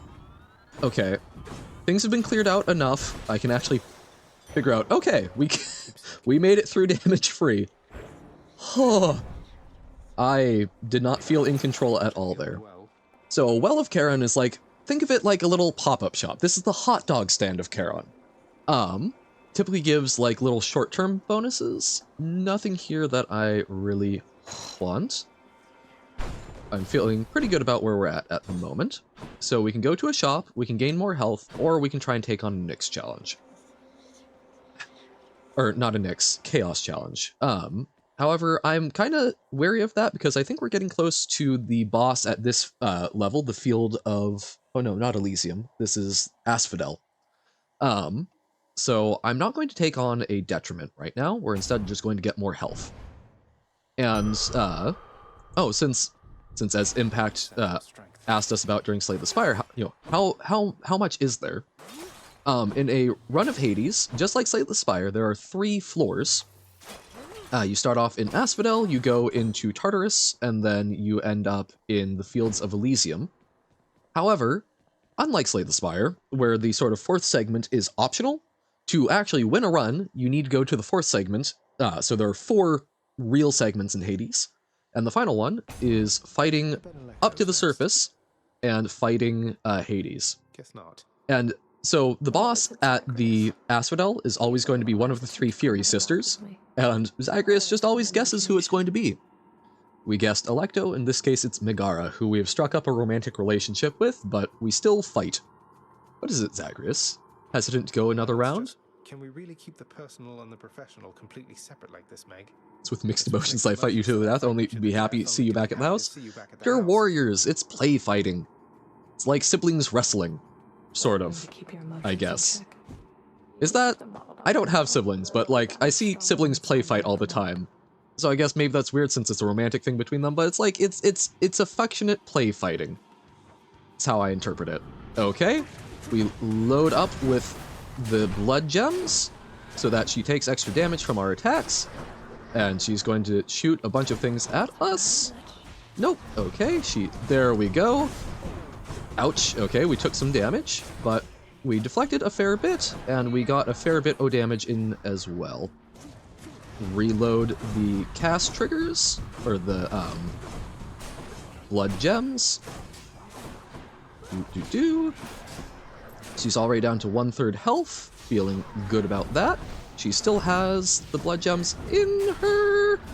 So, oh, I got confused where she was, but she's almost dead, like 2 more attacks. 1 more attack, apparently. Okay. So this is the easiest of the bosses to deal with. And of the 3 options, I actually find Meg the easiest, because I've had the most opportunities to learn her attack pattern. So, alright, we made it through, essentially unscathed. We didn't lose a Death Defy. And we get heal back up to full, so no harm, no foul. This is one of the places where we can swap out trinkets if we feel like it. So yeah, Pierced Butterfly, we've got up to max rank, we've used it quite a bit. Gain 2% damage for each time you clear an encounter without taking damage, so pretty happy with that one. We also have like little companions, which I kind of forget about, and don't make good use of. I think we press the number 1 to use them, but yeah, I tend to not. Oh, extra use of Chthonic Companion Summon. Actually, yeah, let's check controls. What do we use for the companion? Summon is 1. Okay, yes, I was right. Probably, none of those strike me as super useful. I prefer long-term permanent buffs, but I'm also not a fantastic player, so who knows? It might be better. Do-da-dump-dump. Asphodel. Oh, wait. So does it start in Tartarus? I should have paid attention to the names more. So this is what they're conceiving of as Asphodel. I always thought the fields of Asphodel were meant to be just like gray and kind of meh in mythology, whereas like Tartarus was meant to be sort of like the depths and fiery. But I guess if we're ascending, we would not start off, we wouldn't move up to Tartarus, so makes sense. I guess I forgot because of what I had in my head since a very young age as my concept of what the aesthetics of each place were. Okay, we've got slightly tougher enemies. These ones are basically the mini boss that we fought that was flinging a bunch of bombs is now just a normal enemy. And that was a little Gorgon that can petrify us if she hits us with her stone attack, but we survived. Yay! Hey, what's he gonna do this time, boss? And Hermes, who speaks very quickly. He does a lot of, like, dashing stuff, things that increase speed, which makes sense. I think, so we can get something where we recover life from dashing shortly afterwards, or we get to attack faster. And I like attacking faster, especially if we can find the Daedalus Hammer that buffs up our ability to let's basically attack continuously, but even just being able to get off a proper attack slightly faster, very good. And so here we can either go get some coins for Charon, which we could re-roll, or we get to talk to, like, a significant figure on this level. Each level has a different significant figure. In Tartarus, you've got Sisyphus. Here we've got Eurydice. Wait, is it Eurydice or Eurydice? My Greek is not exactly perfect. You want the best cooking in all of Asphodel? You know where to go. So she offers you 3 options. Each of them offer 3 options. Her options are to basically upgrade the rarity of 2 of your boons, add 1 level to 4 random boons, or upgrade the rarity of the next boons you find. I am a fan of upgrading the rarity of my boons often, or upgrading the levels of them. Thanks so much. I don't like the layaway one quite so much. And here, since I'm not a big fan of the coins, let's re-roll and see if we can get a boon. That's a palm. There's a heart. Sure, we'll take some life gain, or take increase to hit points. There we go. That's the word I was looking for. Okay, some little Hydra-esque boys. Oh dear, took damage from the lava.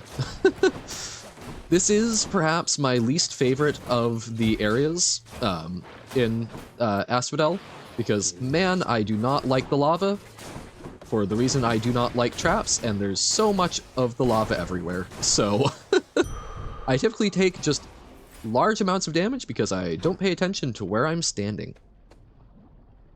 We'll take another Artemis boon. It was either Artemis or Aphrodite. Aphrodite does things that, like, weaken your enemies oftentimes, but I prefer Artemis's damage and crit stuff. Okay.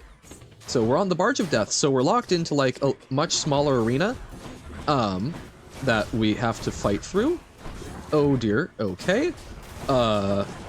There's a lot of enemies, and this blue diamond, or the blue crystal, shields them, so that we, not even just like the yellow shield, they don't stagger, and they also just simply don't take damage. So that was quite hectic, but we got through the worst of it, so hopefully we can finish off these guys, and there should be more waves, but we'll have gotten through the absolute worst of it this way. Hooah! Okay, no more waves. Yay! We survive. You found me, Artemis. Maybe not thrive, but we survive. Deadly Flourish. Special is stronger with a 20% chance to deal critical damage, so increase our panic button. I tend to use the Q, the special, that fires a whole, like, wave of arrows. That's a panic button. I'm getting overwhelmed, I just need to hit multiple things at once. You deal critical damage to a foe near it is marked, which will deal extra damage to them, higher chance of taking critical damage, and after you cast or hit with an attack or special, fire Seeking Arrow. I'm going to take that. So this means that we fire like a little extra arrow whenever we do stuff, and it seeks things. So even if we completely miss, we're dealing just like extra little bits of damage, which I like. It helps deal with the large groups of enemies, so, which are usually what I tend to do the worst with when using the bow. But also just in general. Man, it's been a while since I've, like, really cracked into Greek mythology, but I should read some more. It's a very interesting tradition that has obviously, it's permeated a lot of, like, Western pop culture. But I don't know, I don't feel particularly well versed in it, and most of what I remember is from like elementary school reading like the Dolores book of Greek mythology, which is not exactly like, you know, necessarily faithful translations of where the myths come from. It's meant for kids, so it would be fun to actually go read some of the like tragedies that the things actually come from. Oh man, there was the theater department at my college put on some shows about some of the like Greek tragedies. They reimagined them, but it was very cool, and I don't know. I think it's I really enjoy history because I think it's important to know about how we got to where we are. And I think mythology is important because even if it's not necessarily a historical record, it explains a lot about the ways that people sort of coped with things back in the day, and things that were, even if they weren't accepted as necessarily exactly true, although I feel like in a lot of cases they often were, it was an important aspect of how they understood the world, even if metaphorically. So studying mythology, I think, is just as important as studying history, so long as you're taking it in the sense of how does that mythology, how does that mythos influence a people. Of these, I think we're going to go for greater evasion, just a chance to dodge attacks. Love it. Very happy, because I get hit. So a 1 in 10 chance that getting hit doesn't actually get us hit. Very happy. We'll get some more health rather than go to the shop. Okay. We sally forth. Oh, and this is a room that doesn't have anything bad going on in it. So awesome. We just get free health. We will take it. And boss battle? Are we all ready to it? All aboard. I think this is going to be the Lernaean Hydra, which we nowadays just call Lerny. Hey, you You regrew your neck. regrew your neck, yay! Howdy, Lerny. So, yes, Lerny the Bone Hydra. So Lerny the Bone Hydra comes in like different elemental types that do different things. We get a mix of the heads, so like the ice one, or the blue one that we're fighting, tends to... Actually, I forget what it tends to do, it's been a while. The orange one tends to spit fireballs, which is very terrifying. I thought the purple one, or blue, or whatever I called it, I thought it tended to send out, like, sort of purplish, like, damaging waves that kind of make me think of, like, Street Fighter, the Guile Sonic Boom. But it's not doing that, so I guess that's not what's going on. Ooh, okay, it loves doing ground pounds. Okay, these other ones are sending out a lot of these, oh, it's the purple that does that. So purple sends out the sonic booms, which are something that, you can't... A lot of projectiles, you can, like, shoot things into and disrupt them. Those you just have to dodge or deflect. So they're very spooky. We're certainly taking some damage here, but it happens. As long as we don't lose a Death Defy, I'm feeling pretty good about the encounter. Should not have gotten that close. I thought I needed to recover the blood gems, but I think we're fine at this point. We just stay out of range, we snipe it down, and then we'll be done with Lerny and Asphodel. Oh, took one hit that we really didn't need to. Ah, sigh. Okay. Lerny vanquished. Good, no more heads. Okay. Darkness and some health. Lovely.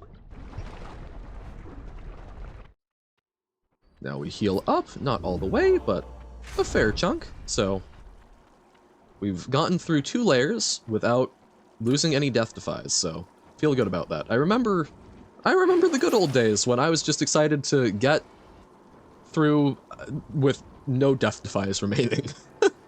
I forget how many times it took for me to beat Hades, but it took a lot of getting there, but it was a very fun process of getting better and better each and every time. We'll take the... do we take the skeletal lure?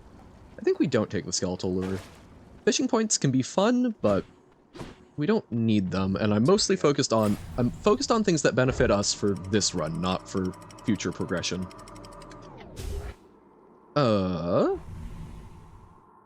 Okay. We are now into Elysium. So we're fighting the spirits of dead heroes. Aha! We finally actually got an urn that had things in it.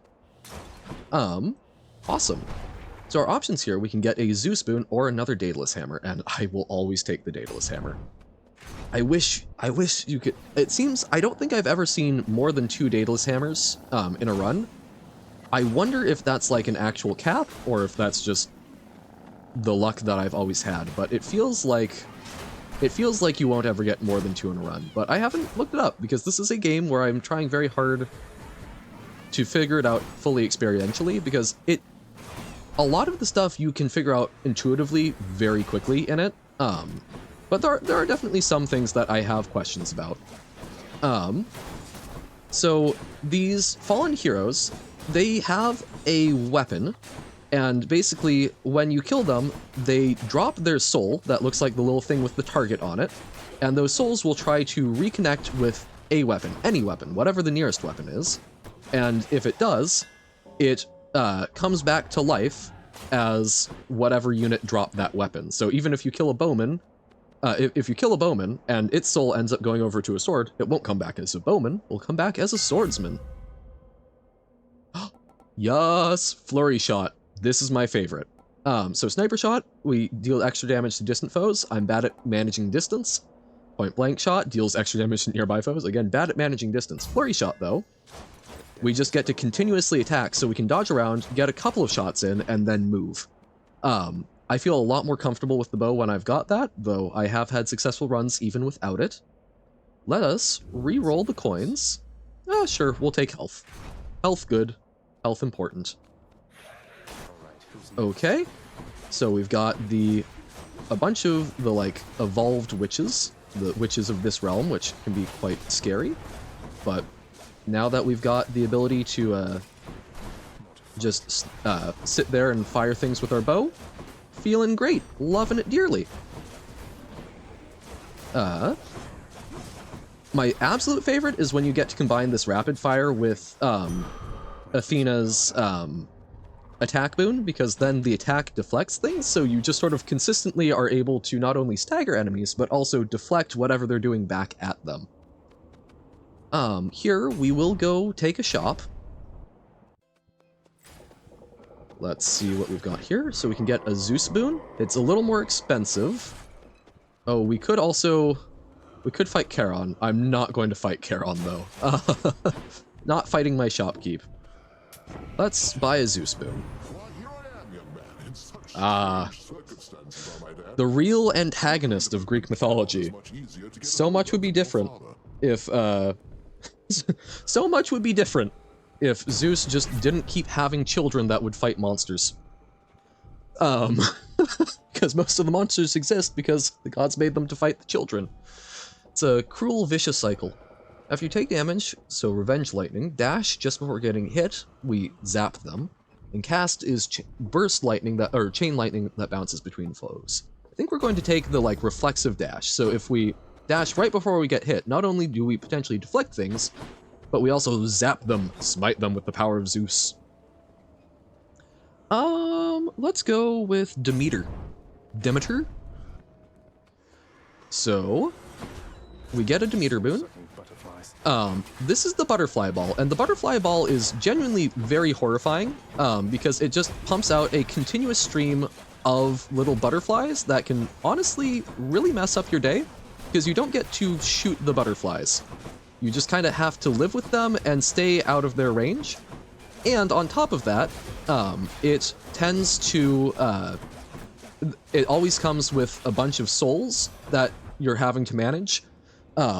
So it starts off okay, but you can't usually kill it quick enough to avoid some of those souls turning into full-on enemies and getting very chaotic quickly, which is part of why I love having, like, triple bow shot and other things like that that help me deal with the tertiary enemies. So this is Demeter.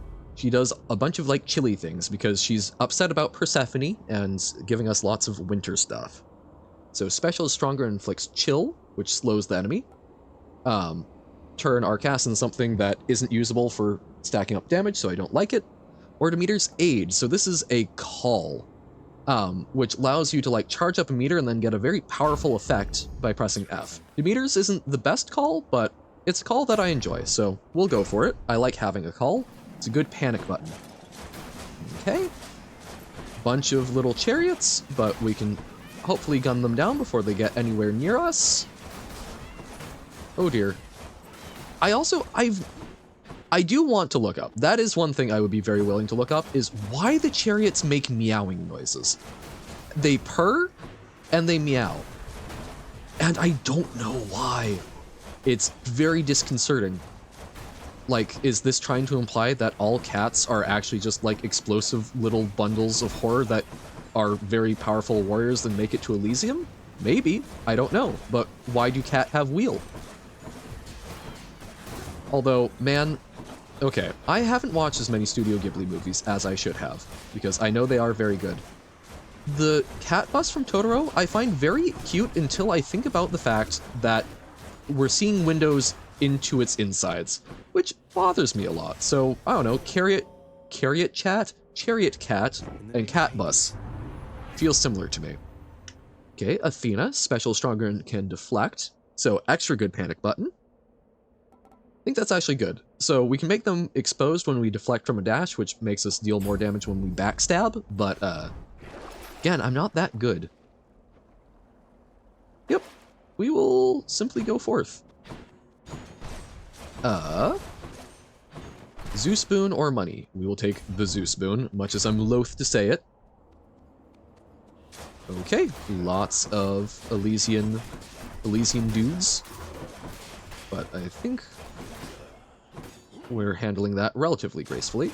So these statues are traps that stab you when you get in front of them, which, by the way, can also affect enemies. But again, I typically get hit by the traps more often than the enemies do, so that's something I would love to work on. Oh dear. Lots of enemies. Let's get out of there so that we're not as pinched. Also, the Elysian warriors don't seem to get staggered as much. I don't know if there's like a particular... Oh! I don't know what that was, but hey, 30% bonus damage with the Pierced Butterfly. Apparently this is the best I've done at not taking damage before. Cool. After you take damage, foe struck by lightning, sure, we'll take some retributive damage. Even though apparently we're doing a good job of not getting hit. We'll do the Nectar, because that's useful for building relationships, and levels up one of our boons. So, Coolio.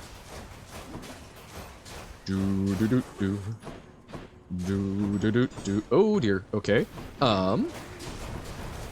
See, there, stagger, good. But yeah, I don't know if there's like a particular rule for when things stagger and don't. Stagger is always a very interesting concept in games to me, because I think it feels very satisfying, but stun locking opponents also, you feel powerful, but it kind of sucks. Because then it's, you know, you're just sort of point and click. Hades does a good job, though, of adding enough chaos to the screen that it doesn't feel bad, and it feels good when you are able to isolate an enemy enough to juggle it, but I don't know. I wonder, so like, okay, we looked at Rogue as a great example of like, you know, thing that sort of defined the genre. I would be very curious, like, what was the first game that introduced staggering? I assume it would probably be like a fighting game, but I don't know. We'll go for the darkness. But, oh, this is particularly fun. So, like, Balatro, Slay the Spire, like, they are definitely roguelikes. I can see where there is shared DNA, even though the game itself is very different. But man, playing Hades, especially right after playing, or shortly after playing Rogue, I can 100% see the lineage there. Like, I can see how you get from, hey, I want to noodle around with my ASCII art and delve into the dungeon, to, getting this much more visually, I mean, gorgeous art style, much more visually appealing experience that has a lot more complexity to it. Like, you're able to determine a lot of things, but there's, I don't know, there's still like elements of this where you aren't told exactly what enemies are going to do or exactly what something's going to do.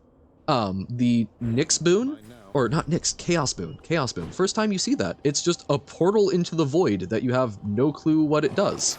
So you've got to click on it, pay some life, and hope for the best. So it maintains an exploratory aspect, but obviously controls are way more streamlined. And it's not quite as punishing. There's not things that are going to completely screw you over. Trove Trial spawns some enemies for a reward. This would heal us 150. It gets you reduce your reward progressively the longer you take to fight things.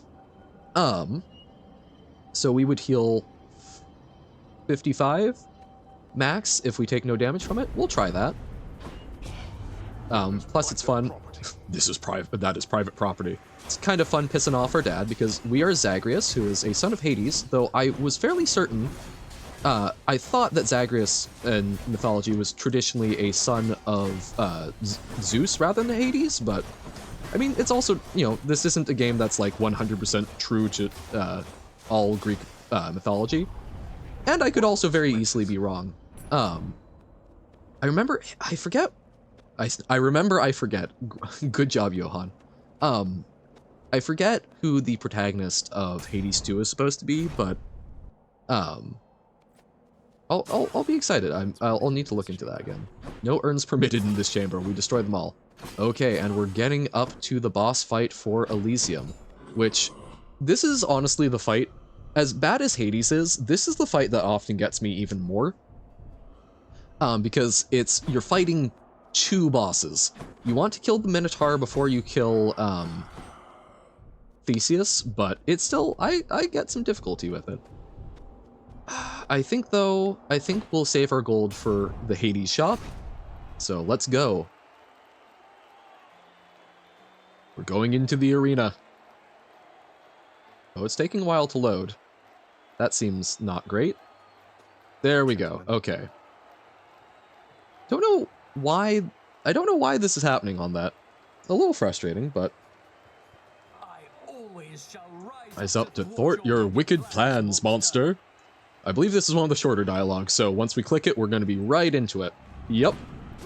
Okay, so load up some damage on Asterius, and already took damage. That is okay, though. We just stay out of the way as much as possible and try and load up damage on the Minotaur. He's already taken some pretty significant hits. He'll shield once he's down to half health, but this is alright. Theseus gets very scary once he's down to half health because he starts just like spamming, essentially, the deific calls that, like, Demeters that we've gotten. I'm sure there's like a pattern onto which one he uses, but I never know until all of a sudden I'm getting murked by whatever it is. He also, oh god, okay. We get the greater call, so it's fully charged. We'll go for that. I think that will finish off the Minotaur. We're probably going to lose at least one Death Defy in this battle. I can just feel it in my bones. Oh, we're at 2 health, yeah. Theseus is also super annoying because he can only be damaged from one direction behind him. Which is real annoying, but we're making it work. Oh god, I didn't dodge. So yeah, he like tracks you and sort of builds up to throwing his spear. Okay, and we got him down to half, so he is using a, I don't know which boon that is, but a lot of spear. Oh god, I think it might be Dionysus, but okay, we only used one Death Defy. That was, I think, okay. I've certainly come out of that fight way worse than simply losing one Death Defy, and we can sometimes buy those back. So, feeling good. So now we are going into the prep room for Hades. If we beat Hades, we beat the run. We beat the game Hades. Oh, and here we go. Kiss of Styx. Replenish one use of Death Defiance. I will absolutely take that. Even though it might lock us out of buying some boons. Doo-da-dum-dum. The surface. We approacheth. There we go. Alrighty.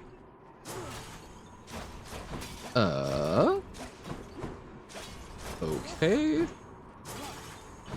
Nothing of use from those urns. That is alright.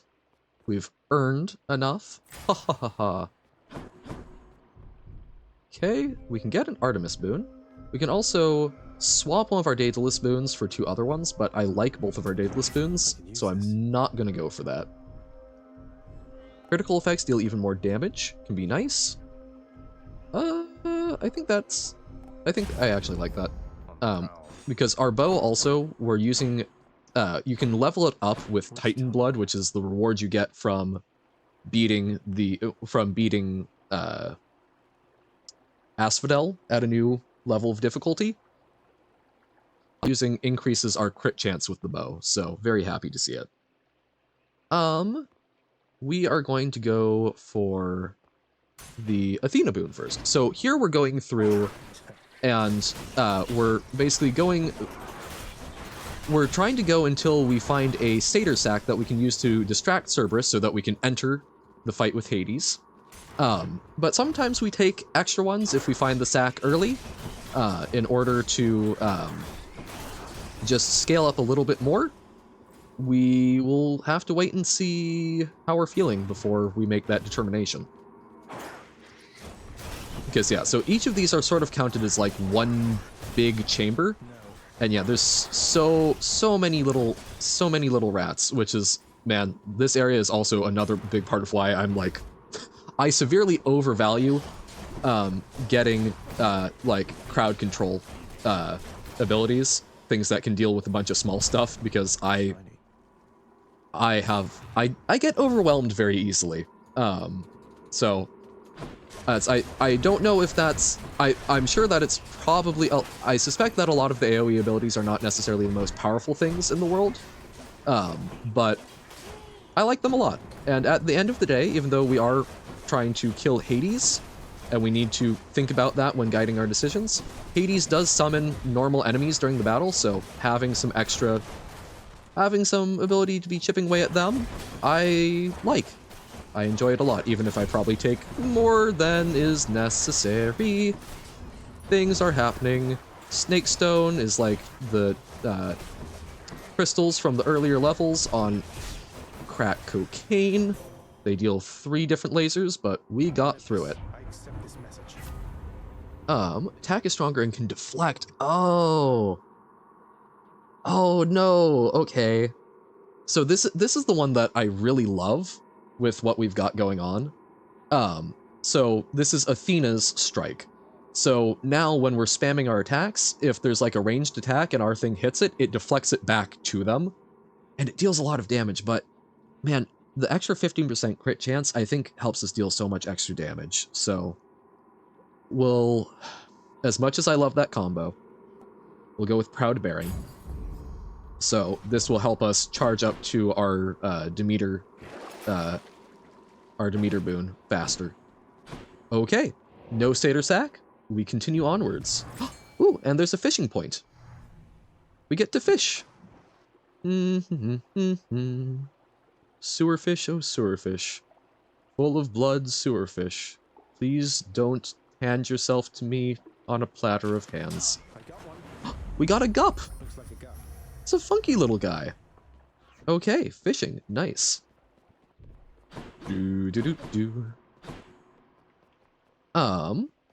Next up, let's go for a health increase. And even if we get the satyr, sack, I think we'll probably go for the Zeus boon. We seem to be doing pretty well in these chunks. We're not taking too much damage, so I think it's worth the reward. But again, we will see, because as with a lot of roguelikes, I think that's something else that might characterize them a little bit. It's very easy for things to go very wrong very quickly. Okay? Just sort of like walking in Rogue to one of those rooms that's just full of enemies. Sometimes you get trapped on a bit of geometry in this, and there's 3 lasers firing at you, and your run's over. And that's okay. That's maybe an interesting thing. So permadeath, or at least you can't just like cheese a run, right? Oh god. That might be an interesting. So the permadeath is absolutely an element of it. That's, I know, part of what makes what made Rogue different, because there were already procedurally generated levels. Oh god. I need to find a fountain. Here, okay. Because I was taking poison tick damage. We are going to lose a death defy here. I did not realize this was a boss room. We are taking a lot of damage. Okay, we made it through. We survived not losing death defy, but that sucked. Poison really hurts. But yeah, so things like that where it just your fortunes can turn on a dime. Seems to be kind of important. There needs to be a certain swinginess to it, I would say. So that you can never feel fully secure in the progress you're making. You can feel super equipped, and then, yeah, in Rogue, you run into something that ruins your armor, or that, you know, just a room full of enemies. In Hades, you might get stuck with an enemy or a particular, like, combat that you weren't well prepared for. Maybe you don't have a lot of AoE, and you're very like, I can focus down one single thing, but two things is going to, like, wreck my day. And Balatro, it's something where, you know, there's always a chance that the boss blind is going to harsh counter what you've been building to if you haven't diversified. Slay the Spire, very similar thing. There are bosses that really harsh counter certain strategies that you've got, and even sometimes not even bosses, sometimes encounters. It has checks for being able to satisfy different criteria for combat. Hyperrogue, I don't really know, because like I don't feel that I have a good handle on what makes that game appealing. I don't think I'm the target audience for it. What I really love in roguelikes is the like incremental building up of passive effects, and sort of trying to create a build that way, whereas Hyperrogue seems to be more about exploration in things. But I guess it does, you know, you sometimes get into, oh god, I need another fountain. I need another fountain. Oh god, I'm obsessing, yep, I obsessed too much on the fountain and got myself even more damage because I couldn't find it. Don't panic like that, Johan. But like Hyperrogue, also, sometimes you walk into a situation where all of a sudden you're screwed. God gauge charges up faster when you deal or take damage? Sure. Okay. Yeah, we can go for that. Okay, so we need to find at least one more room. Possibly two more. But, yeah, I don't know. It's using a different progression mechanic than I think really vibes with me, as well as being spatially confusing. But yeah, it has that element of you're building up options for things. Ooh, I think we're going to be better off getting another boon. But yeah, you can just each and every one of them. It's like a lot of RPGs, it's something where you're playing through for the story and you are making a build, and sometimes you get into trouble in an area, but it feels like the point is to have, you know, you're going to replay it, that exact same scenario, over again if you mess up with it. Whereas in a roguelike, it's something where your run ends, you die. You don't replay it, you play a whole new thing. So, oh god, okay, giant rat, because this was one of the boss rooms, okay. I did not notice the trap platform, or actually, more accurately, I noticed it and walked right onto it anyway. But yeah, so it needs to kind of have that ability to turn on a dime. It's something where it needs to be harsh to you, because otherwise you aren't going to die in a run. It needs to have consequences.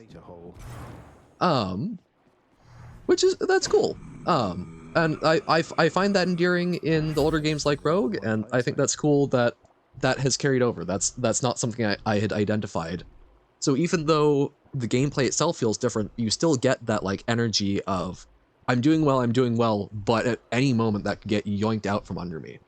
After you deflect, briefly gain 20% chance to deal critical damage. Cool. Extra God Gauge when we deal critical damage, or cast Seeks Foes and can deal crit. I think we'll go with the deals crit and Seeks Foes because I'm bad at aiming. So we got very unlucky with this. Typically, on average, you see the sack on like the 3rd room, but we're having to go through all 5, which, can help us out progression-wise, but also we've lost a fair bit of health. So going into the boss fight with Hades, we're down to Death Defy and half of a chunk of life. Although it does mean there's always a fountain with the Satyr Sack, so this room, as long as we don't die, we're going to heal a fair chunk. So that's something at the very least. There we go. Do. Because yeah, I don't know, it's having played it, Rogue is very different from a lot of modern games that are called roguelikes. So it's intriguing. I want to understand better why these are all under the same umbrella because just saying, oh, they're procedurally generated and there's permadeath doesn't feel satisfactory enough to me, because like, I don't know, genre, not everything with guitar is rock, right? Guitar is used in a lot of different ways. And I can't describe to you how the note progressions work, how the chords work to make something metal versus rock versus, industrial. But I can sort of feel it out, and I want to understand like what makes Rogue feel similar to these on some level. So so we can upgrade damage. Let's upgrade our support arrows. Sure. Here's our Satyr Sack. Lovely. And we restore 106 health. We're mostly up to full. All right. Will we do Hades in one run? Maybe. Perhaps. Okay. Cerberus accepts another Satyr Sack. And what's the funny message this time? Cerberus vanquished. Not really. Maybe that's also something. I guess we don't see it in all of the games, but like, there was some humor to Rogue, right? This food tastes awful, yuck. Yum, slime mold. Like, there's little, they're not necessarily highbrow jokes, but there's little bits of comedy in it to offer some levity. That reminds me a lot of at least what I'm used to in D&D. So Hades, I think, does a very good job of doing that, like, little sort of tongue-in-cheek humor. Rogue certainly did. Balatro doesn't quite do the same thing, but it has like a bunch of puns. Slay the Spire. Overseers managed to stop you again. I should pay attention for humor in Slay the Spire. I wonder if there's something there. And Hyperrogue. It sounded Pitta was picking up on some stuff. I wasn't, because I was just sort of overwhelmed, but it sounds like it also does. But okay. Fight with Hades, god of the dead, but no, of the underworld. Let's go for it. Let's see, can we do this? Not one of my overseers managed to stop you again. Must I do everything myself? Okay, so he has 2 phases.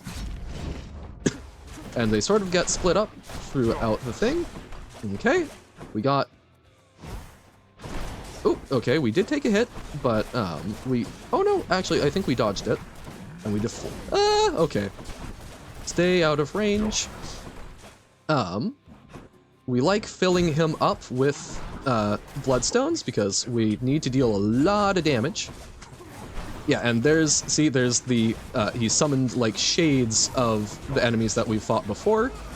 We're going to use part of our God Gauge because I'm kind of panicked right now. Oh god, okay. Damn, this is not looking good.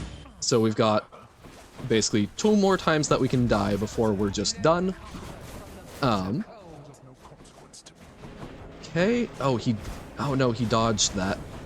Annoying, but not irrecoverable. Okay, he's down to his last third, so he gets another shield. But if we can knock that down, we are not dealing as much damage as I would have liked. and we're taking a lot in return. Okay. Okay, getting rid of that. I'm just having trouble finding opportunities to actually get our hits in. But there we go. We get some casts off. Oh god. And I should have dodged there. You obtained a problem? Okay. Sorry, I'm very curious what it is. Just, a little zoned in. Damn it, okay. So we need to not take any damage before we kill him. Gummy stuck to your hand? No! The candy has betrayed you. It was... Okay, we were kind of safe there, but not entirely. That's not good. We like gummies to not be stuck to your hand. We prefer them to be stuck in your stomach. Good and digesting. Nice and tasty. Oh god. No! We got stuck and got zapped directly by a laser. It's feeling good about that run, but... Darn. Fidgeting for the win. Gummies do seem very texturally satisfying. A lot of them use... Oh, what's it called? It's one of the, like, algae-based things. But it's like, it's a plant gum that, I don't know, yeah, very texturally satisfying. Oh, agar, that is. Because, like, yeah, agar creates a very satisfying thing to play around with. So, understandable. Still, definitely better when you eat them. So darn, lost that run. We got so close, but guess that just means we've got another Hades run to go for. Alrighty.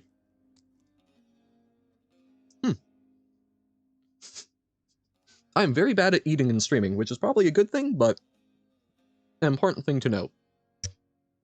Sorry. Sorry to interrupt. Okay. Technically, why not consider it a hymn, my friend? Hmm. In honor of your numerous travails, prior to your current set of circumstances, which must pale in comparison to all the rigors you've endured to date. Okay. The thing is, none of the information in your hymn is accurate. It's nonsense. I was just kidding with you, mate. I tried to make that clear. You get so lively. Heavens no, my We were friend. giving him good information. Well, we were giving him good stories, but not. May your great deeds live on forever. So yeah, previously when we spoke to him, we told him stories, but they were tall tales. So if there's But he anything I thinks can we're just do being for you, humble Nix, now. You need but ask, all right? Your services were always welcome here. Please acclimate yourself. Aw. Thank you, my So like friend. Nyx has been sort of our adoptive I have mom, to but tell you, Persephone is our mother. And it's good to see them getting along now that Persephone is living in the underworld with us. Hey, Meg, I understand you're under orders to kill me on sight out there, but do you really have to go so... Oh, yeah, be nice. Shade isn't who you think he is. Oh. Do you have any idea of the Oh, no, I magnitude don't. of his crimes from I am when curious. he So was yeah, in what did life? Sisyphus do? Because I don't even know in actual Greek mythology what he did. cheated death, tricked Thanatos, and maybe father too. Okay. Before that, he did worse. He was an awful man. So, think okay, that was yeah, the reason that cheating your father cheating punished death him. I don't think is What has bad, but... changed? Or is that impossible? No coming back from certain crimes indeed. Though you may have Oh. mercy. What did he do? What were these crimes he committed? I don't know. Hold up. Okay, we Here's all I exchange. We caught something. Let's Thank you. Wikipedia. The character of Sisyphus. Why is he in Tartarus? Why was he condemned to roll the rock uphill for all of time?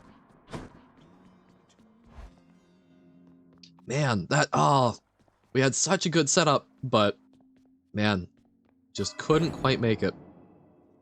Okay, let's pause and let's look at Sisyphus. Sisyphus. Okay, we'll bring that over. Wikipedia, Sisyphus.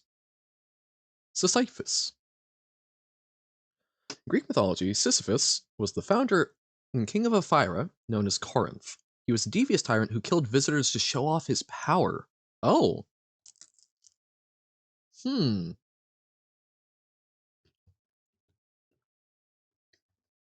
So cheating death, quite bad, but he killed visitors and violated hospitality.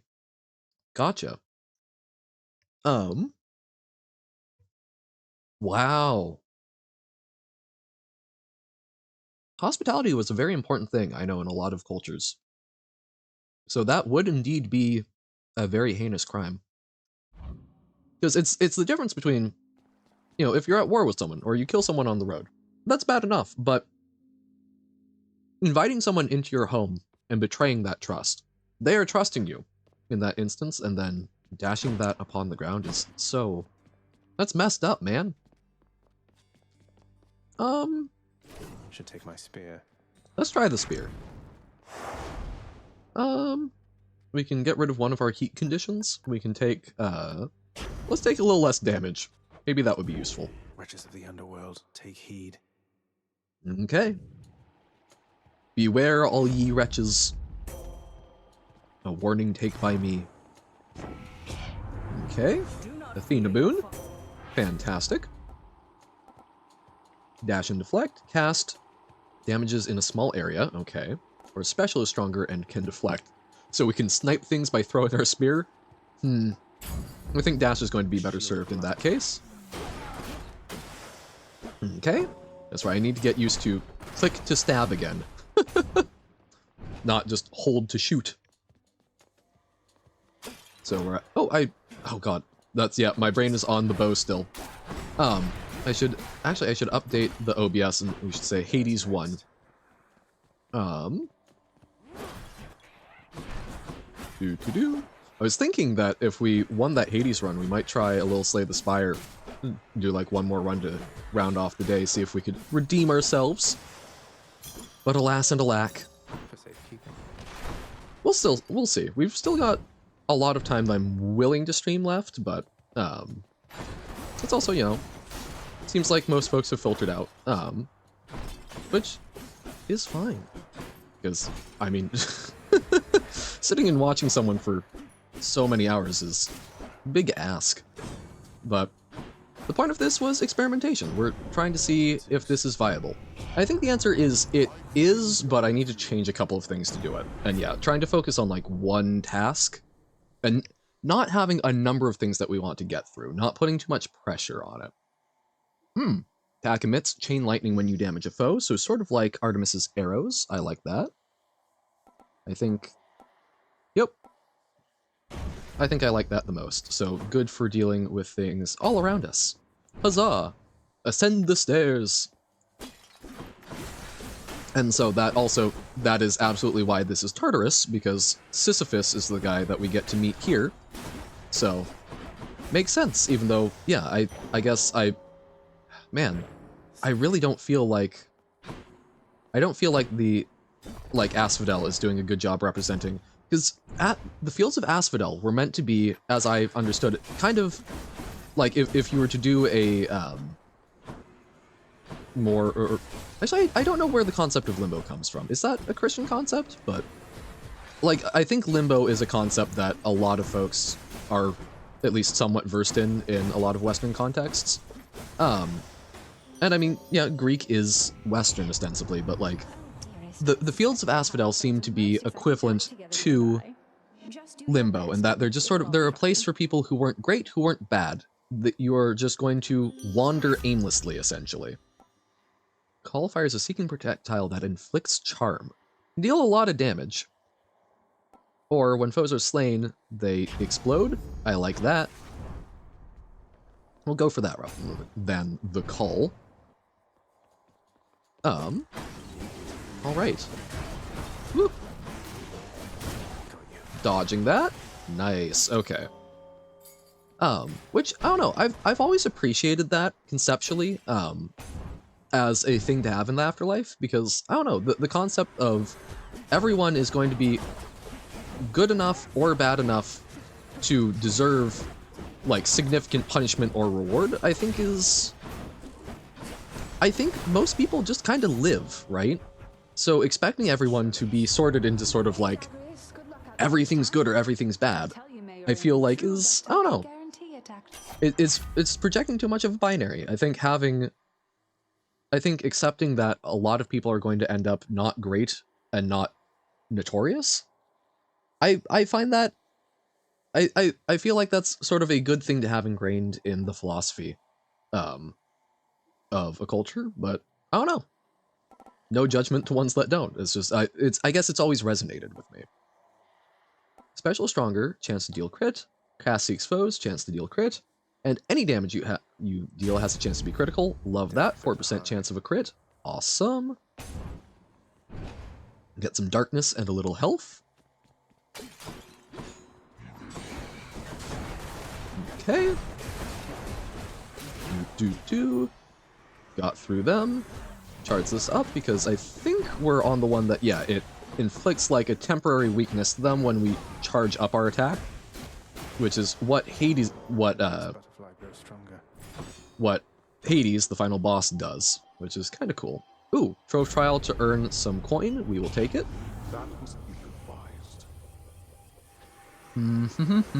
Oh, there's going to be a lot of enemies. And of course I go immediately onto the spikes. On the bright side, we don't get Pierce Butterfly from this anyways, so not like we lost out too much, and it's only 5 health. Speaking of, let's gain some more health. Build it up.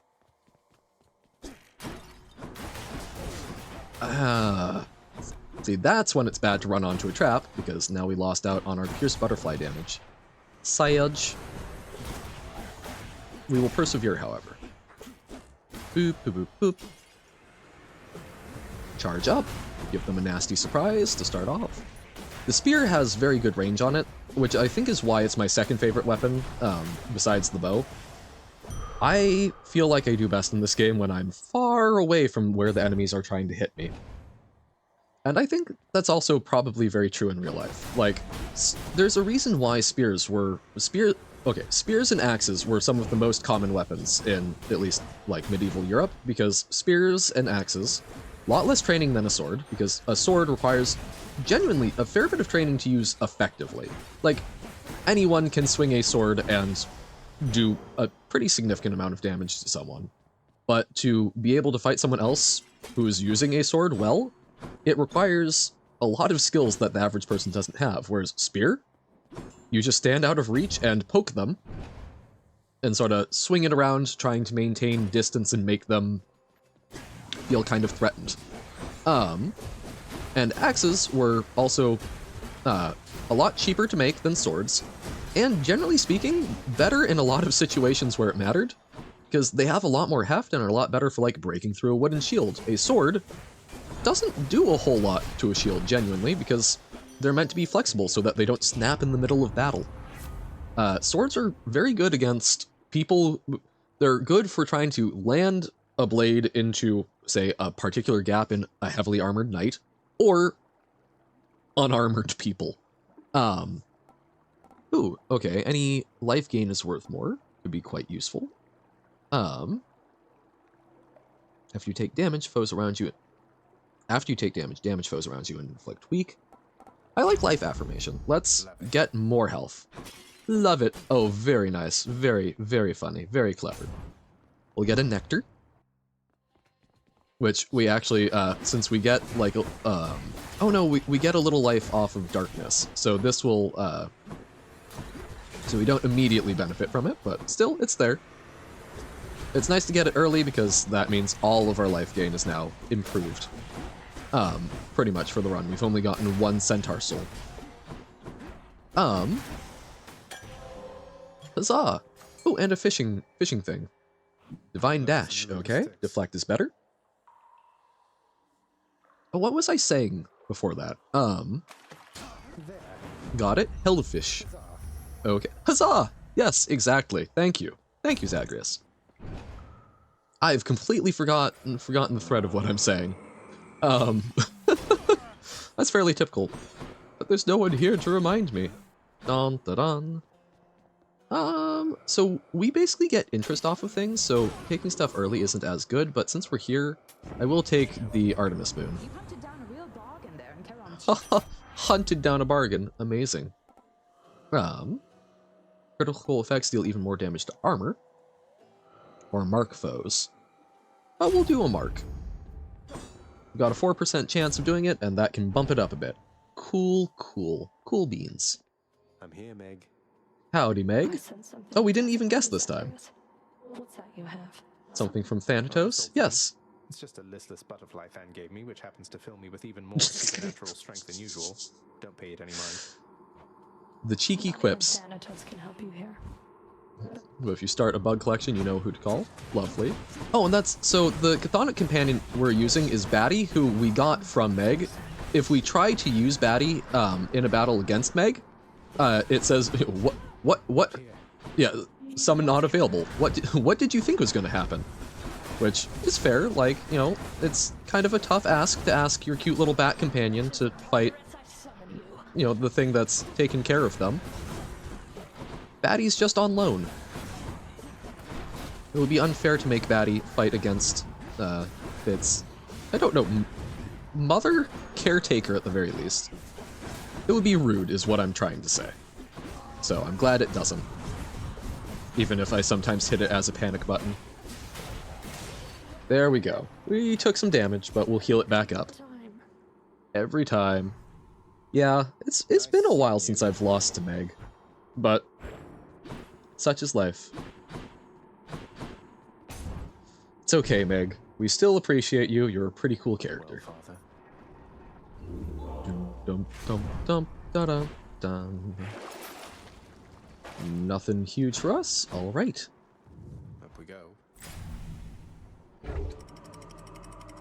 Bum ba-dum bum. On to Asphodel. Asphodel. Asphodel? Asphodel. Well, okay, you don't have to correct me like that, Zag.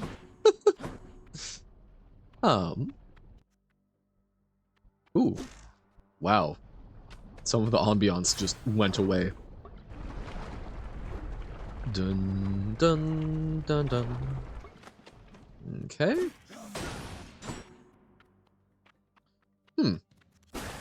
It's really bothering me because I know I liked the line of conversation that I had going earlier that I've completely forgotten, and I'm trying to think of other things to talk about, but I'm sitting here ruminating on what was it that I was going to say. It was something important, or at least cogent. But oh well. Okay, so we've got a Palm Path or a Hermes Path. I think we go Hermes. I like boons, and Hermes boons are, at the very least, fine. They're not my favorite, not the worst. Ooh, doo doo. But this is also this has been a great experience, and I've been sort of focused on games as a way to like carry stuff through. And it's, I guess, maybe a little weird to like get sappy while there's not a lot of folks here, but streaming has been a really cool journey for me. So started in early January, so it's been not quite 4 months at this point. And it's been really fantastic for just getting to enjoy hanging out with folks and see a lot of stuff that I haven't allowed myself to engage with as much. Oh, damn it, I had another good thought. My brain, I'm turns out maybe not eating for a long time. Like, I've had a little food, but like, not as much. May not be the best for things. Let's go with quick recovery. Moving right along. Coin or shop? I think coin. It's been a really fantastic time. I've gotten to learn a lot, and it's been really cool learning from people, hearing a lot of stuff. Oh, Thanatos, okay. One and the same. We'll catch up later. Now let's deal with the wretches, okay. I doubt this will take But it's been really neat getting to interact with folks and just sort of, it's also, that was it. I consume a lot of content. I've watched people do endurance streams before, or at least after the fact, but I haven't had a context for what it's like doing it. And it's certainly interesting to do. It's tough, not in the ways that I thought. I assumed that the difficulty in an endurance stream was going to be trying to sit there for a fairly long period of time and just do something. But honestly, a lot more of the difficulty is just like talking for that long while doing stuff, especially when sometimes folks aren't there or folks are doing other things. It's tough to try and just like talk and find things to talk about, have thoughts, be interesting for 10 hours, which I probably should have realized, because that's honestly already tough, like relatively tough doing that for even the 5-hour streams that I typically do. But doing it for such a long time, it's a lot. Okay, so why teleport? I think this has to do with the heat increasing thing that I took, but man, we've taken a lot more damage with the spear, which makes sense because we're closer to, but yikes. And I don't love the shockwave. I was trying to dodge through it, but damn, okay. It's okay. Now, if we lose a bunch of Death Defies in Elysium, we can get them back from Patroclus. Maybe. Hopefully. If we even see Patroclus. But, yeah, it's difficult in a different way than I thought. And it's also, like, eating on stream I don't think is my thing, because I like to talk, and I also tend to chew slowly. And I don't want to chew, like, directly into the mic. After you take damage foes around you and briefly deflect? Sure thing. Okay. So I think it's something where if I do that, I probably need to just, like, literally take a break from the stream. So, like, in those 15 minutes, probably make it more like a half-hour lunch break. But even then, I don't eat that quickly. So that's a logistical thing I'll need to figure out. My voice is also doing a little rough, but I could probably fix that by, like, trying to drink a little bit of honey lemon tea or something throughout. And being interesting, I don't know, I think that also varies on the day, right? I thought that this would be a fairly easy thing for, roguelikes are more of my bread and butter, and believe me, I think if this was Baba, I probably would have gone insane by now, and not in a fun way. But I mean, it's still kind of tough. But I think a lot of that is because we are swapping around as much as we are, but at least it does give us something. Maybe we should have started with Rogue. That was kind of a big ask, I think, for first thing in the morning. But yeah, we'll see. It's learning process. Ever hit, chance to dodge automatically. Love it, especially now that we're closer.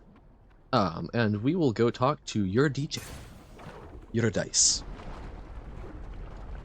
I guess you're a number cube if we're following the math textbook that we were talking about. Oh!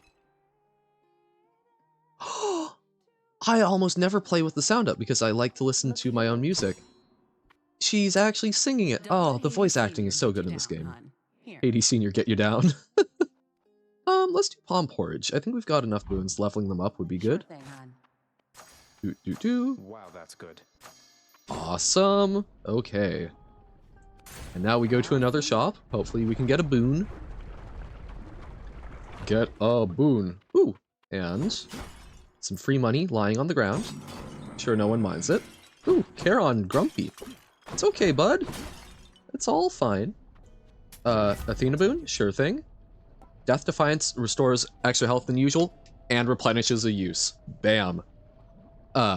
We'll absolutely take that. There's a replenishment. Awesome. And, we get more bang for a buck out of it. Love it. Back to Lerny. I have longed to hear the sound of your hiss, Lerny. Long to hear the sound of your hiss. Okay, so this one, Lerny likes to hurl out like little egg clusters that hatch into skeletons, which is very scary. But I mean, I guess it is a bone hydra, so kind of makes sense. Okay, retrieved the cast without too much damage. But yeah, that can kind of get out of hand. Took damage, darn it, but that's expected in a boss fight. It can kind of get out of hand, similar to the butterfly ball, if you aren't paying attention. Ooh, and I just ate a whole bunch of the sonic booms. Yikes. Oh, there's a fishing point. Remember the fishing point, Johan. Oh god, okay, yeah, we have to deal with that, because if we let too many of those stack up while we're trying to also deal with all of the Hydra heads, that gets real bad. Oh, did I miss? No, okay, one of my shots didn't fire off. Oh, it's dropping Moai heads on me? Okay. It's not an individual enemy, though. Okay, so can we survive all the heads? We can deflect with our dash on the, sonic booms, but oh god.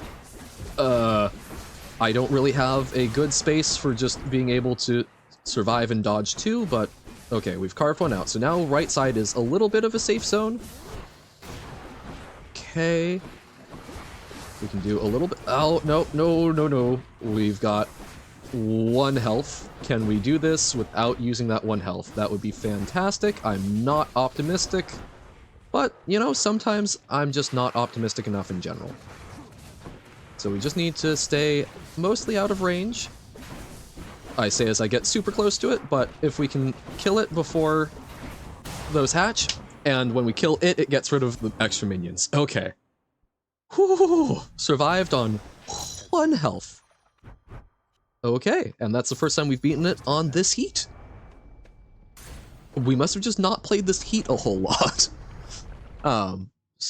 Wonky, okay. Golden Touch, yeah, not getting as much there, but still technically haven't lost a Death Defy. Or, we've lost one, but hasn't counted against us, basically. We'd love to upgrade our health a bit more, especially since we benefit from it. But, also no Daedalus Hammers. I like my Daedalus Hammers. Give them to me! Please. And thank you. Elysium. Song by the Kinks. Shangri-La, that's what I was thinking of. Shangri-La.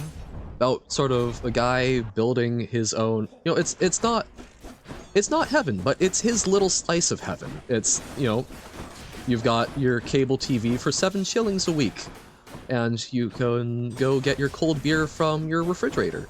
You know, is it a lot? No. Are you a billionaire? No. But you've got enough that you've got your simple little pleasures that keep you going, which I find very comforting. I like things that are about finding joy in not necessarily mediocrity, but not having to force yourself to be the extremes. Because, again, I think that's where most of us reside. And I think that's okay, and I think a lot of people would be happier, if they accepted that. You don't need to be great, you just need to be you, and exist, and function. Spin attack charges up and recovers much faster, that's kinda cool. Special hits up to 7 foes, so it chains through. Coolio. And extra critical chance on recovery. We're gonna do quick spin, though. So, whoa! So that we can more reliably fit that into our battle sequence. Haha! Okay. Doot. Bright swords.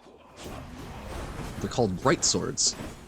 Okay, I mean, they are a bright purple, so makes a certain amount of sense, I suppose. Oh, even with that, I did not charge up fast enough. Because you don't... With the spear, it attacks pretty quickly, so you're able to stagger enemies. But taking the time to charge it up, you aren't staggering during that, which can really suck. Oh dear. Oh, no.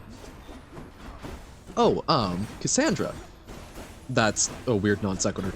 But that was when I was thinking earlier about like favorite Greek characters in the mythology. Cassandra is one of my favorite. I love the concept of a prophet who's been cursed with the knowledge of actual proper foresight. She's able to predict the future, but no one will believe her. And man, I love a lot of my friends dearly, but the number of people who come to me for advice, and I tell them, I give them a pretty reasonable prediction, and they go, oh, that's great advice, and then do the thing anyway, ignore my advice, and then later on go, man, Johan, you were right. There's a lot, so on some level, it's, you know, it's different, right? I don't know for sure, it's not genuine perfect foresight, but man, more often than not, I sometimes feel a little bit like a Cassandra, being asked to give my predictions, getting it right, and then, whoop, oh god, I scratched my head and I needed to dodge. But yeah, where I get the prediction right, but it feels like no one believes me, even though they ask me. So why keep me around and ask me if you're just going to ignore the advice anyway? That's mostly tongue-in-cheek, but genuinely, I really like that as a character. I do relate on some level, and it's a really interesting conundrum. What if you knew, truly? Oh, Asterius, okay. But like, if you truly knew the future, but you couldn't warn anyone about it, that would be so utterly frustrating. Going to run you down or run you through. Your choice, short one. That was not good voice acting, but my voice is kind of going, so that's okay.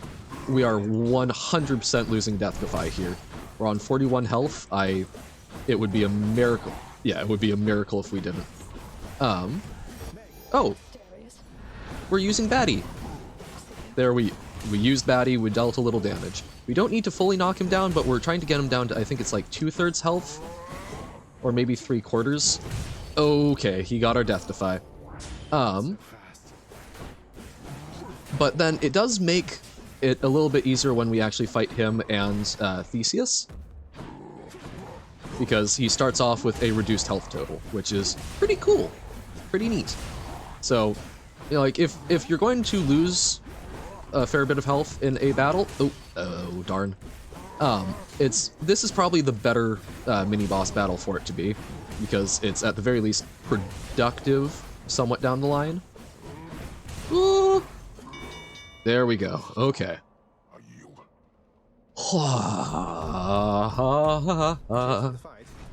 Cheers for the fight. I love it's a mildly antagonistic relationship, but kind of a fun one.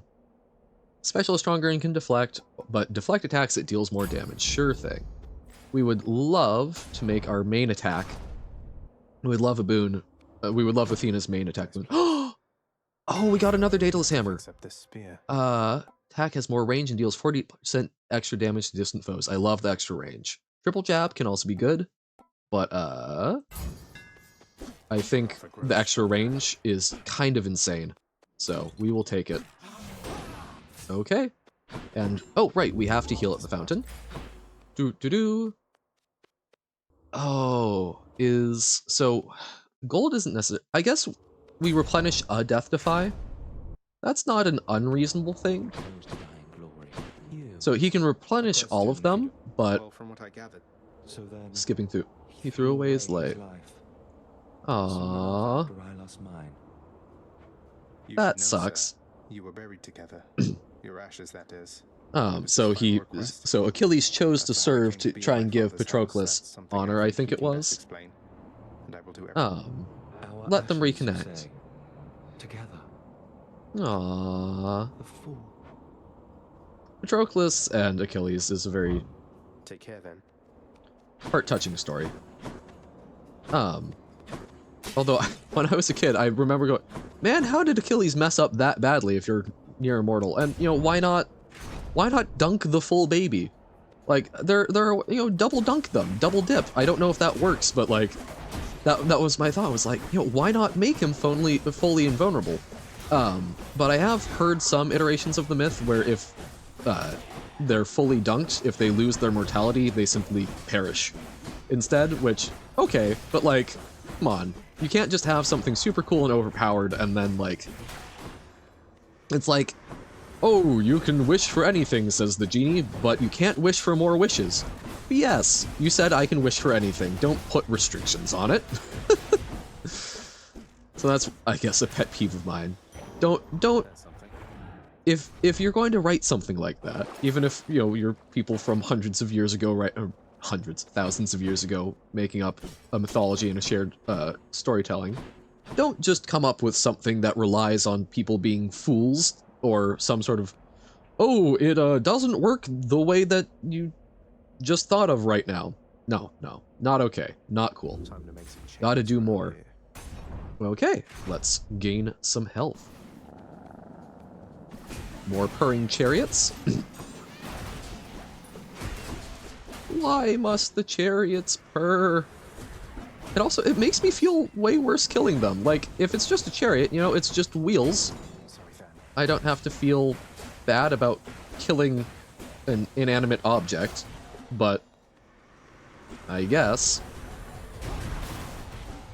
Sigh. Chariots were also a very interesting, like, innovation of war when you think about it, because, man, they are expensive to maintain and not really that useful. They were essentially, in a lot of ways, early transport carriers, right? They were a way to get warriors to the battlefield quickly. Although I know with like some of the Bronze Age civilizations, there were actual like innovations to allow people to like be a chariot archer or whatnot, actually make it useful to be fighting from a chariot, and they were some real powerful war machines, but by and large, very expensive to maintain and not that much of a boon in actually helping you fight things. Because, like, what are you going to do? I guess you could joust, but like, why not just ride the horse at that point? Asterius and I shall smite you back into the lowest depths of hell. Alrighty. Yeah, see, Asterius starts off with a lower health total, which, big fan of. Makes it a little easier on us. Uh-oh. I used my dash too early. I'm still bad at sensing right before Theseus manages to pop off his locked-in attack. I always hit it just like a little too early because I get nervous. Oh my god, I missed like all of my casts. Okay? Even though they're seeking. Or are they seeking? I think I made them seeking. Oh god, okay. We're still doing alright, somewhat. Not if we keep doing that, though. Dodge, okay. Oh, come on. Oh, please, yep, hit the column, yes. That is always satisfying. That feels like you've accomplished something when you get Asterius's attack to stop by running into a column. Like, I feel like I did something right when that happens. Okay. So now... Oh, okay. So now we're up against Theseus alone, but he's a little more fragile. He's just trying to get the angle on him always messes me up real bad. And when he starts calling in the calls, good job, Johan. But when he starts doing that, man, it messes me up. Okay, Poseidon? Okay. Oh god, okay. Well, I guess literally, oh god. Oh Poseidon. Or oh gods. No! Please, please. Mercy. Mercy. Oh no. And by that I do not mean merci French. Oh god, okay. Okay. No graceful dodge, this is true. I'm not very graceful. Okay, just stay out of trouble, I say, getting into trouble. Oh, he's so close. But we are as well. I really want to get through without using a Death Defy. Okay, we're fine now. But man, I really want to avoid using the Death Defy there. I would have felt just a little more comfortable going up against Hades. Our damage is not... Our damage is nowhere near where it was last match, which is concerning, but we're doing relatively well, so it remains to be seen. Okay, Death Defy? No. Okay. I think Death Defy is one of the only ones that I like to buy from there, because I hate temporary boons in games, which that might be part of why I'm like not huge on Hyperrogue, is I thought the orbs were like a perpetual thing. I like to accrue and feel more powerful. Temporary things scare me because I'm the type of person that will play a game and you'll get some sort of super powerful godlike potion, yeah, and I will go through the entire thing not using it, because what if I need it next time? Oh, we totally skipped the fishing point with Lerny, didn't we? I hate that I told myself to remember that, and then I've just now remembered that I forgot that. Sigh. Okay, well, we can at the very least get the Zeus boon. Okay. A little bit of a dash boon. Okay. Then, let's go for Artemis boon. Let's try the hard one up front. So this is a boss fight. So this is going to be a slightly more difficult final chamber. The intermediary ones aren't any tougher, but it will be rougher on the way there. Oh no! Oh, this is... My D key is having issues. This might be a problem. Yeah, this seems to happen when my laptop heats up. So we might have to... If we don't make it through here, we might have to stop Hades after only the 2 runs, just because if I can't move to the right consistently, oh, that's going to be bad even just for this. So we will see. We'll see what we can make happen. But I need to figure out if there's something I can do. Maybe I can do like a Bluetooth keyboard or something, but that's... So I use a gaming laptop, which I like the portability of it, and it's generally pretty good at stuff. But yeah, the D key having issues, kind of a problem. Because laptops you can pack a lot of really powerful stuff into them, but getting them to not just like completely overheat, whole different problem. Oh my god, so there's 2 bosses. Oh god, okay. We got the cure, but this is spook. Oh wait, no, we didn't get cure? Or it was a temporary... What is going on? Okay. Doot. We're taking a lot of damage here. Hopefully we can heal most of it from a fountain, but not loving it. Okay, there we go. Now this gets staggered. Phew. Okay.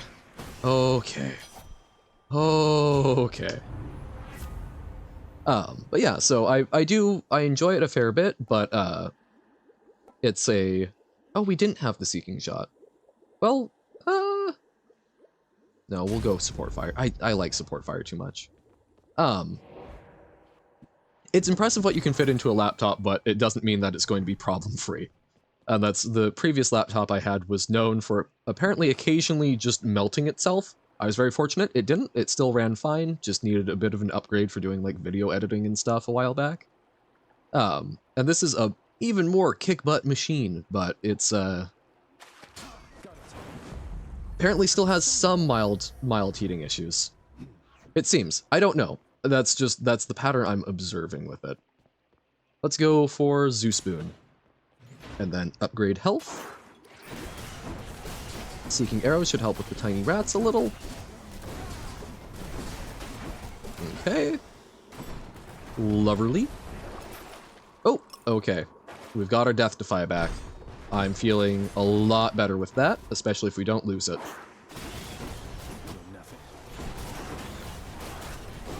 Okay.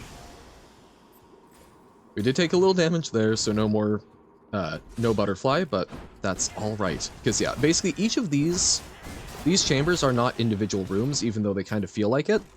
The entire chain is considered one room for the purposes of things like that. Oh, I hadn't seen before that there's like writing on the wall. I haven't tried looking at that. I don't know if that's actual intelligible language or if it's just aesthetics, but Hades is also so beautifully drawn. I love the art in a lot of roguelikes. Slay the Spire, fantastic. Hades, also very fantastic. Rogue, obviously, you know, maybe a little less so. But that's fun to see that improvement from, you know, ASCII stuff. No, it's a lot of times it's not even ASCII art. Like the death, the gravestone, that was ASCII art. That was proper art. But a lot of times it's just an ASCII representation, right? So seeing that progress to something as gorgeous as this hand-drawn style, super cool. I mean, that's limitations. This was inconceivable for a computer to operate in the past, right? Because text-based terminals were a huge thing. I think that was actually apparently a big part of why Rogue was able to exist was the Curse engine, I believe is what it was called. It was a way for them to render text anywhere on the terminal rather than simply left to right. After you take damage, foe is struck by lightning. Lightning bounces more times. We'll get more revenge damage. Yeah, okay. Oh wait, where's our way out? There it is. So I mean that's, you know, graphics are a whole thing. I know that drives a lot of people, but I often find I'm drawn to simpler graphics most of the time, I like stylized graphics. I don't need something that's like super photorealistic. I just want something that's aesthetically pleasing and put together. Hades, I will take over most AAA games any day of the week because it's just... Actually, was Hades technically... I don't know, I guess, that term as well, so maybe I should not just say the term without full understanding of what it means. But like, a lot, I think of like I've seen some people play through like the Spider-Man games that came out, and God of War and all of these things. They go for like such photorealism, and a lot of times, man, just like, give me a really nice, clean, pretty, stylized art. Something that's just well done. Dredge, I loved.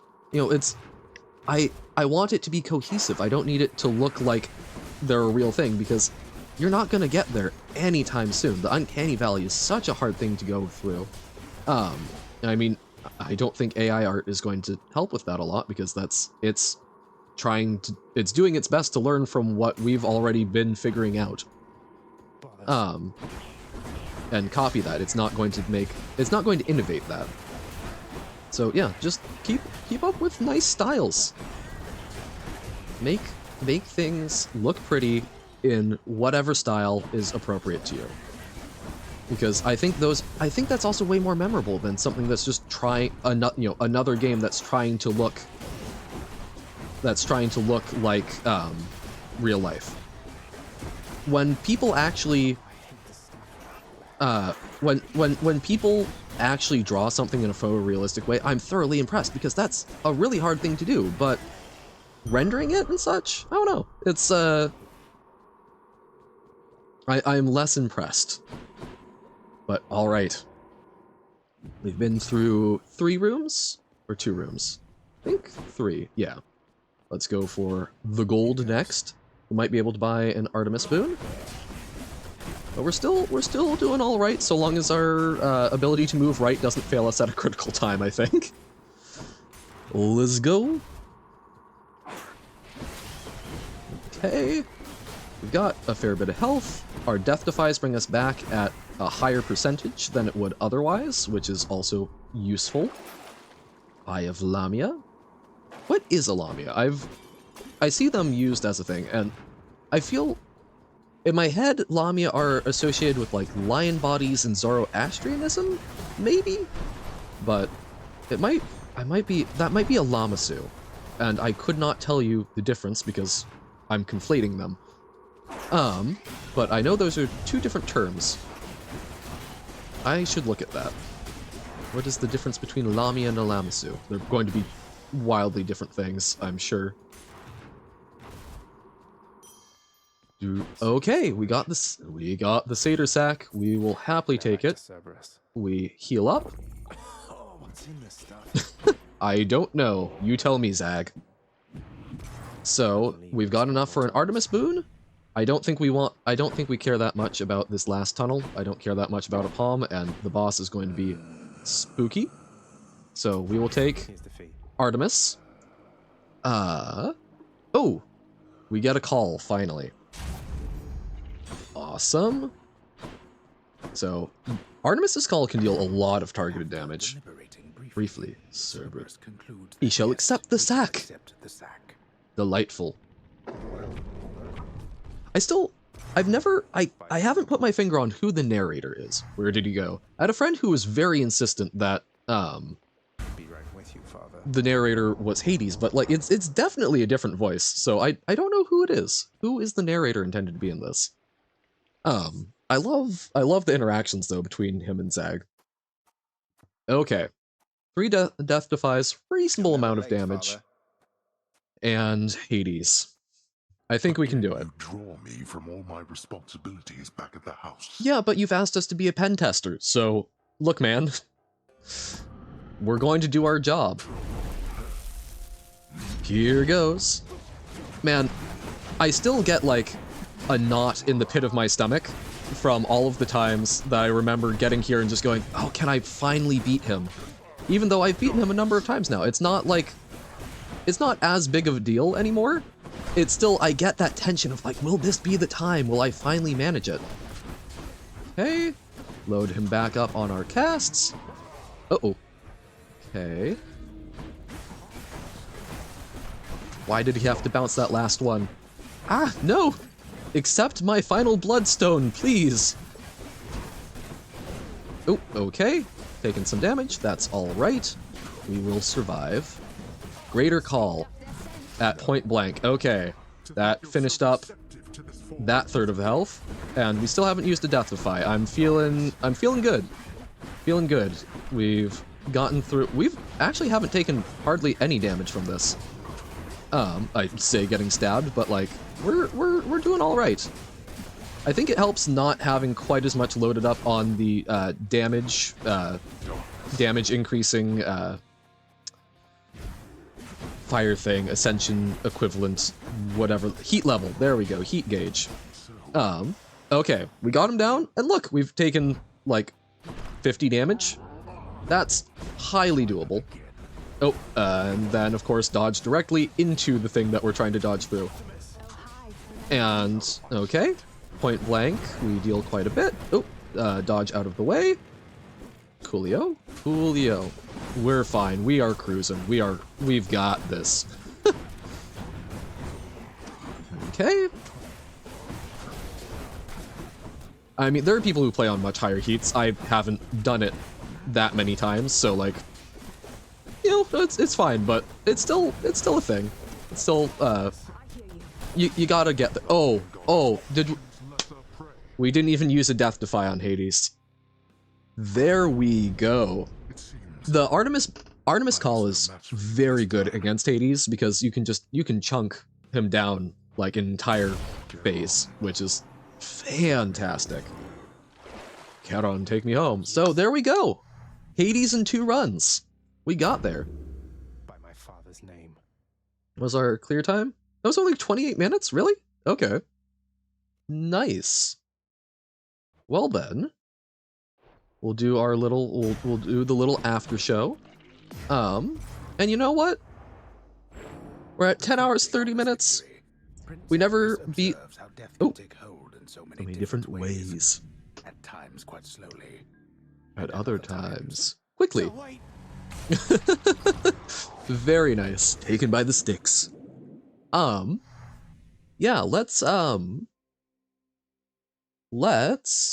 do one more run of Slay the Spire. Let's see if we can redeem ourselves, because I don't think Rogue or Hyperrogue is going to be there for us, but let's see if we can get through, the ones that I feel confident in my ability to win. It'll probably only be one more Slay the Spire run, but let's try that. Let's get back to it. I think we were on, God, like 6 runs of Slay the Spire? No, we did, so Watcher, Silent, Ironclad, Watcher. So we were on 4. So we're currently on 4 Slay the Spire. So Hades, we'll do, what shall we call it? HD? HDS? 2. Or into. Nice. Hades in 2. And Slay the Spire, let's update that. I think we're in 4. Okay. We're on number 4. So let's get things updated and let's take one last crack at it. Slay the Spire. And hopefully that will let my computer cool down just a wee little bit. Slay the Spire. Ending where we began.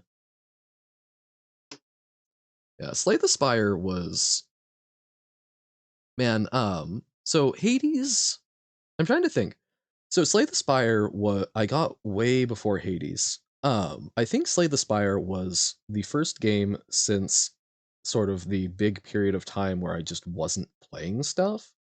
I think Slay the Spire was the first one that I really picked up and ran with. Hades, I think, was the most recent, like, story-driven game on any level that I really got into, or one that wasn't, like, related to Magic. Because Slay the Spire, I see a lot of parallels to Magic. In, card game. It feels a little like playing a draft. Okay, do we dare try the Watcher one more time? Let's try the Watcher. We'll get a boon. Yeah. Let's do a boss swap.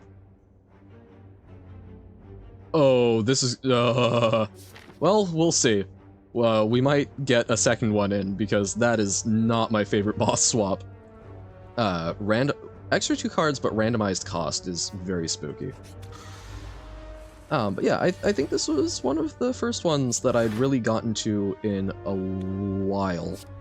And then, so 13. Man, I think we just, like, defend one more time.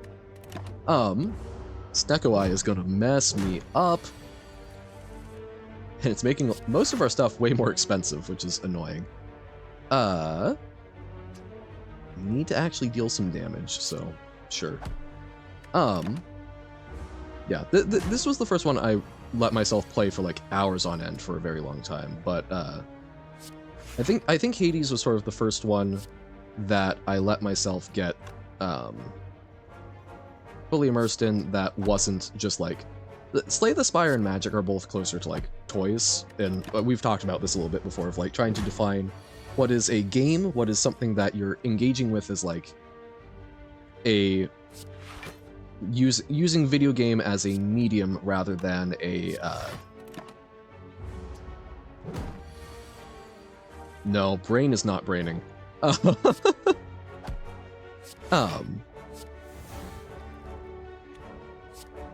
Video games as a medium, as a vector for delivering story versus a toy in their own right. And I think that Slay the Spire is still, it is a vector for providing an interesting like mental challenge. It's not story driven. It's not trying to convey some deeper message. I don't think, at least not that I've seen. I don't think any of these are what we're looking for. That can be good damage mitigation, but no. You walk by an eerie statue holding several masks. Something behind you softly whispers, "Stop." 50% good face, 50% bad face? Good face, bad face. Face? Let me touch? Maybe trade? We got... I feel more talkative. For me? For me! Oh, yes, yes, yes. You see one of his arms flicker and your face is in its hand. Your face has been swapped. Nice face, nice face. Okay. I'm glad I have a nice face. I don't know what the face of an ink blob is, but very nice. Well, we can erupt. And then a little more damage. And I don't think we vigilance this turn, because I think the eruption will let us finish this off. Boss swap runs I enjoy because they're very strange, but honestly, most of the time I boss swap, it's for one reason only. I want Black Star. I want to get all the relics. It makes me so happy. I think we skip again. Because, yeah, man, a lot of these things... Snecko really messes with the Watcher, I think, because a lot of the things are, like, very cost-dependent in what you're worrying about. I guess we can Eruption, deal a fair bit of damage, and then Vigilance so we don't take too much damage. Decent start. 6 and 6. Awesome. Distilled Chaos. Basically what Snecko is anyway. And so, like, things like follow-up. This could be kind of good if it's, like, 0 or 1, or very bad if it's 3. So, I don't like it. And, like, Miracle, there's a greater chance than not that it ends up energy negative. Giria? Ooh, okay. Leveling up strength can be good, although it's way out of our expense range. Tantrum can be good. But I think we want expensive spells with something like this. So something where we can get like Deviform would be fantastic. I don't think we're going to spend on a card removal at this phase. Let's take on an Elite and see what we can do. Metallicize. We're against Lagavulin. This is not a great opening hand with things, so we'll use the Second Sleep. Second Sleep, we can make stuff work. So, Eruption, so we get to go into fighting form, or wrathful form.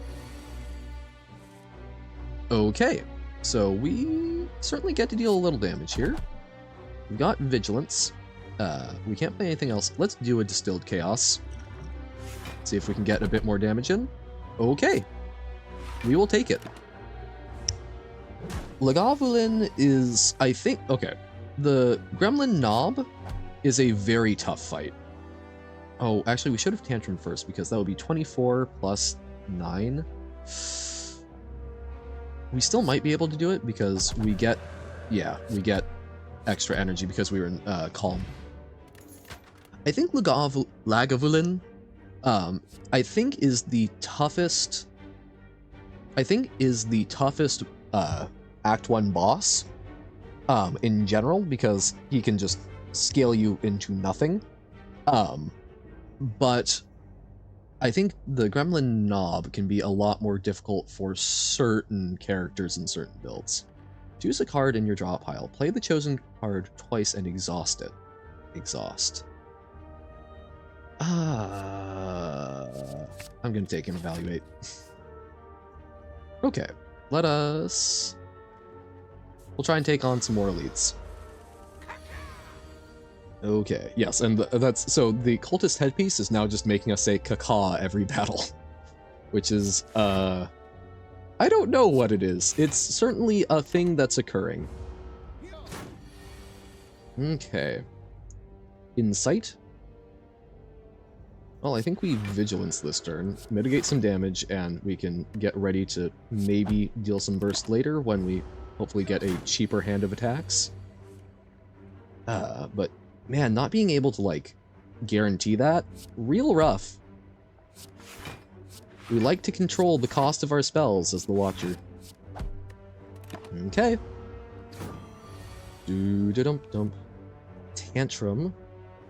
We've got Insight, we'll gain some energy. We're currently weak, though. Well... Man, I guess, yeah, we just... Probably Vigilance? Well, okay, so we can at least deal that 9. And Tantrum finishes off. Okay, okay. Hooah. Consecrate. Another great example. We love being able to deal damage to everything, but it's pretty good when it's free. Even, honestly, even if it cost 1, I think it would be fine. But if it costs 2 or 3, that sucks. So we've got like a bunch of cheap things. We'll take it. We've got a bunch of cheap things as the Watcher that we're just, it's being made very expensive. I guess, yeah, Gremlin Knob can be bad, so we'll upgrade these for combat. And hopefully, I mean, we dealt a bunch of damage there. I think we can probably find another 27. And yes, we found the extra 27. Awesome. Cloak Clasp. Some decent damage mitigation. Get a free power on a combat. Sure, Fear No Evil. Goes well with the Tantrum, so now we have 2 ways of going into Wrath, 2 ways of going into Calm. Mercury Hourglass, 3 consistent damage to things. We love it dearly. Smith? I mean, this is tough, right? Because, like, Eruption, it makes it cheaper, but with the Snecko Eye, that doesn't matter. So 3 damage 4 times could be something. Do we even care about upgrades at this point? Screw it. Yeah, we'll do Tantrum Plus. But yeah, like, a lot of the Watcher upgrades are really important because it makes you more mana efficient, but with the Snecko Eye, that just gets... What do you even do? So that's going to be 24 damage. And we can't Fear No Evil at this point. So, okay, if we take 24 damage, but we get a free defend... Can we take this out this turn, I wonder? We've got Strike. Oh yeah, we totally can. Okay. So, no damage. Although this next turn could be very bad if we don't get a cheap way to enter Calm. Okay, we've got a way to enter Calm. So, let's deal 18. This can actually just kill this off. So, if we enter Calm... So that's going to be 24 damage from them if we enter Calm. But we can defend.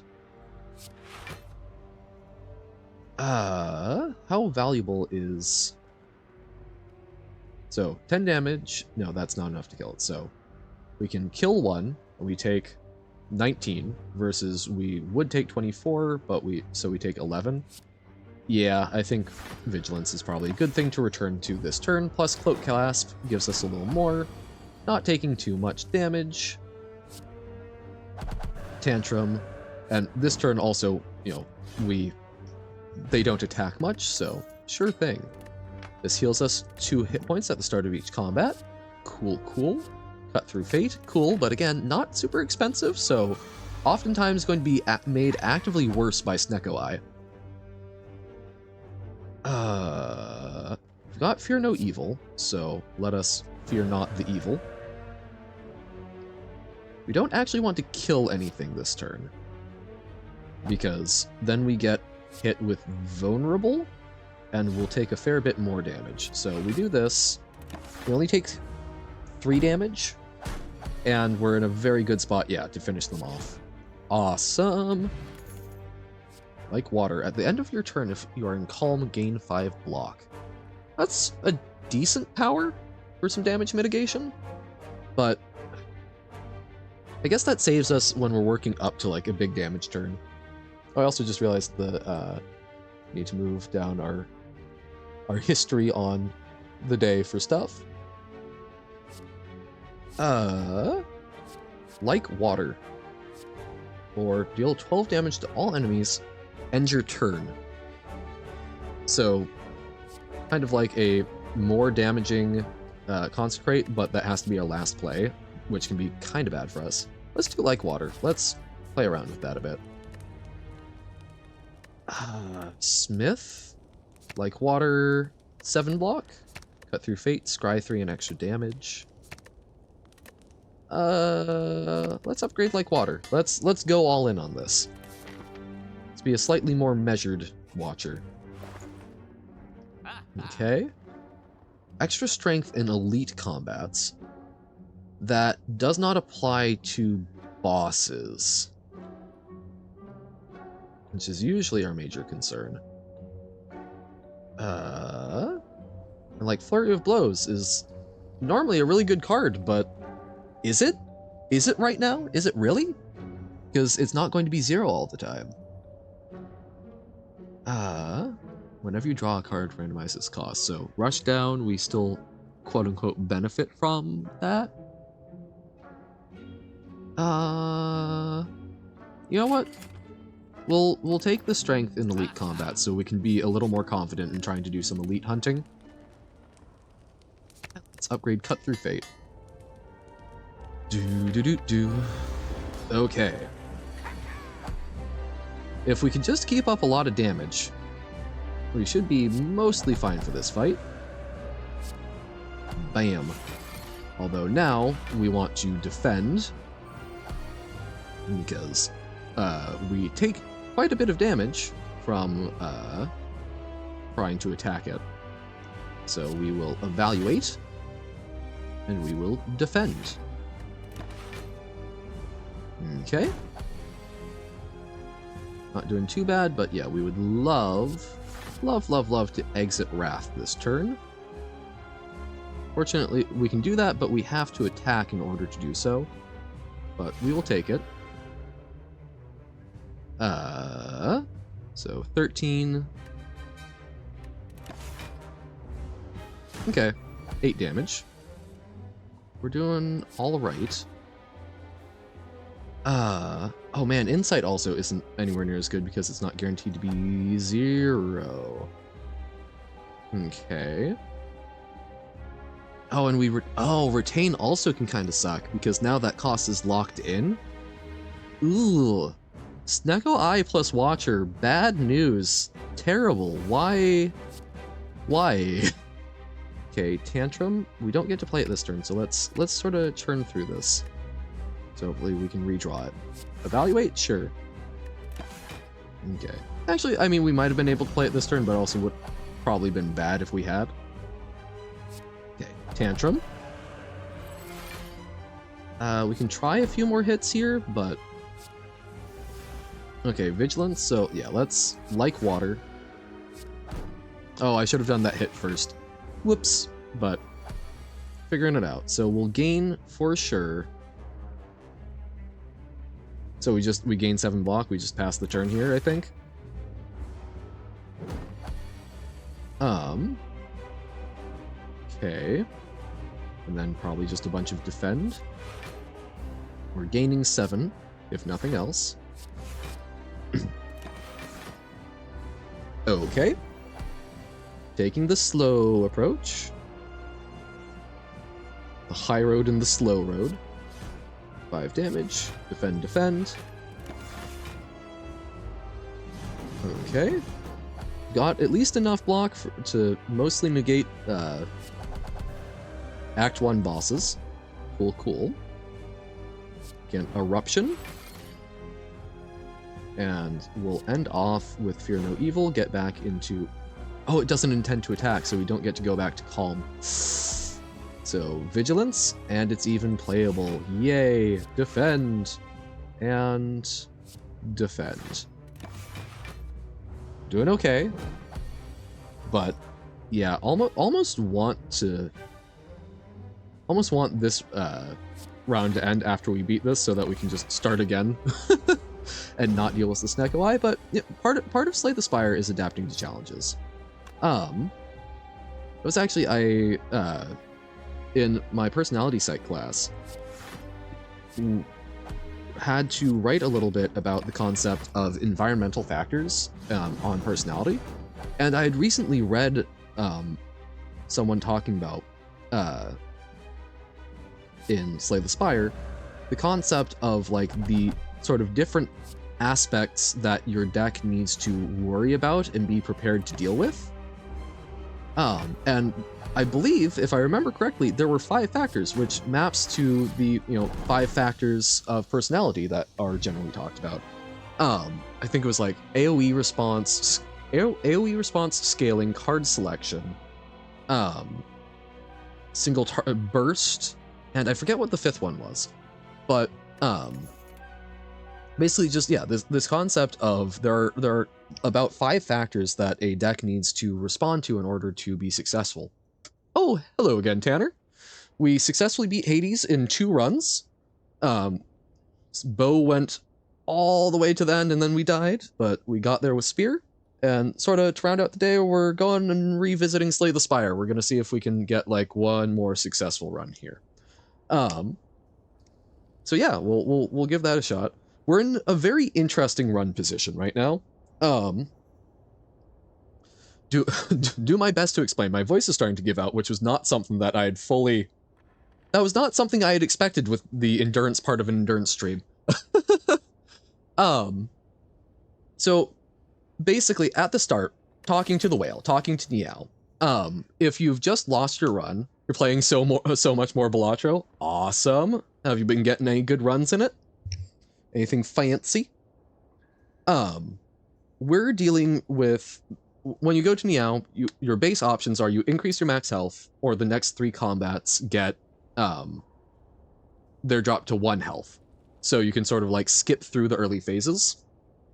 But if you got past the first boss on your previous run, middling luck, so-so. That's, it happens, right? I mean, look, it took 6 runs to beat Balatro, so I get it. But basically, one of the options is so-called boss swap, where you swap your initial relic. So like the ring of the stake that draws you 2 cards at the start of your turn for the silent, or the I forget, calming waters or whatever for the watcher that gives you the miracle. You swap it for a random boss relic, and a lot of them are very good, but some of them are interesting. Snecko Eye. At the start of your turn, draw 2 additional cards. A good thing.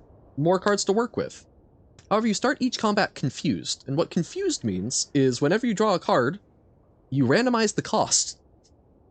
So, if you upgrade a card so that instead of costing 2, it costs 1, Snecko Eye just says, it could cost anything from 0 to 3, I believe. And considering that Watcher really relies on kind of consistent cheap spells, it's I don't even know how to describe it. I don't even know how to evaluate my picks. Like, picking expensive stuff gives Sneckwai a better chance of working, but the synergies that you try and work out with this are rough. So, yes, this is to say, I hope you get something interesting like turn 2 Chico, or anti 2 Chico, or no, what's the P one?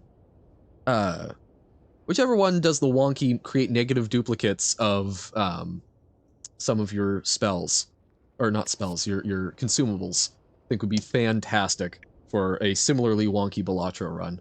I believe in you. So here, choose a card in your draw pile, play the chosen card twice and exhaust it. So this is sort of like, we get to look at our deck. Also, one moment, I just realized my nightlight has come on, so we're going to try and fix that real quick, so that I'm actually looking at the screen in a reasonable way. There we go. Aha! Color has returned. Yeah, so Omniscience sort of lets you tutor for something and play it twice, but I really like Devotion, because this is a way to get Divinity, which is a very powerful effect. And it's my favorite way of doing it, because it's predictable, and it's fairly cheap to play out, although who knows how much it will cost. Smithing might not be as important to us at this point, since costs are kind of random, and that's most of our smithing upgrade. We could also do Sozu, so that our potions, we can't get more potions. I tend to not use potions as much as I should, so Sozu is one of my favorite energy generating artifacts. Screw it, let's do that. I still want to upgrade things. We can get more damage out of them. Okay. Go up the left side, hit 3 elites. Sure thing. Left and like jag right. Okay. I am curious, Tanner, what is your, like, if you had the ideal Balatro run, what type of stuff, what type of cheese are you hoping to do? What makes your heart happy? Okay. We can do, like, 1 defend and one of our 3-cost things, which I think we'll do, like, water, because that's hopefully some long-term damage mitigation. Aha! Okay, we've got Eruption, so we can deal a lot more damage, and we've actually not got things being too expensive this turn. Awesome! We will happily draw the Strike, and then the Vigilance is a hedge against the future. 16 damage, and it doesn't take us out of Wrath. There we go. Like me to hop back in Discord call, love to chat? Sure thing! We can absolutely give that a shot.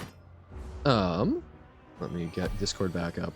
I think with fewer people in chat, that also makes it a little easier, because, like, now it's not trying to actively have conversations with, like, 7 different people and you. So yeah, absolutely. It's up and running, so whenever you want to hop in, go for it. Boo-doo-doo. All right. Hello. What's up? What's up? More Slay the Spire. It's like we're back where the day began. Yeah, no, exactly. I'm just actually playing Roguelike this time around. Hey. Yeah, so my prior question, like, what is your ideal Balatro run looking like? I am such a big flush kind of guy. I love playing with the face card flushes. That shit's so fun. Yeah. Like, try and get a bunch of the things that, like, molt them up and then, like, re-trigger. Yeah. Yep. I feel that. Big fan as well. Although I will say, even more than face card flushes, I love just 5 of a kind do the face card thing, but I'm glad we're both, we like to re-trigger a bunch of stuff. We like to play big old hands. Yep. Which, exactly. Although I've looked at it, from what I've seen, it's generally speaking easier to get higher scores by doing, like, the Mime re-trigger or the Baron hold in hands multiplier stuff. But, like, I don't know, man. That's just, it's never spoken to me quite as much, but you can do some very funny high card builds that way. Fair. Okay. Wow. This run is genuine. Snecko Eye is such a confusing thing to play with, which is funny since it's confused as a status, but like... I don't know if you have me, by the way, with the sound actually going to your screen. So, oh, there you go. I just saw that it popped up. Yep. I just, what's it called? Just got the Riff Raff Joker, so that every time I select a bind, it just creates 2 common jokers for me. Oh, yeah, that can be really good starting off. Exactly. It was my first Joker. Oh, so now perfect. I can just sit here and farm Jokers until I find something I like. That's awesome. Oh! Liking it. Yo! Okay, interesting event. I can become a vampire. I'm a Snecko vampire. I think that's actually probably good. Gives us some healing and our strikes are slightly better that way. I must feed. I'm trying to think of like a good...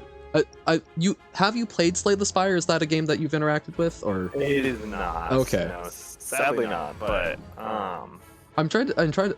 Imagine... I guess, like, best way to think of Snecko Eye, sort of, is imagine if you got a Joker that let you, like, increase your hand size by 2 and made everything polychrome, but the order of all of your Jokers was shuffled and locked in at the start of every run. Or at the start of everything. Like, it's a similar sort of, like, it's really powerful and completely screws with everything that you're used to in the game. Yeah, that would be wild. Yeah, it's a very weird one to work with. Vigilance? I don't know. I think I picked up the habit of mispronouncing Vigilance as Vigilance and Menace as Menace from Loading Ready Run for magic cards, but I'm not like 100% sure why that stuck. It's just one of those things. Yeah, it is the only way I know how to speak now. For better or for worse. Fair. Okay. Fucker. I hate this shit. God, I hate getting debuffed. Oh, yeah. So annoying. That's part of it. So something I was musing about a bit during Hades. So, did you catch any of the original Rogue bit of the stream? I did not. Okay. Sadly, that was the one part that I wasn't there for. It is not a good game, but like, I don't know. I'd recommend giving it a shot. I can show you. There's a place you can get it not through Steam, that as Abandonware. I think you could have fun at least seeing it, but I think a really critical part of the roguelike genre that I hadn't put my finger on before is the fact that at any point you can get absolutely screwed over. Sounds because, about right. Yeah, because it's like it's not just that the runs have permadeath, it's that it's intentionally not being nice to you. It's intentionally trying to create situations where you might just not be prepared for it. Because otherwise, like, you know, the concept of the run doesn't have a lot of meaning at that point, if you're just sort of knowing what you're going to experience. So, I don't know. Makes sense. Yeah, it's just like, each of these roguelikes that we've played today, it's been something where no matter how buffed you are, you might just run into something. Yeah, you know, you might have a club flush deck and suddenly you run into the club and you go, what do? Yup, no, exactly. So that's, I don't know, I think that's a critical part of the genre that I hadn't quite, I think there's more, but it's just like trying to compare Balatro and Slay the Spire to Rogue. And the fact that they're called roguelikes because of it, it's trying to trace that DNA is a fascinating exercise, I think. Fair. Yeah, no, it's... I mean, that's even games like Souls-likes now are becoming that same kind of way. Yeah, I've never played any Souls-like, let alone Dark Souls, but I've seen, because like Tunic, that's the like sort of nice, cute woodland critter one, right? Yeah. Isn't that considered a Souls-like? Yes, it is. And so, technically, like, what's another one of those? There's the new game that came out, the crab one, the hermit crab one. Oh, yes. I've seen a little bit of Charlie, Moist Critical, playing that one. Yes. So that one is a good one. There's also, what else was the Souls like? Fuck, I'm trying to remember. There's one on the tip of my tongue. You play as the little bug guy. He's the little bug guy. Platformer. Hollow Knight? Hollow Knight, thank you, yes. Oh, that's considered Souls-like? Yes. So I have played a bit of Vital War. Platformer Souls-like, yes. Because it runs off the same type of Souls-like combat. Oh. So okay, what makes something a Souls-like? Because what I know about Dark Souls is that it is an incredibly difficult game that has the ability for people to come in from other games and wreck your day. That is like the extent of my knowledge of it. Okay, so Souls-likes, technically the genre of Souls-like is just defined as if you are... sorry, I'm like trying to play the game and talk. Okay, no worries. Just stopping for a second. Okay, a Souls-like is any game in where you have a combat system that is set up on a rhythmical, like, attacks, and so where it's like slash slash smash slash slash smash, and then it goes into another thing. And so those like boss fights and attacks are all that way. And then you combine that with an open world setting, and where you can kind of go to different bosses at different points and do stuff like that. Okay. And then combine that generally with a dark aesthetic, and that's But then you've got things like Tunic that use the dark aesthetic. Exactly. Okay. But yeah, so that's basically the Souls-like part of it is more of, it's less of like the actual style of the game, like the art style and it being 3D and stuff like that, and more of the way that combat is oriented. Okay, but like I'm assuming it's also, I assume things like parrying, because there's a lot of games that have that like rhythmic attack flow that don't have, that I've not heard called Souls-likes. Don't know if you remember Lord of the Rings Conquest, where you're, but I mean like that's one where you're chaining together flows of attacks like that. So that, like combo attacks, I would relate that also to like fighting games. So I'm assuming it's more than just that plus the why did I already blank on the other component? It was dark aesthetic, so the sort of rhythm-based combat. What was the third point? So it's not so much. I think rhythm-based combat is a bad word for it. That's fair. It's more of the fact that it is a repetitive, like predictable combat. Like you're not gonna see this boss like mix up a bunch of shit on you. You know? It is using the same moves in the same order, or at least under the same circumstances. So if you move too far, it's gonna take a lunge attack at you, you know? Gotcha. And same with like, it has a health that after a certain bar turns it into a second stage. It's one that's expecting you to play it multiple times and be learning the patterns. Yeah, and so that's why there's like even some people have made an argument that Legend of Zelda Wind Waker is a Souls-like. Okay. As I'm not familiar, I'm deeply unfamiliar with Zelda games, which is another great example of things that I need to fix. My entire extent of experience with Zelda is about, I think, an hour and a half of playing Breath of the Wild on a friend's Switch one time. But there you go. But so what you're saying is that by and large, it's not flow combat, it's not rhythm combat, it's predictable combat that's meant to be incrementally. It's you're improving the skill of it each time. Correct. Which, okay, so like, then what I would ask as a question is like Undertale, where you're learning a particular attack pattern that will be pretty much, oh, I guess in fairness, things like sands and whatnot, they swap up the order of their attacks a little bit, but like it's got those like those particular checkpoints, and you're expecting to get slightly better each time. It's a sort of process of building up. Where does that fit into the concept of it? So the difference in scenarios like that is that you have a... Sorry, I just fucked up in my game. Look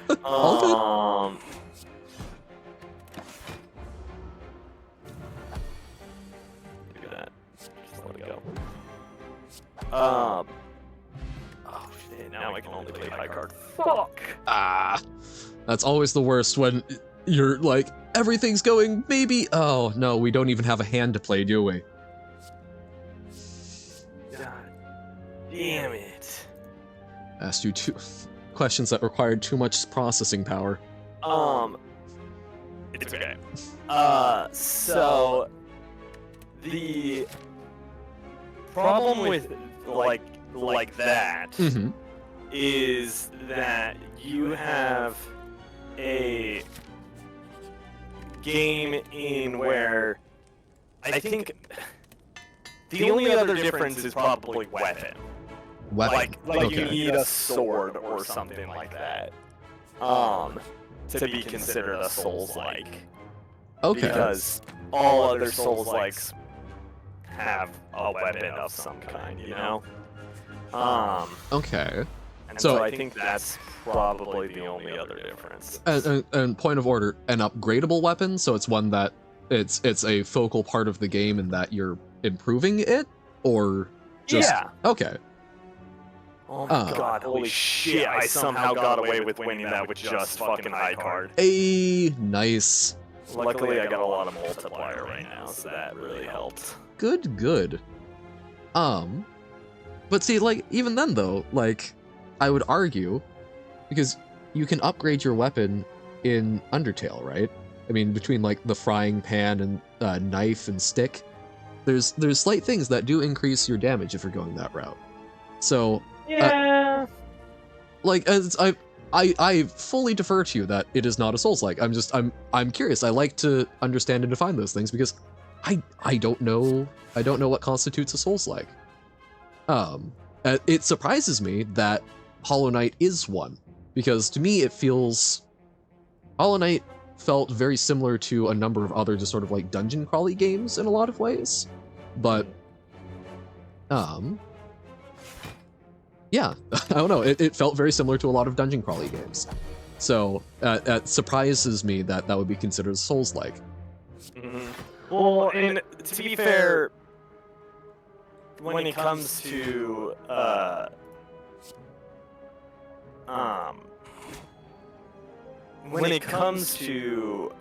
specifically Hollow Knight, that one's more of a hard one to put a full stance on, you know? That's fair. Because it kind of goes it's its own away thing. Yeah. Okay. Oh man, I'm trying to figure out what I want to do with this. That's always the I'm a big fan of the misprint card. Really? Oh god, that misprint makes my brain itch in a bad way. Really? Well, I don't like the randomization of it. And that's like the entire point of it. Like early on I can accept it, but it just give me anything else, please. Dice. No pain.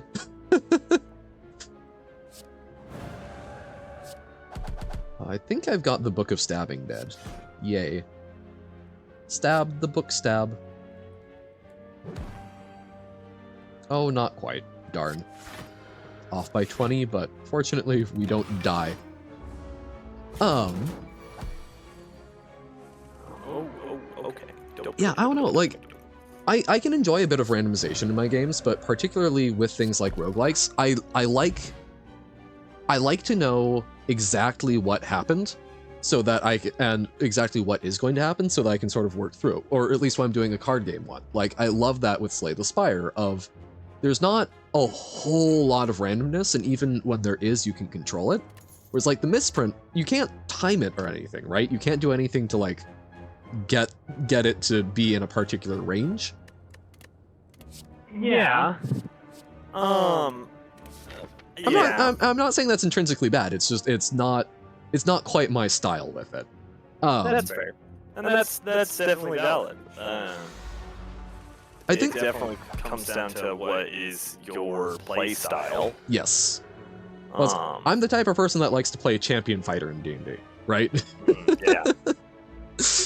Give me nice incremental predictable value. Which is funny since the, crits are like a big part of champion fighter, but like it's still it's all about you will never be caught fully off guard as a champion fighter, because whatever you do, you will have some sort of ability going on. True.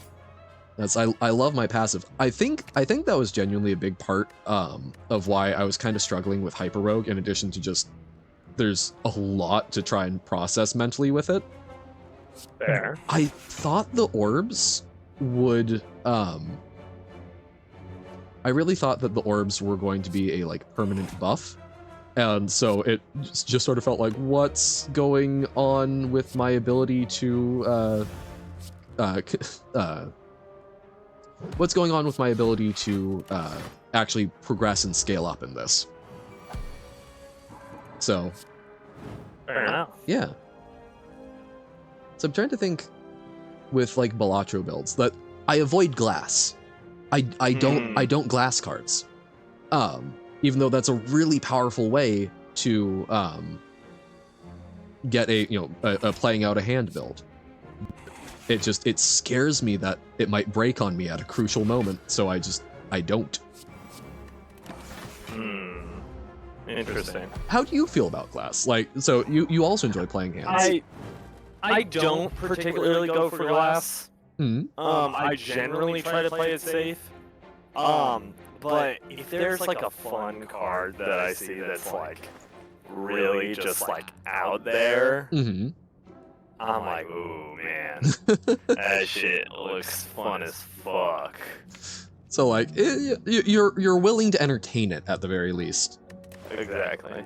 It's like I'll definitely, like, if I open a pack and I've got a glass plus, like, okay, if I get like a glass polychrome card in a standard pack, sure, I'll pick it up and enjoy it for the temporary thing. But like, I will never use the judgment. Is it that? No, judgment summons the Joker. Temperance?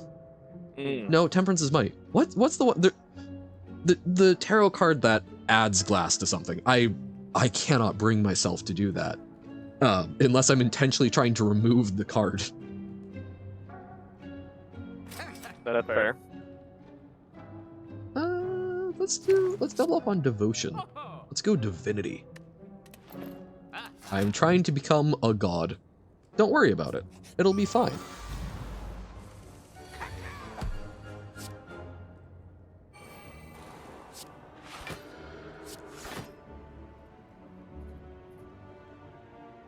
See, now, that's something I would love to see more of. BuzzFeed-style quizzes for personality based on your roguelike habits. Sounds crazy. I was talking about it a little bit right before you hopped on. In one of my psych classes on personality, I equated Slay the Spire to the big 5-factor personality model and relating to the environment, because you can sort of break down the aspects of a Slay the Spire deck into like 5 factors. I remember 4 of them, I forget the 5th, but you're trying to be sufficient in a certain number of axes to respond to the threats of the environment. And personality is similar. You've got your big 5 factors of personality, and a lot of people, I think, tend to ascribe like, oh, this is a good one or this is a bad one, like neuroticism, since it's related to anxiety and depression, higher neuroticism. people tend to look at it as a negative personality trait to be high in, but like it depends on your environment. If you're in situations where you need to be like actively nervous, the vigilance that tends to be associated with the higher anxiety tends to be a really beneficial trait. Fair. So I don't know. I think it's fun to examine personality as it relates to gameplay as well. So like, you know, what I tend to be, I think I'm very high anxiety, so I tend to see the worst possible outcome of things that have downsides, right? So like glass cards, I see it's going to break. Not, oh, we might get away with it. It's going to break. Don't do it. So I don't know. I think that'll be fun to delve into a bit more. Fair enough. God fucking damn it. How's that run going? Not good. Not good. Riff Raff hasn't done you right? I mean, I'm gonna win, but it's fine. I'm like getting like a really good hand once per round, and then it's like sometimes that's not enough though, and so I'm like, oh fuck. Right. It's like you've got nice bursty ones, and sometimes it's just not quite there, and then you go, well, I played my best shot. What do? Yeah, exactly. I keep forgetting to use my goddamn tarot cards. Oh yeah, that can be a doozy.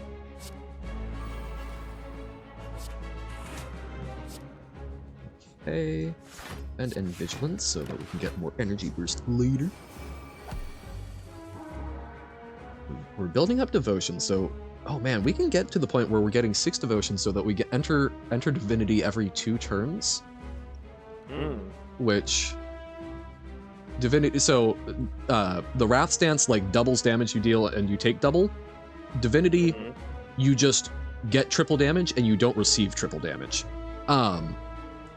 But you have to like play a number of cards to build up to it, so it's a little less reliable. But it's very good if you can make it work. Fair enough. Makes sense. Yeah, so I'm hoping, like, we're going to be taking some damage here, but I think it will allow us to just pump out way more damage down the line, so it's probably a good idea, but I don't know. I'm hopeful. Somebody's gotta be, right? Yeah. See, I'm trying to practice the optimism. I'm sure this is going to be fine. I'm going to be a god, and that's going to be totally cool. What could go wrong? Exactly. Nothing can go wrong. Yeah. Not a thing. I mean, point to one moment in history when someone trying to achieve some sort of deific status has ever caused problems. Never. Looks pointedly at Warhammer, which is notably not history, but... Exactly. Oh god, I forgot to use my fucking tarot cards again! No! Keep doing it. You're not locked in. I'm not. I'm really, really not. God damn it. I believe in you. We need something equivalent. In Magic, if you've got like a beginning of turn trigger, sometimes people will like put a bead or a die on top of their deck so that before they draw a card, they have to move a die out of the way. We need something like that for your tarot cards. It's a little harder to do digitally though, I imagine. But yeah, sure, we can figure something out. Sure, we'll take a bite. Nom nom. Another bite. Let's insight. Okay. This actually reduces the damage we deal by going into Wrath. But then we go into Calm with Fear No Evil. And we're pretty close. We aren't going to be in Divinity next turn. Oh, right, it didn't have the intention to attack. We should have gone... Oh, we should have played Vigilance. Okay. We deal double damage, so that's 10. Oh, but we're weakened. I might have made a very grievous mistake. So 16, 36, 46. So we're dead unless we get a very good power. I don't think any of those are it. But we gain a little more block. 15. Oh. Oh, that did it. We used a potion. We came in clutch. We survived. Okay. I don't think any of these cards are good because of Snecko Eye. I somehow survived the all spade cards are debuffed, even though I've been going mostly spades. Nice. And that means you're pretty much in the clear. You can just keep spading it up. True, except for I forgot to use the goddamn tarot cards again! I'm gonna cry, dude. You're doomed. That will Okay, what always does be. the blank voucher do? Blank voucher? If you get it 10 times, it unlocks antimatter, which is a voucher that whenever you've bought the blank one might show up, and if it does show up, you can buy it to get just a free Joker slot. Oh, interesting. So it's really powerful, but you gotta jump through hoops. I see. Well, luckily I'm kind of rolling in dough right now, so... Yeah, might as well. Okay, so we've already gotten rid of all of our strikes, but we could... Do I have to redeem it 10 times in a single run? No. You can't. I don't think vouchers don't double up, right? It's just across. I don't know. Yeah, no, that's. I don't think they double up even if you get Showman, because Showman is the one that lets like planets double appear in a pack. Because like Jokers won't even double appear. They can appear twice in a run, but they won't appear while you already have one. Vouchers though, they do not double appear. But yeah, so it's across all of your runs. Once you do it 10 times, you unlock antimatter. Tanner, a question posed to you. Yes. Do you think I should open Pandora's box, or should I crown myself with a broken crown? Good Mumford & Sons song. Pandora's box, fuck it, we all... All right. Our defense have become fine, I think. Sure. That was not a bad decision, thank you, Tanner. I got you. Okay. Can we make it? So this is... Ooh. We're a little power dependent, and this guy counters powers, so... Gonna be an uphill battle, but, you know, I've beaten the Time Eater with a Shiv build before, and it hard counters Shiv builds, so... I guess you can't say it hard counters if I've won, so... But, we'll see. We'll see if we can manage this. Let's go... What pathing do we want to take?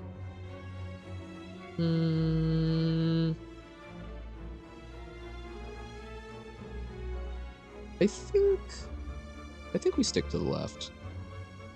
We'll take an early merchant. Okay. I do also love saying caca at the beginning of every combat, because I let a strange man touch my face.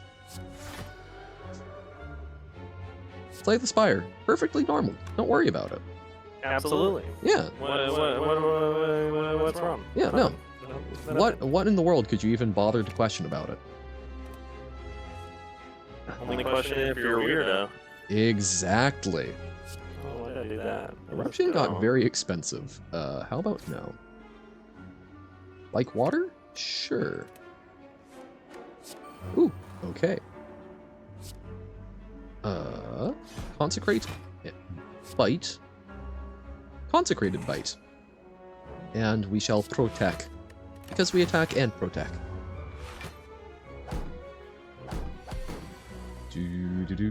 Ooh, cheap devotion. You're in. It's got 4 aces. Ooh. Like, wait, you as a hand. It's yes. What the soul card that gives you 4 enhanced? But no. Still sweet. Still very good. Oh, I'm still not gonna pass. Oh no. Ruh-roh. I believe. I'm happy you believe, but that don't change the fact that I'm gonna lose. Possibly. Uno, hello. You woke you? Oh, you woke up. Hello. Yes. Oh my We've god, come I back did. around. Holy shit, I did pass. You passed? Nice. I did. So, Uno, catching you up. This is probably our last run of the day in any roguelike, because we're at 11 and a half hours. You said 12. Yep. Which I'm proud that I've made a pretty decent dent on it. We have learned things. But yeah, so we're back. We successfully beat Balatro. We beat Hades. So we're taking another crack at Slay the Spire for our final thing, because Hyperrogue and Rogue are not ones that are realistic to get through in, honestly, even a 12-hour stream necessarily, I think. Well, I don't know about Hyperrogue, but Rogue. Only? Yeah, I know. Could do more. Wah. But yes, we've got a very strange thing going on. We've got a Sneko Eye that just sort of randomizes the costs of our cards whenever we draw them, so, it's chaos. And Tanner's back, he's playing some Balatro, and hanging on by the seat of your pants? Yup. Nice. And no, Uno, I ended up not playing Babalina, because by the time I got around to where I was like, oh, we could probably fit one, none of y'all Baba folks were here, so I didn't want to take a crack at that while you guys weren't here. But we've got it, and we will take a look at it here at some point. We might try and do that, probably not tomorrow or Friday, but we can maybe make that part of Baba on Monday. I think would be a good time for it. Let's weaken them.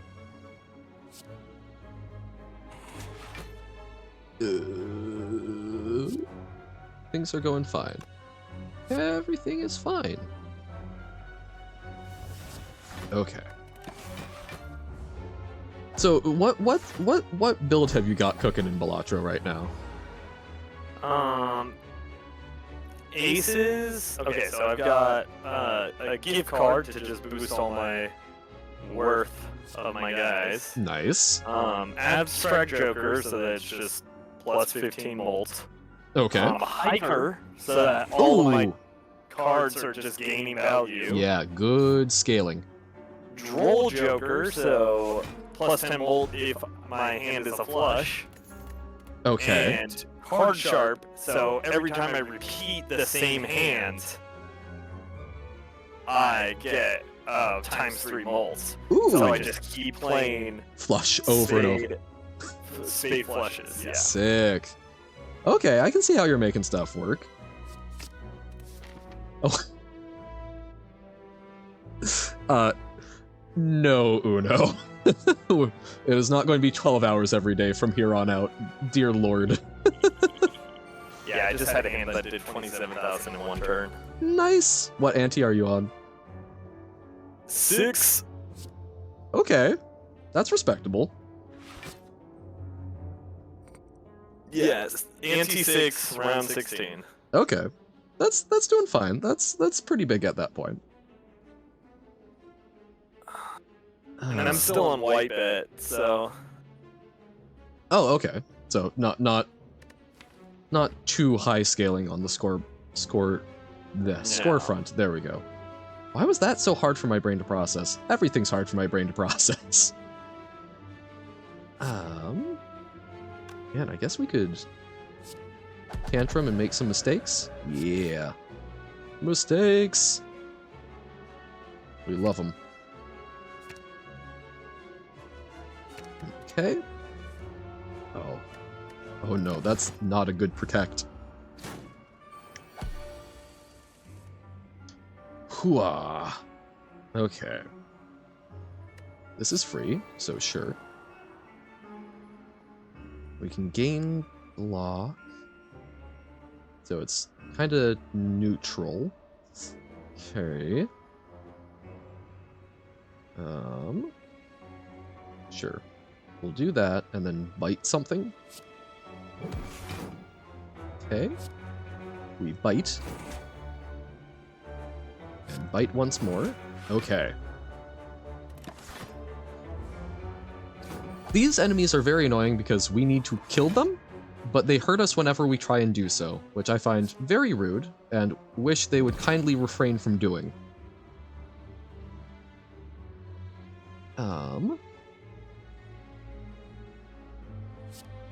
Okay. Do this. Block, and then fear no evil. Okay. We made it work. We're going.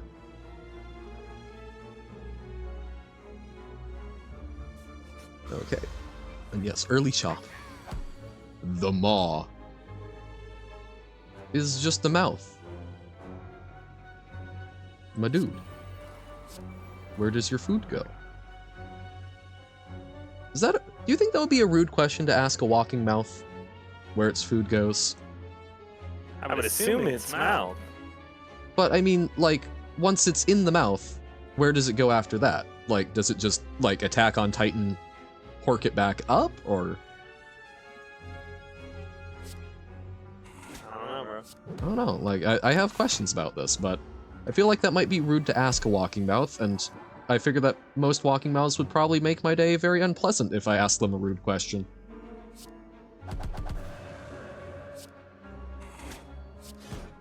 Yeah.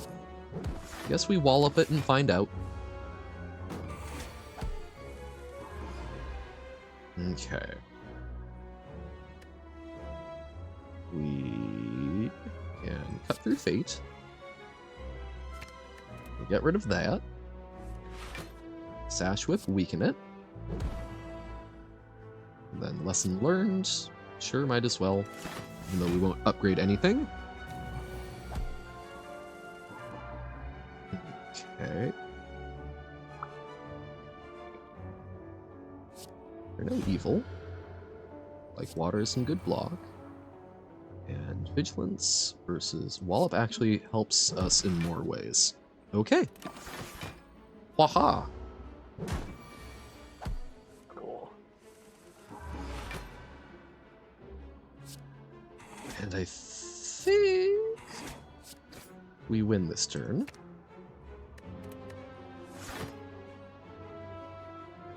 Oh, yeah, no, we still have plenty of energy.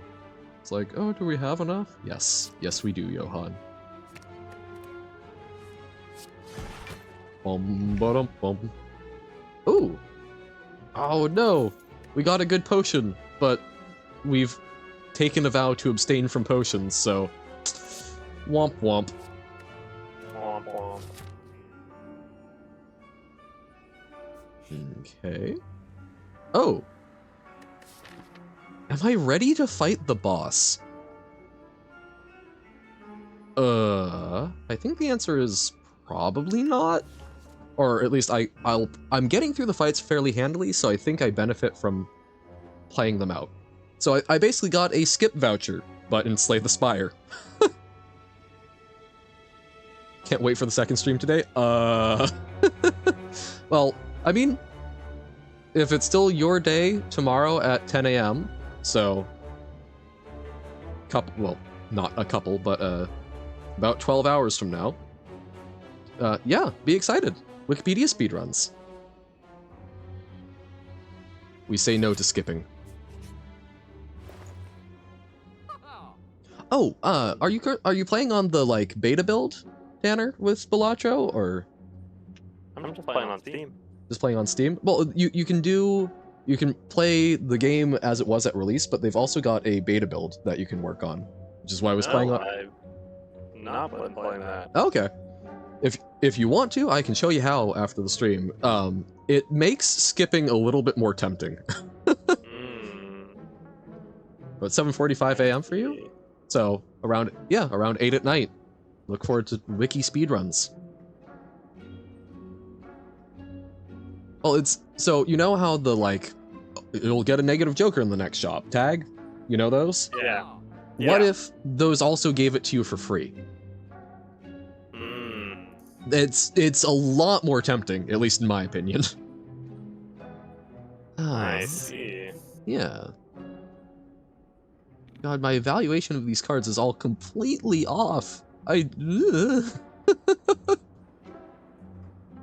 just gonna remove a card, I guess. Or does it... Do we even... I think evaluates may be bad, because insights don't actually necessarily help us a whole bunch. We're drawing a lot of cards from Snecko Eye already. Okay. Devotion. We can fear no evil. I'm still just barely sneaking by. Just barely? I believe in ya. You've got this. At some point you stop sneaking by and then things all come together. Or they really don't, but we don't talk about those runs.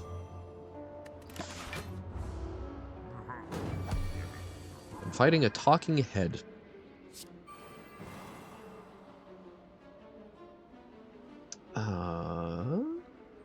Okay. Vigilance.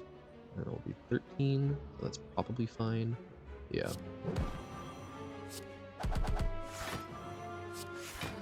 Okay. Okay. We cruising.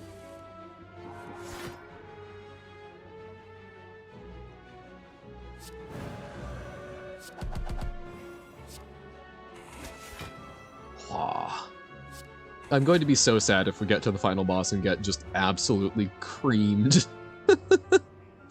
Once again. But that's part of the joy of roguelikes, I guess. It's that process.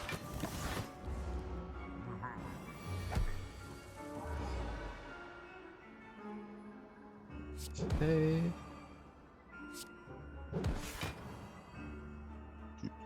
Cut through.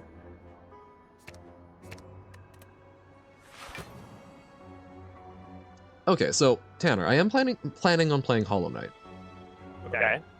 Which is apparently a Souls-like, but I have not felt that. If for someone like me who is not super well versed in them, is there a particular roguelike that you think is, or not roguelike, Souls-like, that's like a really good one to start with?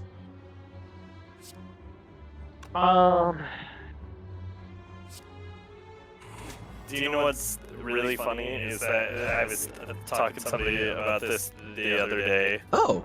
And we were talking about all the different games, and we were like looking at like statistically what would be the easiest one to play, and then also just kind of based on vibe.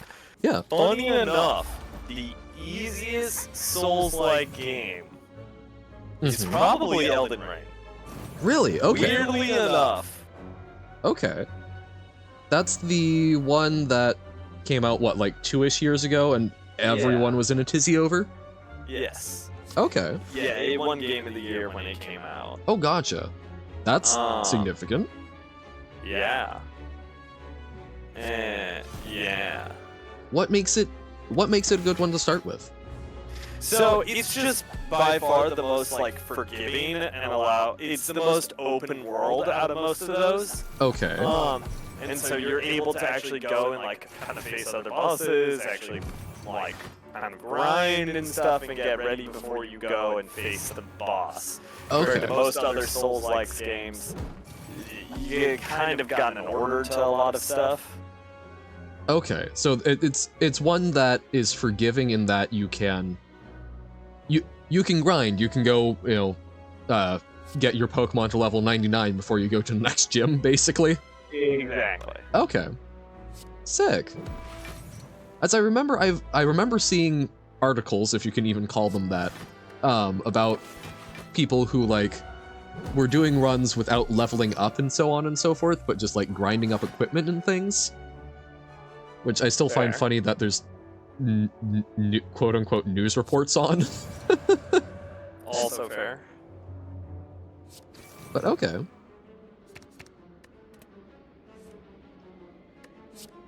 I find grinding in games a very interesting aspect of game design, of like how to do it in a way that's forgiving enough that a new player isn't going to get like instantly turned off by, you're asking me to spend how many hours to just be able to do a thing? The answer is a lot. Well, it's a lot for people who are used to playing video games, but like I really want. I'll try and find it. I'll put it in the Discord. I'll send it to you. One of my friends, there's a YouTuber they really enjoy, who, basically as an experiment, had his wife play a bunch of video games that he thought were like really good, very important ones. That were. She is someone who had not played video games before. Like Animal Crossing was kind of like. I think even that was sort of beyond her experience. And he just sort of was sitting there alongside and trying not to help her and understand how much of what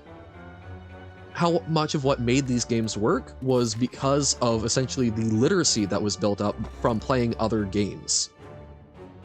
And it's a very fascinating thing, because I think there's a lot of things that we assume about games that allow us to interact with them effectively that we don't think about anymore. I mean, even things as basic as navigating, point and click with a mouse. There's a section of the population that doesn't know how to do that. Let alone, what a hit point bar is, let alone what, okay, I've buffed my strength, what does that probably do? I don't know, I think that's a very interesting area of exploration, and I don't know what percentage of the population it is, because most of the media I consume is from other people who play games. True.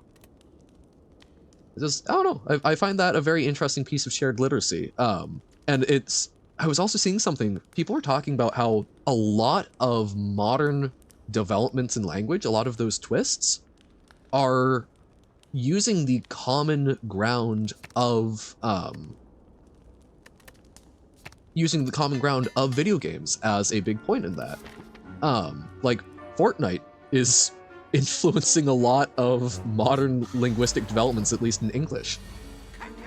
And that's really interesting to me, because linguistics are cool, and thinking about that through the lens of how much of the population hasn't actually interacted with video games, that's so wonky. No wonder I have trouble keeping up. I can't imagine what other people are dealing with. People who, are, a few decades older than I am. That's got to be a lot. Yeah. Definitely. It's an interesting time, that's for sure. Yes. I'm consistently reminded of that when I try to play video games with people who aren't video game players, and I'm like, yeah. There's things that you're like, oh, just do this. And then they're like, what's that? Yeah. And I've gotten a little bit of that through streaming games that are very much out of my wheelhouse. Like, I mean, Bob Is You, that's a puzzle game that I haven't done a lot. So, sometimes it's really interesting. So folks like Uno, very good with puzzle games, have interacted with it a lot, and will quiz me on what do you think this custom word does? And even though I've played a lot of Baba at this point, it's hard for me to think. I haven't played a lot of sort of Sokoban-esque puzzle games, and trying to think of what unexplored mechanics there are. It's kind of a tough one. So certainly gaining some sympathy for folks who are not well versed in the video game language. Yeah. Yep. No, it's a really interesting one. Yee. Okay. Oh, I did not want to go into tantrum. It's fine. We killed it. I actually totally did want to do that. It's fine.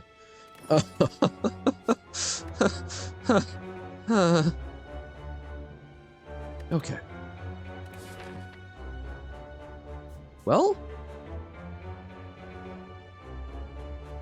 I do not know how this is gonna go.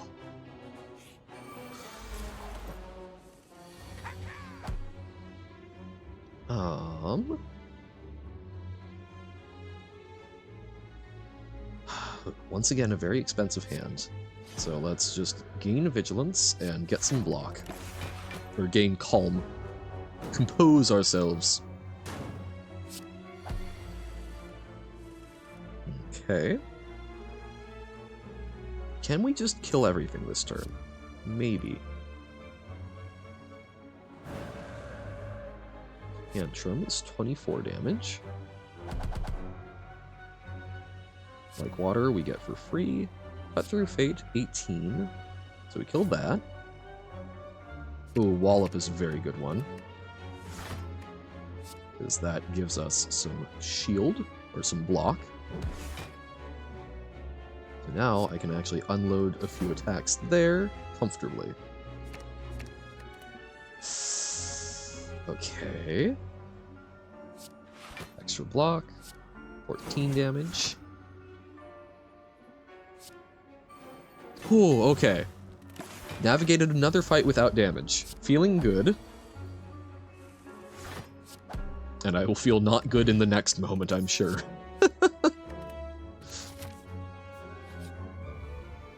Ooh, I'm falling. I lose a card. While in freefall, you consider your options. Land safely with your greatest techniques. Channel a power to survive the fall, or strike at the wall to hang on to it.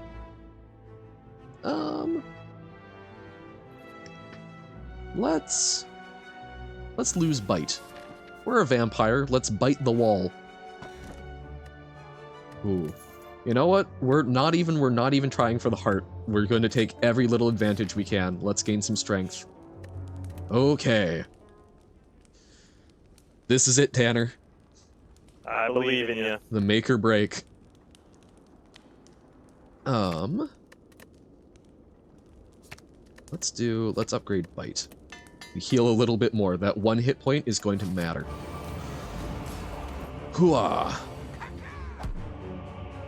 Okay. We don't want to play like water.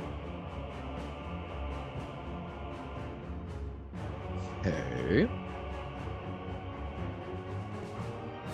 We'll start by cutting through fate. Okay. Corruption is free, so we may take a lot of damage, but we're also going to deal a fair bit. So, I will accept it. Bam. Weaken it, which helps mitigate a little. And we gain an energy. Okay. We've done a kind of decent clear already. We just need to get through a whole bunch of hit points.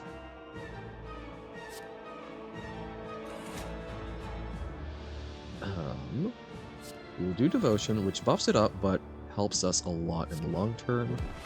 Gain a bunch, and then mitigate damage. Okay. Okay. We Tantrum. We can end off with Fear No Evil. We can Eruption. Great Van Halen solo. We cut through time. See if we can high roll on Wallop. We high rolled on Wallop. Nice. So we get to cast it for free. And then we take no damage. And now we're cooking with Divinity, so we get to triple up our damage. Okay.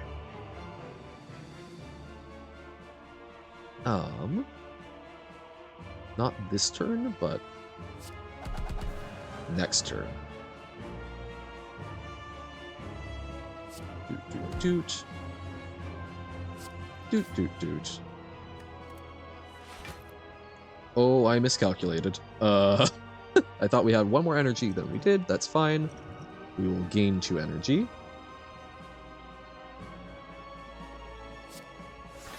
Oh, okay. I'm about to get such a huge hand. You're what?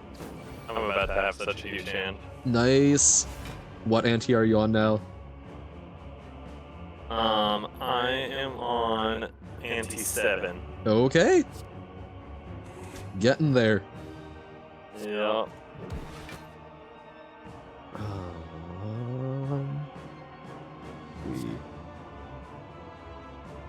I think we want to actually not kill it this turn so that we can get ready for an... Oh wait, no, we will have Divinity next turn, so I guess we do want that.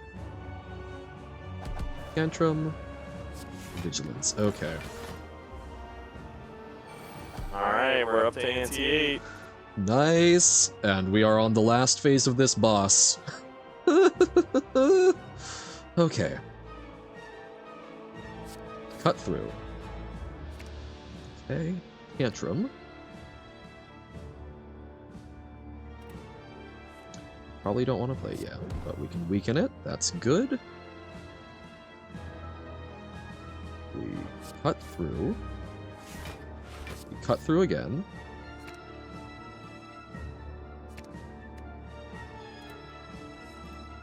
Sash Whip, okay.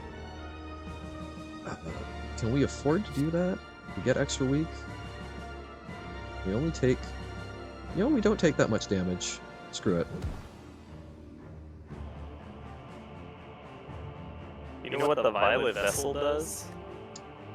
That's the one of the, like, super big blind bosses, right? Yeah. How's that going? I haven't gotten to it yet. Okay, I'm just but... looking at it. Gotcha, that's what you're staring down? Yeah. Oh dear. Am I in for a world of hurt? It depends. You said... What's your average hand looking like these days? I haven't had a problem... Well, like, the one I just did, which was a very casual hand, just got 28,000. Okay. I think the Violet Vessel at White Chip is going to be 300,000. Gotcha.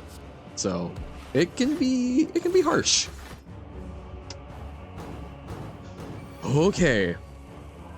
Can I deal 125 damage this turn? Fight. Oh my god, I think we've done it. I think I'm free. Oh!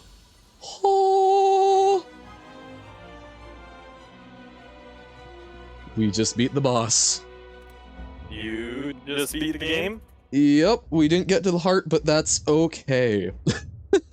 Fuck yeah. Still a technically successful run. We get the benefit of, we go to a higher ascension. Prime your staff with divine energy, and deal 1,035 damage. The heart squirms and bleeds, but is ultimately still pounding. Are your mightiest attacks not enough? You ask yourself, have I been here before? You feel that you have dealt a total of 58,970 damage to the heart. Total 14,636,643,707 damage has been dealt by all who have challenged it. The heart pulses louder and louder as your consciousness fades. And then you go to sleep, and are resurrected by Niao to do it all over again. Just like I must go to sleep so I can do all of this all over again. Not quite as much, but tomorrow and future days. Okay. Well, wasn't exactly how I planned on things going, but we got there.